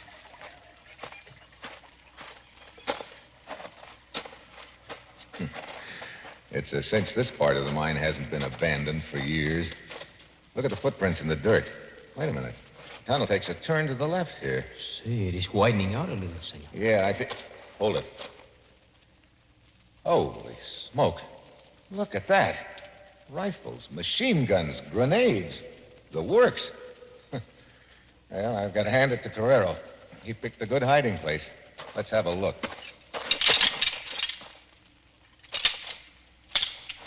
Senor, look. Huh? Look on the ground there. The bones, they're all around us. Yeah. Skeletons. A lot of them. Yeah, I guess that solves the mystery of San Miguel, Blas.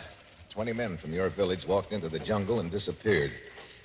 20 men who were hired to bring the weapons here and then were killed to shut their mouths. One of those skeletons, senor, once was my brother. I didn't know that, Blas. I'm sorry. Senor, somebody is in this mine with us. Well, I'll douse the light. Your light is not necessary. I will furnish the illumination. No. Stand quite still, both of you. Well, Emil Fager, complete with gun. At your service, Mitchell. Or should I say, you are at mine. So you're the big boy in the deal, huh? I knew it was only a question of time until you discovered this entrance to the mine, Mitchell. So I thought it expedient to await you here and give you the reception you so richly deserve. Manuel Carrero was just fronting for you with the mine, huh? He was an employee of mine, and a very inefficient one, as it turns out. Stay close together. I want to keep you both in the beam of my flashlight.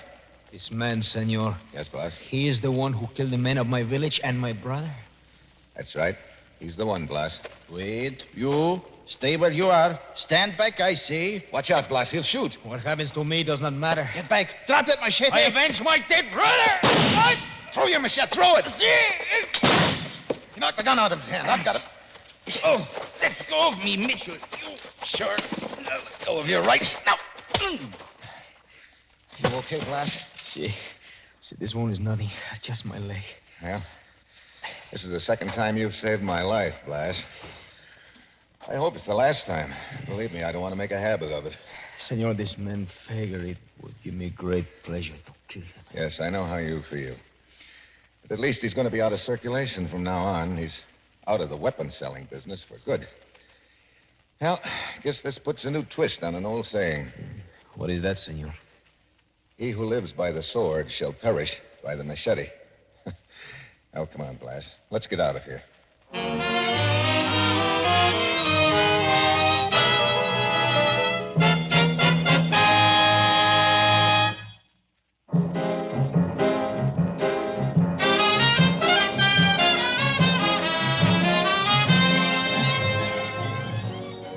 You have just heard the first in an exciting new adventure series, Dangerous Assignment, starring Brian Donlevy as Steve Mitchell. Dangerous Assignment is written by Bob Reif, with music by Bruce Ashley and directed by Bill Karn.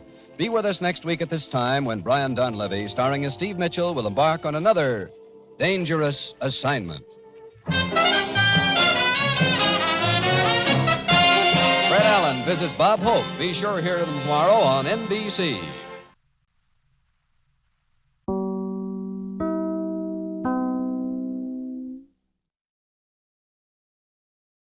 Wheaties presents Dangerous Assignment.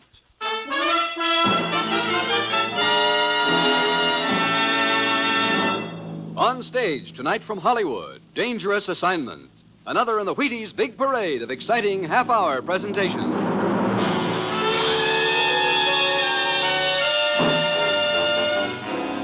Dangerous Assignment, starring Brian Donlevy as Steve Mitchell.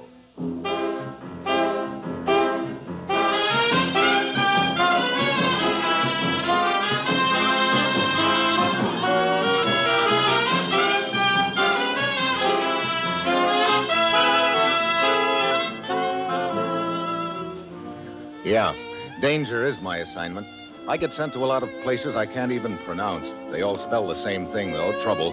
But when I walk into the commissioner's office, I don't realize this assignment is going to involve a dead correspondent, a Burmese girl, a trip through the jungle, and a fallen idol.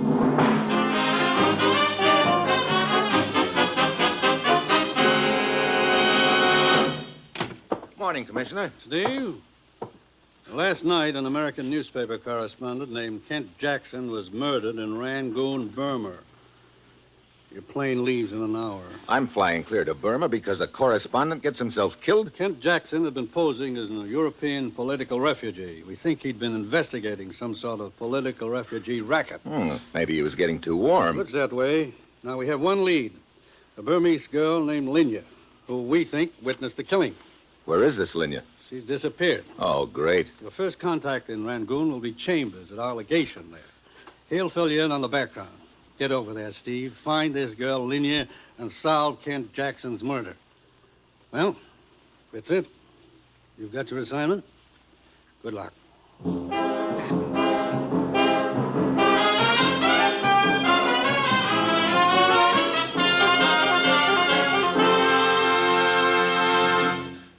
Anybody who knows baseball has played with a bat knows Jackie Robinson is about the hottest thing in the game. And now, Jackie has turned actor to play himself in the Jackie Robinson story. It'll be turning up at your hometown theater soon. Plan to take the kids. And by way of a short postscript to the movie, maybe you'd be interested in what Jackie told us about Wheaties. He says, a bowl of those crisp whole wheat flakes sure helps me get set for the day. Well, that's about it. I think you'll like the Jackie Robinson story. And I'm dead sure you'll like Wheaties, breakfast of champions. Try them both. Now, here is Dangerous Assignment, starring Brian Donlevy in the role of Steve Mitchell, colorful, two-fisted government agent.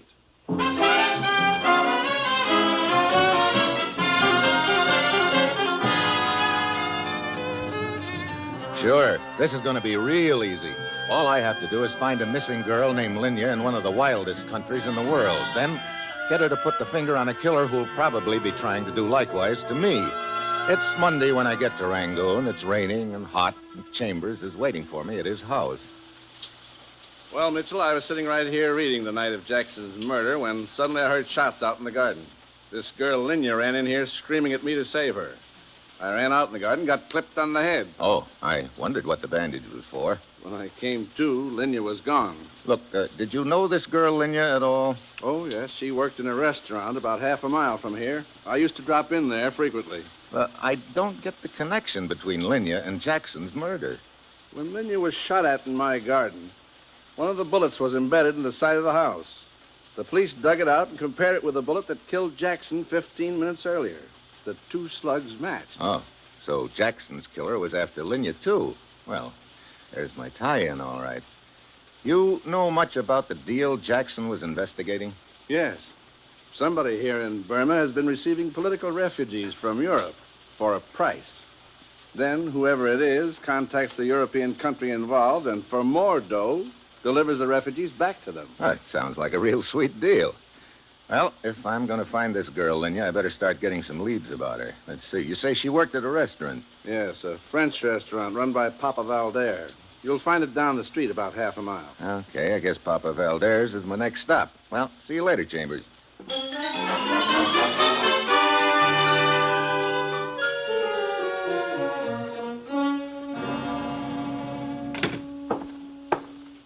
I am sorry, monsieur, but I am closed for the night. I cannot serve you. I didn't come here for food. I came for information. You, Papi Valder? Oui, monsieur.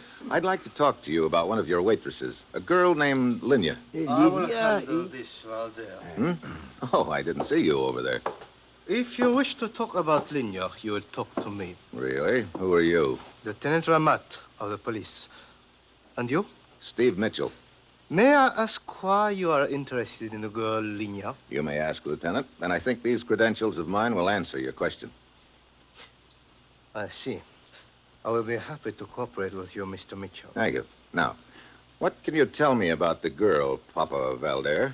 Oh, very little, monsieur. Linya, she was a good waitress and a very good girl. Where'd she live? In a rooming house about a half-hour's walk from this place. Here is the address. Well, thank you, Lieutenant. Linya walked home every night, huh? Yes, that is right, monsieur. Well, then it seems logical that somewhere on her route she passed the spot of Jackson's killing and witnessed it. I have investigated that. Linya could not possibly have arrived at the scene of the killing at the time when the killing took place. I walked off the distance myself. She could not have been closer than 3 blocks to it. Well, then I don't get it. Why did the killer take off after her? It is most puzzling. It sure is. The only other answer is that Linya knows something that she doesn't realize she knows. That means I've got to find her before the killer does. Rangoon is a large city, Mitchell. Yeah, and we're not even sure she's still in Rangoon. Well, thanks for the information, gentlemen. I think I'll go over to Linya's rooming house and see what I can find out there.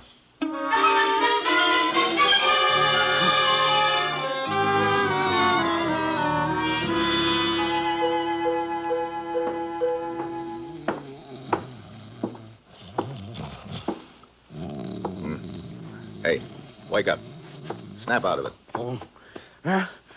Come on, prop those little lids open a minute. The return to reality is never as good as the dream. Save the philosophy. You run this rooming house? Yes, it is so. You got any idea where this girl Linya could be?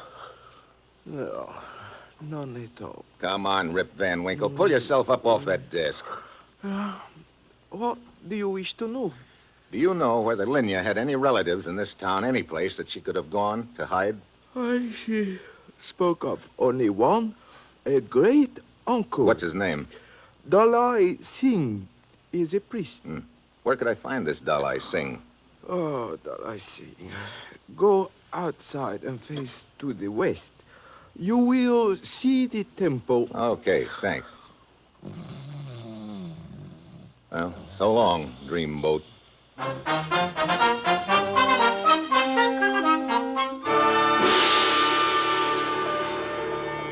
I locate the native temple and go inside. The only light comes from a few scattered candles. There are life-sized idols sitting up on perches along the walls. Then I spot a light coming from a room in the back of the temple. I start toward it. Suddenly, there's a grating noise. I look up. One of the idols is toppling over right on top of me. I dive to one side as it falls, and it hits me a glancing blow on the shoulder that sends me sprawling on the floor. There's a rustle of drapes behind the idol and running steps. By the time I pull myself up off the floor, there's no one in sight. I go into the back room. A little old man with a face like a prune is sitting there, staring straight ahead. Excuse me, I'd like to talk to you. I said I'd like to talk to you. Look, would you mind focusing your eyes on me a minute? I must apologize. I am withdrawn. Yes, my son. What is it? You're Dalai Singh? That is my name. And you're Linya's great-uncle? That is the earthly relationship? Yes. That was a pretty earthly reception you gave me a couple of minutes ago. I do not understand. That idol, the one that almost fell on me. You must pardon me. I was so immersed in meditation, I heard nothing. Oh? Well, I guess I wasn't that immersed because it sounded awfully noisy to me. What do you wish of me? I'm trying to find Linya. For what purpose? I want to find out what she knows about a killing that took place a few nights ago. Is this your true purpose, my son? That and protecting her from whoever's after it. Come closer. Now, gaze into my eyes. No, do not blink. Gaze steadily. Look, what are you trying to do? Hypnotize me? But a little longer. So, there is honesty in your eyes. You have passed the first test. Well, that's good to know. Now, can you tell me where Linya is? Be in front of the Shui Dagon Pagoda in 1 hour. Shui Dagon Pagoda? How do I go about finding it? You cannot fail to see it. It looms over the entire city. Okay, in 1 hour. Will Linya be there? Everything will be accomplished. Depart in peace.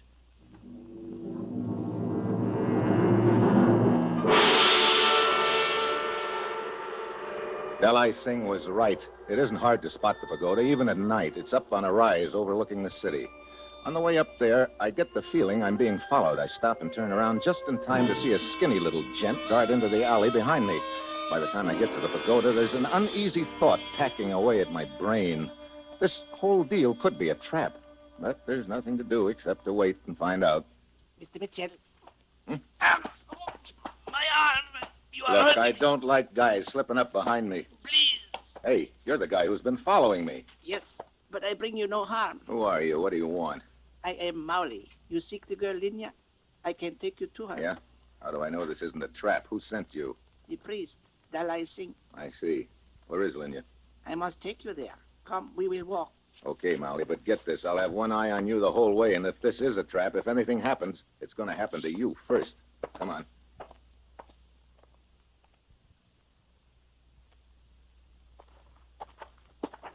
Look, we've been winding our way through back alleys for the last half hour, Molly. But here we are at proper place. Okay, you first, and don't try anything. Come. Dark in here. I will turn on the light. So, Dalai Singh. Yes, Mr. Mitchell. Look, what is all this? You send a guy to take me on a cook's tour of the city, then he brings me down a back alley to you again. You sure don't believe in taking any chances. Toying with chance sometimes invites disaster. Okay. Now, where's Linya? Fetch the girl, Mauli. very well.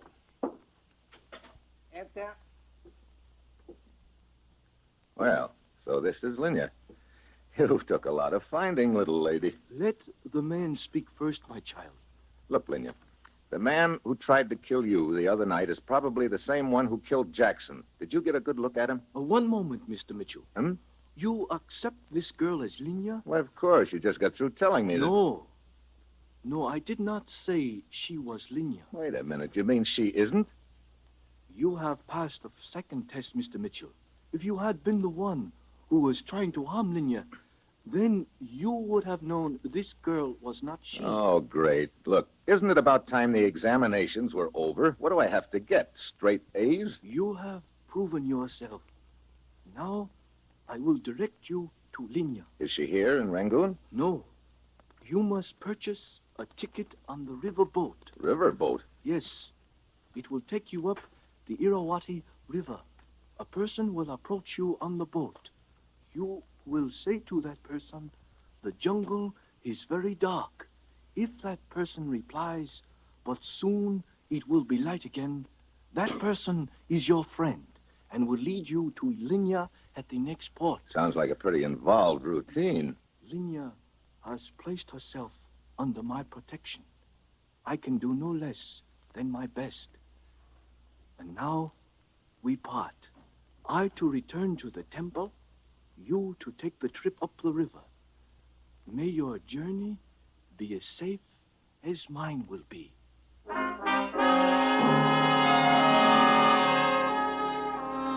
I go down to the waterfront and buy a ticket on the riverboat. I've got an hour before it shoves off, and then I realize I don't even know whether it's going to be a man or a woman who contacts me, so I go back to the temple to ask Dalai Singh.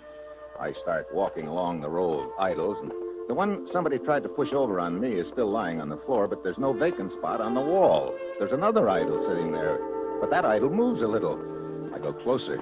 Then, as it crumples over and drops to the floor, I see it's not an idol after all. It's Dalai Singh with a knife in his heart.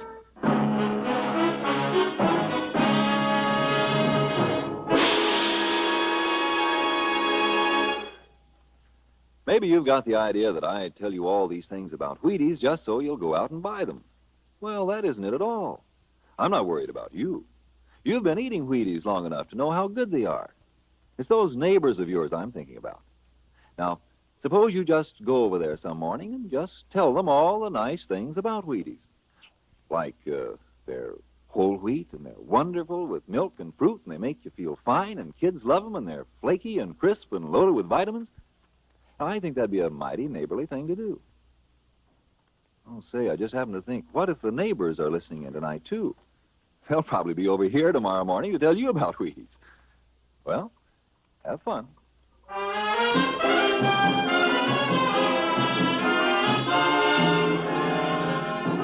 And now, back to Dangerous Assignment and Steve Mitchell.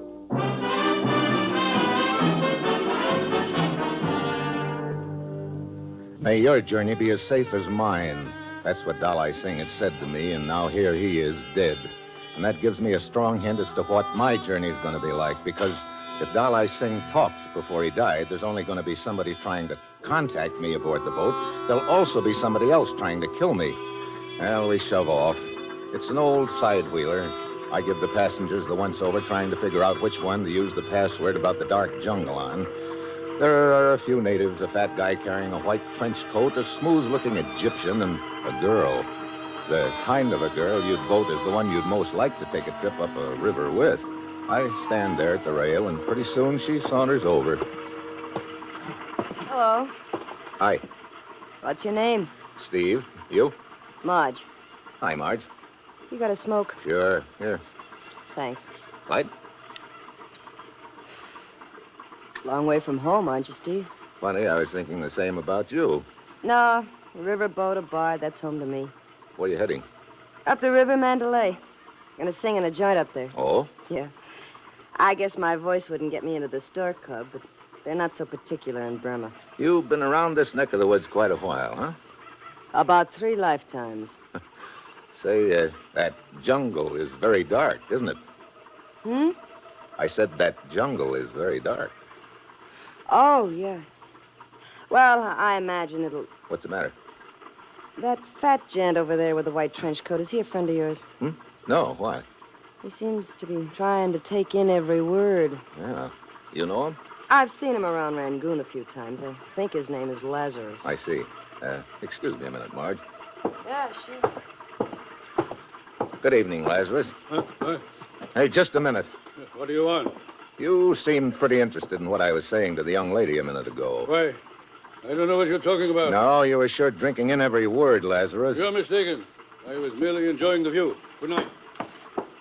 Uh-huh. And so I hope you will pardon my intrusion on your privacy. It was just that I could not avoid paying homage to such beauty. You're a real flowery type guy, aren't you? Oh, Steve. Hi. Looks like you just weren't meant to be lonely, Marge. This is, what did you say your name was, Buster? Camise, at your service. Camise. Meet Steve. I am indeed honored, Steve. I hope you will forgive my intrusion on your tete-a-tete. Yeah. Egyptian, aren't you? Yes, from Cairo. What brings you here to Burma? Quite possibly the same thing that brings you here, Steve. What's that? Yes, I sense that we are two kindred spirits, each seeking adventure, each willing to travel around the world to find it. You're just looking for adventure, huh? Yes. You see, Steve, I am a romantic at heart. Else, why would I leave my considerable estate in Cairo to travel up a Burmese river on a rickety boat? Brother, if I had a considerable estate in Cairo or Cairo, Illinois, I wouldn't be paddling through this swamp. The quest for adventure often leads us to unlikely surroundings. It sure does. And now, please excuse me. Perhaps it was fated that we should meet, Steve. If so, we shall meet again. Well, it'd be pretty hard to avoid meeting again on this tub. I'll see you around, commies. Good night to you both. Ha! Get a load of him. I am a romantic at heart yet. Yeah. Hey, look, Marge, just before you spotted that guy Lazarus watching us, I made a remark to you about the jungle being pretty dark. Yeah, I remember. You started to say something in reply. What was it? It'll keep, Steve. Oh? Okay. Well, I think I'll turn in. I'll see you in the morning, huh? Yeah. Matter of fact, I'll make a point of it.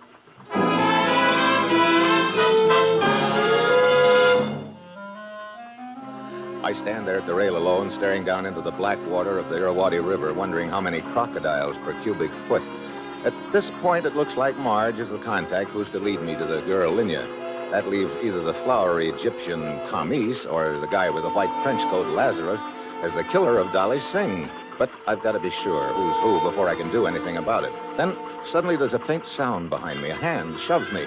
Out of the corner of my eye, I get a glimpse of a white coat as I topple over the side. There's a loose line trailing in the water. I grab at it as I hit. It almost jerks my arm out of the socket, but I hang on.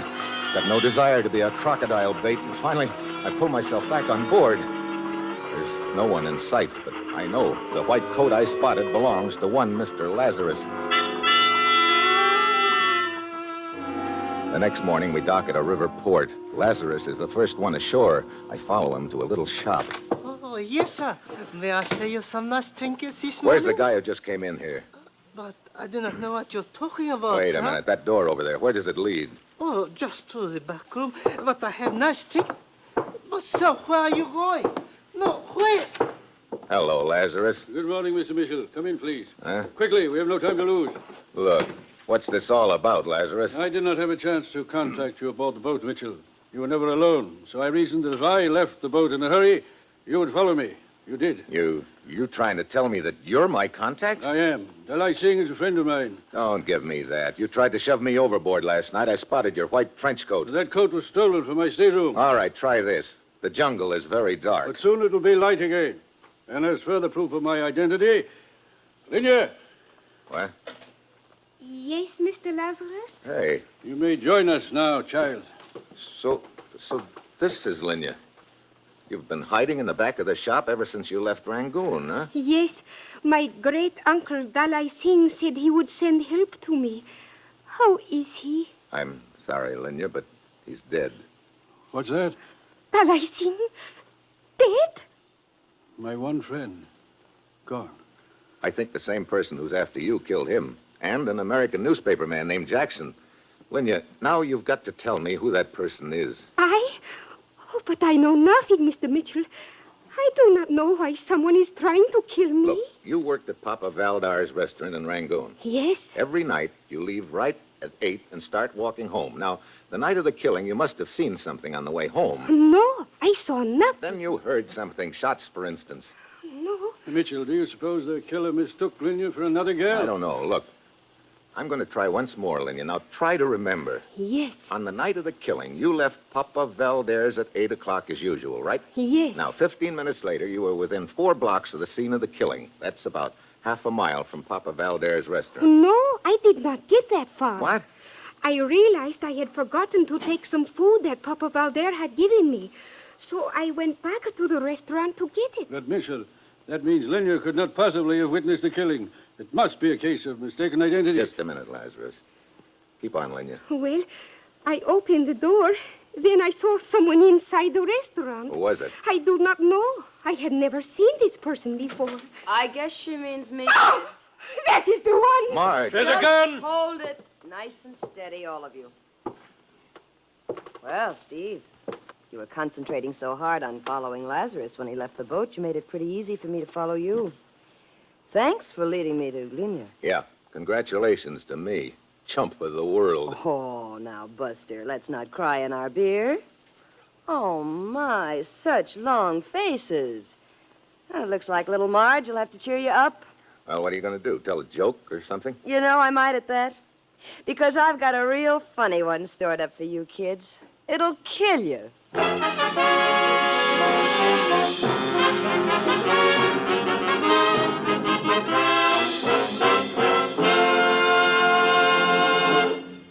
No kidding. It actually may cost you money not to eat breakfast. Honest. Look, you skip breakfast, so comes lunch, and you got to eat like a horse to catch up. And that's tough on the budget. So here's the deal.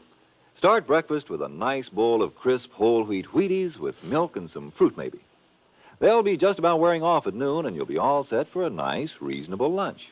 And you know, with those Wheaties in there, you'll feel as good as money in the bank all morning long. Now, here is the conclusion of Dangerous Assignment.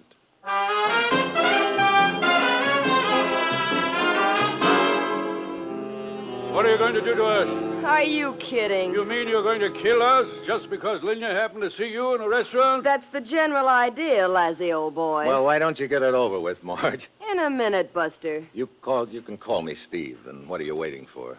My little helper. I don't want any slip-ups. Helper? Then you're not in this deal alone. No, he's tying up that shopkeeper out in front. Oh, here he is now. Papa Valder. Oui. Good evening, Linya. You have been most difficult to find. Well, I begin to get it. You and Papa Valder were running the political refugee racket together, Marge. You killed the correspondent Jackson, then went back to report to Valder, but just then Linya stuck her head in the door. You two didn't want to be seen together, so you took off after Linya. Come, my dear. Let us attend to the business at hand without further delay. Okay, Pop. Wait. Huh? You must spare my life. I beg of you. Oh, save it, hero. But I was only trying to do a favor for a friend. I had nothing to do with You it. sure must picked believe nice, me. brave guys to work with, Steve. Please, don't kill me. I'll do anything you say. Please, I beg of you. Get up off your knees. Take it like a big boy, Lazarus. Suddenly I realize what Lazarus is up to. He's squealing for mercy like a stuck pig. Please. But all the while he's inching slowly forward on his knees toward Marge's gun. I said get up. Very well. Let go of that gun. Valder is behind Marge. He whips out his gun and jumps to one side, but I meet him halfway. The slug hits the wall and Valder hits the floor. Marge gives Lazarus a foot in the face and swings her gun free, but a second too late. Let go of my wrist. Drop that gun or I'll break your arm. Oh, yeah? Drop it. Thanks. I'll take it now. You okay, Lazarus? Quite. Looks like he's a little bigger hero than you gave him credit for, Marge. Okay. So things didn't turn out quite like I'd figured. No hard feelings, Steve. Oh, no? No hard feelings. You kill a newspaper man and a priest, to say nothing of a few political refugees here and there along the line, but no hard feelings. Well, you've got a right to your theories. Can I go now? You are kidding. Look, Buster, you've got no proof of any of this. There weren't any witnesses to either of those killings, and if you think you're going to get any kind of confession out of me... I've got your gun, Marge, and that's just as good as a confession. What are you talking about? The police back in Rangoon have the slug that killed Jackson. Five will get you 10 that matches these in your gun. Wait a minute. Yeah, even in Burma they've got ballistics. And I bet that's one word you'll wish had never been invented. But no hard feelings, Marge. I mean, Buster. Come on.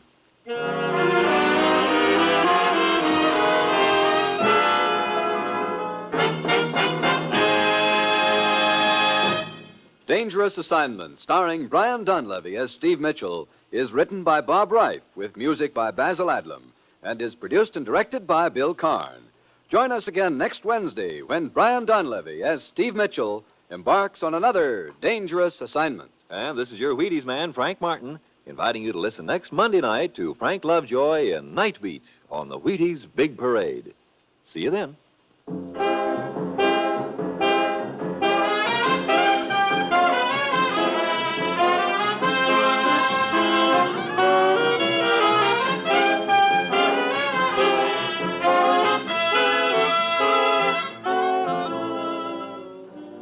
Going to bake a pie sometime soon?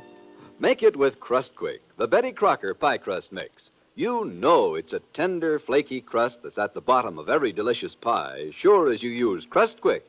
And so easy. Just add water to Crust Quick. And what pie crust? Tender crust, tasty crust, rich, short, lovely crust, just like Betty Crocker makes. And you can make it. Just add water to Crust Quick. Crust Quick, the Betty Crocker pie crust mix.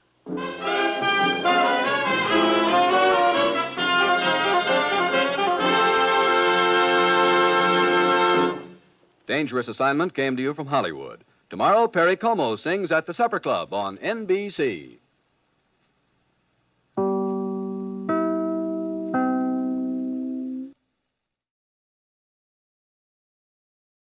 The National Broadcasting Company brings you Brian Donlevy as Steve Mitchell in Dangerous Assignment.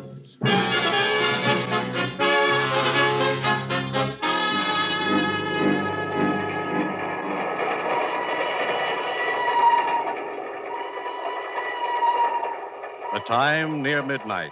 The place, Nigeria, West Africa. Two men stand on the swaying observation platform of a train which winds its way across a yawning chasm between two mountains.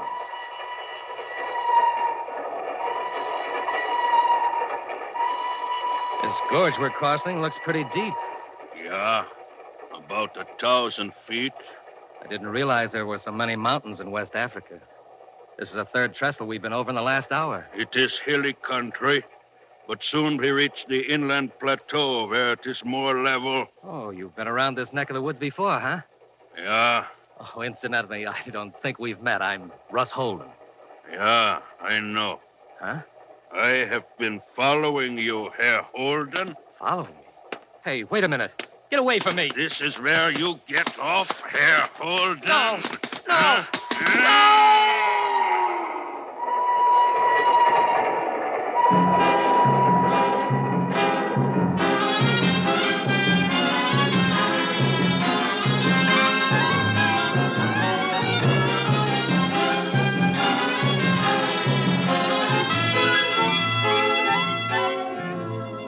You've seen him as Sergeant Markoff in Bull Guest, as Charles Dana in 2 Years Before the Mast. And now, here is our star, Brian Donlevy, in another two-fisted portrayal as Steve Mitchell in Dangerous Assignment. Flight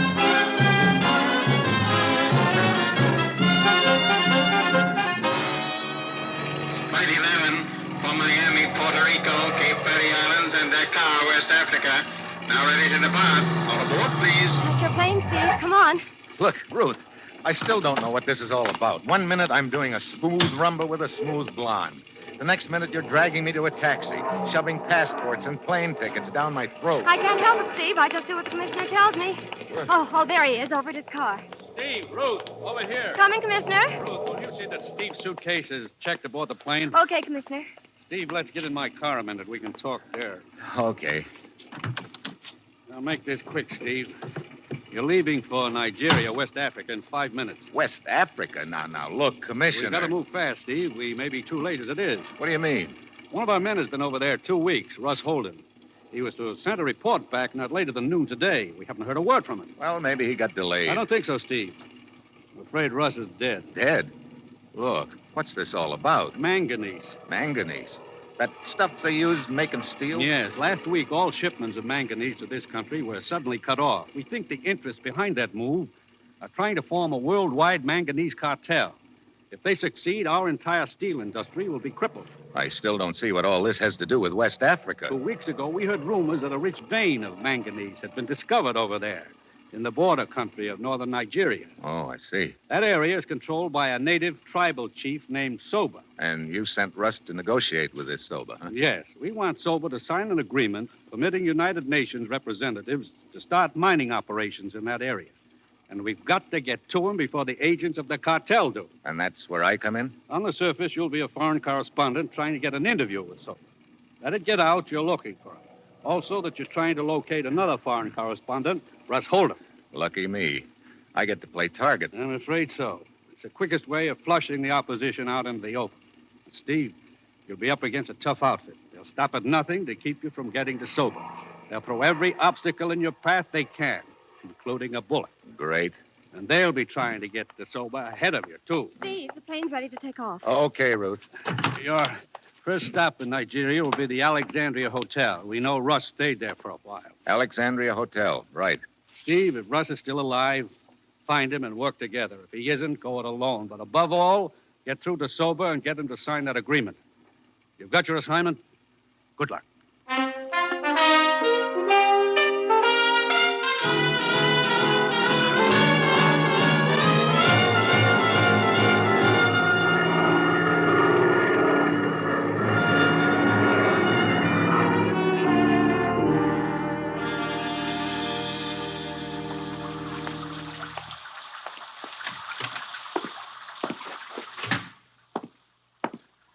Good afternoon, sir. Welcome to the Alexandria Hotel. You wish a room? Yeah, and a blotter. This rain is even more so than what the Florida papers say about California. Please sign here, sir. This is the rainy season, you know. No kidding. From now until October, sir. You sound proud of it. You mean it's this way all over Nigeria? Off and on, sir. Fine. Mr. Steve Mitchell, United States. Boy, take Mr. Mitchell's suitcase to room 22. Will you be staying with us long, Mr. Mitchell? No longer than I can help. I shouldn't be here at all. Sir? I'm a foreign correspondent. A friend of mine was supposed to do a story over here, but I guess he wandered into a bar somewhere and forgot all about it. So now I have to do it. What was your friend's name? Holden. Russ Holden. Why, Mr. Holden stayed at this hotel while he was in Lagos. When did he check out? Several days ago. I believe he took the train to Kugama. Kugama? Where's that? It's inland and to the north, Mr. Mitchell. It is a long trip by train. What kind of country is it up there? Oh, very wild, sir. Well, I guess I'm going to need more suitable clothes. Is there a store around here where I can get outfitted? Oh, yes, indeed, sir. Carter's. It's right in the next block. Okay. I'll give it a whirl as soon as I get out of these wet clothes. Right up the stairs and to your right, sir. The boy will have your room all ready for you. Yes, sir. What can I do for you? Let me see your register. You wish a room? Let me look at that register. But why, sir? What business have you with... Register. Give it to me. All right, but... Let's have it. So he is Steve Mitchell. You may have it back. I don't understand. You ought to say nothing about this. Forget all about me, do you understand? But no, I don't understand. To help you forget.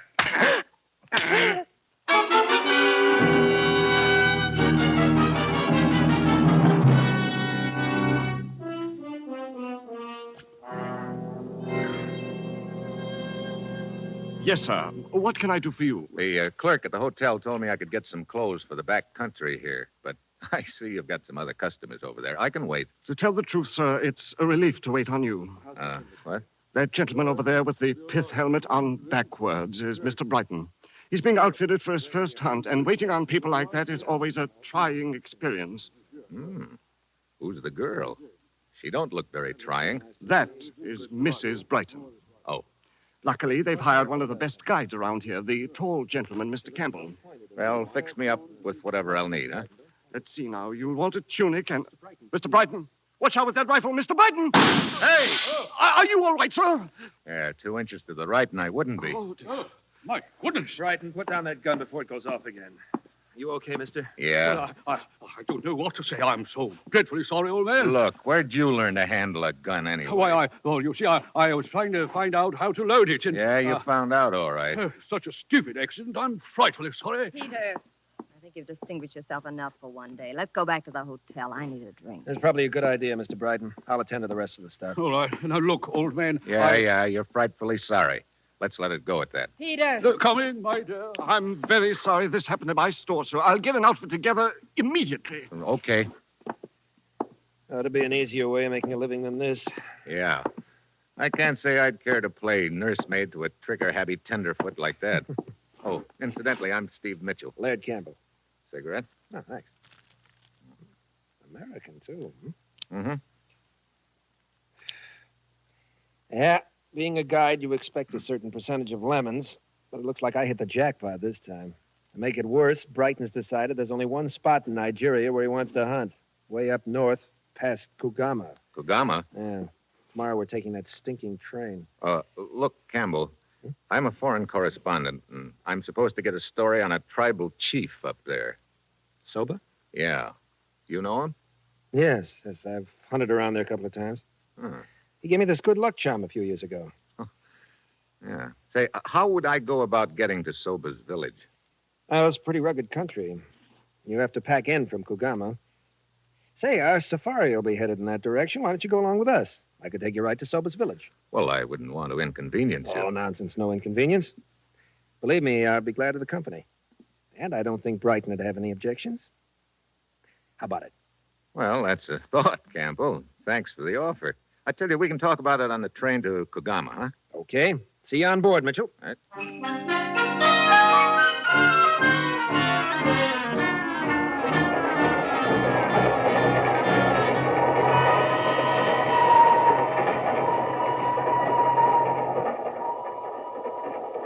What a cattle train. When do we get to Kugama, anyhow? Tomorrow noon. Care for another drink, Mrs. Brighton? Sure, I'd care for one, but better not. Hmm? Look at Peter over there scowling away. Thinks I've had too many already. Oh, Mr. Brighton doesn't approve, huh? He's one of those physical fitness bugs. He must have read about Teddy Roosevelt when he was a kid. He's been trying to live dangerously ever since. You know, you sound like you come from my side of the Atlantic. Kansas City. Oh. How'd you happen to... How'd I happen to wind up Mrs. Brighton? Who knows? One day I'm in the chorus at the Palladium in London. The next day, I'm Mrs. Peter Brighton. And I've been on a bicycle ever since. I think I'll have that drink after all. Lola, getting late. You can read me like a book. Oh, well. Is this seat next to you occupied, sir? No, help yourself. Thank you. What were you saying about being on a bicycle, Mrs. Brighton? Last year it was pig sticking in India. Have you ever been pig sticking? Not that I know of. Your husband must have a lot of time on his hands. Doesn't he sure. work? He works. He's always got some big conference going on. He fools around with a lot of different interests, oils, mining, stuff like that. I see. Well, it's getting late. I think I'll turn in. Okay. See you in the morning, Mrs. Brighton. Good night, Mr. Mitchell. All right. It is very amusing. What? Permit me. I am Warchek.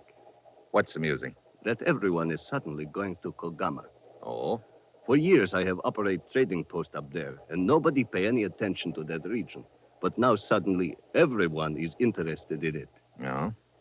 Does a hunting party and a newspaper hack after a story constitute everybody, Warchek? This hunting expedition and the story you seek, they would not by any chance have to do with the rumors of a discovery of manganese ore in that region, would they? You're doing the talking. If you prefer, I will confine my conversation to the scenery. Like I say, you're doing the talking. As a matter of fact, we are passing through some very beautiful country right now. Oh? Yes. We are approaching a gorge which is quite spectacular. The view from the observation platform is a rewarding one. Is it? Well, I could do with some fresh air anyway. Thanks. You are quite welcome, sir.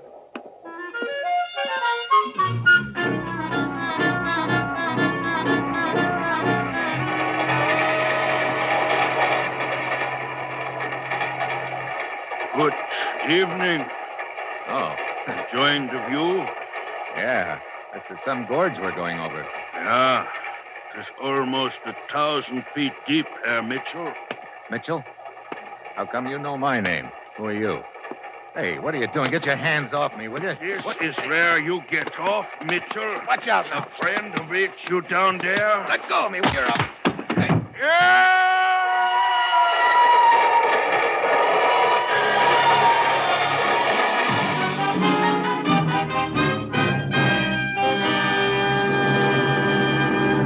The National Broadcasting Company is bringing you Brian Donlevy, starring in the role of Steve Mitchell in the third of an exciting new adventure series, Dangerous Assignment.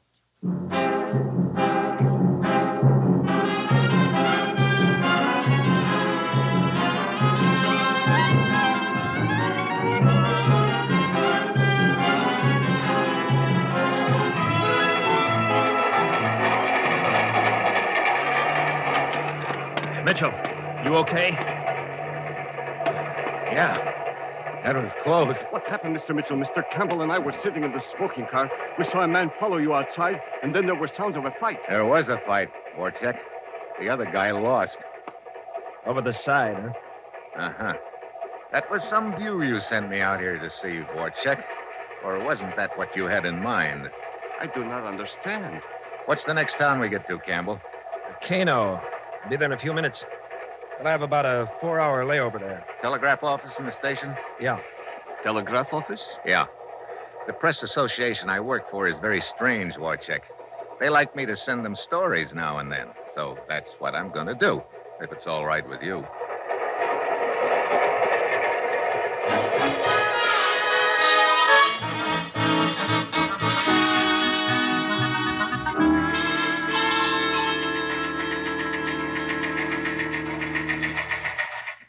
Here's Steve's report, Commissioner. Good, let's have it. Considerable interest being shown in manganese ore by tenderfoot hunter named Brighton and trader named Warcheck. From joining Brighton Safari to vicinity Chief Sober's village. Good. Sounds like he's been a busy bee, Commissioner. Oh, wait a minute. Almost got tossed into canyon 2 hours ago. What? Afraid Russ Holden wasn't as lucky as I was. Oh, I was afraid of something like that, Ruth. Poor Russ. Hey, wait, there's more. A 2-hour layover here in Kano. I'm borrowing one of Campbell's native gun bearers to take me back to that ravine I almost got shoved into.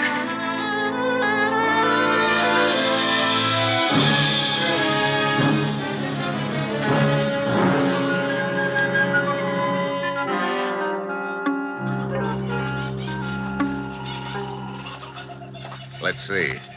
We're just about under that railroad trestle right now, Zuru. Juana, look. Yeah. Not a pretty sight, is it? Yeah, that's the guy who jumped me, all right, Zuru. Juana, Yeah. I have seen that man before. What? Where? No can remember. Well, try to remember. Zuru, try. It's very important. Let's see. He ought to have some identification here in his wallet. There it is. Hunts Graber. Never heard of him. Juana, me Yeah. find something? What is it? Here, A wristwatch. bones, too. It's Russ Holden's wristwatch. Train leaves station soon. Time to go back, Juana. Yeah. Come on, Zuru.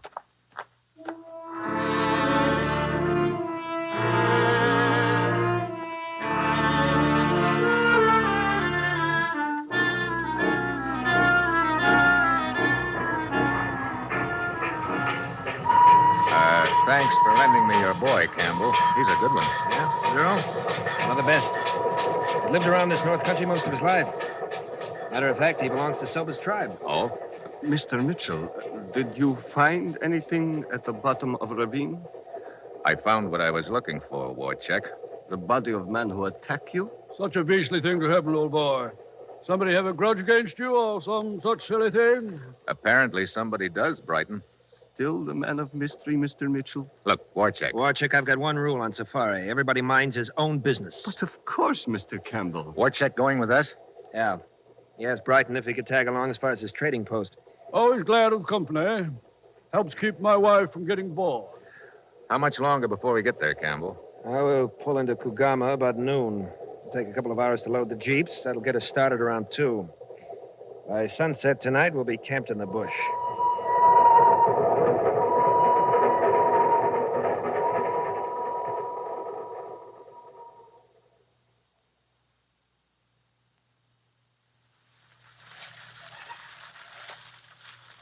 How about putting some more wood on the fire, Campbell? Yeah, sure thing. Give me a hand, will you, Mitchell? Okay, Campbell. That's better. What was that? Big cat out there somewhere. Good. Maybe we'll get a crack at him tomorrow. I can hardly wait. First a wonderful ride on a stuffy train, then a few charming hours bouncing in a jeep. Now a mangy lion waiting for us. How did I get so lucky? Well, if you will all excuse me, I think I will go to my tent. That's a good idea, me too. Probably be a good idea if we all turned in pretty soon. We'll want to get started by dawn.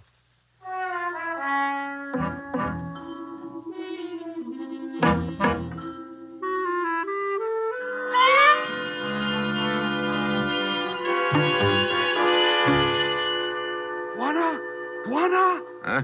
Who's out there? Zuru? Oh, come on in, Zuru. What is it? Juana Campbell with you? No, Campbell's in his tent, isn't Not in tent.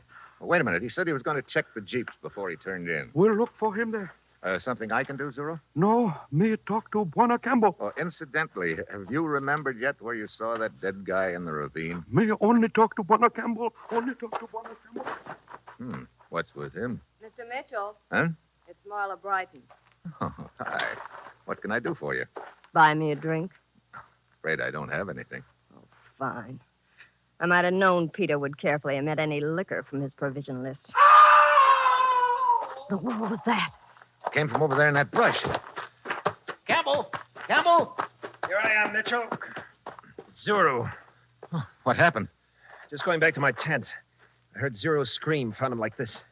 His throat's been cut. Campbell, what's all the noise about? That frightful scream.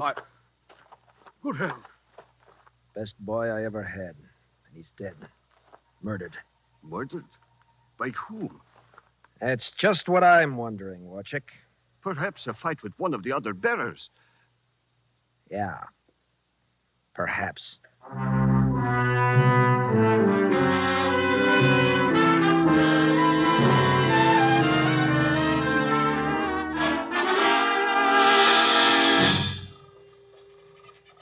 The sun's coming up. We'll leave as soon as Brighton's ready. Look, Campbell, maybe I better head for Sobu's village this morning instead of tagging along with you, huh? I wouldn't advise you trying it alone, Mitchell. I'll take you over there later, as soon as Brighton's had enough hunting for today. Okay. Is Warcheck going with us this morning? No, he said he'd rather stay here at camp. Say, Campbell, I didn't get a chance to talk to you last night after Zuru was murdered, but I think I know why he got it. What do you mean? Zuru told me that he'd seen the guy who tried to push me off the train before. Huh? Where had he seen him? I don't know. But I think he remembered last night and wanted to tell you about it. I wish he could have found me sooner. Here comes Brighton. We can start now. Hey, if you don't mind, I'm going to stick pretty close to Brighton while we're out in the bush. Afraid his gun might go off accidentally in your direction again? Yeah. I might not be so lucky this time.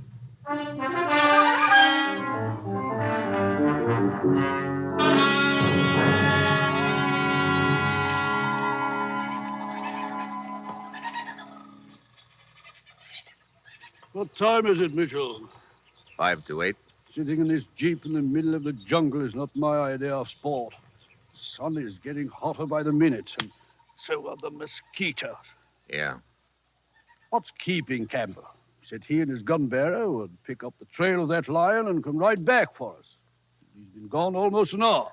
Well, he'll probably be along in a few minutes, Brighton. No, this isn't turning out at all the way I'd hoped. But I suppose I shouldn't have expected anything else. Huh? Yeah. I'm sick of the whole business. I should never have let Campbell talk me into coming way up here in this godforsaken country. It was Campbell's idea to come up here? He said it was yours. Oh, no. He told me the hunting was better around here. Come on. Get out of this jeep. Let's get into the brush. Hurry up. Oh, but Campbell told us to stay in this clearing. Yeah. He's probably circling around behind us right now. Come on. Oh, Mitchell, I don't understand. Neither did I. Until just now. Here, into this brush. Get down. But why is Campbell shooting at us? Not us. Me. Look, you sit tight right here and you'll be okay. It's me he's after. Mitchell, where are you going? Soba's village. It's about 2 miles west of here. I hope.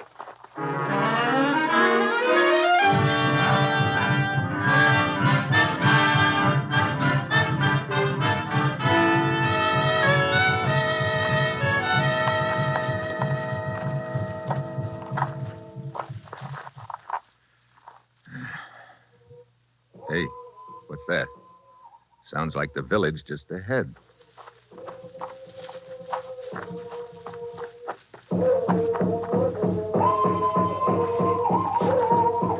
Yeah, there it is.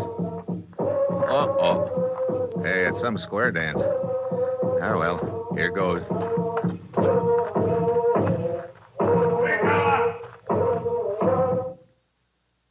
Hey, look. Don't let me stop the feast. If one of you will just tell me where your chief is. Is not feast. Death does. Who are you? I want to talk to Soba, your chief. Is he around? Maranga, Jolo. Hey, now, wait a minute. Look. Maranga, what is it? A white man want to talk to you. Is your name Soba? Yes, you come at bad time, white man. We have death dance for one of my people, Zuru. Bring his body into village this morning. Yeah, I know. Look, Soba, this is important. I've got to talk to you right away. Go to my hut, white man. We finish death dance, then we talk. Barunga!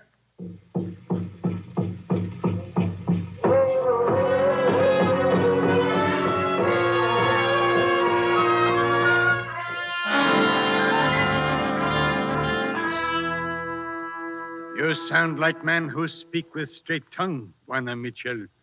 Maybe your people are right ones to dig in my ground for metal. Good. But you are too late. What? Other man promised my tribe much food and medicine. What other man? His trader man, Warchek. Warchek? Oh, looks like I pegged the wrong guy. Where is he? He's still in village. Yeah, I see him. Over by that other hut. Excuse me, Silver. Warchek. Warchek. Ah, Mr. Mitchell. It would seem you arrived too late. Now, look, Warchek. I've been through too much in this deal to let that cartel you're working for come out on top now. But you're mistaken, Mitchell. I work for no cartel, but for myself. What? You are bidding for mining rights. Cartel is also bidding for them. What more profitable place for me than in the middle where I can do business with the highest bidder? Warchek. Looks like Warchek didn't stay in the middle very long. Campbell. Any agreement Warchek has with the chief is void now. And with you out of the way, Mitchell, I think we'll be able to... Your man Garber missed, huh? So you're going to finish the job yourself? Yeah. You ought to get a promotion for this, Campbell. Just money. A lot of it. Yeah. Enough money so you didn't even mind killing Zuru when you realized he remembered seeing you and Graber together. That's a lie. Soba, it's not true. Mitchell here killed Zuru. You killer of Zuru. Look, Soba, I tell you, I didn't kill Zuru. It was Mitchell. White Hunter lies. When my men pick up Zuru's body, they find good luck charm I gave you long time ago. What? Oh, I must have dropped it when I bent over Zuru after he died. No. Good luck charm under Zuru's body. Barunga. No, Soba. Barunga Blogan. No. Mitchell, you... Good, Marunga. Good. He killed one of my people, he die. You don't waste any time, Silva. Mitchell. What? Come. We go to my hut. We talk some more. Good. You can sign the agreement. I have the papers right here. No sign. What? Why? Soba no sign name. Soba can only make X. Oh. Well, look, Chief, don't worry about that. Right now, your X is going to look like $1 million to me. Come on.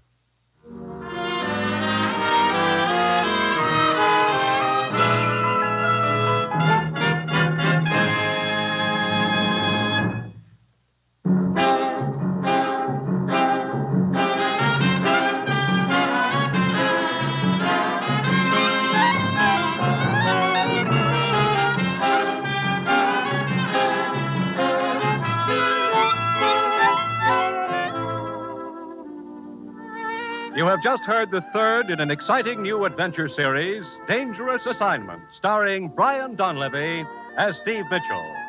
Dangerous Assignment is written by Bob Reif and directed by Bill Karn, with music by Bruce Ashley. Be with us again next week at this same time when Brian Donlevy, starring as Steve Mitchell, will embark on another Dangerous Assignment.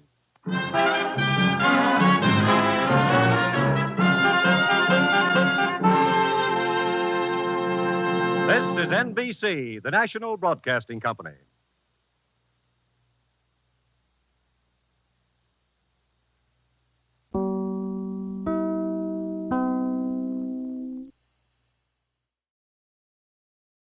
The National Broadcasting Company brings you Brian Donlevy as Steve Mitchell in Dangerous Assignment.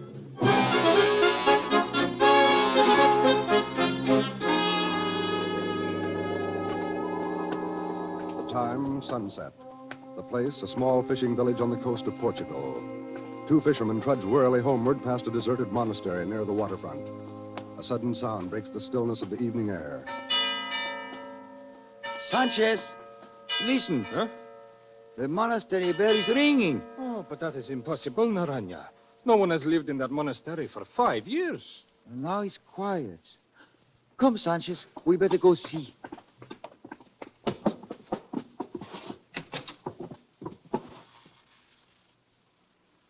Oh, Naranja, here is some food and blankets. Someone has been living here. Hosages. Look! Oh, madre mia. A man hanging from the bell rope. Quick, let us cut him down. It's too late, Naranja. He's dead.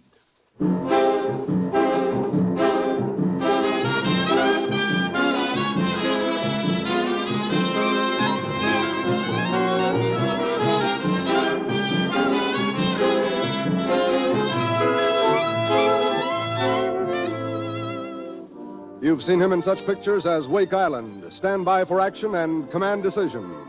Now, here is our star, Brian Donlevy, in another two-fisted portrayal as Steve Mitchell in Dangerous Assignment.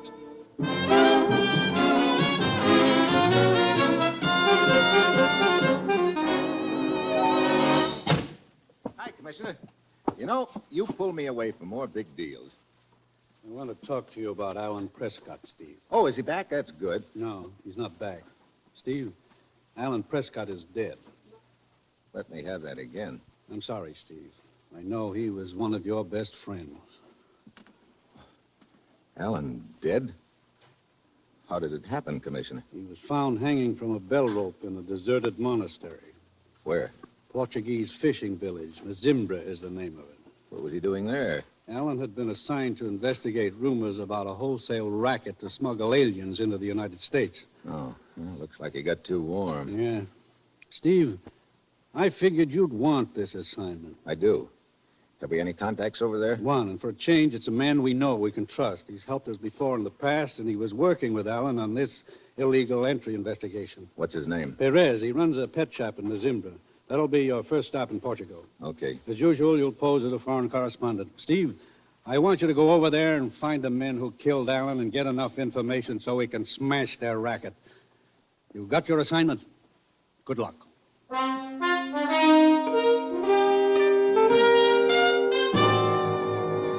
Flight 9, now departing for Bermuda, the Azores, and Lisbon, Portugal.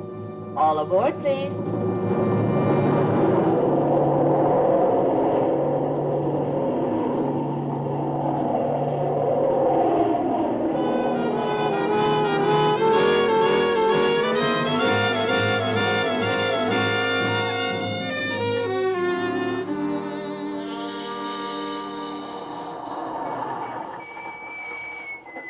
Here is Senor Perez's pet shop, and his light is still on. Yeah. Okay, driver. Here you are. Oh, gracias. You want me to wait for you, senor? No, thanks. Hey, Senor Perez, there's many birds in his shop, senor. so I hear. Good night, senor. All right. Boy, what a menagerie. Anybody home? Perez? Perez? Okay, Polly, you call him too. Hey, Perez! Perez! Stop! You're choking me! Oh! Hey, what's the matter, Polly? You got a persecution complex? Well, maybe Perez is in the back room here. Perez? You're choking me! Oh, shut up. Dark in here. Wonder where he is. Come in and close the door. What? I have a gun. Do as I say. Okay. Look, Perez, I want to talk to you. I'm a friend of Alan Prescott's. I will turn on the lights. That's better. Perez, what's the matter? You're bleeding. There has been a fight. Here. Come on over here and sit down. Let me help you. Thank you. I will be all right. What happened? 2 men came into my shop with knives, tried to kill me. I got my gun and drove them off. When I heard you come in a minute ago, I thought they had come back. Yeah, I guess that's what your parrot thought, too. You say you are a friend of Alan Prescott? Yeah. You were sent to take over the case he was working on, huh? That's right. The alien smuggling ring. I was working on it with Senor Prescott. How much had he found out? Why, so far, very little, Senor. However, I expect to come into possession of some valuable information tomorrow. Okay, I'll check with you then. Now, you better get a doctor to look after those cuts, Perez. I'm going to the police station.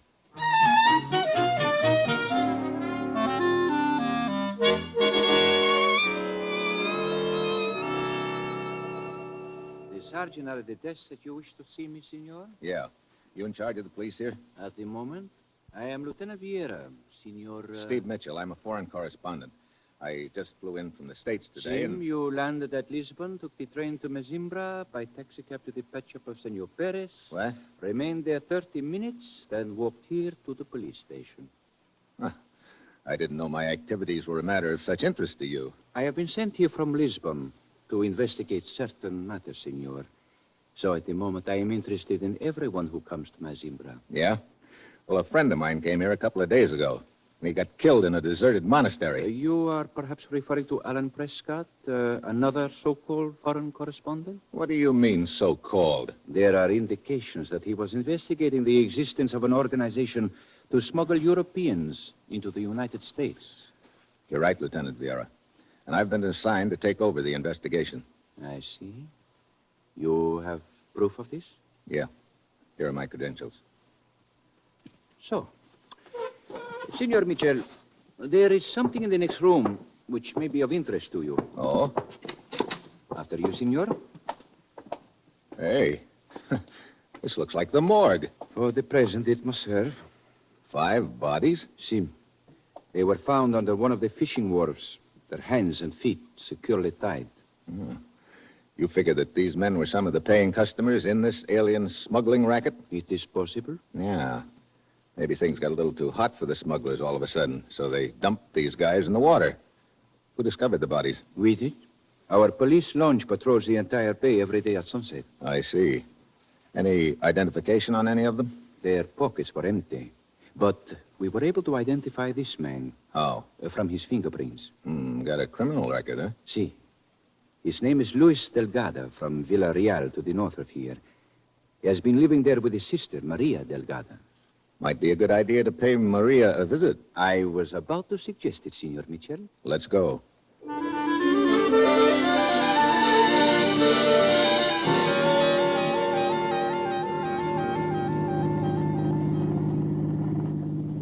How much farther to Villarreal, Lieutenant? But a few miles, Mitchell. You sure believe in taking precautions, don't you? Senor? Having one of your boys tail us. Tail us? I do not understand, Mitchell. Well, that car behind us. It's been following us for the last 10 minutes. I gave no orders to follow us, Mitchell. What? Then who? Hey, he's coming up at us. Can you see who it is? No, it's too dark. Yara, watch out. He's trying to run us off the road. Get down, Mitchell. Get down. Oh, we're skidding. Hey, brace yourself. Watch out. Boy, that was close. Nice driving, Vera. Thank you. Thank you, Mitchell. Well, somebody's sure anxious to put us out of the way. Beginning to look like we're on the right trail. See, we will continue our trip to the Delgado house in Villarreal.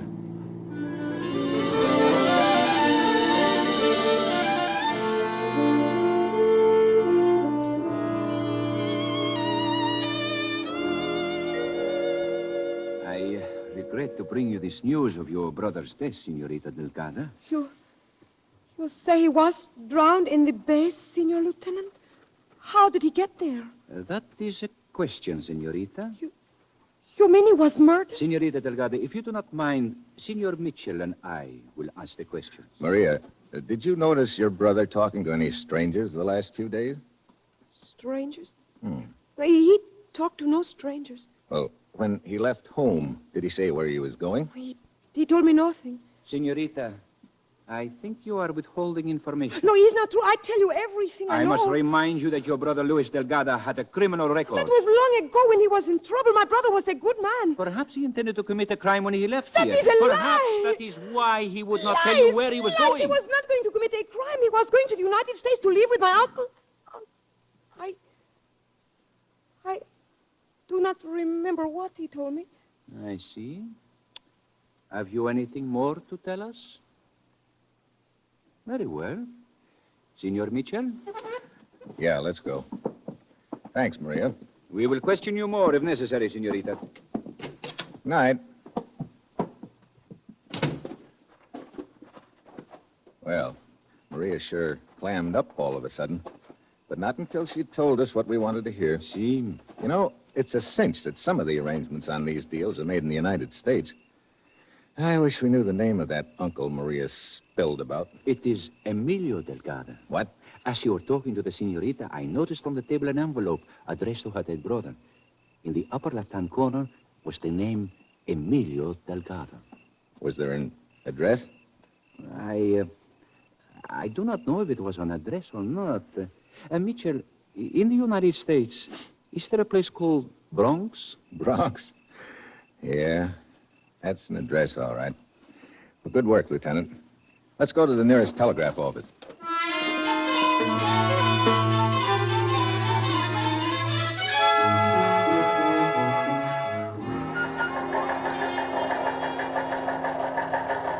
Here's a report from Steve, Commissioner. Thanks, Ruth.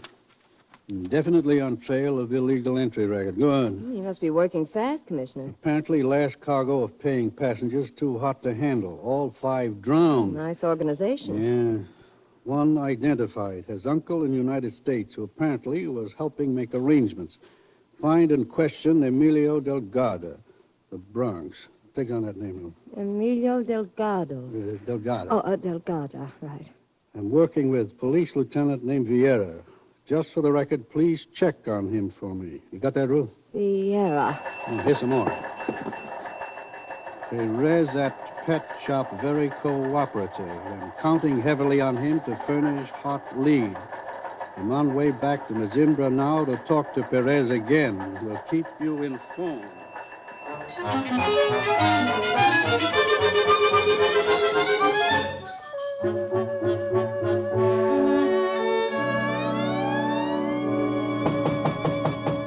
Come in.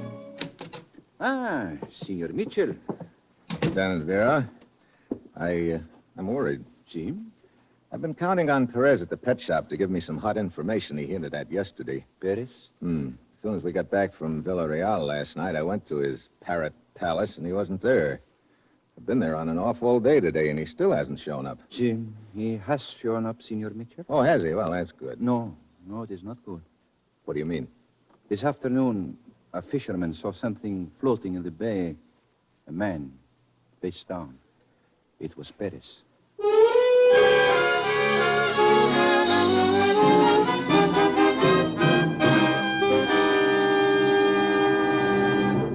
In just a moment, our star, Brian Donlevy, returns as Steve Mitchell in Dangerous Assignment. Here's a message for the technically minded young men of America. The armed forces of the United States want volunteers. Volunteers for the greatest scientific enterprise in history. Volunteers for the world's greatest educational program. The new scientific armed forces offer training in dozens of technical specialties. Radar, radio, diesel, jet propulsion, aviation, and many, many others. So if you're thinking of an active career, a vital career, think of the United States Armed Forces.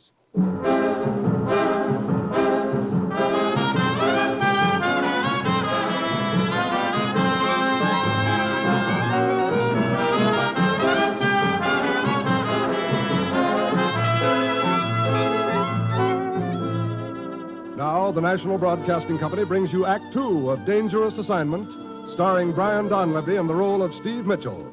The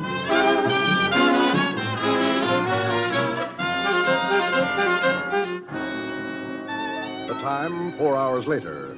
The place, the Commissioner's office in the United States. I finally got hold of Steve, Commissioner. He's on the line. Thanks, Ruth. Steve? Hello, Commissioner. We located Emilio Delgado in the Bronx. First, he wouldn't talk, but when we told him his nephew had been murdered trying to get out of Portugal, he opened up.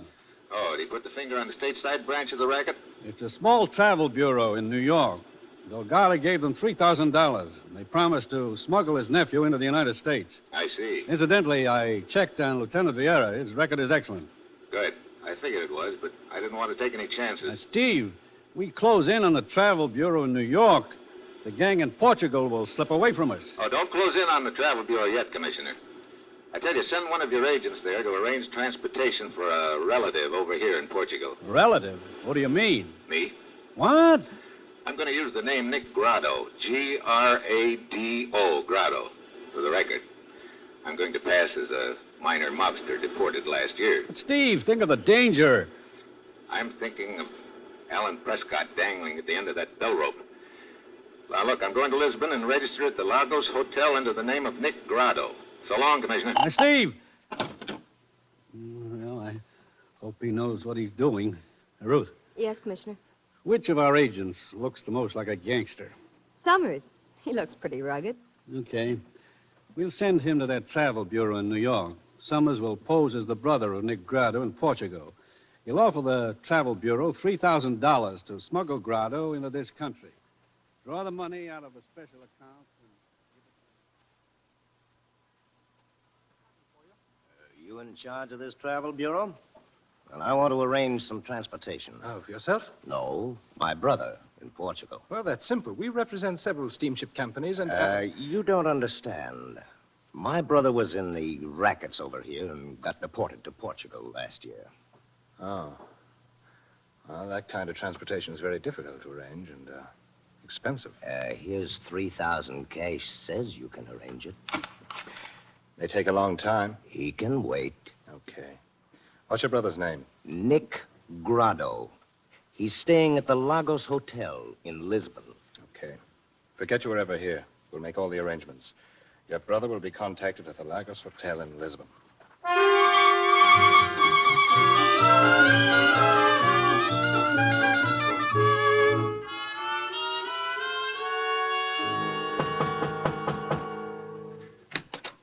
Yeah? Your name, Nick Grado. Who are you? Bogota. You want to take a trip, Grado? Trip? Your brother in America arranged it. Oh, okay. Well, I'm all packed up. Do not carry any identification. You have your money and valuables? Yeah, right here on me, Bogota. Good. The car is outside. Where are we going? To the cliffs, overlooking the sea, near Mezimbra. Cliffs? See, there's a cave at the waterline. You will wait for the boat there. Okay, let's go.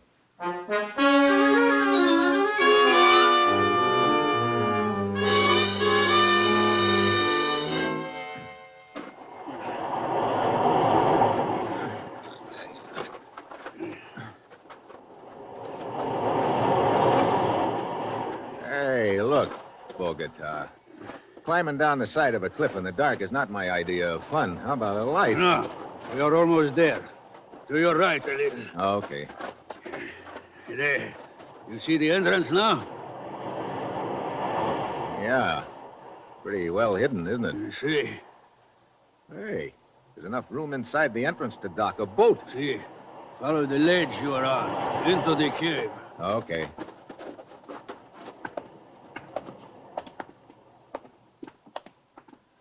Quite a place. It serves our purpose. Wait a minute. There's a light up ahead. See, the other passengers. Oh. How many are there on this trip? 2 others. Business falling off? It is good enough, Grano. Who is there? Here we are. Who is it? Bogota, old man. You one of the passengers? Sim, I am Pimentel. Nick Grado's my name. Where is the other one? The girl. Girl? Here I am. Oh, Senor Grado, did you say? yeah, senorita. Maria is enough. All of you stay here. I'm going to hide the car. Bogota? How much longer must we wait here? It's not for you to ask questions, old man. Well, Senor Steve Mitchell, Maria Delgado, the grief-stricken sister. so you are supposed to be Nick Grado. What are you doing here, Senor Mitchell? I was just going to ask you the same thing, Maria. When you and Lieutenant Vieira told me about my brother's murder, I knew I could not rest until I found out who killed him. Oh. Bogota doesn't know who you are? No, and he will not, unless you tell him. Look, you keep your mouth shut about me, and I'll do likewise. See, it is a promise, Senor. Quiet. Here comes the old man. Wait. All we do is wait. Bogota say how long we stay here? Until the boss comes with the boat, he said, but he would not tell me when that would be. Did he say who the boss was? No. Pimentel, you do not look so good. Why you don't try to rest? Oh, thank you for your kindness, Senorita. I'm sick and an old man, but everything will be all right when I get to America. Everything. Means a lot to you, huh? It is what I'm living for, Senor. Say, how far back does this cave go, anyway? Bogota told us to stay on this ledge and not to go back any farther. He said that narrow channel below winds back and ends against a solid wall of rock. The front entrance, the only one, huh? That is what he said. Well, looks like nothing's due to happen tonight. I think we all better get a little sleep.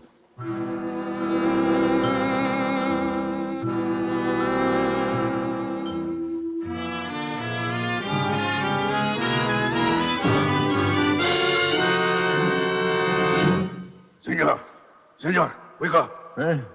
Oh, Bogota. It's past noon. Wake up. You, old man, wake up. Bogota. Oh, what is the meaning of this? Take all the money and valuables out of your pockets. Pile them on the rock here. Hey, what is this? What are you doing with that gun? Do as I say, all of you. And as for you, Senor Mitchell. Mitchell? See, we know who you are. Well, thanks for tipping them off, Maria. No, I did not tell them, Stephen. I swear it. The boss wishes to talk to you, Mitchell. The boss? When did he arrive? I came in my boat while you were asleep, Mitchell. What? Perez. Hey, what is this? The police told me you were dead. The real Perez is dead, Mitchell. Real Perez? Wait a minute. You mean when I talked to you in Perez's pet shop? I had just killed Perez before you came in. You assumed I was Perez. I played along with you. After you left, I threw his body in the bay. Great. So you're the boy who's running this racket. A profitable one, I assure you. Yeah, and a vicious one. You get the passengers out here. You take their money and kill them. Instead of a ticket to the United States, they get a ticket to the morgue. What?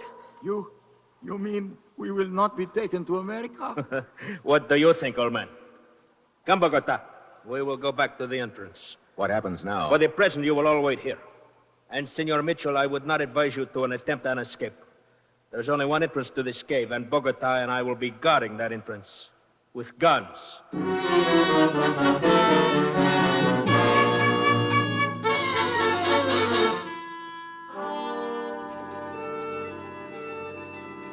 If they are going to kill us, why don't they do it now? Look at them, sitting at the entrance to the cave like two vultures. What are they waiting for? That's what I've been trying to figure out. It's almost 6 p.m. I will never see America.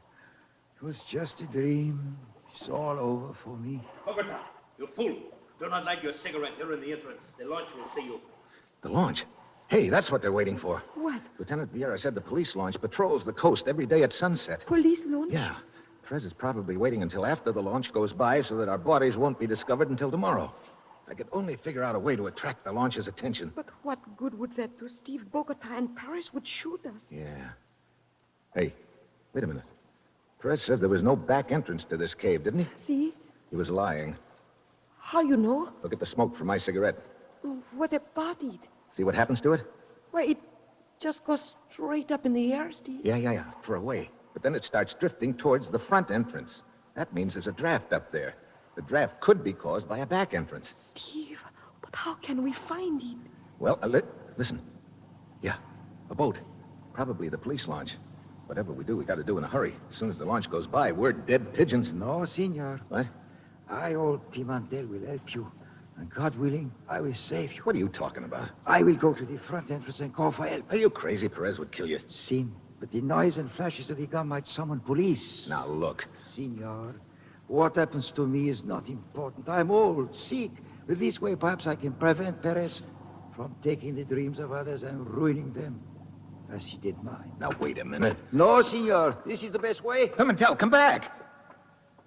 Pimentel, what are you doing? Get back. Police! Over here in the cave, boy! Steve, don't go. It is too late to help him now. Bogota, you fool. They heard in the police launch. They are coming. Now take the boat out and lead them away. I'll take care of Mitchell and the girl. I'll meet you at the rear entrance. Rear entrance? So there is one. Come on, Maria. This is our chance. Steve. Hey, wait, the ledge ends here. Okay, Maria. Come on into this channel. Mitchell! Stop! Mitchell! Steve. He can't see us in the dark, Maria. He's just shooting blind. Keep going.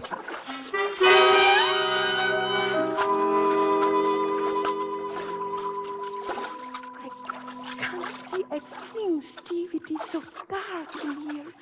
The water is up to my waist. Yeah, these walls are getting closer together, too. Hey, wait a minute. Oh, great. Solid rock. What? Yeah, this is the end of the line. We took a wrong turn back there somewhere. Yeah. Listen. Paris is still after us. Yeah. Well, we can't just sit here and wait for him to kill us. Maria, Keep talking. What? Keep talking as if I were with you. Repeat what you've been saying. I'm going to backtrack and wait for him. All right. Steve, what can we do? We cannot go any farther. It is a blind alley.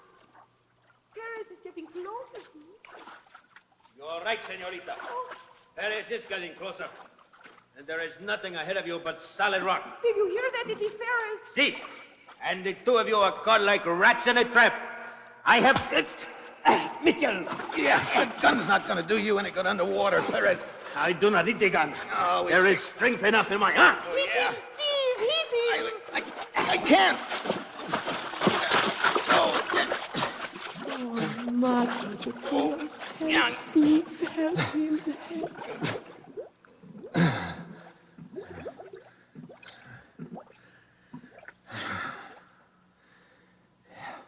Steve? That's okay, Maria.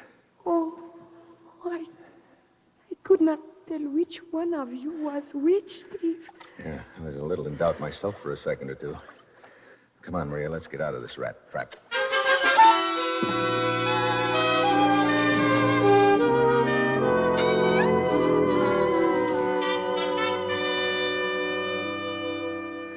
Well, that's about it, Commissioner. Perez is dead, and the police picked up his hired hand, Bogota. Good work, Steve. Where are you calling from? My hotel room. I'm up here drying out all alone. Stop! You're choking me. It sounds like you're all alone. Oh, that was just a parrot, Commissioner. Parrot? Yeah, from Perez's pet shop. He took a shine to me, I guess. Now, Steve, you can do better than that. No, it is a parrot, Commissioner. I'll prove it to you. Look, I taught him something to say to you. Huh? Go ahead, Polly. Polly? Drop dead. Drop dead. Steve! So long, Commissioner.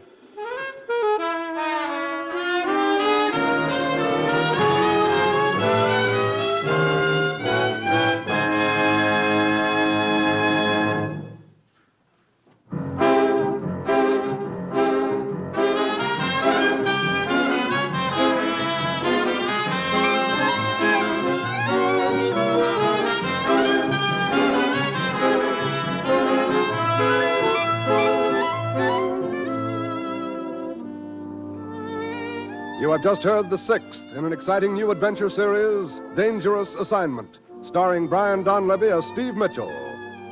Dangerous Assignment is written by Bob Reif and directed by Bill Karn, with music by Bruce Ashley. Be with us again next week at this same time, when Brian Donlevy, starring as Steve Mitchell, will embark on another Dangerous Assignment.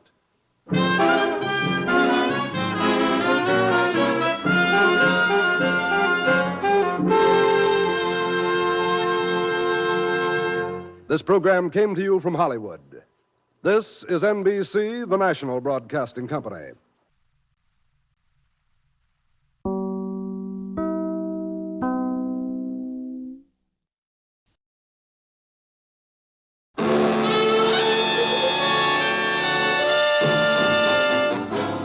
Dangerous Assignment, starring Brian Donlevy as Steve Mitchell.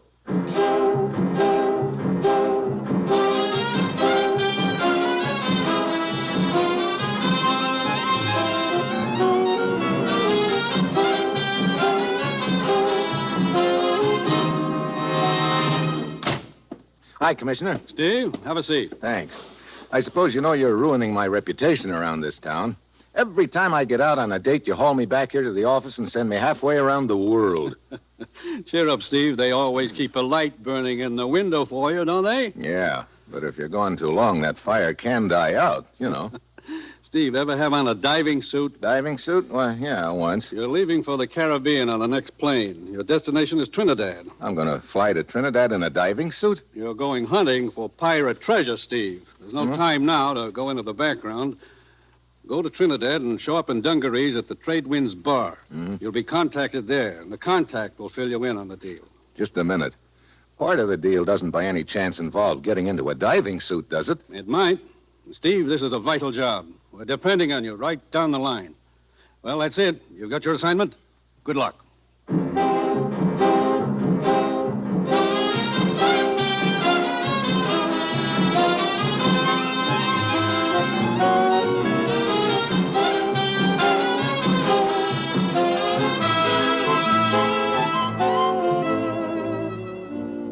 moment, tonight's story of Dangerous Assignment, starring Brian Donlevy as Steve Mitchell, colorful, two-fisted government agent.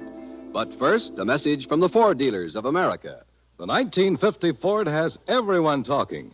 Here is what Mr. R.L. Bell of Georgia, one of more than 410,000 enthusiastic owners, said about his 50 Ford. I've had my new Ford Club Coupe for 6 weeks and have driven it 6,700 miles. This operation was over all types of roads and under varying weather conditions, from Key West to the Great Smokies. It holds the road better than any car I've ever driven. And in 19 years of traveling, I've owned 8 makes of cars. For my money, it has more comfort than any low-price car on the market. My car is equipped with overdrive, and up to now, my gasoline mileage average has been 21 3/10 miles per gallon. Yes, Ford owners everywhere are finding out about the economy of the great new Ford. They're saving real money now because of Ford's low price. And they'll be saving real money for years to come because of Ford's low operating and maintenance cost. But see for yourself. Tomorrow, stop by your neighborhood Ford dealers. Get the facts on Ford economy. Then take the wheel and test drive the big new Ford.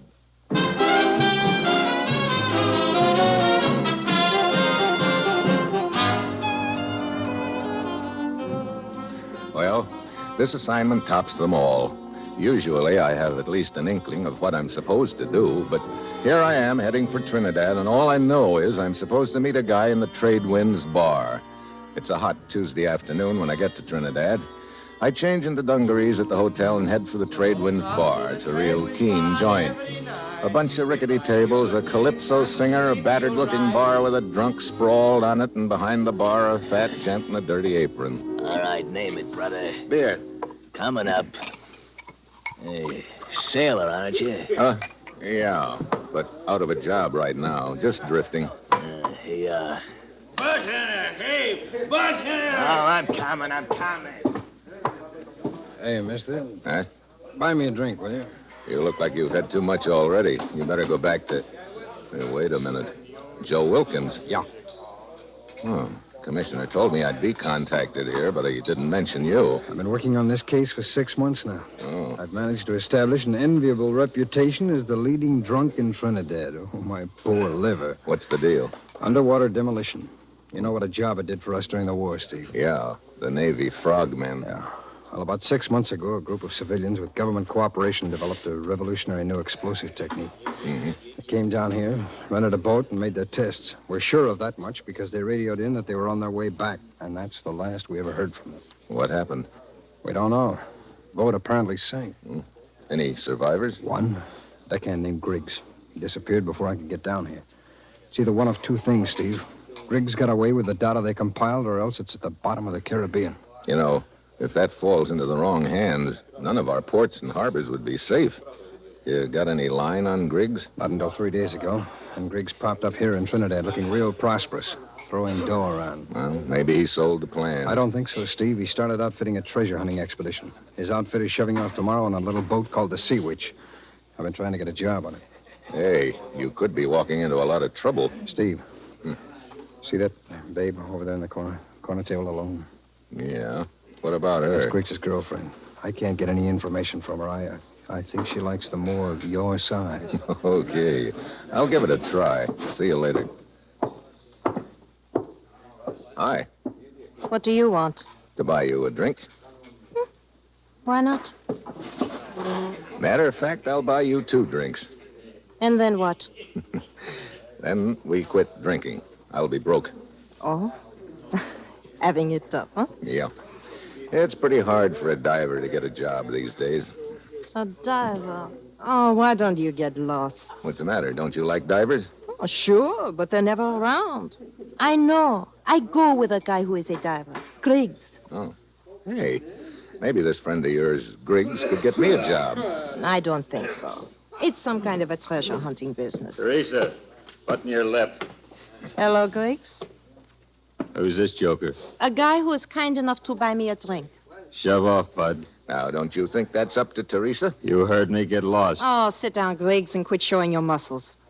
And, mister, maybe you'd better sort of. Okay, sure. Well, see you around. Maybe we can have that drink some other time. Yeah? There won't be any other time. You keep your eyes to yourself after this and don't get any How did you make out, Steve? Not so hot.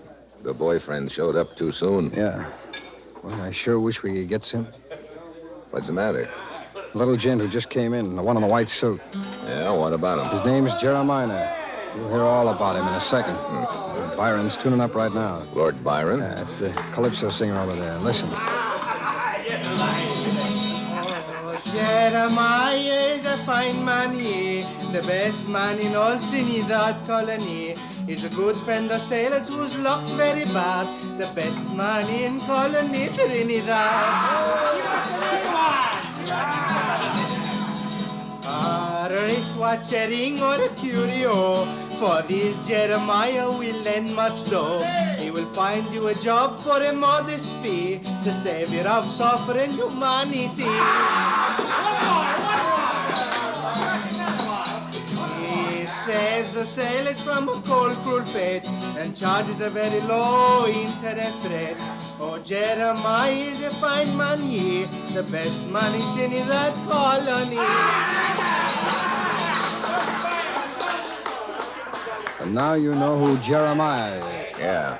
Hey, he just slipped that calypso singer some dough. Sure, that's the deal. Well, what do you know? Singing commercials in Trinidad yet. Wait a minute. That song said something about getting jobs for sailors. Sure, that's right. That's the angle I'm working on with him. You mean you're trying to get him to put you aboard the boat Griggs is sailing on? Yeah. Oh, watch it, Steve. Jeremiah's heading this way.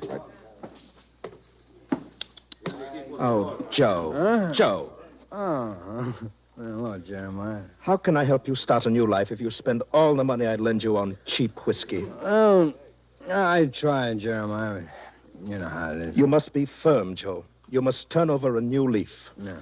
The ways of sin lead but to the grave or the drunk tank. And then how could I ever get back all the money I've invested in you? Work. That is the answer for you, Joe. Work. Yeah. Nobody will give me a job. That's not true any longer, Joe. I have gotten you a job.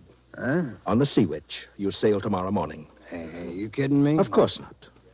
Joe, I see in you a noble man who has been corrupted by evil companions and unfortunate experiences. I believe in you, Joe. I believe that you will straighten out and take your rightful place in the world. So, I have gotten you a job to help you. That's pretty nice of you, Jeremiah. It was not easy, mind you. It is a small boat with a small crew, some sort of treasure hunting expedition, I believe. Now, just sign this little slip of paper, if you will, please. What is it? Well, the customary agreement, which gives me a small percentage of your wages in return for the trouble I've gone to on your account. Hey, you call 20% small? Why, Joe, after all I've done for you, how can you quibble about such a trifling amount? Okay, Jeremiah, I'll sign it. Just give the skipper this card, Joe. That will identify you. Okay. Well, I must be going now. I have to meet this other deckhand, Nick, and give him a card also. Thanks again, Jeremiah. When a human being is in need, Jeremiah will not be far away. Steve? Yeah, I heard it all. Come on. What? We're going to follow Jeremiah. I'm cooking up an idea. If it works, you're going to have yourself a shipmate.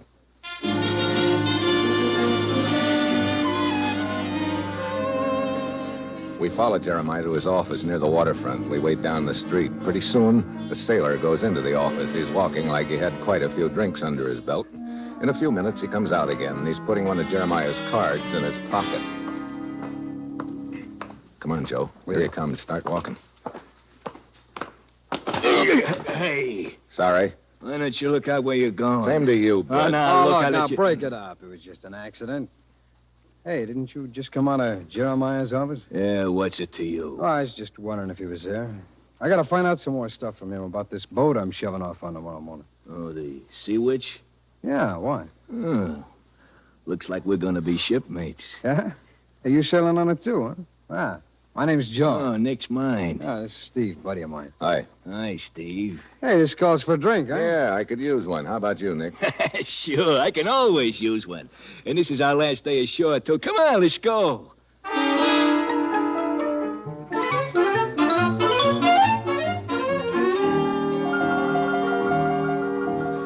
2 hours and 5 bars later, Joe and I managed to find out that Nick hasn't ever seen the skipper of the Sea Witch. Finally, Nick figures he's had too much. I gotta get out of here. Sure, Nick, sure. Here, give me a hand, Joe. Okay. Oh, easy, Nick. And then I need some fresh air. Yeah, that's where we're going, Fresh air. outside. There you are. Feel better now? Oh, yes. Fresh air. It's wonderful. Why? Catch him, Joe. I got him. Well, now what? Huh? Steve will have to take him to the police station, I guess. Yeah, it's right next door, too. Quite a coincidence, huh? Come on, I'll carry him. Okay. Brother. He's no lightweight. Here we are. Steve, set him down on that chair over there. Yeah. Hello. What's all this? We've got a package for you. He's it. Drunk? Slightly. My name's Mitchell, Constable. Steve Mitchell. Here are my credentials. I say. What can I do for you, chap? You got a nice private cell where you could deposit this guy, Nick? Well, I suppose so. Ordinarily, we'd throw him into the drunk tank. Well, this isn't an ordinary occasion. I'll fill you in on it after you lock him up.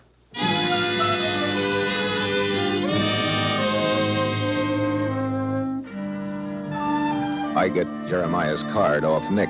Then I make a deal with the constable. He puts Nick in a private cell and me in the drunk tank. And from now on, he's to call me Nick. Joe sends a message to the skipper that Nick is locked up. Then I roost there the rest of the night, watching a few assorted cases of DTs. Morning finally comes, and with it comes a visitor. All right, now. Look alive, chums. Which one of you is Nick? I am. On your feet, then. Here's someone to pick you up. Who are you? The skipper. Let's see your card. Here it is. Come on. Good moving, Nick. Okay, let's go.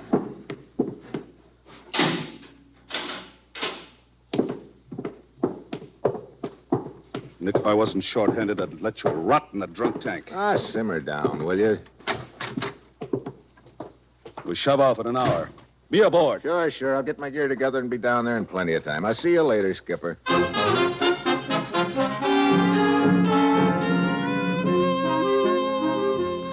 I start down the street in one direction, the skipper goes in another. I wait until I'm out of his sight, then I double back and head for Joe's rooming house. I turn a corner just in time to see the skipper going inside. But the skipper isn't even supposed to know Joe, let alone where he lives. That means just one thing, there's been a leak. I shift into high, but just as I get to the door, I head for the rickety stairs, but a door opens above and Joe staggers out into the hall. Steve!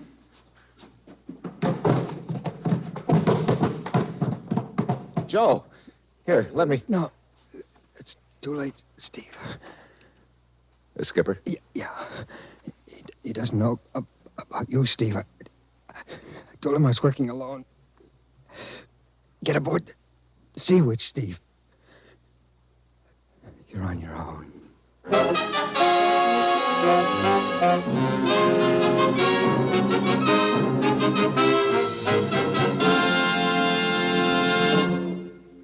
In a moment, you'll hear the second act of Dangerous Assignment, starring Brian Donlevy, after this brief word from the Ford dealers of America.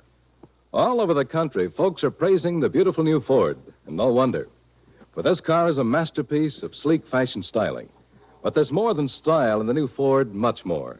There's safety, too. Safety that's built into Ford features, into its dependable Magic Action king-size brakes, for example, into its sturdy all-steel lifeguard body, and into its advanced steering mechanism. And the new Ford brings you economy, too. It's low in first cost and high in resale value. It's thrifty on gas and oil, and inexpensive to maintain. So before you buy any car at any price, stop by your neighborhood Ford dealers. Look over the new Ford for beauty. Check its many safety features.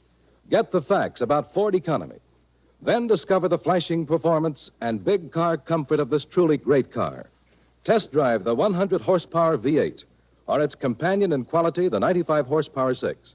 See, hear, and feel why the big new Ford is the one fine car in the low-price field.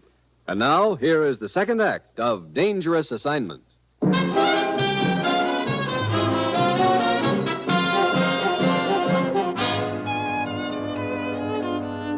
Yeah, I'm really on my own now. Joe's dead.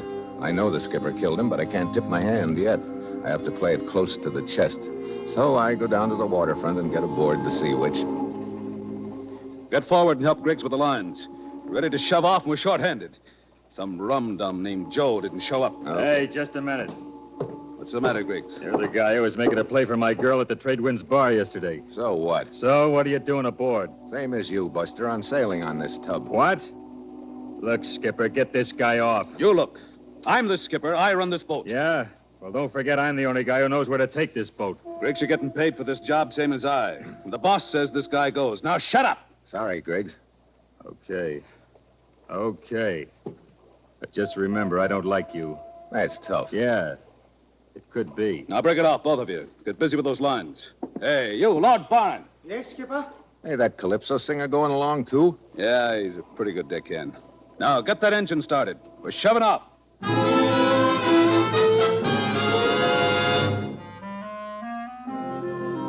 I watch the shoreline at Trinidad fade away, and I wonder if I'll ever see it again. Joe and I had figured we'd be 2 against 3 when the showdown came, but now it looks like it's 1 against 3.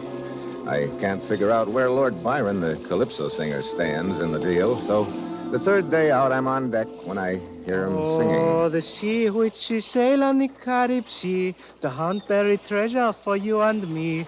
If we don't find the treasure, then the hunt is done. Lord Byron don't care, 'cause he still have fun. You sound like you don't care whether we find this treasure or not. Oh, many people seek treasure, Nick.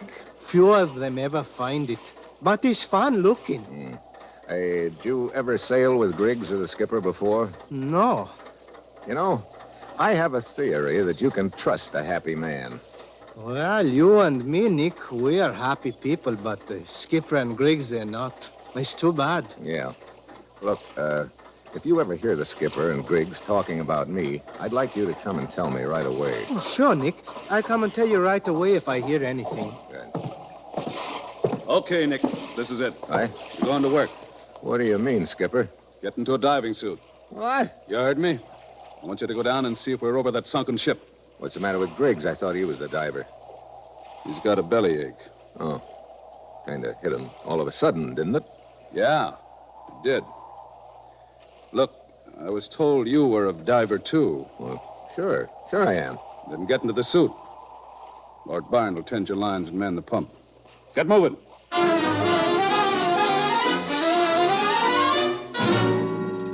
I don't like it. It smells like trouble all of a sudden, but there's nothing I can do. I get into the diving suit. They fasten the helmet over my head, and Lord Byron helps me over the side.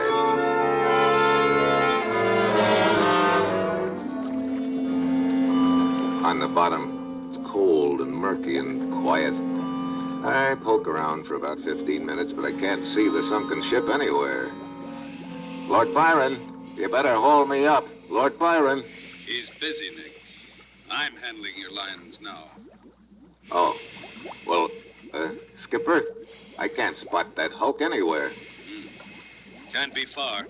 Well, it isn't here. How about hauling me up? You're getting enough air, Nick? Yeah, but keep it coming, huh? Sure, Nick. Sure. I'll haul you up now, but I want you to keep your suit on. We'll move on a couple of 100 yards, and you and Griggs will go down again. Griggs? I thought he was sick. He feels okay all of a sudden. Let's see. Look, come on, haul me up, will you? Getting lonesome down here. Sure, Nick. Sure.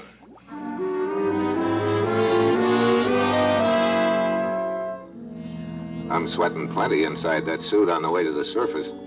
For a couple of grim seconds, when the skipper was asking me about my air supply, I figured he was onto me and playing cat and mouse. Yeah, it was good to get that fishbowl off of my head. Yeah, I thought I was in trouble then, but if I could have seen what was happening at the Trinidad jail, I'd have known how much trouble I really was in. Good morning, Constable. Oh, Jeremiah. Down here to save a few souls this morning? I am making my usual visit to offer my services to any unfortunate sailors who may have fallen in with evil companions, yes. Well, the crop we've got in the tank this morning don't seem to have much of value on them. My good man, you do not seem to realize that pawning articles is but a minor thing with me. My larger aim is to serve humanity. Of course. Clumsy of me to forget, Jeremiah. Well, you know where the drunk tank is. Help yourself. Thank you. Jeremiah. Who called me? Jeremiah, over here. Why, Nick. Nick, you're supposed to be out on the Sea Witch. Two guys got me drunk and hauled me in here. Who were they? One of them's name was Joe. The other I don't remember. Joe was taken care of before the Sea Witch sailed. Do you still have my card? No, it was gone when I came to. I see. This friend of Joe's must have taken your place, Nick. I will get a message to the Sea Witch at once. You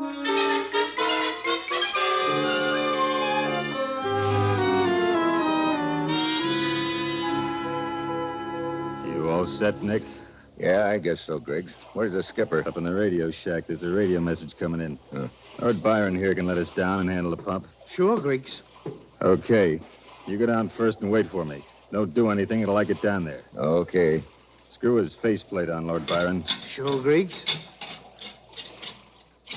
Okay. Lower him.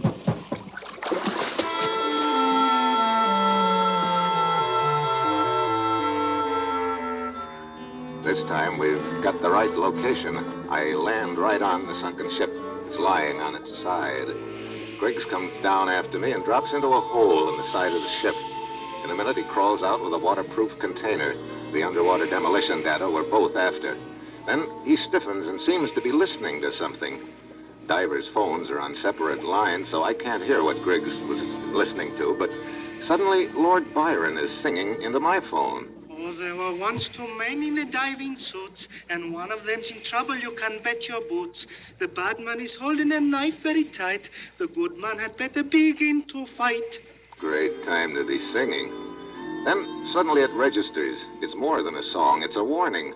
I turn around just in time to see Griggs bringing his knife through the water toward my diving suit. From then on, it's like a slow-motion movie. I manage to get my hand around his wrist in time, and I start inching him back toward the hole in the side of the ship. We sway back and forth for a few seconds. Then I finally get my shoulder against him and shove. He topples over into the hole. There's slack in his cable. I take a turn around the beam. Then I fish my own knife out of my belt and cut his phone line. Lord Byron, haul me up. He's a little unconscious right now, Nick. Whatever your name is. Huh? I just got a radio message about you from Jeremiah. Jeremiah? Oh, so he's the big boss. Yeah. It looks like that message came just in time. With you on the bottom, and me on the surface. I got news for you, brother. You're not coming up.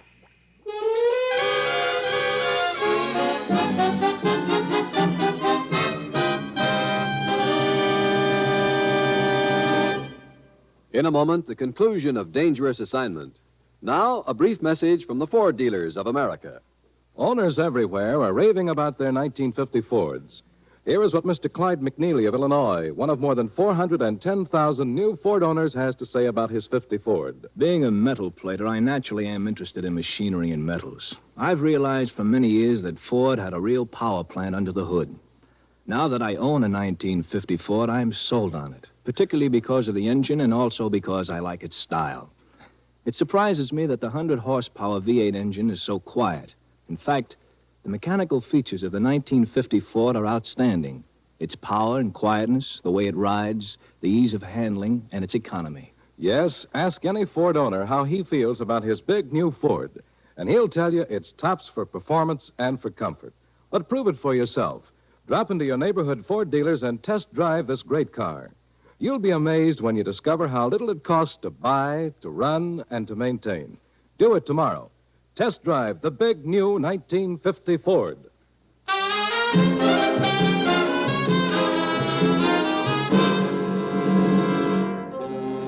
Did you hear what I said? Yeah, I heard it. But if I'm not coming up, neither is Griggs. What did you do to him? He's out of commission right now. No wonder he can't talk to me. Well, you won't be talking much longer either, Nick. I'm turning off your air. Now, look. So long, sucker. Wait a minute. If you turn off my air, I've still got time to open this container and scatter these papers you're after. You'll never get them. Yeah, you're just bluffing, Nick. According to Griggs, those papers are sealed in there too tight for you to do anything about in diving suit. I'm going to haul Griggs up and leave you there. Yeah? Well, just tell me one thing, Skipper. Yeah, what is it? You weren't on deck when Lord Byron lowered us. How do you know which line is which? How do you know which one of us you're gonna haul up? Not good enough, Nick. I know which phone I'm talking to you on, and I can see which line it's connected to. Maybe I had Lord Byron switch the phone lines when he let us down. Not a chance. Like I said before. So long, sucker. I played my last card and he'd trumped it. I stand there with a sick feeling in my middle as I watch Griggs' line tighten with a jerk, and suddenly I know there's only one thing more I can do. Well, so you did switch phone lines on me, huh? Thanks for the tip, Nick. I knew if I jerked your line hard enough, I could get a grunt out of you. Now I'm sure which line to haul up. It had worked. Griggs' line slackens, and the skipper starts hauling me up. Halfway to the surface, he turns off the air. That's good. There'll be less air in my suit, and I can move my arms better. I let my body go limp and slump my head down below the faceplate in the helmet like I'm unconscious. I surface. The skipper holds me up on deck and unscrews the faceplate. Okay, Griggs. You'll be all right. You guessed wrong. Nick! Yeah, come on, Skipper. Let's bump heads. Oh. Nick, you okay? I tried to warn you. Yeah. That warning came just in time. Thanks, Lord Byron. When I get out of this suit, I'll untie you, and we'll haul up Griggs and head for Trinidad. And Jeremiah. Untie you? Jeremiah? You know, Nick, this almost sounds like a calypso song. Huh? Oh, yeah. Well, then, I might as well finish it. How's that thing go? Oh, Jeremiah was a fine man, he, until he sent his bad boys out to sea. They got all fouled up down near the equator. Now Stephen Lord Byron bring back the demolition dater. How's that? Nick, in the future, I had better sing the calypso. Yeah, maybe you had better.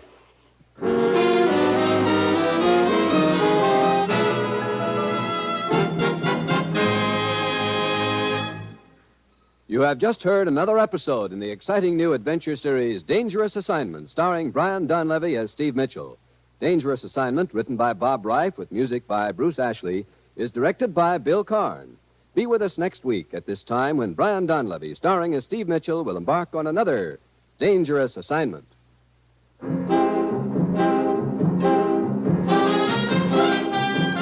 Tomorrow, be sure to hear Bob Hope and Fibber McGee on NBC.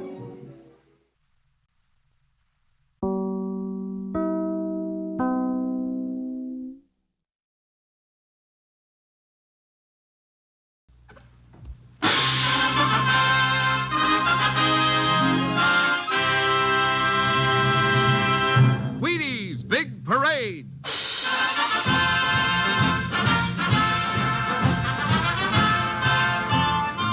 The makers of America's favorite whole wheat flakes, Wheaties Breakfast of Champions, invite you to Wheaties Big Parade, a thrilling procession of radio's greatest summer entertainment programs. Yours for the listening on NBC.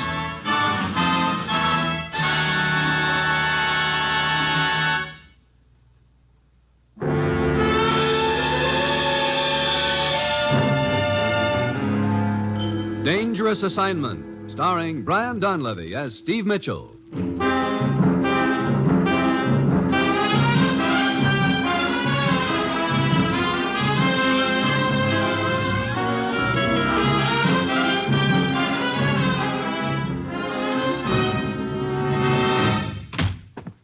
Morning, Commissioner. Well, what uncivilized neck of the woods are you sending me to this time? Paris, Steve. Paris? Hey, I like that for a change. I could use a weekend in Paris. Forget it. This is no vacation. Steve, 3 days from now, a secret meeting on atomic inspections will be held in Paris. Each country is sending a representative with a report of his country's industrial potential. Lists of factories capable of atomic production. Well, what am I supposed to do, go over there and count A-bombs? One of the Balkan countries sent a courier named Szabo to bring their report to Paris. Our legation was asked to keep it in a safe place.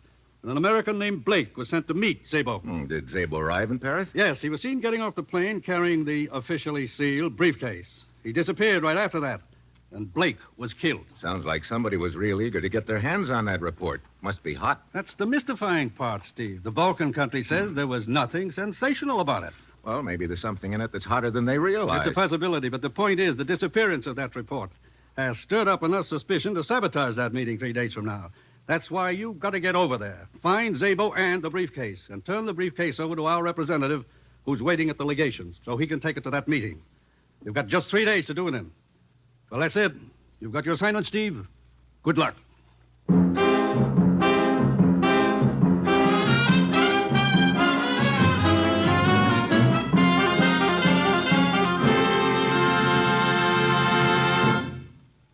Wheaties are America's favorite whole wheat flakes, and there's every good reason why they should be.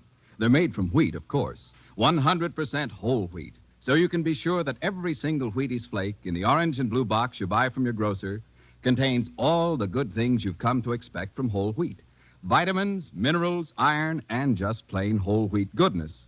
You can always be sure you'll never get shortchanged on nourishment when you look for it in a bowl of Wheaties.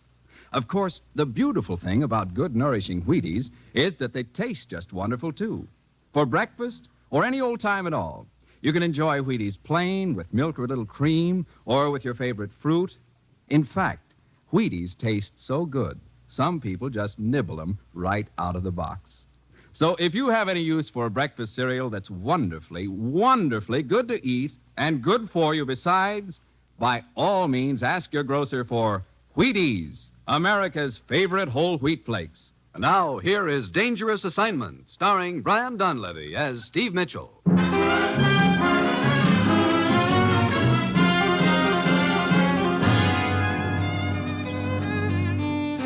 Yeah, that's what I like about my job. I've always got so much time to do things in. 3 whole days, and all I had to do was fly a few thousand miles to Paris, solve Blake's murder, find a gent named Zabo in a city of just a few million, then turn his briefcase over to our representative to that secret meeting. A real cinch. Well, Wednesday afternoon I get to Paris. An hour later, I'm sitting in the office of Inspector Brevant of the French Sûreté. Ah, Monsieur Michel, a very mystifying case. We have been unable to find any trace of Zabo's whereabouts. You've got no leads at all? We have but one lead, Mitchell. She's in our way here now. She? Who is she? A girl named Sari Tedescu. Ah, Mademoiselle Tedescu, please, have a seat. Thank you. I do not understand why you have brought me here, Inspector.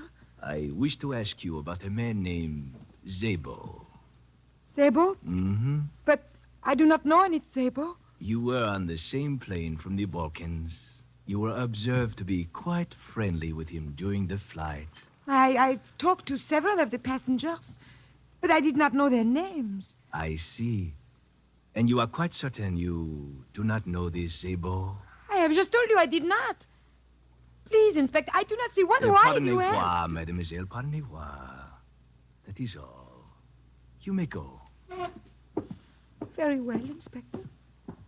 Bonjour, mademoiselle. Good day. Well, looks like you got a big hunk of nothing out of that, Brevant. She is lying, Mitchell. Hmm? When we searched Blake's apartment after the murder, we found this snapshot of Blake, Zabo, and Sari Tedescu. Oh. You know, I think I'll tag along after Sari, Inspector. I'll check with you later.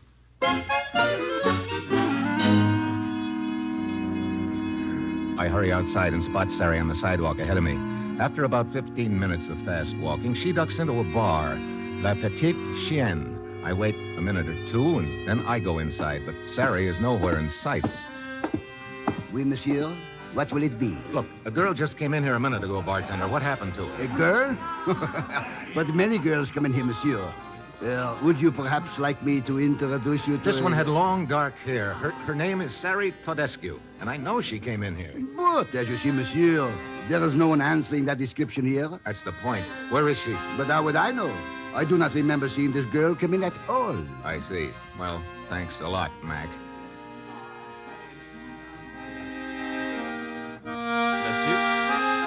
What? Monsieur, I am Anton. Perhaps you would like me to play a little tune just for you on my concertina. No, thanks. It would be pleasure. Look, some other time. You don't understand, monsieur. I specialize in playing tunes that people like to hear. Oh? So, what tune do you think I'd like to hear? I overheard you asking about a girl named Sari. What do you know about her? A man in my position has ears and eyes open all the time in places such as this. Well, skip the hocus-pocus and let's have it. But, monsieur, I make my living playing tunes people wish to hear. I get it. Okay, here's $10. $10 American? $10 American. Does that buy me the tune? But of course. Please to tuck the bill in my pocket. Huh? Okay. Now, let's have it. This girl, Sari, was in here. Oh, great. Look, that I already know. Give me back my $10. But wait. I can't talk anymore now. I am supposed to be playing for customers. Meet me 10 minutes past midnight, nearest metro station. Metro? What's that? Metropolitan, the underground electric railway. I will be waiting for you on the ramp. Okay, Anton. I'll see you then, and your tune better be good.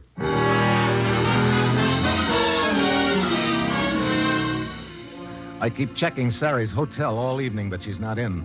It's a few minutes after midnight when I get to the subway station. I go down a long flight of metal stairs. I can hear a train approaching, but the ramp is dark and deserted, except for a little guy at one end. It's Anton. He starts towards me, and then, as we're getting close to each other, a hand suddenly shoots out of the darkness and grabs one of my ankles. I lose my balance. The train is almost on top of me. I start falling onto the tracks right in front of it.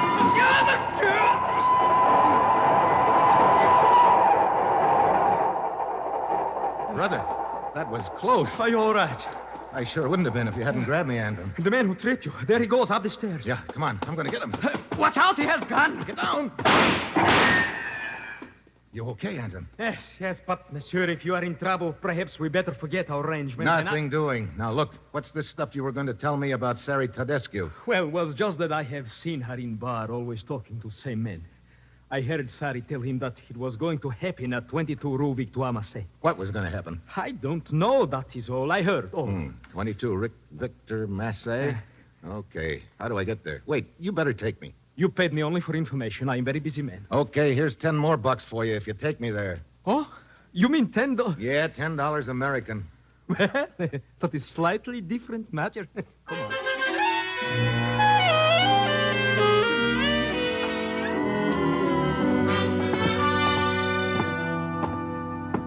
Here we are, 22 Rue Victoire Massé.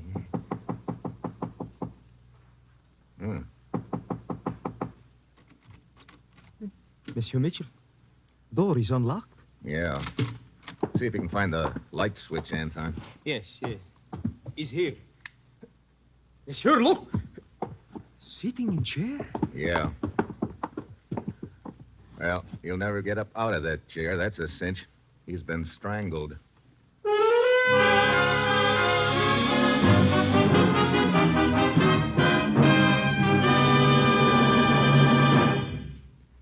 When somebody mentions the grand old game, you can be sure it's baseball he has in mind.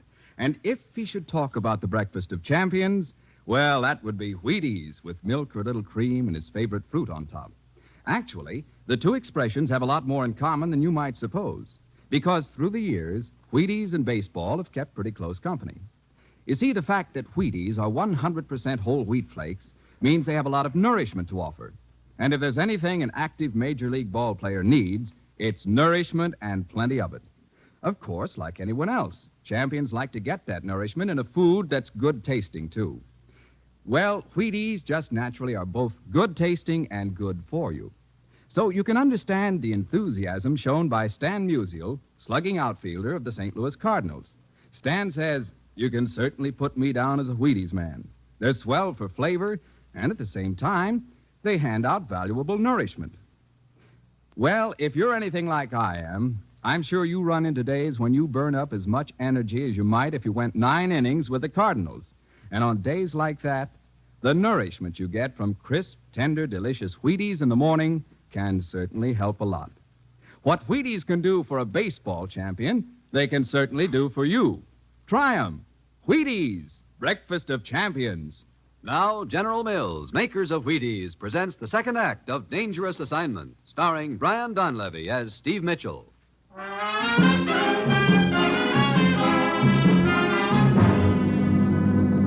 He has been strangled?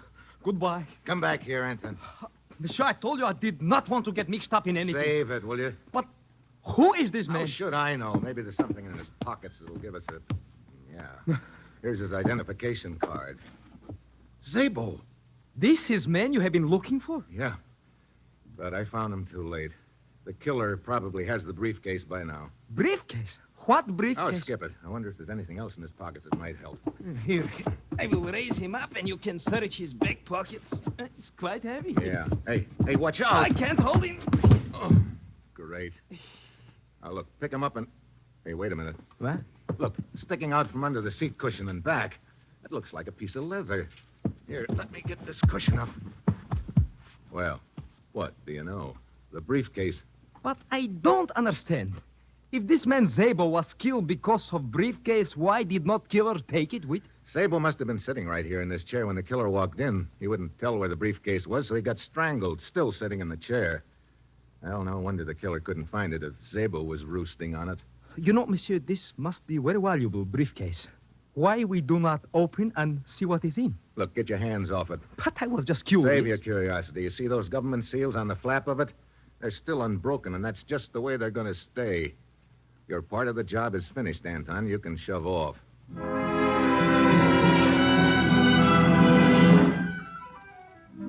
Anton shrugs and leaves, and I call Inspector Bravant and tell him I've found Sabo's body. Then, the next morning, I go to the American legation and look up our representative to the secret meeting, a guy named Robertson. And when Robertson spots the briefcase under my arm, his face lights up like a neon sign. Mitchell, you've certainly done us a tremendous service finding this briefcase. Well, I guess it's a good thing I didn't take any longer. That meeting is today, isn't it? Tonight at 10 o'clock.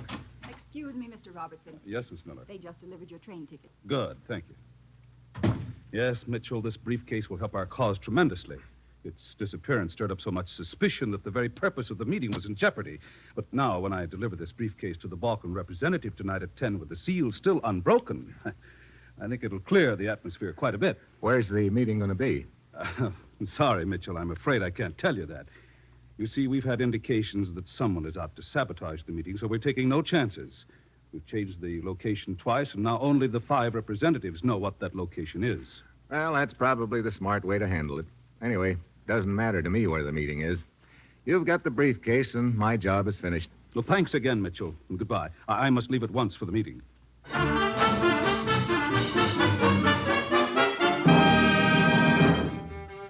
It's good to have my assignment completed.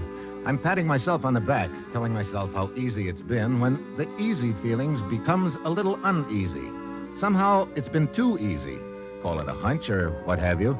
I begin to wonder if maybe I've been played for a sucker. I try to duck the thought, but the feeling sticks. I've got a few hours before the plane time, so I decide to do a little more checking. I remember the bartender at La Petite Chienne, the guy who lied to me about Sari not being in there. Bar's pretty deserted when I get there. Anton is over in one corner playing sweet music for the benefit of a young couple at a table.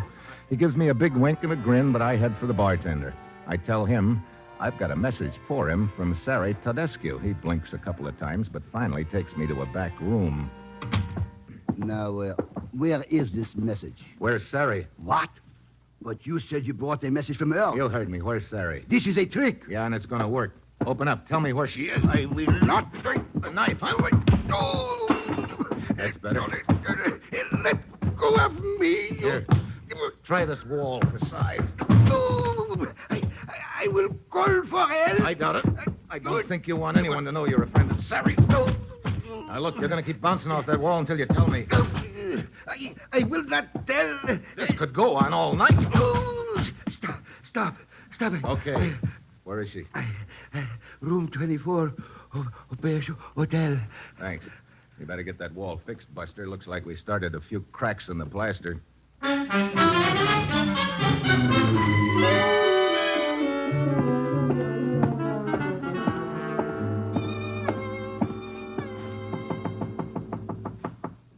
Sari. Who is it? A friend of yours. What do you want? I've got a message for you from the bartender at La Petite Chienne. Oh. Hello, Sari. You are the one at the police station yesterday. You get your foot out of the door. I'm coming in. You get out of here. I will call the police. Are you kidding? What do you want? A lot of answers. But mainly they boil down to this. Why did you kill Blake and Zabo? Zabo is dead. You ought to know, sister. Oh, Zabo. Poor Zabo, He was trying to help me. Help you? Look, you better start talking. We know you were on the same plane as Zabel, but yesterday at the police station you denied knowing him. Why? Zabel was trying to get me out of the country illegally.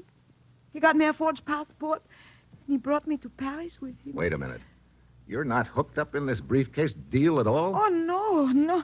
When the plane landed, a little man met Zabel. He said he had come for the briefcase. The two of them went away together. But when Zabel did not return to the hotel, I became worried. And then when the police brought me in, I thought they had found out about my forged passport. So I denied knowing Zabel.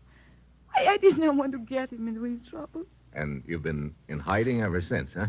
Yes. Well, look, how does that bartender at Le Petit Chien tie in? Zabel had told me to go there if there was any trouble. That the bartender would tell me of a place where I could wait safely for the next stage of my journey. I guess that bar is a contact point for those with forged passports. And the bartender sent you here. I still don't see why you ducked out of that bar, though, in such a hurry. Because as I was talking to the bartender, I suddenly saw the little man who had met Zabel at the place. What? This guy was in the bar? Yes, he was. You expecting anyone? No. Okay, I'm going to get over here behind the door. Oh. Now, go ahead and open it. All right. So we meet again, mademoiselle. No. Do not try to slam door in my face. That's rude. Thank you. I have been trying unsuccessfully to locate you ever since you saw me leave airport with Zabel. But a man named Mitchell helped me. He softened up a bartender to a point where I could find out your address. Don't you think this gun earns me invitation to come in? Yeah, come on in, Anton. Mitchell. Yeah. You pull that trigger now and you'll blow your own foot off. Get that hand off my throat. Drop the gun or I'll break your arm. Very well, I drop it. I do not need gun. Concertina player develops strong hands, strong enough to strangle you. Yeah, just like you did Zabel, huh? But I don't think concertina players know much about judo. Take a ride, Anton. His gun is right at your feet. Yeah, I've got it. Watch out! He has a chair! Now we see who gets gun. Isn't that easy, Anton? You knocked him off balance. Yeah, here's another. Oh, the window! He cannot stop himself!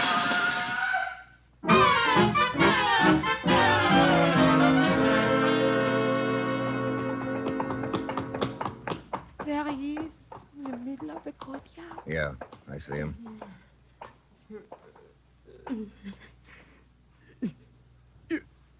You still have not won, Mitchell. You have lost. Look, Anton, you wanted me to find Zabel's body. You led me right to it. You even lifted him up so I'd be sure to spot the briefcase. Of course. When briefcase is opened at secret meeting will be over. I'm the prize chump of all time. You planted a bomb in that briefcase and got me to deliver it for you. Yes. Oh, well. So long, Sari. I've got to find that guy Robertson in one big hurry.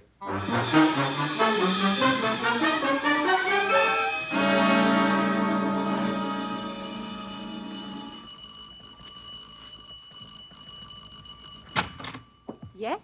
They gave me your address at the legation. You're Mr. Robertson's secretary, aren't you? Why, yes, Miss Miller. You're Steve Mitchell, the man who brought the briefcase to Mr. Robertson. Yeah, that's why I've got to find him right away. Where'd he go? Where's the meeting going to be? I'm sorry, Mr. Mitchell. I couldn't tell you even if I knew. Look, this is no time to be coy. There's a bomb in that briefcase. What? And it'll explode the second the briefcase is opened. Now, where's your boss, Robertson? His tickets were for Bordeaux. When does the train due to pull out? At 6, I think. Oh, it's 5 minutes after now. Look, get your car. We'll try and overtake the train at the first stop.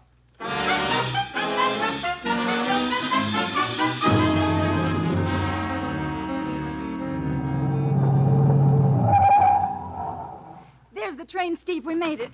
Come on. Which compartment is Robertson in? His reservation was for compartment 5. Here we are. Let me give you a hand. Thanks. Come on down the corridor. There it is, compartment 5. Mr. Robertson, Hey, the compartment's empty. Empty, but You're sure this is the right compartment? of course I got the reservation myself. What is it, monsieur? Conductor, where's Mr. Robertson? Robertson? The guy who had this compartment. Why, Oh, she did not stay on the train. What? No, it was very strange. He got aboard on one side, then he got off on the other. It took a taxi, I believe. Oh, great. Then the meeting's in Paris after all. Steve, what'll we do? It's 6:30. 3.5 hours to locate that meeting, and all we know is that it's somewhere in Paris. Oh, that taxi driver. Yeah, that's what I was thinking. Come on, let's get back to town. You try and trace the cab, and I'll see what I can find out. Why, no, Mitchell. None of us here at the Sûreté know where that meeting is to be held. Haven't you any idea at all, Inspector? Paris is a large city, Mitchell. I am sorry. You're sorry. Look, Commissioner, I've got to find that meeting. Do you know where it's to be? No, Steve. Why? Something wrong? You bet there's something wrong. There's a bomb on its way to that meeting. A bomb? How do you know? I sent it. What? Now, Steve. It's no joke, Commissioner, and if I don't locate it in the next 3 hours, there won't be any meeting. Steve, the taxi company says whoever picked up Mr. Robertson was on a day shift, and all those drivers are home by now. But there isn't time to telephone all of them, and... Wait, the radio. What? The Paris radio station. Come on. No. We cannot interrupt our programs just to broadcast Look, them. unless you do, there's going to be an explosion in Paris at 10 o'clock. It'll probably blow up a city block. An explosion? You heard me. Now get on the air and tell any cab driver who picked up a man with a briefcase at the depot at 6 to call in here right away. Very well, monsieur. I will broadcast it immediately.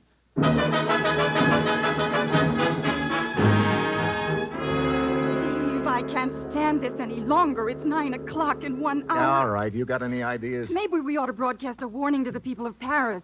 Tell them that there'll be an explosion somewhere in Paris in an hour, but we don't know where? Huh. You put an announcement like that on the air, and you'll start the biggest stampede in history. Monsieur, Yeah. the cab driver's just called in. He remembers picking up a man with a briefcase at the depot. Where'd he take him? Here is the address. Thanks.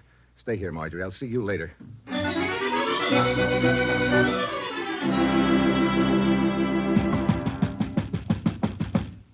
What do you want? Look, a taxi driver told me that he picked up a man with a briefcase and brought him here. What about it? Where is he? I am the man. What? Now, see, is a man to be allowed no privacy in this city? I got... Oh, fine. I'm sorry to bother you.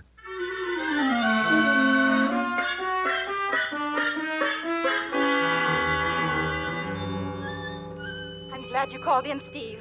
Look, that was the original wild goose chase. I know. Another cab driver just called in. The man he picked up answers Mr. Robertson's description. Where'd he take him? He let him off in front of the Louvois Hotel. You've got just 15 minutes before that meeting starts, Steve, and it'll take you 12 of them to get there.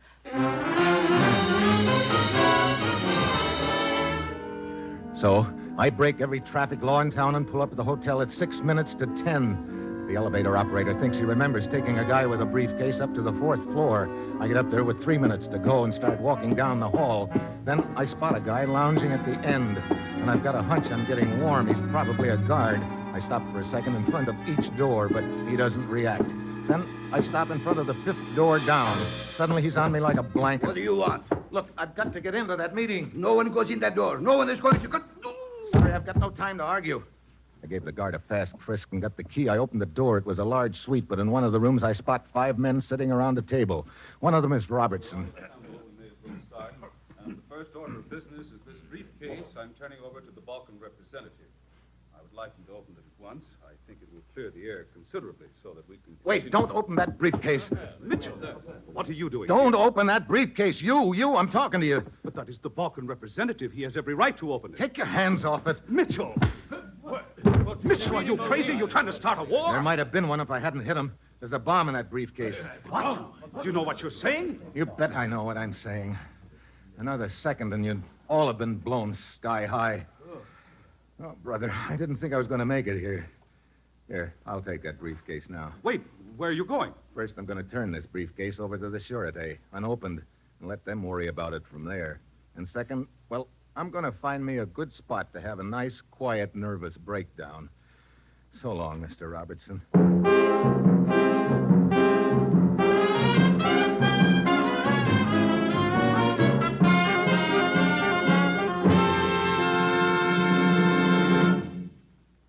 You've just heard another episode of Dangerous Assignment, starring Brian Donlevy in the role of Steve Mitchell. We're glad to welcome Dangerous Assignment as one of Wheaties' big parade of radio shows.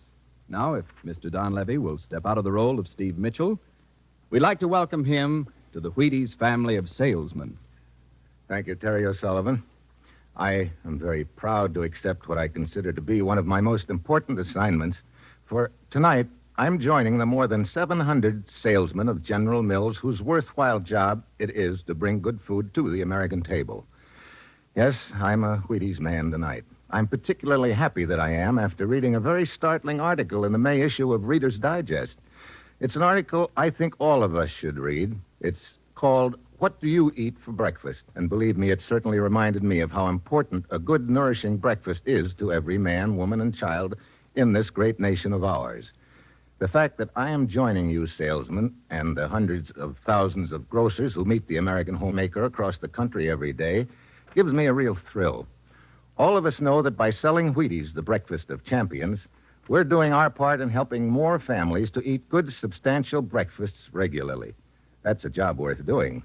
Ladies and gentlemen, turn to page 73 of the May Reader's Digest and see if after reading this article, a breakfast including Wheaties with plenty of milk and fruit doesn't sound like a good idea to you.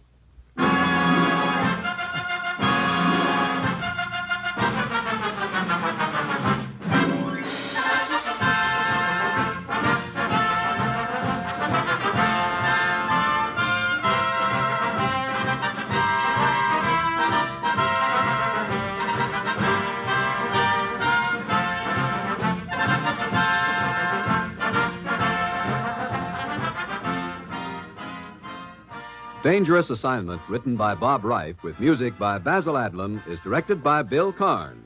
Be with us next week at this time when Brian Donlevy, starring as Steve Mitchell, will embark on another dangerous assignment. And on Monday, listen to Frank Lovejoy in Night Beat on the Wheaties Big Parade.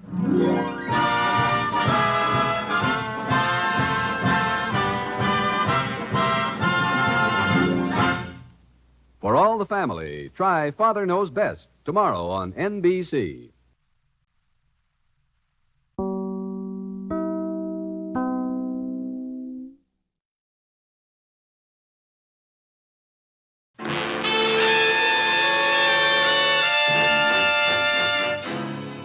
Dangerous Assignment, starring Brian Donlevy as Steve Mitchell.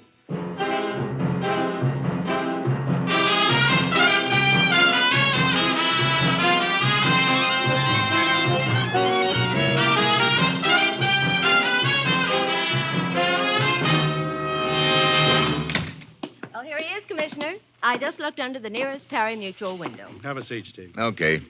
You know, of course, I was going to get even on that next race. I'm afraid this can't wait until the next race, Steve. I'll have your credentials and plane ticket at my desk when you're ready for them. All right, thanks, Ruth. Sending me off into the wild blue yonder again, Commissioner? You're flying to Tangier. Tangier? Look, I don't even have a veil. You won't need one. Ever hear of a man named Captain Rock?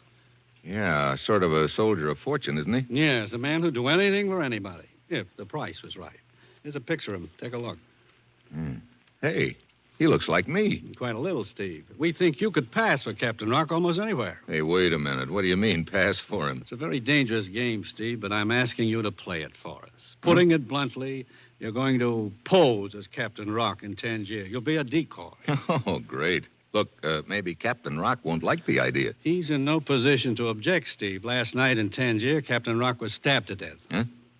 Well, how do I go about impersonating a dead man? His death has been kept a secret. He was found right after he was stabbed and was taken to the hospital in Tangier under heavy police guard. He died in the hospital. We want his killers to think they missed. Oh, so they'll come after me, huh? Hey, this sounds like a fine job. Yes, well, we've got to find out who killed him and why. Look, you better fill me in on the background. Why is Rock so important to us? There's not time to go into that now, Steve. Your plane leaves in half an hour. But Inspector Laborde in Tangier will give you the entire background. Go directly to his office when you arrive. Inspector Laborde in Tangier. Okay. Steve, this is a vital job you're going to do and a very dangerous one. You'll be up against clever, ruthless opposition. But we've got to find out who killed Captain Rock. Well, that's it. You've got your assignment. Good luck.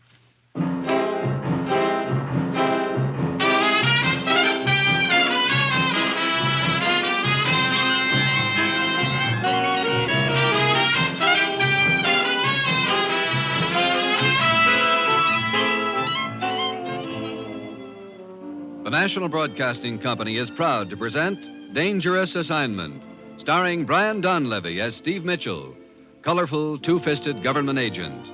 At all those places in the world where danger and intrigue walk hand in hand, there you'll find Steve Mitchell on another dangerous assignment.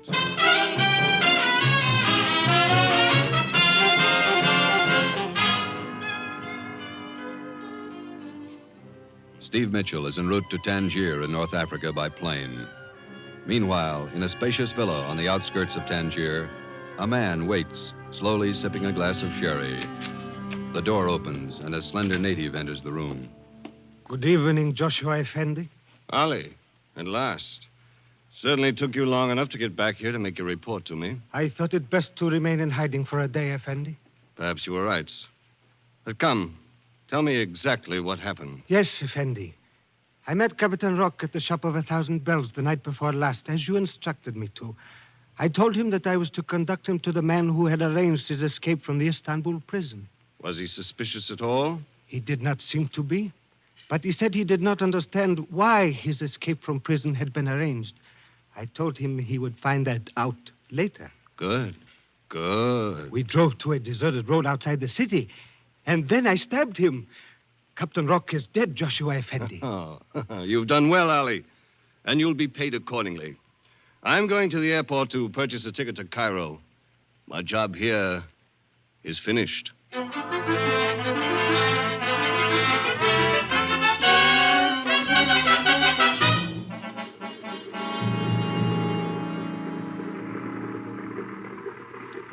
I would like a ticket to Cairo on the first available plane. Very well, sir. Taxi. Hey, taxi! Here is your ticket, sir. Wait, that man. Taxi! Right here, Effendi. Welcome to Tangier, Effendi. May I show you the sights of the city? No, just take me to the police station. Oh, right away, Effendi. That was Captain Rock. But Rock is dead. I beg your pardon, sir? Never mind the ticket to Cairo.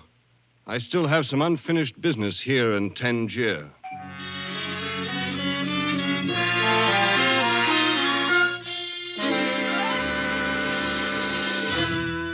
No, it cannot be true, Joshua Effendi. Captain Rock is dead. You stupid fool, Ali. I saw him at the airport just now. You bungled the job the night before last, after all. No, it could not be. I stabbed him to death in the car. Ali, I do not miss. Did you wait until you were sure he was dead before you left? Well, you see, Joshua Effendi... Out with it, Ali! Well, a police patrol came down the road right afterward. It was necessary for me to depart quickly. That's what I thought. You did bungle the job, stupid. One more fool. chance, Effendi. Just give me one more chance, and this time I will make sure. No! It is too late for that, Ali. You had an opportunity, and you failed me. No, Effendi, please. No! One chance is all I ever give anyone, Ali. From now on, I will handle this job myself.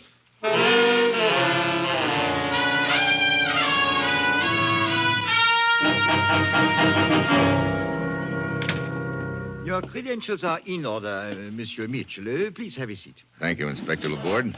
Your commissioner notified me to expect you. You did well to come here to my office as soon as you arrived in Tangier. We do not want you to be seen in the city until you understand the situation thoroughly. Well, right now I don't understand much of anything. I think you'd better start at the beginning. Of course. Look at this map. A year ago, these two European countries were on the verge of signing a treaty. Your country was backing them completely and was very anxious for that treaty to go through. It meant peace and security for this entire area of Europe. I see. What happened to it? On a certain day, a representative from each country was to meet and sign the treaty on the border. But that meeting never took place. Why not? One of the representatives was assassinated on the way to the meeting point. The mutual suspicion which resulted from the incident was enough to scrap the treaty. But what's all this got to do with Captain Rock? I wish to show you a portion of a newsreel on this film projector. Will you turn off the light, please? Okay. Merci. I will start the projector now. This was taken near the border of the two countries involved on the day the treaty was to be signed. What do you see there, Monsieur Mitchell? Just a black sedan. Man in the back seat, driver in the front. The man in the back seat was the diplomat who was assassinated shortly afterward. Now, look more closely at the driver. What? Hey, it's Captain Rock. Captain Rock. You may turn the lights back on now.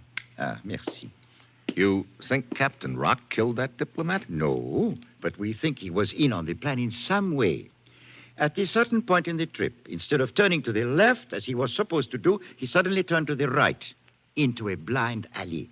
That is where the shooting took place. I see. Well, then, if Rock was in on the plan, that means he knew who killed that diplomat. That is precisely the point, Mitchell. We believe that interests hostile to that treaty deliberately assassinated that diplomat to block the treaty.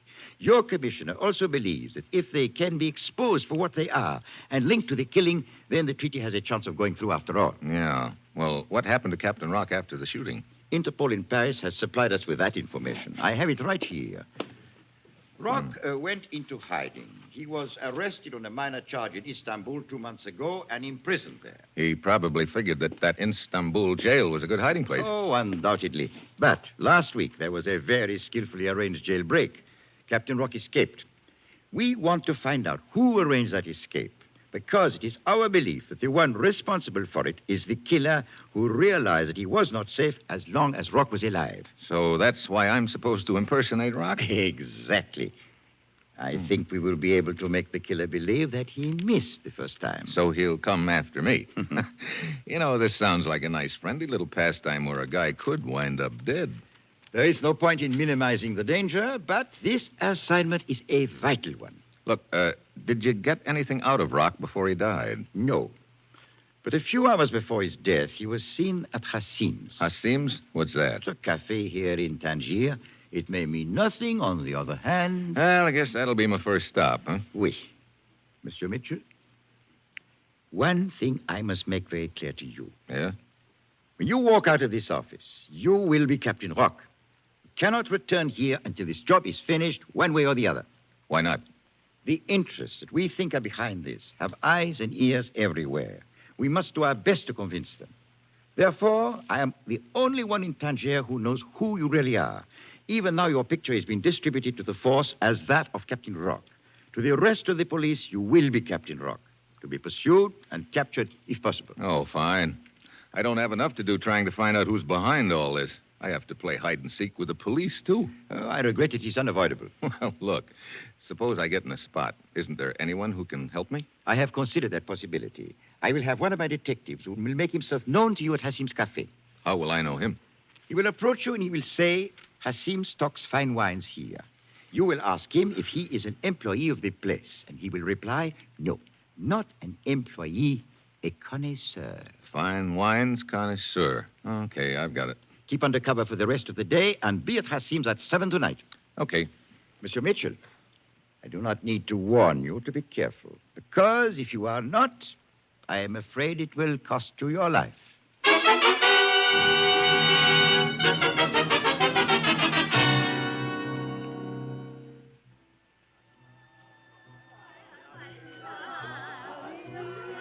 Welcome to my humble cafe, Effendi. Would you like Hassim to show you to a table? Oh, this one right here will do.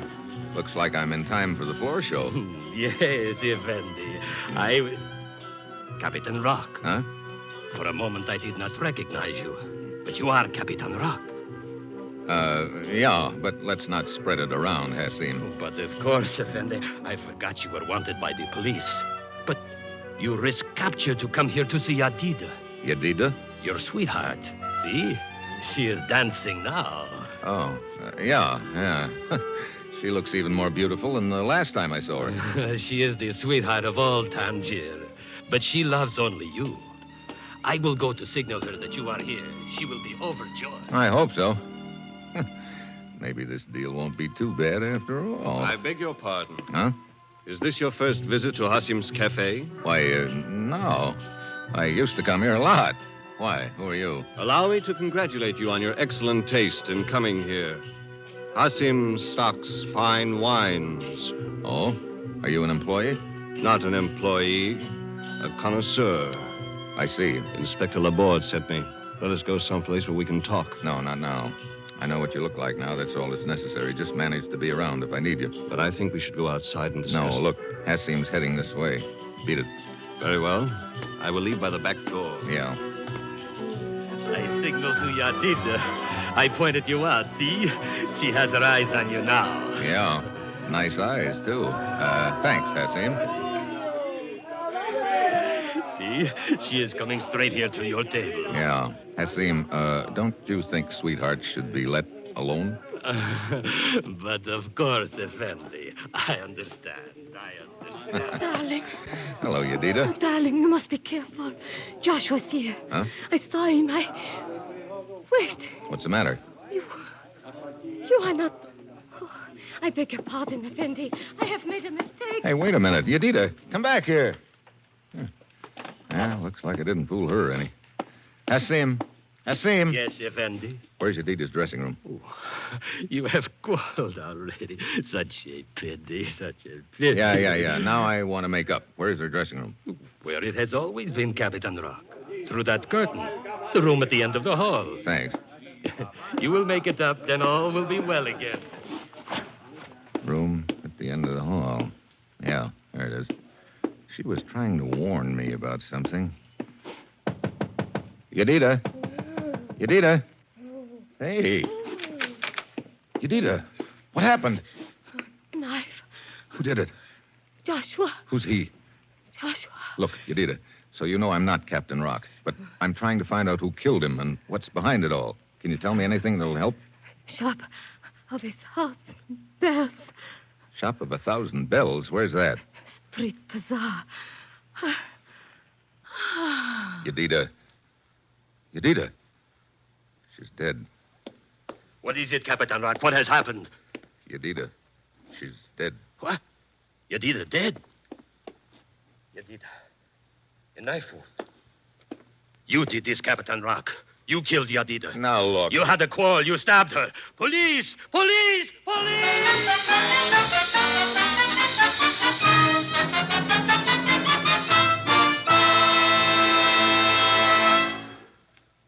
In a moment, we'll return to the second act of Dangerous Assignment, starring Brian Donlevy. But first, we'd like to call your attention to another fast-moving adventure mystery. Now on Sundays, hear Dick Powell as Richard Diamond, private detective. Every week, glib Dick Diamond fights his way to fame, fortune, and a red-headed girlfriend over most of these same NBC stations. And Dick Powell continues to delight listeners with a tune or two on almost every program. This delightful mixture of rough and tumble action and smooth, sweet lyrics weekly brings joy to listeners who dial the NBC way. Enjoy this novel, pulse-paced action drama every Sunday. Richard Diamond is another fast-moving NBC adventure mystery wrapped up and delivered every Sunday afternoon over most of these NBC stations. And now back to Act Two of Dangerous Assignment, starring Brian Donlevy as Steve Mitchell.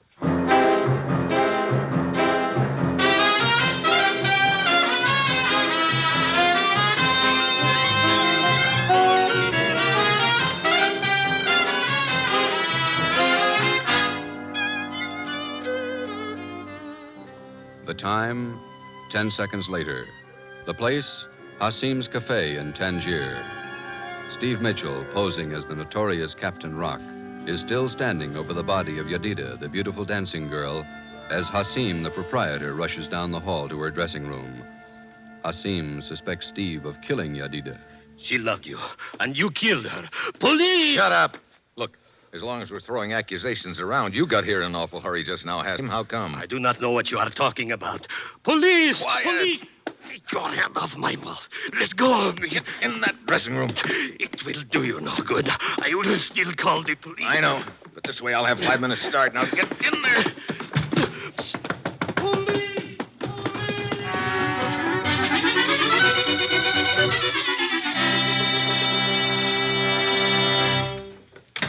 Commissioner, Steve's calling from Tangier. He's on the line now. Thanks, Ruth. Hello? Hi, Commissioner. I can only talk a minute. I'm calling from the second floor of a little hotel here in Tangier. Well, how's everything? Right now, it's hotter than a two-bit pipe. What do you mean?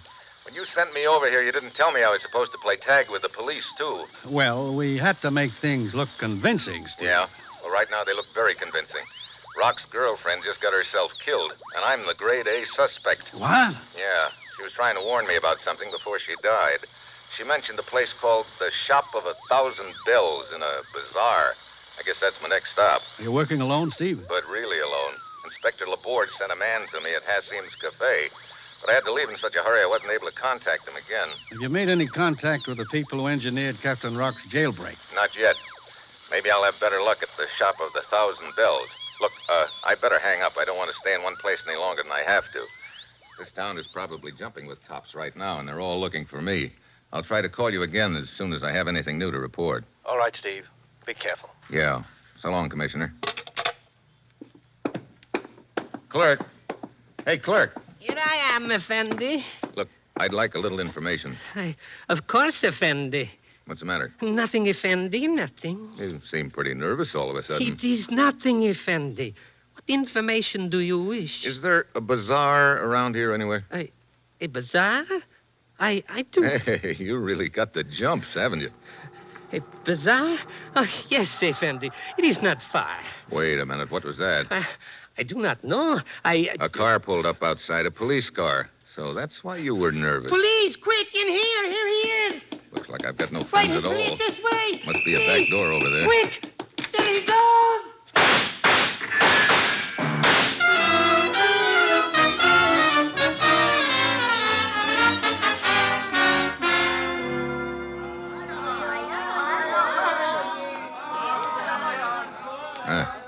This bazaar had put Sears Roebuck to shame. That Shop of 1,000 Bells ought to be around here someplace. Yeah, there it is.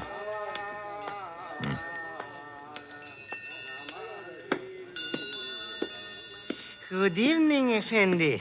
Welcome to the Shop of 1,000 Bells. Are you the proprietor here? Yes, Effendi. I am Turhan, at your service. You would perhaps like to buy one of these beautiful bells? No, but I'd like a little information. I do not sell information, Effendi. I sell bells, the finest in all Tangier. See, here is one you may like. But... Does it not have a fine tone? Like pure silver. Yeah. But Now, look... indeed, it should have such a tone, for it is pure silver, with just the slightest amount of alloy to give it body. You like this bell? That's not what I came for. Perhaps this other one. Here. Yes. Perhaps this one is more to your liking. Look, I don't want to buy a bell. Oh, but Effendi, I have... Effendi, you would like a guide, no? No. I am Mustafa Effendi, the best guide in all Tangier. I No. can show you all the more secret places. No. The beautiful dancing girls. Look, I don't want to buy a bell, and I don't want a guide. But I charge very little for my services, Effendi. Hey, beat it, will you? Now, look, Turhan, I don't have much time. I told you I wanted some information from you. But I only have information about my bells, Effendi. Look, I'm going to try just once more. I was told to come here. Now, if you don't open up and start talking, I'll... Effendi, if you want information, why do not you ask me? I, Mustafa, have all the information. What's that? Of course. I have information on all the points of interest here in Tangier. I can show you. Oh, great. Look, will you beat it? It is a sad thing, Turhan. Nobody wants a guide tonight. Everyone is too interested in the murder of Yadida to go sightseeing. Yes, I know. No one will buy my bells either. What's that about Yadida? You have not heard, Effendi. Yadida was a beautiful dancing girl, a sweetheart of all Tangier. But tonight, she was murdered by a man called Captain Rock. Oh? The police are scouring the city for him right now. But if the citizens find him first, there will be not much left for the police. I guess not. Hey. I see. The police are down at the other end of the bazaar. They are searching everywhere. Look, you still want a job, Mustafa? Oh, but of course, Effendi, you have changed your mind. Yeah, I've changed my mind. You say you can show me some of the secret places of Tangier? If you like. I like. The more secret, the better. One moment, Effendi. You have changed your mind about the going. Perhaps you will change your mind about the bell. Huh? I'll even buy a bell. Oh, thank you, Effendi. Come on, Mustafa, let's go.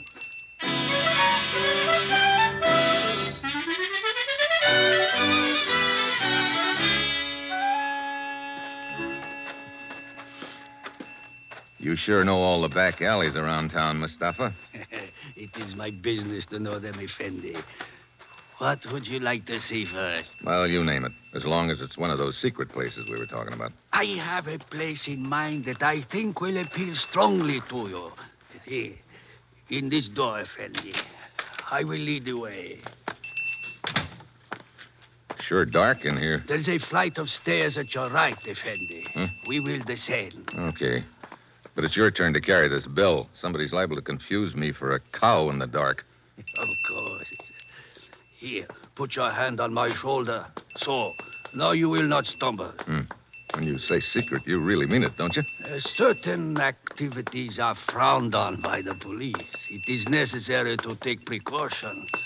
Here we are at the bottom. Where to now? See the narrow crack of light under that door at the end of this hall? Come. Hey, what kind of a place is this, Mustafa? One beyond the wildest imagination, Effendi. You will see. Here we are. After you, Effendi. Hey, that sudden light blinds me. Your eyes will adjust themselves. Why, that's just a bare room. Here he is. Joshua Effendi, I have brought him to you. Huh? Good work, Mustafa. Well, if he isn't the wine connoisseur from Hasim's, why, am I glad to see you. I've been... Hey, why the gun? Wait a minute. Mustafa here called you Joshua just now. Quite right. Yedida told me that Joshua was the guy who stabbed her. Right again. Mustafa, your job is finished. You will be well paid for it. You may go. And take that silly bell with you. Yes, Effendi. Yeah, looks like I've made a little mistake. I figured you were the guy Inspector Laborde sent to help me at Hasim's. It did not prove difficult to intercept Laborde's man and learn the password from him. Yeah, I get it. A little late, I guess. Quite a bit too late. Yedida tried to warn me about you. That's why you killed her. Yes. I do not know who you are, except that you are not Captain Rock. Oh? If you were Captain Rock, you would have recognized me instantly at Hasim's Cafe. Oh. Captain Rock knew you, huh? Maybe the two of you had done business before. You know, that adds up to an interesting thought. Does it? Sure. The thought that maybe it was you who killed that diplomat Rock was driving the car for. Two of you had that scheme all worked out between you, didn't you? I'm afraid your brilliant deductions can come a little late in the game. You've been looking for Rock ever since so you could kill him and shut his mouth for keeps. That's why you arranged that jailbreak for him in Istanbul. He was difficult to find, but as you see, we could not be safe as long as he was alive. Where is he now? Rock? You should have let well enough alone, Joshua. Rock is dead. You got him the first crack out of the blocks. Indeed. It would seem I was a little harsh with Ali then. Ali? An employee of mine who was assigned to kill Rock. I was forced to shoot him because I thought he had bungled. Yeah, I guess you could easily call that being a little harsh with him. However, I do not believe in regrets. I know now the job's been done. And with you out of the way, things will be complete. You are not leaving. And to make sure you do not, I will place myself between you and the door. So, getting rid of me is the next step, huh? The very next step. Joshua, the police! You fool, Mustafa! That door knocked the gun out of my hand! Thanks, Mustafa. Mustafa, grab the gun! Let go of me! With pleasure. I have the gun! Oh, yeah? The hand! Oh, Effendi, please. It was not my fault. I did as I was told. You wanted to show me some secret places, Mustafa. Well, here's one I want to show you.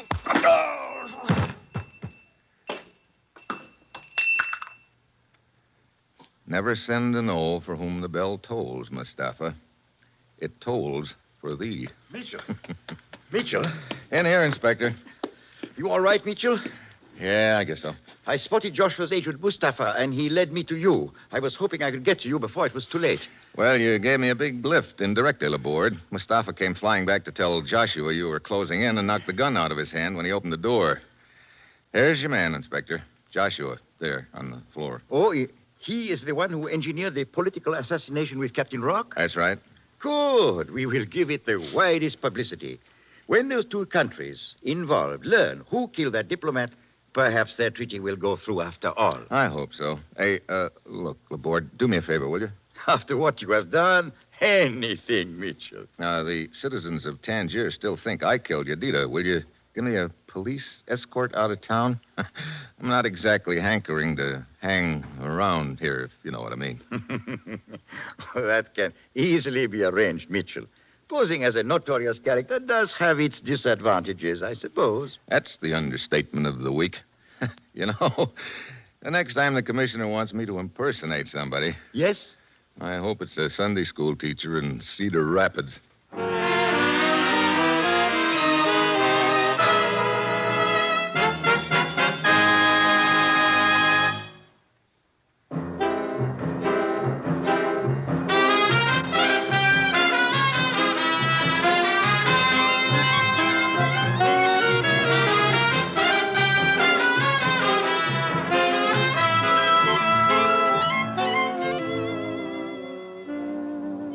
Just heard another episode in the exciting new adventure series, Dangerous Assignment, starring Brian Donlevy as Steve Mitchell. Dangerous Assignment is written by Bob Reif, with music by Bruce Ashley and directed by Bill Karn. Be with us next week at this time when Brian Donlevy, starring as Steve Mitchell, will embark on another Dangerous Assignment.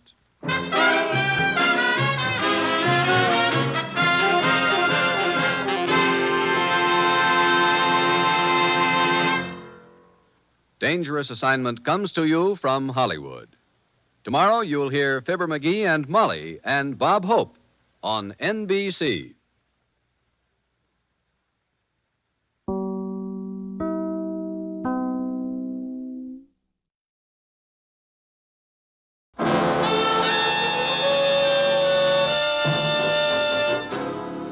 Dangerous Assignment, starring Brian Donlevy as Steve Mitchell.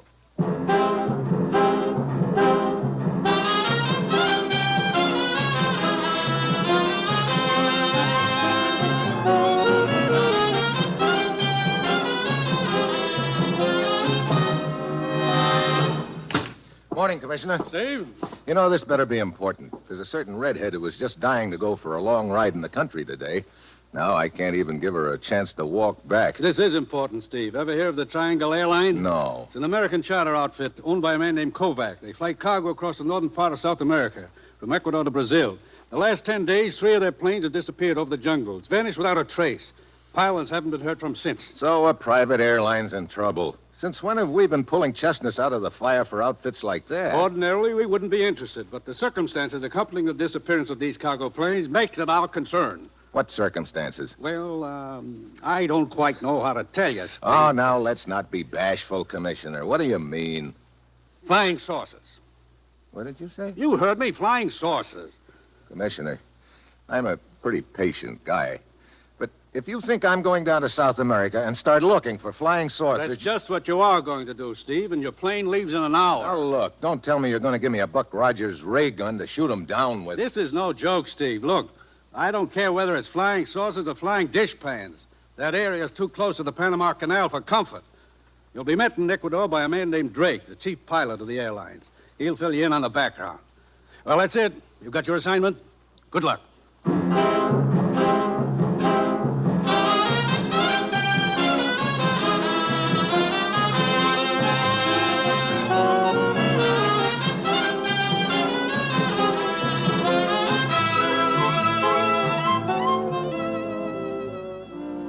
The National Broadcasting Company is proud to present Dangerous Assignment, starring Brian Donlevy as Steve Mitchell, colorful, two-fisted government agent. At all those places of the world where danger and intrigue walk hand in hand, there you will find Steve Mitchell on another Dangerous Assignment.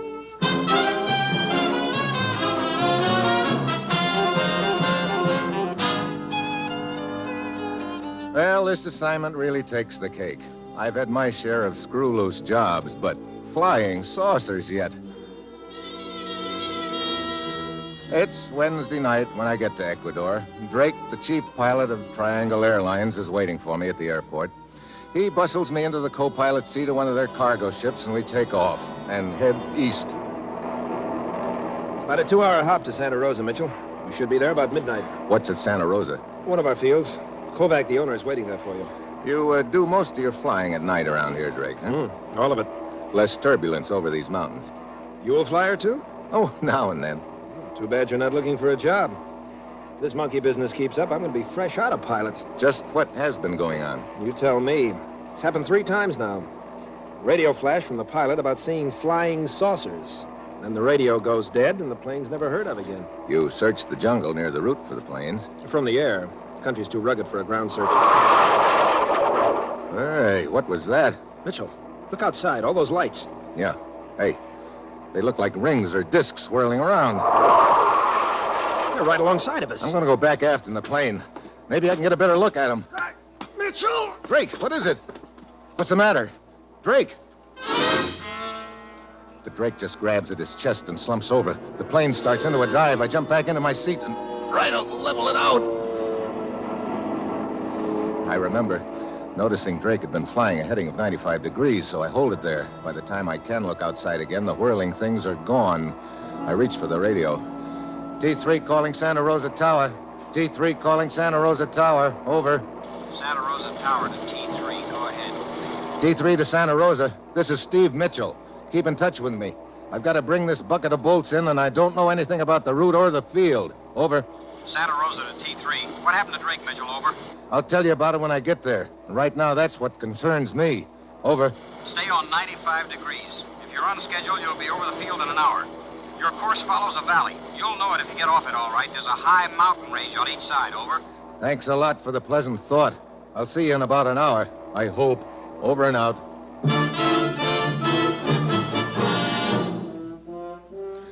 So, for the next hour, I nurse a strange plane between 2 mountain ranges I can't see on a night black enough to play post office. All the while, I'm trying to convince myself I didn't see what I know I did. Drake is still unconscious, but he stirs a little now and then. Finally, I pick out the lights of Santa Rosa Airfield and manage to bring the ship in okay. Mitchell? Yeah? I'm George, Kovac's nephew. Yeah? I was talking to you on the radio. Oh. Sure glad you made it okay. You're glad. Come on, give me a hand with Drake here. Okay? Hey, he's coming out of it. Drake. Drake. What? Oh, my chest. What happened to you, Drake? I don't know. Right after we saw those things, I suddenly felt like I'd been kicked in the chest by a mule. That's all I can remember. But there's not a mark on you. Yeah, great. Flying saucers aren't enough. Now we've got invisible rays. Well, why didn't it hit you too, Mitchell? I don't know. Wait. I just started aft when it happened. Guess it's a good thing for you did. Yeah. Come on, George. We'll get Drake taken care of, and then we'll talk to your uncle.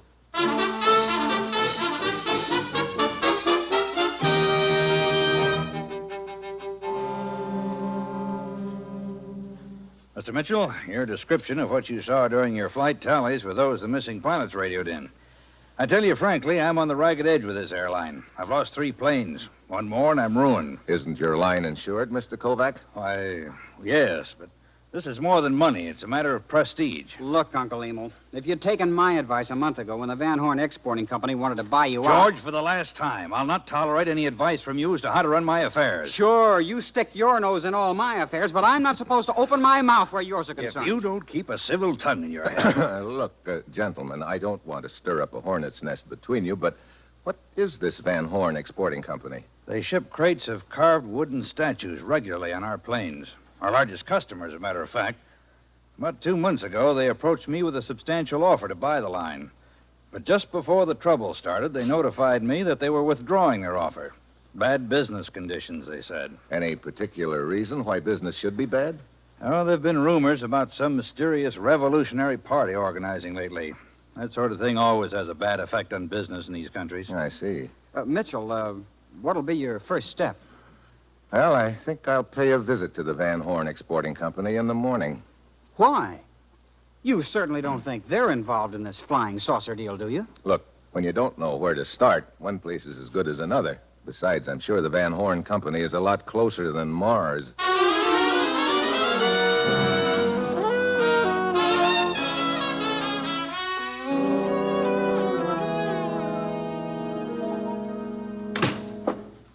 Yes, Yes, sir. This the office of the Van Horn Exporting Company? Yes, it is. Well, I'd like to talk to the boss. Is he around? Yes, I'm the boss, as you call it. Huh? You? I'm Herta Van Horn. Oh, well, looks like the company is in good hands. Thank you. What can I do for you, Mr.? Mitchell. Steve Mitchell. Your company ships cargo pretty regularly with the Triangle Airlines. I have been, but if their present trouble continues, I think I will have to make other arrangements. You're down here to investigate that trouble, aren't you? I don't remember telling you that. One picks up things here and there. Yeah, I guess one does. A couple of months ago, you offered to buy the airline, didn't you? Yes, I did. But that was before the trouble started. Naturally, I'm not interested now. Well, according to my information, you withdrew your offer just before the trouble started. I see that you, too, pick up things here and there. Yes, I began to hear rumors about the formation of a revolutionary party. I decided it would be unwise to make a large investment under those conditions. I see. You know, that's the second time I've heard this rumor about a revolutionary party. Oh? What about it? Oh, nothing. Except it seems like a pretty convenient time to start that rumor circulating. I don't know what you're trying to prove, Steve, but I wish you luck. Thanks, Herta. Maybe meeting you has been luck. One never knows. I expect I will see you again. You expect right, Herta. And soon.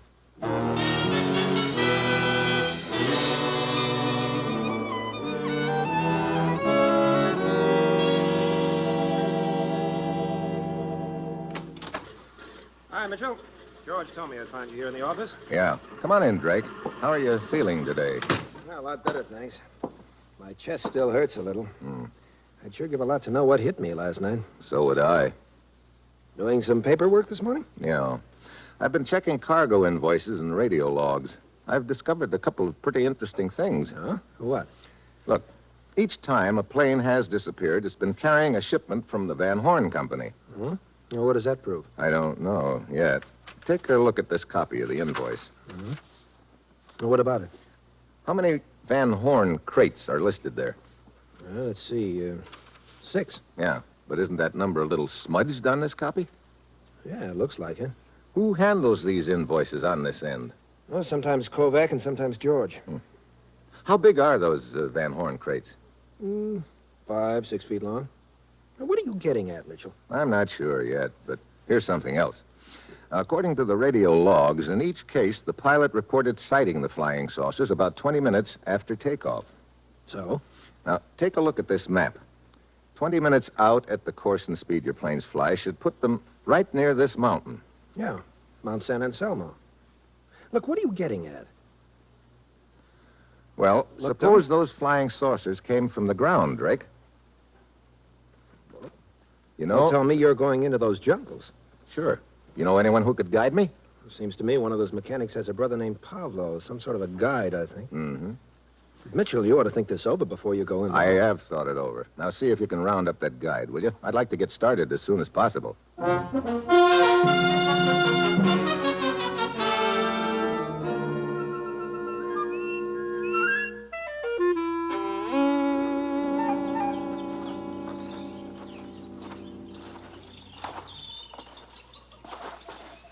How far you figure we've come since we left the Jeep, Pablo? Well, at least 10 miles, senor. Well, we ought to be getting close to the spot, then. Brother, this jungle is thick.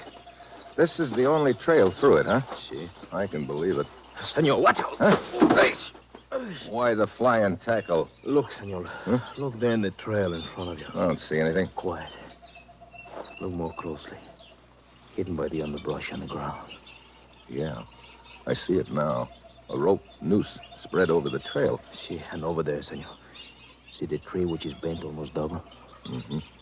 Another step and we'd have been dangling from that tree like 2 apples.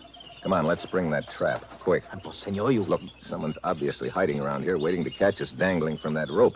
Let's make him think he succeeded. Here's a dead branch beside the trail. Give me a hand with it. See. Got it? See. Okay. Stop here.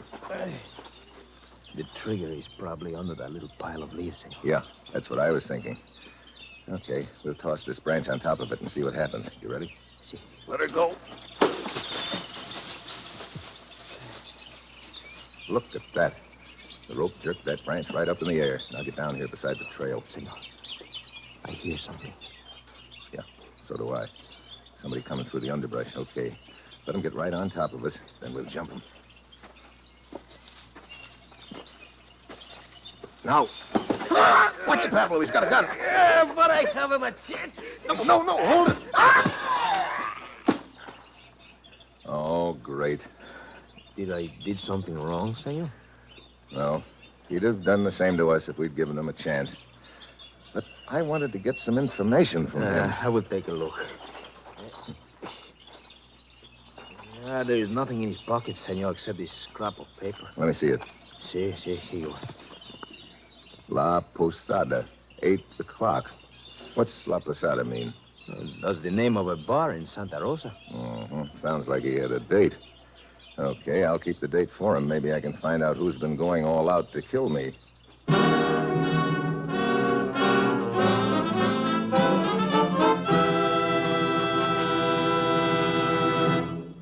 You are listening to Dangerous Assignment, starring Brian Donlevy in the role of Steve Mitchell.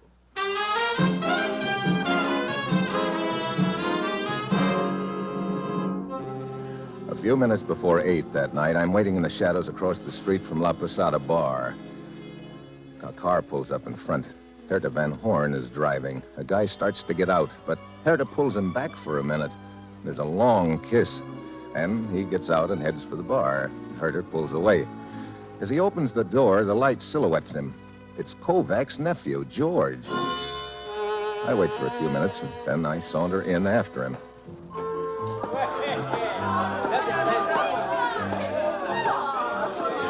Hello, George. Oh, hi, Mitchell. You surprised to see me? Should I be? I don't know. You're waiting for somebody, George? Waiting for a drink right now. This a favorite hangout of yours? It's the only decent bar in Santa Rosa. Look, what's with the third degree, Mitchell? Oh, nothing in particular. Just curious. Everybody stay right where you are and keep your hands in sight. Hey, look at all the soldiers. What's the deal? Search me. You're under arrest, all of you. Everyone in this bar is under arrest. Arrest? Hey, look, who are you? Lieutenant Gonzalez of the military. Arrest for what? Look, Lieutenant. It will do you no good to argue. You will come quietly or be shot. Hey, what's going on around this joint? Oh, Drake. Looks like I'm about to get pinched. What's the beat? You know this man, Senor Drake? Oh, I certainly do, Lieutenant. Steve Mitchell. He's down here investigating the trouble we've been having on the airline. You better take a look at my credentials, Lieutenant. Here. I see. I'm sorry to have disturbed you, Senor Mitchell, but with the situation what it is, we cannot take chances. What situation? We have information that this bar is the headquarters for a revolutionary party. That is why we raided the place. You sure there's more to this revolutionary party than a rumor? Do you think that the military would act on a mere rumor? Maybe, if the rumor was convincing enough. Well, I'll see you around, Lieutenant. And Drake, thanks for the assist.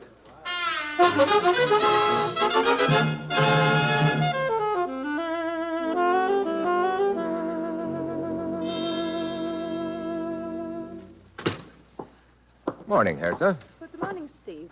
What can I do for you?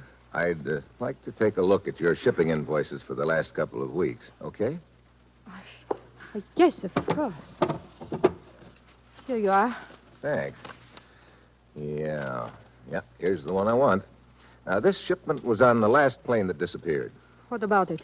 This invoice shows 5 crates shipped, but the copy they have at the airfield shows 6. Well, there must have been a mistake then. Yeah. Right now, I'm wondering who made it. Steve, I don't know what you're trying to prove, but I'm beginning to resent your inferences. Sorry, I didn't know they were showing, Herta. I guess George was right when he said your company couldn't possibly have anything to do with the trouble the line is having. George? Yeah, Kovac's nephew. Oh, well, it was very nice of the men to come to my rescue when I hardly know him. You hardly know George, huh? Well, just to speak to on the street. I see. Well, I better be getting back to the field. I'm sorry I cannot help you, Steve. Thanks, Herta. Maybe you have. Oh, Mitchell. Why, hello, Mr. Kovac. On your way to see Herta? Oh, looking for you. Have you found out anything at all about these flying saucers and what's behind this thing? Mr. Kovac, so far I've been just grabbing at handfuls of smoke here and there. But there's enough smoke to mean fire somewhere. You've got a plane going tonight, haven't you? Yes. Is there a Van Horn shipment aboard? That's right. How many crates? Why, 5, I believe. Okay. Just one thing more. Do you have a small plane I could use? Well, there's a 4-place cabin job at the field. That's perfect. Mitchell, what are you going to do? I'd like you and George to be at the control tower when your cargo plane takes off tonight, Mr. Kovac. I'll tell you what I'm going to do then.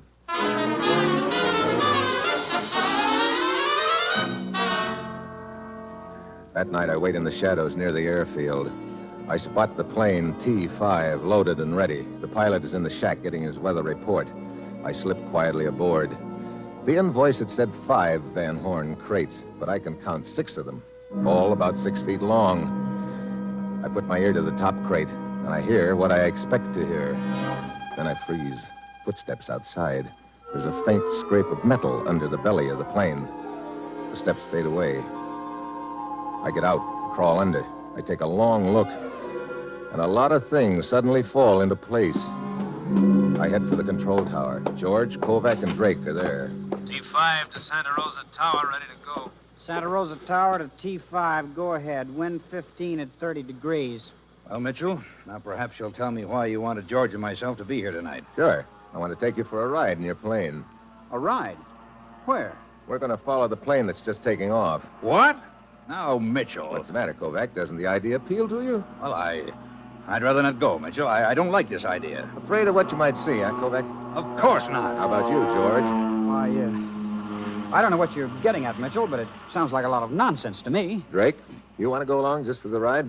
Sure. Except I'm not anxious to get hit again by one of those things that hit me the other night. I think we'll be safe enough.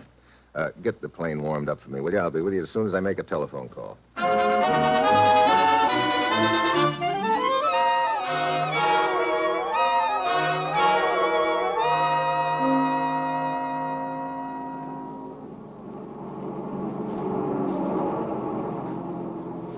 Aren't you going to radio the pilot that we're following him, Mitchell? No. You and George just sit back there and keep your eyes on that plane. I don't see what you're trying to prove, Mitchell. I think you will in a minute, George. How long since takeoff, Drake? Oh, about 19, 20 minutes. Want me to take over the controls? No, thanks. Mitchell, look at that plane below, all around it. Circles of whirling light.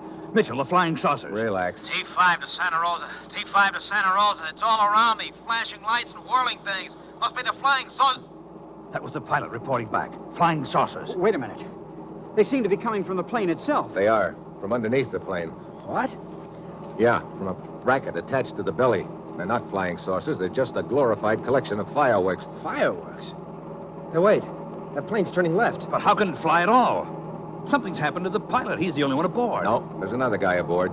He's probably doing the flying now. Where'd he come from? He climbed out of a crate. Hey, the plane is heading right for that mountain. It's climbing. We'll climb with it. Mitchell, what's behind all this? I don't know. Right now, I'm more interested in who's behind it. Kovac, you said you were pretty heavily insured, didn't you? Why, yes. What's that got to do with it? Did you inspect the cargo plane before it took off? I always do. You could have attached the fireworks to that bracket under the belly when you made your inspection, couldn't you? Are you insane? Why would I do a thing like that?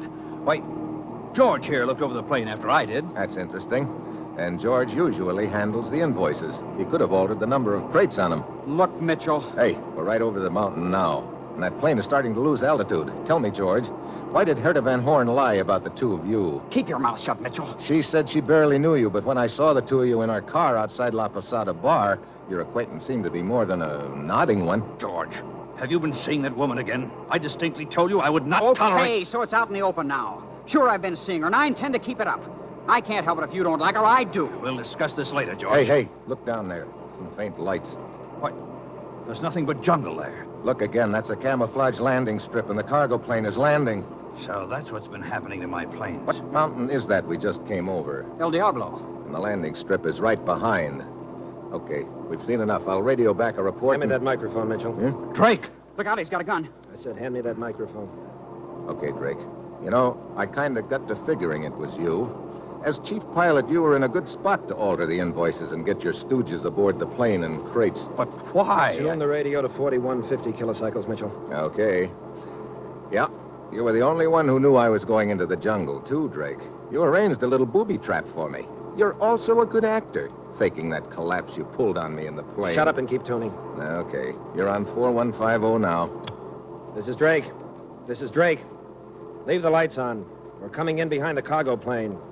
Stand by to receive some uninvited guests. Okay, Mitchell, go down and land. The first time you try anything smart, you'll get your head blown off.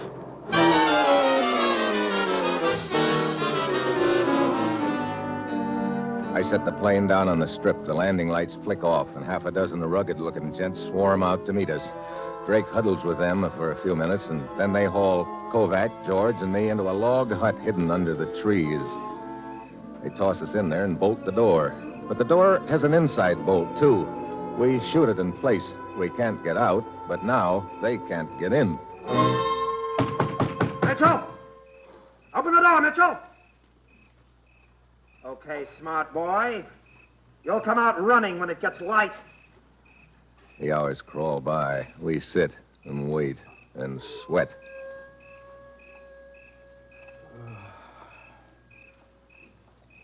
What time is it now, Mitchell? 5 a.m. I can't stand this waiting. What good did it do us to bolt the door from the inside? We can't stay in here forever. I'm playing for time. I've still got an ace up my sleeve, but we've got to stay alive until dawn to find out if it's any good. Well, don't look now, but I think Dawn's here. Huh? There's a crack of light under the door. Brother. If something doesn't happen pretty soon, we're cooked. Hey, maybe we are. Do you smell that? Gasoline. You'll be coming out pretty soon now, boys. Mitchell, he set fire to the hut. Yeah. I guess that's why he was waiting for dawn. He was afraid the fire might be spotted at night. Is this the ace up your sleeve, Mitchell? We can't stay here and roast like rats in a trap. We'll get a bullet in the belly as soon as we open that door. Couple of keen choices. I'll take my chances with the bullets. Come on, let's get this door unbolted. But they'll kill us. I'll take fresh air with mine. Hey, wait a minute. Listen. A plane. That's the ace up my sleeve I was talking about. Sounds like it's coming down. Who is it? Just before we took off last night, I made a phone call, remember? It was to Lieutenant Gonzalez of the military. Gonzalez? But how did he know what happened to us after we took off? We'll win it out later. Let's get out of here. Hey, Gonzalez boys are taking no chances. They want that landing strip clear when they sit down. Come on, George. Let's get this door unbolted. Okay. Okay, come on. Look at him scatter. Hey, Mitchell, there goes Drake, trying for the jungle. I'll get him. Watch out, he's got a gun. I see it. You can't run and shoot at the same time, Drake. Better make up your mind which. Okay, I'll shoot, Mitchell. Too late, Drake. Let go of me. He who hesitates is lost, you know. Mitchell, you okay? Yeah. How are Gonzalez and his boys doing? Well, they seem to be mopping up in a hurry. Mitchell, I still don't understand how Gonzalez found out. Oh, when I called him last night, I told him our radio frequency, and I asked him to listen in. Then I kept the mic open the entire time. Gonzalez overheard everything that was said in our plane, huh? Yeah, including the location of the landing strip. But I knew he wouldn't try to bring a plane in here before dawn. That's why I was hoping we'd still be alive by then. But why were Drake and his outfit trying to ruin my airline? Look, if you're going to operate a secret landing strip, you don't want a regular airline flying through the area. They figured the flying saucer gag would scare you off. Well, it seems to me this was a pretty big operation for a small revolutionary party in a small country, Mitchell. You know, I've been thinking that, too. Could be that's all there is to it.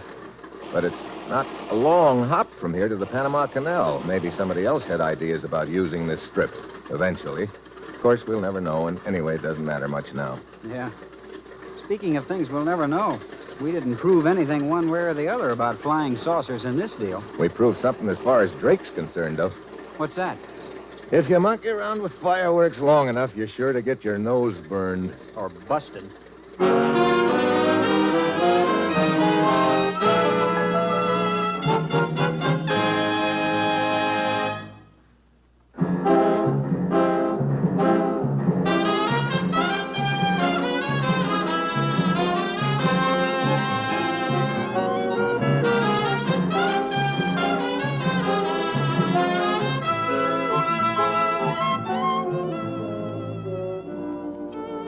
have just heard another episode in the exciting new adventure series, Dangerous Assignment, starring Brian Donlevy in the role of Steve Mitchell. Dangerous Assignment is written by Bob Reif, with music by Bruce Ashley, and was directed tonight by Max Hutto. Be with us again next week at this time when Brian Donlevy, starring as Steve Mitchell, will embark on another Dangerous Assignment.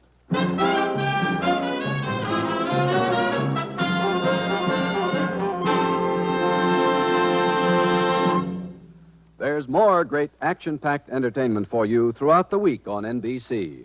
Other mystery adventure programs include such popular shows as Big Town, Dragnet, High Adventure, and Christopher London. Starring as Christopher London, you'll hear Glenn Ford in the swashbuckling role of a romantic, adventurous private investigator. On High Adventure, there's the utmost in thrilling drama to entertain adventure-minded listeners. Dragnet brings you in stark realism cases direct from official police files. And during Big Town, you'll hear crusading editor Steve Wilson fighting crime and viciousness.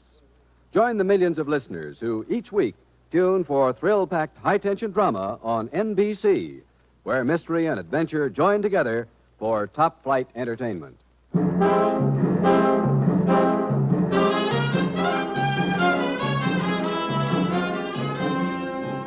Tomorrow, be sure to hear Bob Hope and Fibber McGee on NBC.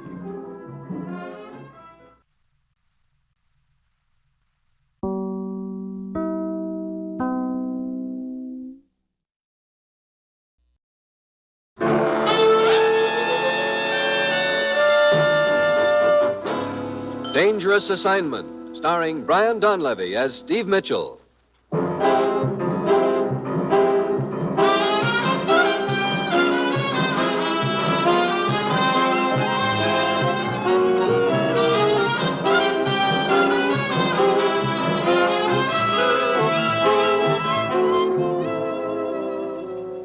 First, a word from the Ford dealers of America. Everyone's saying that the 50 Ford is a great car. Listen to what Mr. W. Henderson of Pomona, California, one of more than 470,000 owners of new Fords, says. Last January, I bought a new 1950 Ford six-cylinder two-door. This car is truly a pleasure to drive, and its economy's wonderful. I've driven it about 6,000 miles in city and country, driving an average over 21 miles per gallon. It rides quiet and steers easily, too. Yes, the owner of a 1950 Ford knows the real meaning of economy. He'll tell you that his big new Ford is low in first cost, inexpensive to maintain, and thrifty to operate. But find out for yourself. Stop at your nearest Ford dealers and get the facts on Ford economy. Then get in the driver's seat and test drive the big new Ford for 50.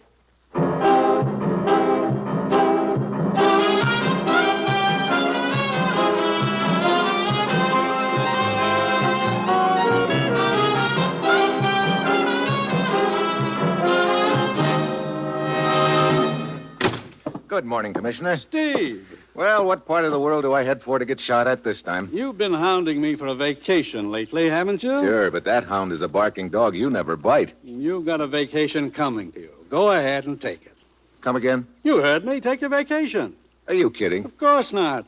There's just one condition. I should have known. What is it? I picked the spot. Alaska. Alaska? Now, look. If I'm taking a vacation, I'd like to go somewhere and bake in the sun. Haven't you ever heard of baked Alaska? Oh, you're in real great form today. Look, do you want this vacation or don't you? Do I have a choice? No. That's what I thought. Well, you're sure, of course, that it is a vacation. You know, you're a very suspicious man. Sure, it's a vacation. Of course, there is the matter of the two missing scientists. Oh, great. My vacation has just turned into a busman's holiday. Okay, let's have it. Probably nothing to it, really. Just a simple matter. Sure. Just a simple matter. But somebody will probably have me chained to a sinking iceberg before it's over. Steve, a week ago, two scientists went to Alaska. An ex-Nazi named Dr. Herman Kreutzer, who's been denazified, we think, and a younger man, a nuclear physicist, Dr. William Peters. Why'd they go up there? To conduct experiments on the effect of water temperature on a new theory of submarine detection. They were to be gone 3 months.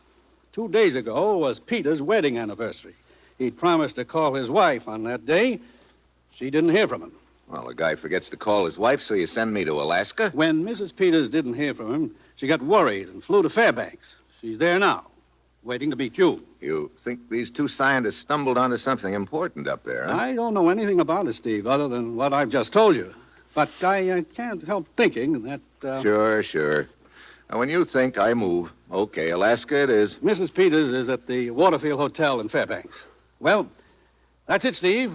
You've got your your vacation. Good luck.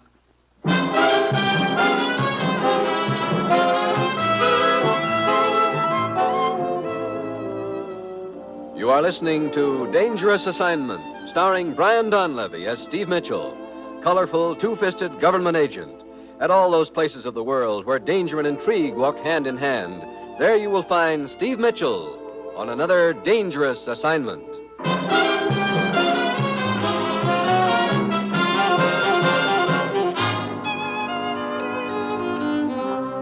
Sure. I've got myself a vacation. A big, fat week. Nothing to do but enjoy myself. Plus, of course, the little matter of locating two missing scientists in an area big as most of Europe put together. Well, it's Wednesday when I get to my destination. Mrs. Peters is waiting for me in her hotel room. I'm so glad you're here to help, Mr. Mitchell. I've been worried sick. Oh, I know it sounds silly. Call it a premonition or a woman's intuition or whatever you want, but I think something's happened to Bill and Dr. Kreutzer. Well, it could have slipped his mind. Bill is a scientist, Mr. Mitchell. He never forgets anything. I understand he's a nuclear physicist. That's right.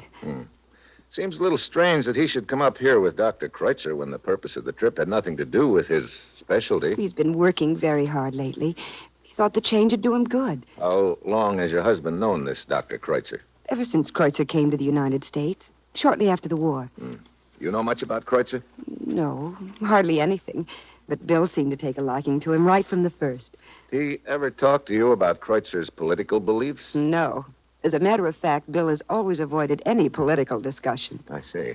Well, have you any leads that I can follow? Yes, this postcard. It's from Bill. Mailed the day he arrived. From here in Fairbanks? No, from a place called Cordova. He mentioned staying at a Mrs. Ludwig's boarding house there. Cordova. Let's see. I've got a map of Alaska here someplace. Yeah. Yeah, here we are. Cordova's a town south of here on the coast. Incidentally, take a look at these pictures they gave me in the States. One's your husband and the other's Dr. Kreutzer. Are they reasonably good likenesses? Yes, they are, Mr. Mitchell. Well, I'm going to fly down to Cordova and talk to this Mrs. Ludwig at her boarding house, and I'll let you know if I turn up anything there.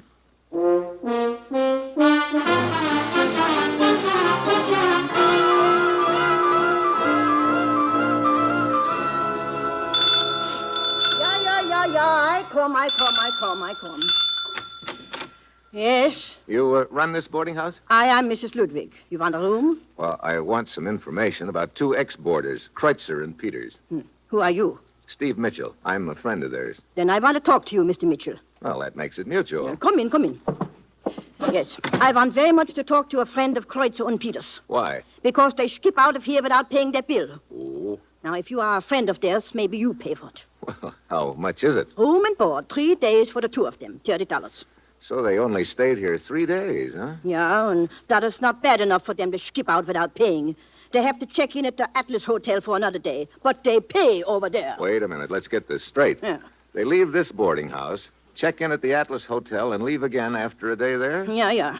Well, how long ago did they spend this day at the hotel? 3 days ago. Did they leave any forwarding address there? No, that I check. The clerk is a friend of mine. But he told me that they leave no address. Now, about this money they owe, you take care of it? Well, I'll make a deal with you, Mrs. Ludwig. I'll take care of their bill if you can give me any more leads about them. Leads? What is this leads? Well, what I mean is... Woman, I thought you told me you were going to clean up my room this day. I am. I can't do 2 things at once, Mr. Campbell. I get round to it as soon as I have time. Well, for the price a man pays here, he's a right to expect a little service. You don't like it here, you move. I have a good mind to. Hey, wait a minute. Are you addressing me? Yeah, look, you're a boarder here. Maybe you heard the 2 guys I'm looking for talking about where they were going. Without knowing whom you're looking for, I couldn't say. This is Mr. Mitchell. He says he's a friend of Kreutzer and Peters, the 2 that skipped out a few days ago. Mr. Mitchell, I've got no time to indulge in idle gossip. I'm a hard-working lumberman. Yeah, I figured that without your telling me. What do you mean by that? That pine smell sticks out all over you. But if you could just tell me anything that you might have heard them say. I've got no information that will help you. Huh. Nice, friendly guy. Well, he pays his rent, which is more than your friends did. Now, are you going to pay that bill or not? Okay. And I'll take a room here, too. Now, is there anyone else who might have information about Kreutzer and Peters? Mr. Julian used to talk to them now and then. He's another boarder. Runs a shoe repair shop down the street. Mr. Julian. Okay, I'll check with him. Just a minute. Well, you think of something else? Yeah. If you want a room here, it's cash in advance.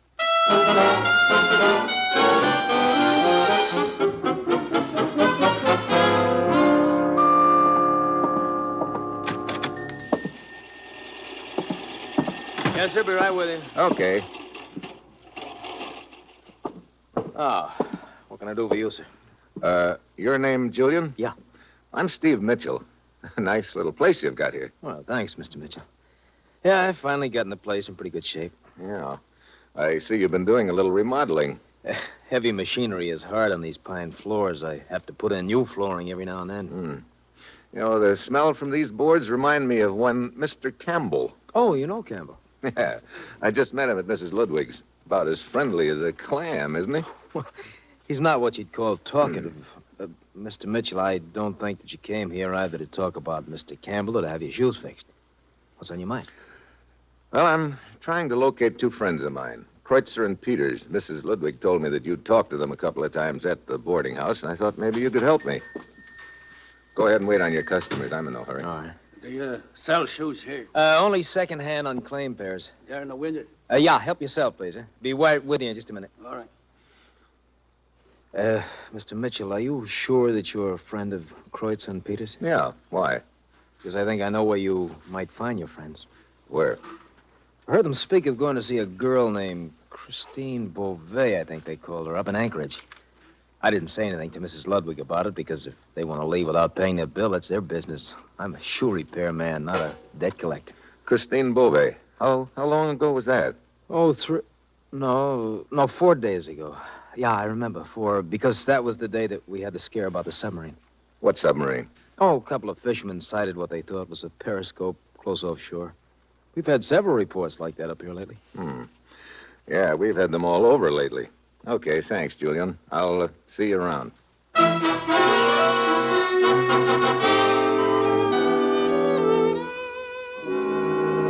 Well, I never thought I'd find a Chinese puzzle in Alaska, but it sure looks like I'm staring one in the face right now.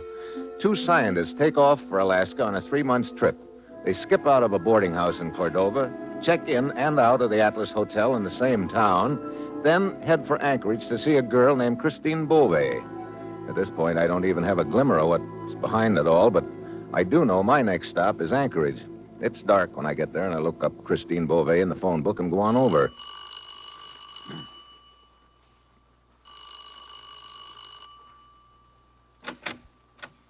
Yeah? Are you Christine Beauvais? Sure. Come on in. I'm trying to get a line on a couple of friends of mine. I know a lot of guys. Their names are Kreutzer and Peters. Never heard of them. Look, they supposedly came here to Anchorage to see you. I tell you, I don't know them. Yeah, well, they were talking about coming to see you. Beat it. Now, Chris. I said beat it. All right. But if you change your mind, I'm staying at Mrs. Ludwig's boarding house in Cordova. You heard me. Get lost.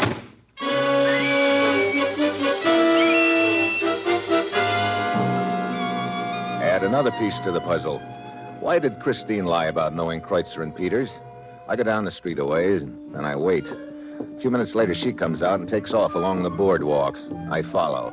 Suddenly, she darts into an alley. I speed up and turn in. It's dark in there, but enough light to tell me that she's disappeared and that it's a blind alley. Then I hear the car behind me. I whirl around. It's just entering the alley, heading for me, and the alley's just wide enough for that car. There's no room left over for me and nowhere to go. I'm trapped.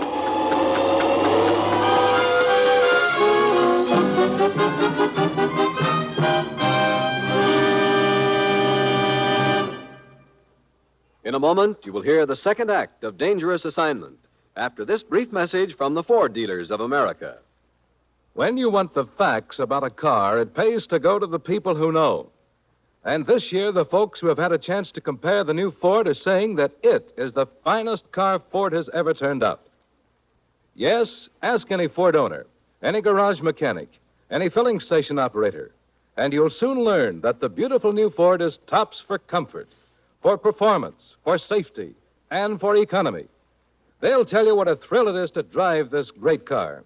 They'll talk about its power and the way it stands up under all kinds of driving conditions.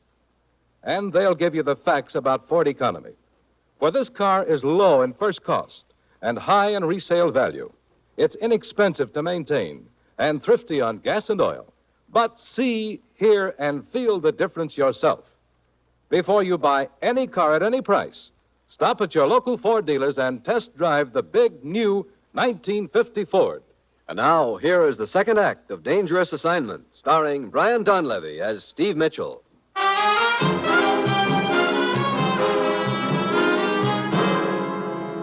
The car keeps coming down the alley toward me. It's no use to flatten myself against the wall. Then I spot a side door in the building. Locked. I throw my weight against it. Car's right on top of me now. The door gives. Just in time, the car screeches to a stop. Jams into reverse. Hightails back out of the alley, but not before I've spotted the guy inside. It's the man who came into the shoe shop while I was talking to Julian. So, I'd been followed even then. But why? It's morning when I get back to Mrs. Ludwig's boarding house in Cordova, and she's talking to a tall, skinny gent. Mr. Mitchell, this is Fred, the boatman. He's got some information about your deadbeat friends. What is it, Fred? Well, I make my living renting boats, see? Uh-huh. Well, 4 days ago, this Kreutzer and Peters came to me and wanted to rent a boat, see? Yeah. They wanted to go fishing, they said. So I rent them a boat, see? Well, what about it? Well, that's what I'd like to know. They never bring it back, see? This morning I find it hung up on a rocky point south of town. Uh-oh. No sign of the two of them? Nothing. So my boat's ruined, see? And nobody to pay for it. Wait a minute. The day they rented that boat, was that by any chance the day a sub was sighted off the coast? Why, let's see. 4 days ago. Yeah, I think it was. I call him. Why, what's that got to do with it? Sure. That's what I'm wondering. See? Mr. Mitchell! Yeah. Telephone! For me? That's what the lady said. Steve Mitchell. Okay. Hello. This is Christine Beauvais, Mr. Mitchell. Christine Beauvais. Well, this is one call I never thought I'd be getting. I couldn't talk to you at my apartment last night. I was afraid. Afraid of what? Someone's been following me. Oh, is that why you ducked into that alley? Yeah, I knew they were after me, but I managed to get away from them. I was almost not so lucky. Mr. Mitchell, will you meet me at Pete's bar tonight? I want to tell you something about Kreutzer and Peters. So you do know them? Of course. When you asked me about it last night, I was afraid you were working with the men who'd been after me. I'll tell you all about it tonight. Okay. I'll be waiting there at 8. See you then.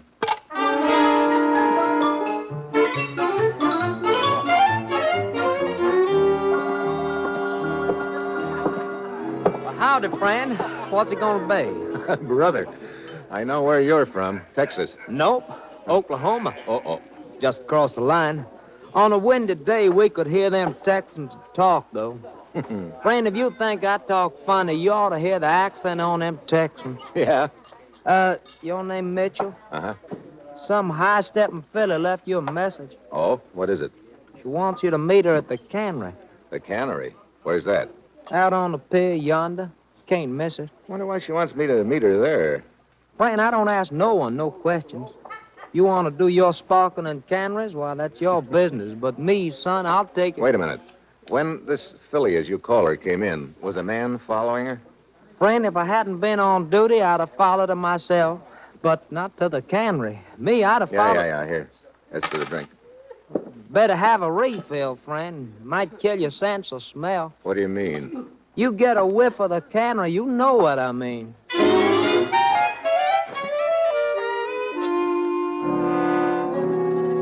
The cannery on the pier is dark. I spot a side door, open it, and the aroma of fish almost knocks me down. Suddenly, a hand closes around my mouth, pulling my head back. A gun jams into my back. Through the fish smell, I can catch a whiff of something else, a familiar smell I can't peg. Then the gun eases a little. There's a flashlight outside, steps along the pier, probably the night watchman. The killer's waiting until he passes. I can't call out. My only chance is to make noise somehow. Then my eye catches a glint of shiny metal, a stack of tin cans near me. I drop to one knee and grab the hand over my mouth. The guy goes flying. The gunman takes off through the garden cannery. I try to follow, but I bump into every hunk of junk in the place. He gets away. Oh, Christine Beauvais was just a decoy. But again comes the big question. Why? By now I'm tired of asking myself, so I decide to ask the commissioner. Commissioner? Oh, yes, Steve. I'm glad you called. I've been trying to get in touch with you. What have you got so far? Well, I thought I had the whole deal figured out, Commissioner, but it just blew up in my face. What do you mean? Well, put it together this way. 2 scientists come up here. One of them is an ex-Nazi. Those boys have a reputation of selling out to the highest bidder. So? The other's the nuclear physicist who avoids the mention of politics. So they disappear from a rooming house, pop up at a hotel near the waterfront. They check out of that hotel, and somewhere along the line, they rent a boat to go fishing. Now, that boat turns up later, but they don't. And along about this time, there's a submarine sighted off the coast. Steve. Yeah, I thought our boys had had a change of heart and decided to leave the country. But what happened a half an hour ago changed my mind. What do you mean? Somebody tried to kill me in a cannery. Now, if the scientists had left, the deal would be all over. Then why the attempt on my life? Now, that's the point, Steve. Kreutzer and Peters haven't left the country. That's why I've been trying to reach you. 3 days ago, they checked into a hotel in Victoria, British Columbia. What? They also dipped down to Seattle. At last report, they were heading north again. Well, they could be collecting information from various points. And that was my thought. Maybe they're still planning on leaving the country after they've collected the information. If that's true, you've got to stop them. Yeah, first I've got to find them. Any leads at all? Well, I've only got one left. They checked in and out of the Atlas Hotel here in Cordova a few days ago. I'll go over there now. There's just a bare possibility that they may be back. Where are you now, Steve? I'm at Mrs. Ludwig's boarding house. What's the matter? Somebody just came in the front door. I'll call you back. Well, Mr. Campbell, the lumberman. Oh, it's the man Mitchell, isn't it? Yeah, it's the man Mitchell. You out kind of late tonight for a hard-working lumberman, aren't you? I believe a man has a right to take a walk in the evening if he wants. That to. all depends on where he walks. You weren't by any chance taking a walk down near the cannery, were you? Now, why would I be walking down there? That's just what I'm wondering. I'll thank you to mind your own business, Mr. Mitchell. You know, that's just what I'm trying to do. Well, sweet dreams, Campbell.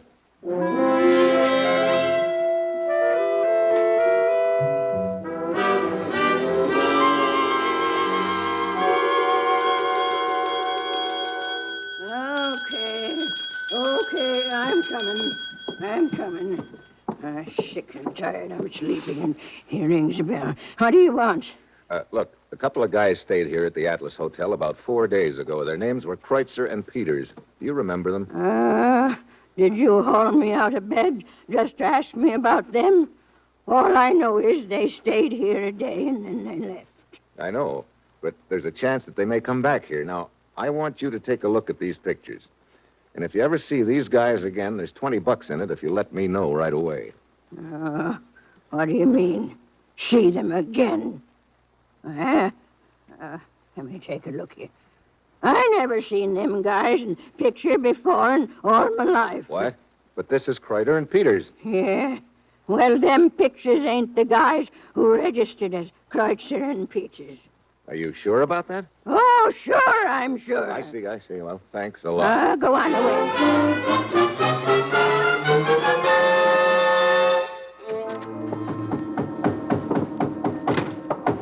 Oh, good evening, Mr. Mitchell. Julian, you're working a little late tonight, huh? Yeah. Seems like everybody in Cordova needs new half-soles. Shoes don't last long in this country. Julian, I want you to take a good look at these pictures I've got. Oh, sure. What about them?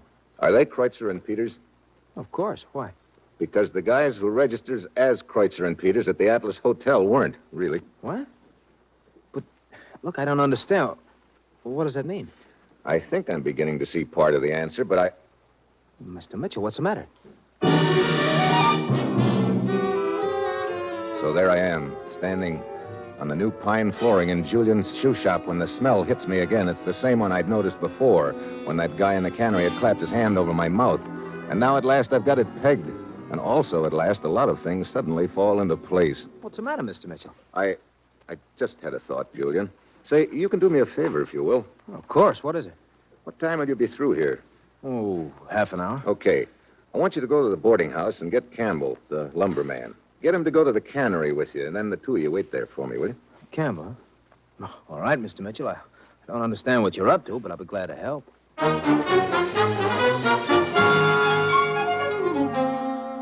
I leave Julian's shop, round up a crowbar, shovel, flashlight, and my gun. Then I come back. The shop is dark by now. I go in a window and start ripping up the new pine flooring. A few minutes later, I'm digging in the dirt underneath. Pretty soon, I find what I'm after. 2 bodies. I pull the pictures out of my pocket, and by flashlight, I compare them. Yeah, no doubt about it. Congratulations, Mr. Mitchell. Well, hello, Julian. I see you brought your 2 stooges with you. Yeah. I didn't realize until almost too late that your purpose in sending me to find Campbell was to get me out of your way. However, I returned in time, and I must say it was very considerate of you to dig your own grave.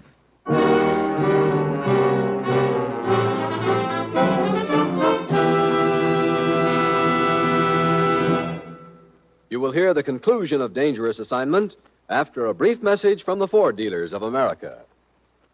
Tonight, there are more than 470,000 enthusiastic 1950 Ford owners, and most of them are talking about their cars.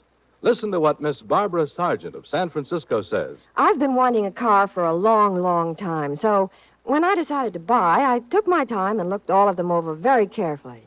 Finally, I chose the new Ford because it was the only car that gave me everything I wanted. It's a beauty, both inside and outside. It's the easiest car to drive I've seen yet. And it gives me the smoothest ride of all the cars I tried. If anyone who is thinking of buying a new car will just drive one of the new Fords, I believe they'll agree with everything I said. Yes, Ford owners, mechanics, service station attendants, and garage men all over the country agree. The new 1950 Ford is the finest car Ford has ever turned out. They're saying it's tops for performance, for comfort, and for economy. But see, hear, and feel the difference yourself. Stop at your neighborhood Ford dealers and test drive the big new Ford tomorrow.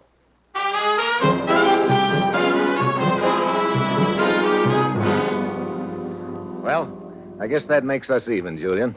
I couldn't get you out of the way, but your stooges missed on me when they tried to run me down in Anchorage. How'd you boys enjoy your junket around the country posing as Kreutzer and Peters? Pick up a lot of information from your contacts? Come on, Julian, let's get this over with. Yeah. Get up out of that hole, Mitchell. I know the floor covers me from the waist down. I put one hand on it like I'm going to climb out, but I fish the gun out of my pocket with the other. Then I throw a quick shot at the light overhead. I drop back into the hole just in time. I spot the pistol flash and let him have it. Only 2-1 now. Stop circling, Marcus. Stop circling. That's bad. If they come at me from 2 different directions at the same time, I'm cooked. I reach down and pick up my flashlight. I snap it on and toss it out on the floor. One of them throws a shot at it. I give him one back. The third guy has had enough. He heads for the door, but as he jerks it open, he's silhouetted. I scramble out of the hole, grab my flashlight, and run to the door. The guy lying there is Julian. Well, the merry-go-round was nice while it lasted, Julian. Only you weren't lucky enough to grab the brass ring. You got a lead slug instead. I thought I had a good plan. You did. You know, I thought that submarine was hanging around to pick up some agents. I didn't realize it had landed a couple. You guys had heard about Kreutzer and Peters' trip. You grabbed them right after they got up here and killed them. Then your boys took their papers and started around the country collecting information and reports from your various contacts. That about the way it breaks down, huh? What went wrong, Mitchell? You gave yourself away, Julian. No, I couldn't have. When you clapped your hand over my mouth down at the cannery, I got a whiff of a very familiar smell, but I couldn't peg it until I was in here talking to you earlier tonight. Then I smelled it again, and it registered. Shoe polish. Shoe polish? Yeah. Like most smart boys, you overlooked one little item. In this case, the smell of shoe polish on your hands. Yeah.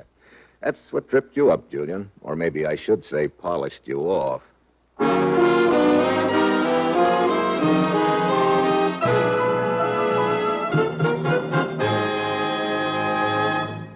And now, a special announcement for friends of Dangerous Assignment. Dangerous Assignment will next be heard Wednesday, May 3rd at the same time over most of these NBC stations. That's Wednesday, May 3rd at this same time.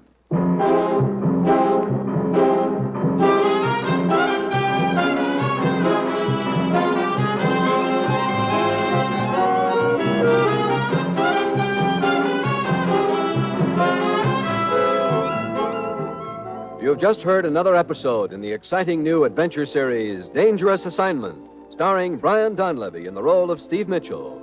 Dangerous Assignment is written by Bob Reif, with music by Bruce Ashley, and is directed by Bill Karn. Be with us again Wednesday, May 3rd at the same time, when Brian Donlevy, starring as Steve Mitchell, will embark on another Dangerous Assignment. Tomorrow is Tuesday. That means Bob Hope's on NBC.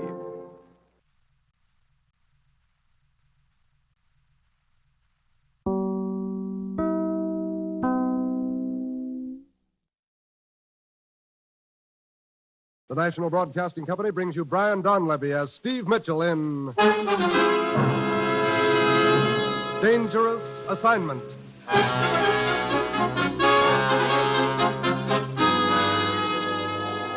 The time, midnight.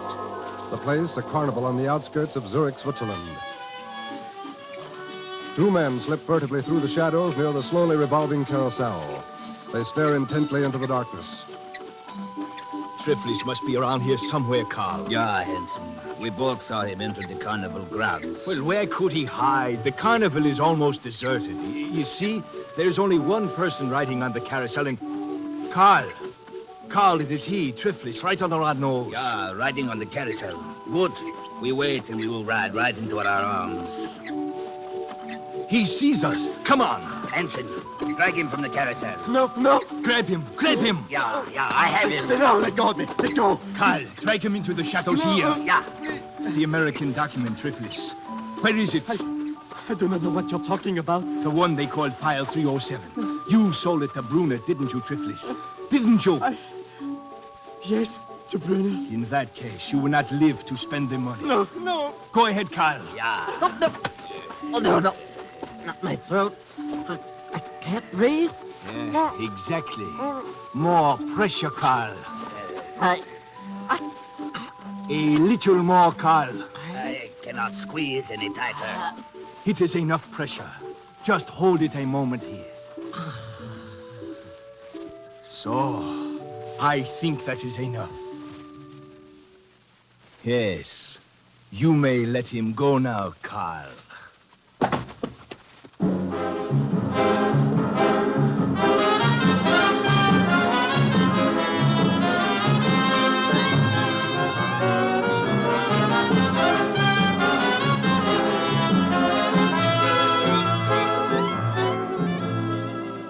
You've seen him in such pictures as An American Romance, The Great McGinty, and Command Decision.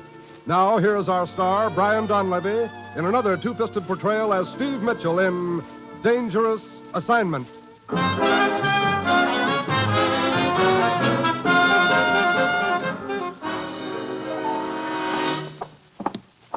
Ruth, you've got the worst sense of timing I ever saw. You're always dragging me back here to the office when I'm right in the middle of a big deal. Maybe she was a big deal to you, Steve, but she looked more like a stacked deck to me.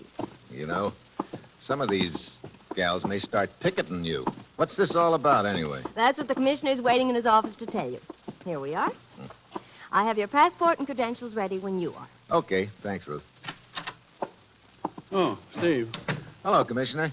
Well, where am I going this time? Zurich, Switzerland. Switzerland? Look, I can't even yodel. You won't have time to yodel. Steve, ever hear the name Brunner before? Brunner? Sounds vaguely familiar. Who is he, Commissioner? I don't know. Huh? Brunner's always been a very mysterious figure, Steve. None of our agents has ever seen him. Matter of fact, I don't suppose there are more than a handful of people in the entire world who know what he looks like. Yeah, I remember now. Bruner's a sort of an international mystery man who sells information to the highest bidder. We think Bruner has File 307, Steve. File 307? Top secret document containing defense plans. 2 weeks ago, it was stolen from this country. Oh, you think it's in Zurich now? We had information it was temporarily in the possession of a seamy little man named Triflis. This morning, his body was discovered near a carnival grounds outside of Zurich. Needless to say, File 307 wasn't on Triflis's body. No, but Triflis paid a visit to Bruner's villa 2 hours before he was murdered. We think he sold File 307 to Bruner. And I'm supposed to get it back from this international secret seller, huh? Great. Well, have we got any contacts in Zurich? One. His name is Max Raber. He runs the carnival over there. Just one more thing, Steve, as to the danger involved. Yeah, I don't imagine trying to get into Bruner's villa is a habit-forming occupation. There's more than that. Other interests are also trying to get File 307 from Bruner. Naturally, they'll try to stop you permanently. Their agents may be watching you right from the start. Yeah? Well, that's it, Steve. As usual, you'll pose as a foreign correspondent after an interview with Bruner. Actually, you ought to find File 307 and bring it back. You've got your assignment. Good luck.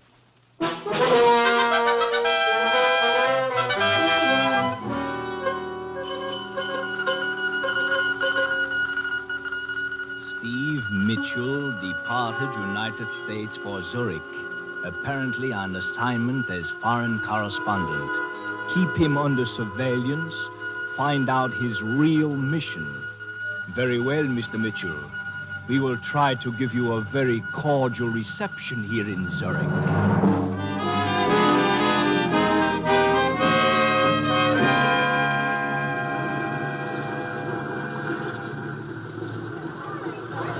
Taxi cab, sir. Taxi? Oh, okay, driver.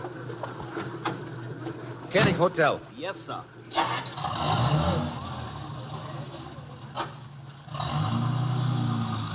You're an American, sir. Yeah. On a vacation, perhaps? Not exactly. Well, I'm a good guide, sir. I can show you the points of interest here in Zurich. Never mind. I'm afraid I won't have much time for sightseeing. No, wait a minute. Yes, sir?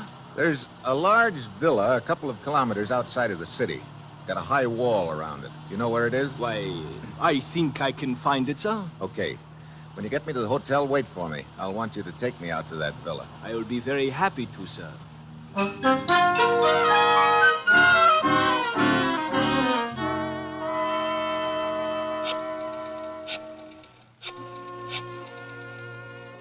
Hello, Carl.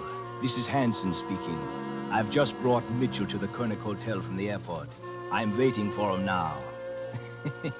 No, he doesn't suspect me. He thinks I'm just a cab driver. He wants me to take him to Buner's villa, so he's after File 307, all right. Now listen, Carl. There is a Max Raber who runs the carnival. They might be working together. If Mitchell tries to contact Raber, you know what to do.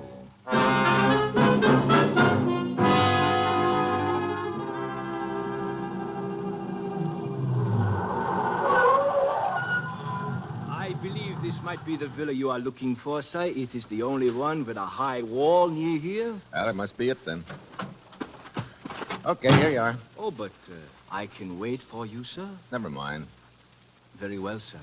If you should need me further, my name is Hansen, and my cab is usually in front of your hotel. Oh? You're quite an obliging guy, aren't you, Hansen? Sir? I'll skip it. Thanks. Some joint. Looks like a penitentiary. Oh, there ought to be a gatekeeper around here somewhere. Who are you? What are you doing here? What do you want? One at a time. I'm Steve Mitchell, foreign correspondent from the United States. What do you want? An interview with Brunner. Go away. Now, look. You cannot see Brunner. Brunner gives interviews to no one. Go away. Fritz? Fritz? Yeah? What is it, Cam? Well, this villa's getting better looking by the minute. What's the matter, Fritz? This man wants to see Brunner. Oh? I'm Bruner's secretary, Karen. Hello. You're Mr. Steve Mitchell. You're Brunner's secretary? He should be so lucky. You can go, Fritz. I'll take care of this. Very well, Karen. But don't let him get into the gate. Much cozier with just the two of us, isn't it? Just what was it you wanted, Mr. Mitchell? I'm a newspaper correspondent. No. Well, I'm afraid you've come to the wrong place, then. Your boss isn't too eager when it comes to giving out interviews, huh, Karen? Bruner sees no one, Mr. Mitchell. Yeah, that's the general impression I've gotten, but I thought he might possibly make an exception in my case. You say you wish a story? That's right. And that's all you wish here? It was before I met you. I mean, a story is all you wish from Bruner? What else would I be after? I do not know. Suppose you come back tomorrow, Mr. Mitchell. Tomorrow? Yes. I will tell Bruner about you and ask him if he will see you. Why, thanks. You'd be doing me a big favor, Karen. All right, Mr. Mitchell. I will try to persuade him. Until tomorrow, then.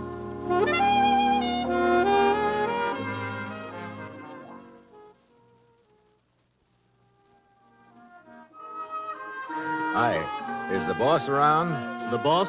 Yeah, the guy who runs this carnival. You mean Max Reber? That his name? I'd like to talk to him. Where is he? Over there, standing at the shooting gallery. The short man with the gun in his hand. Oh, okay.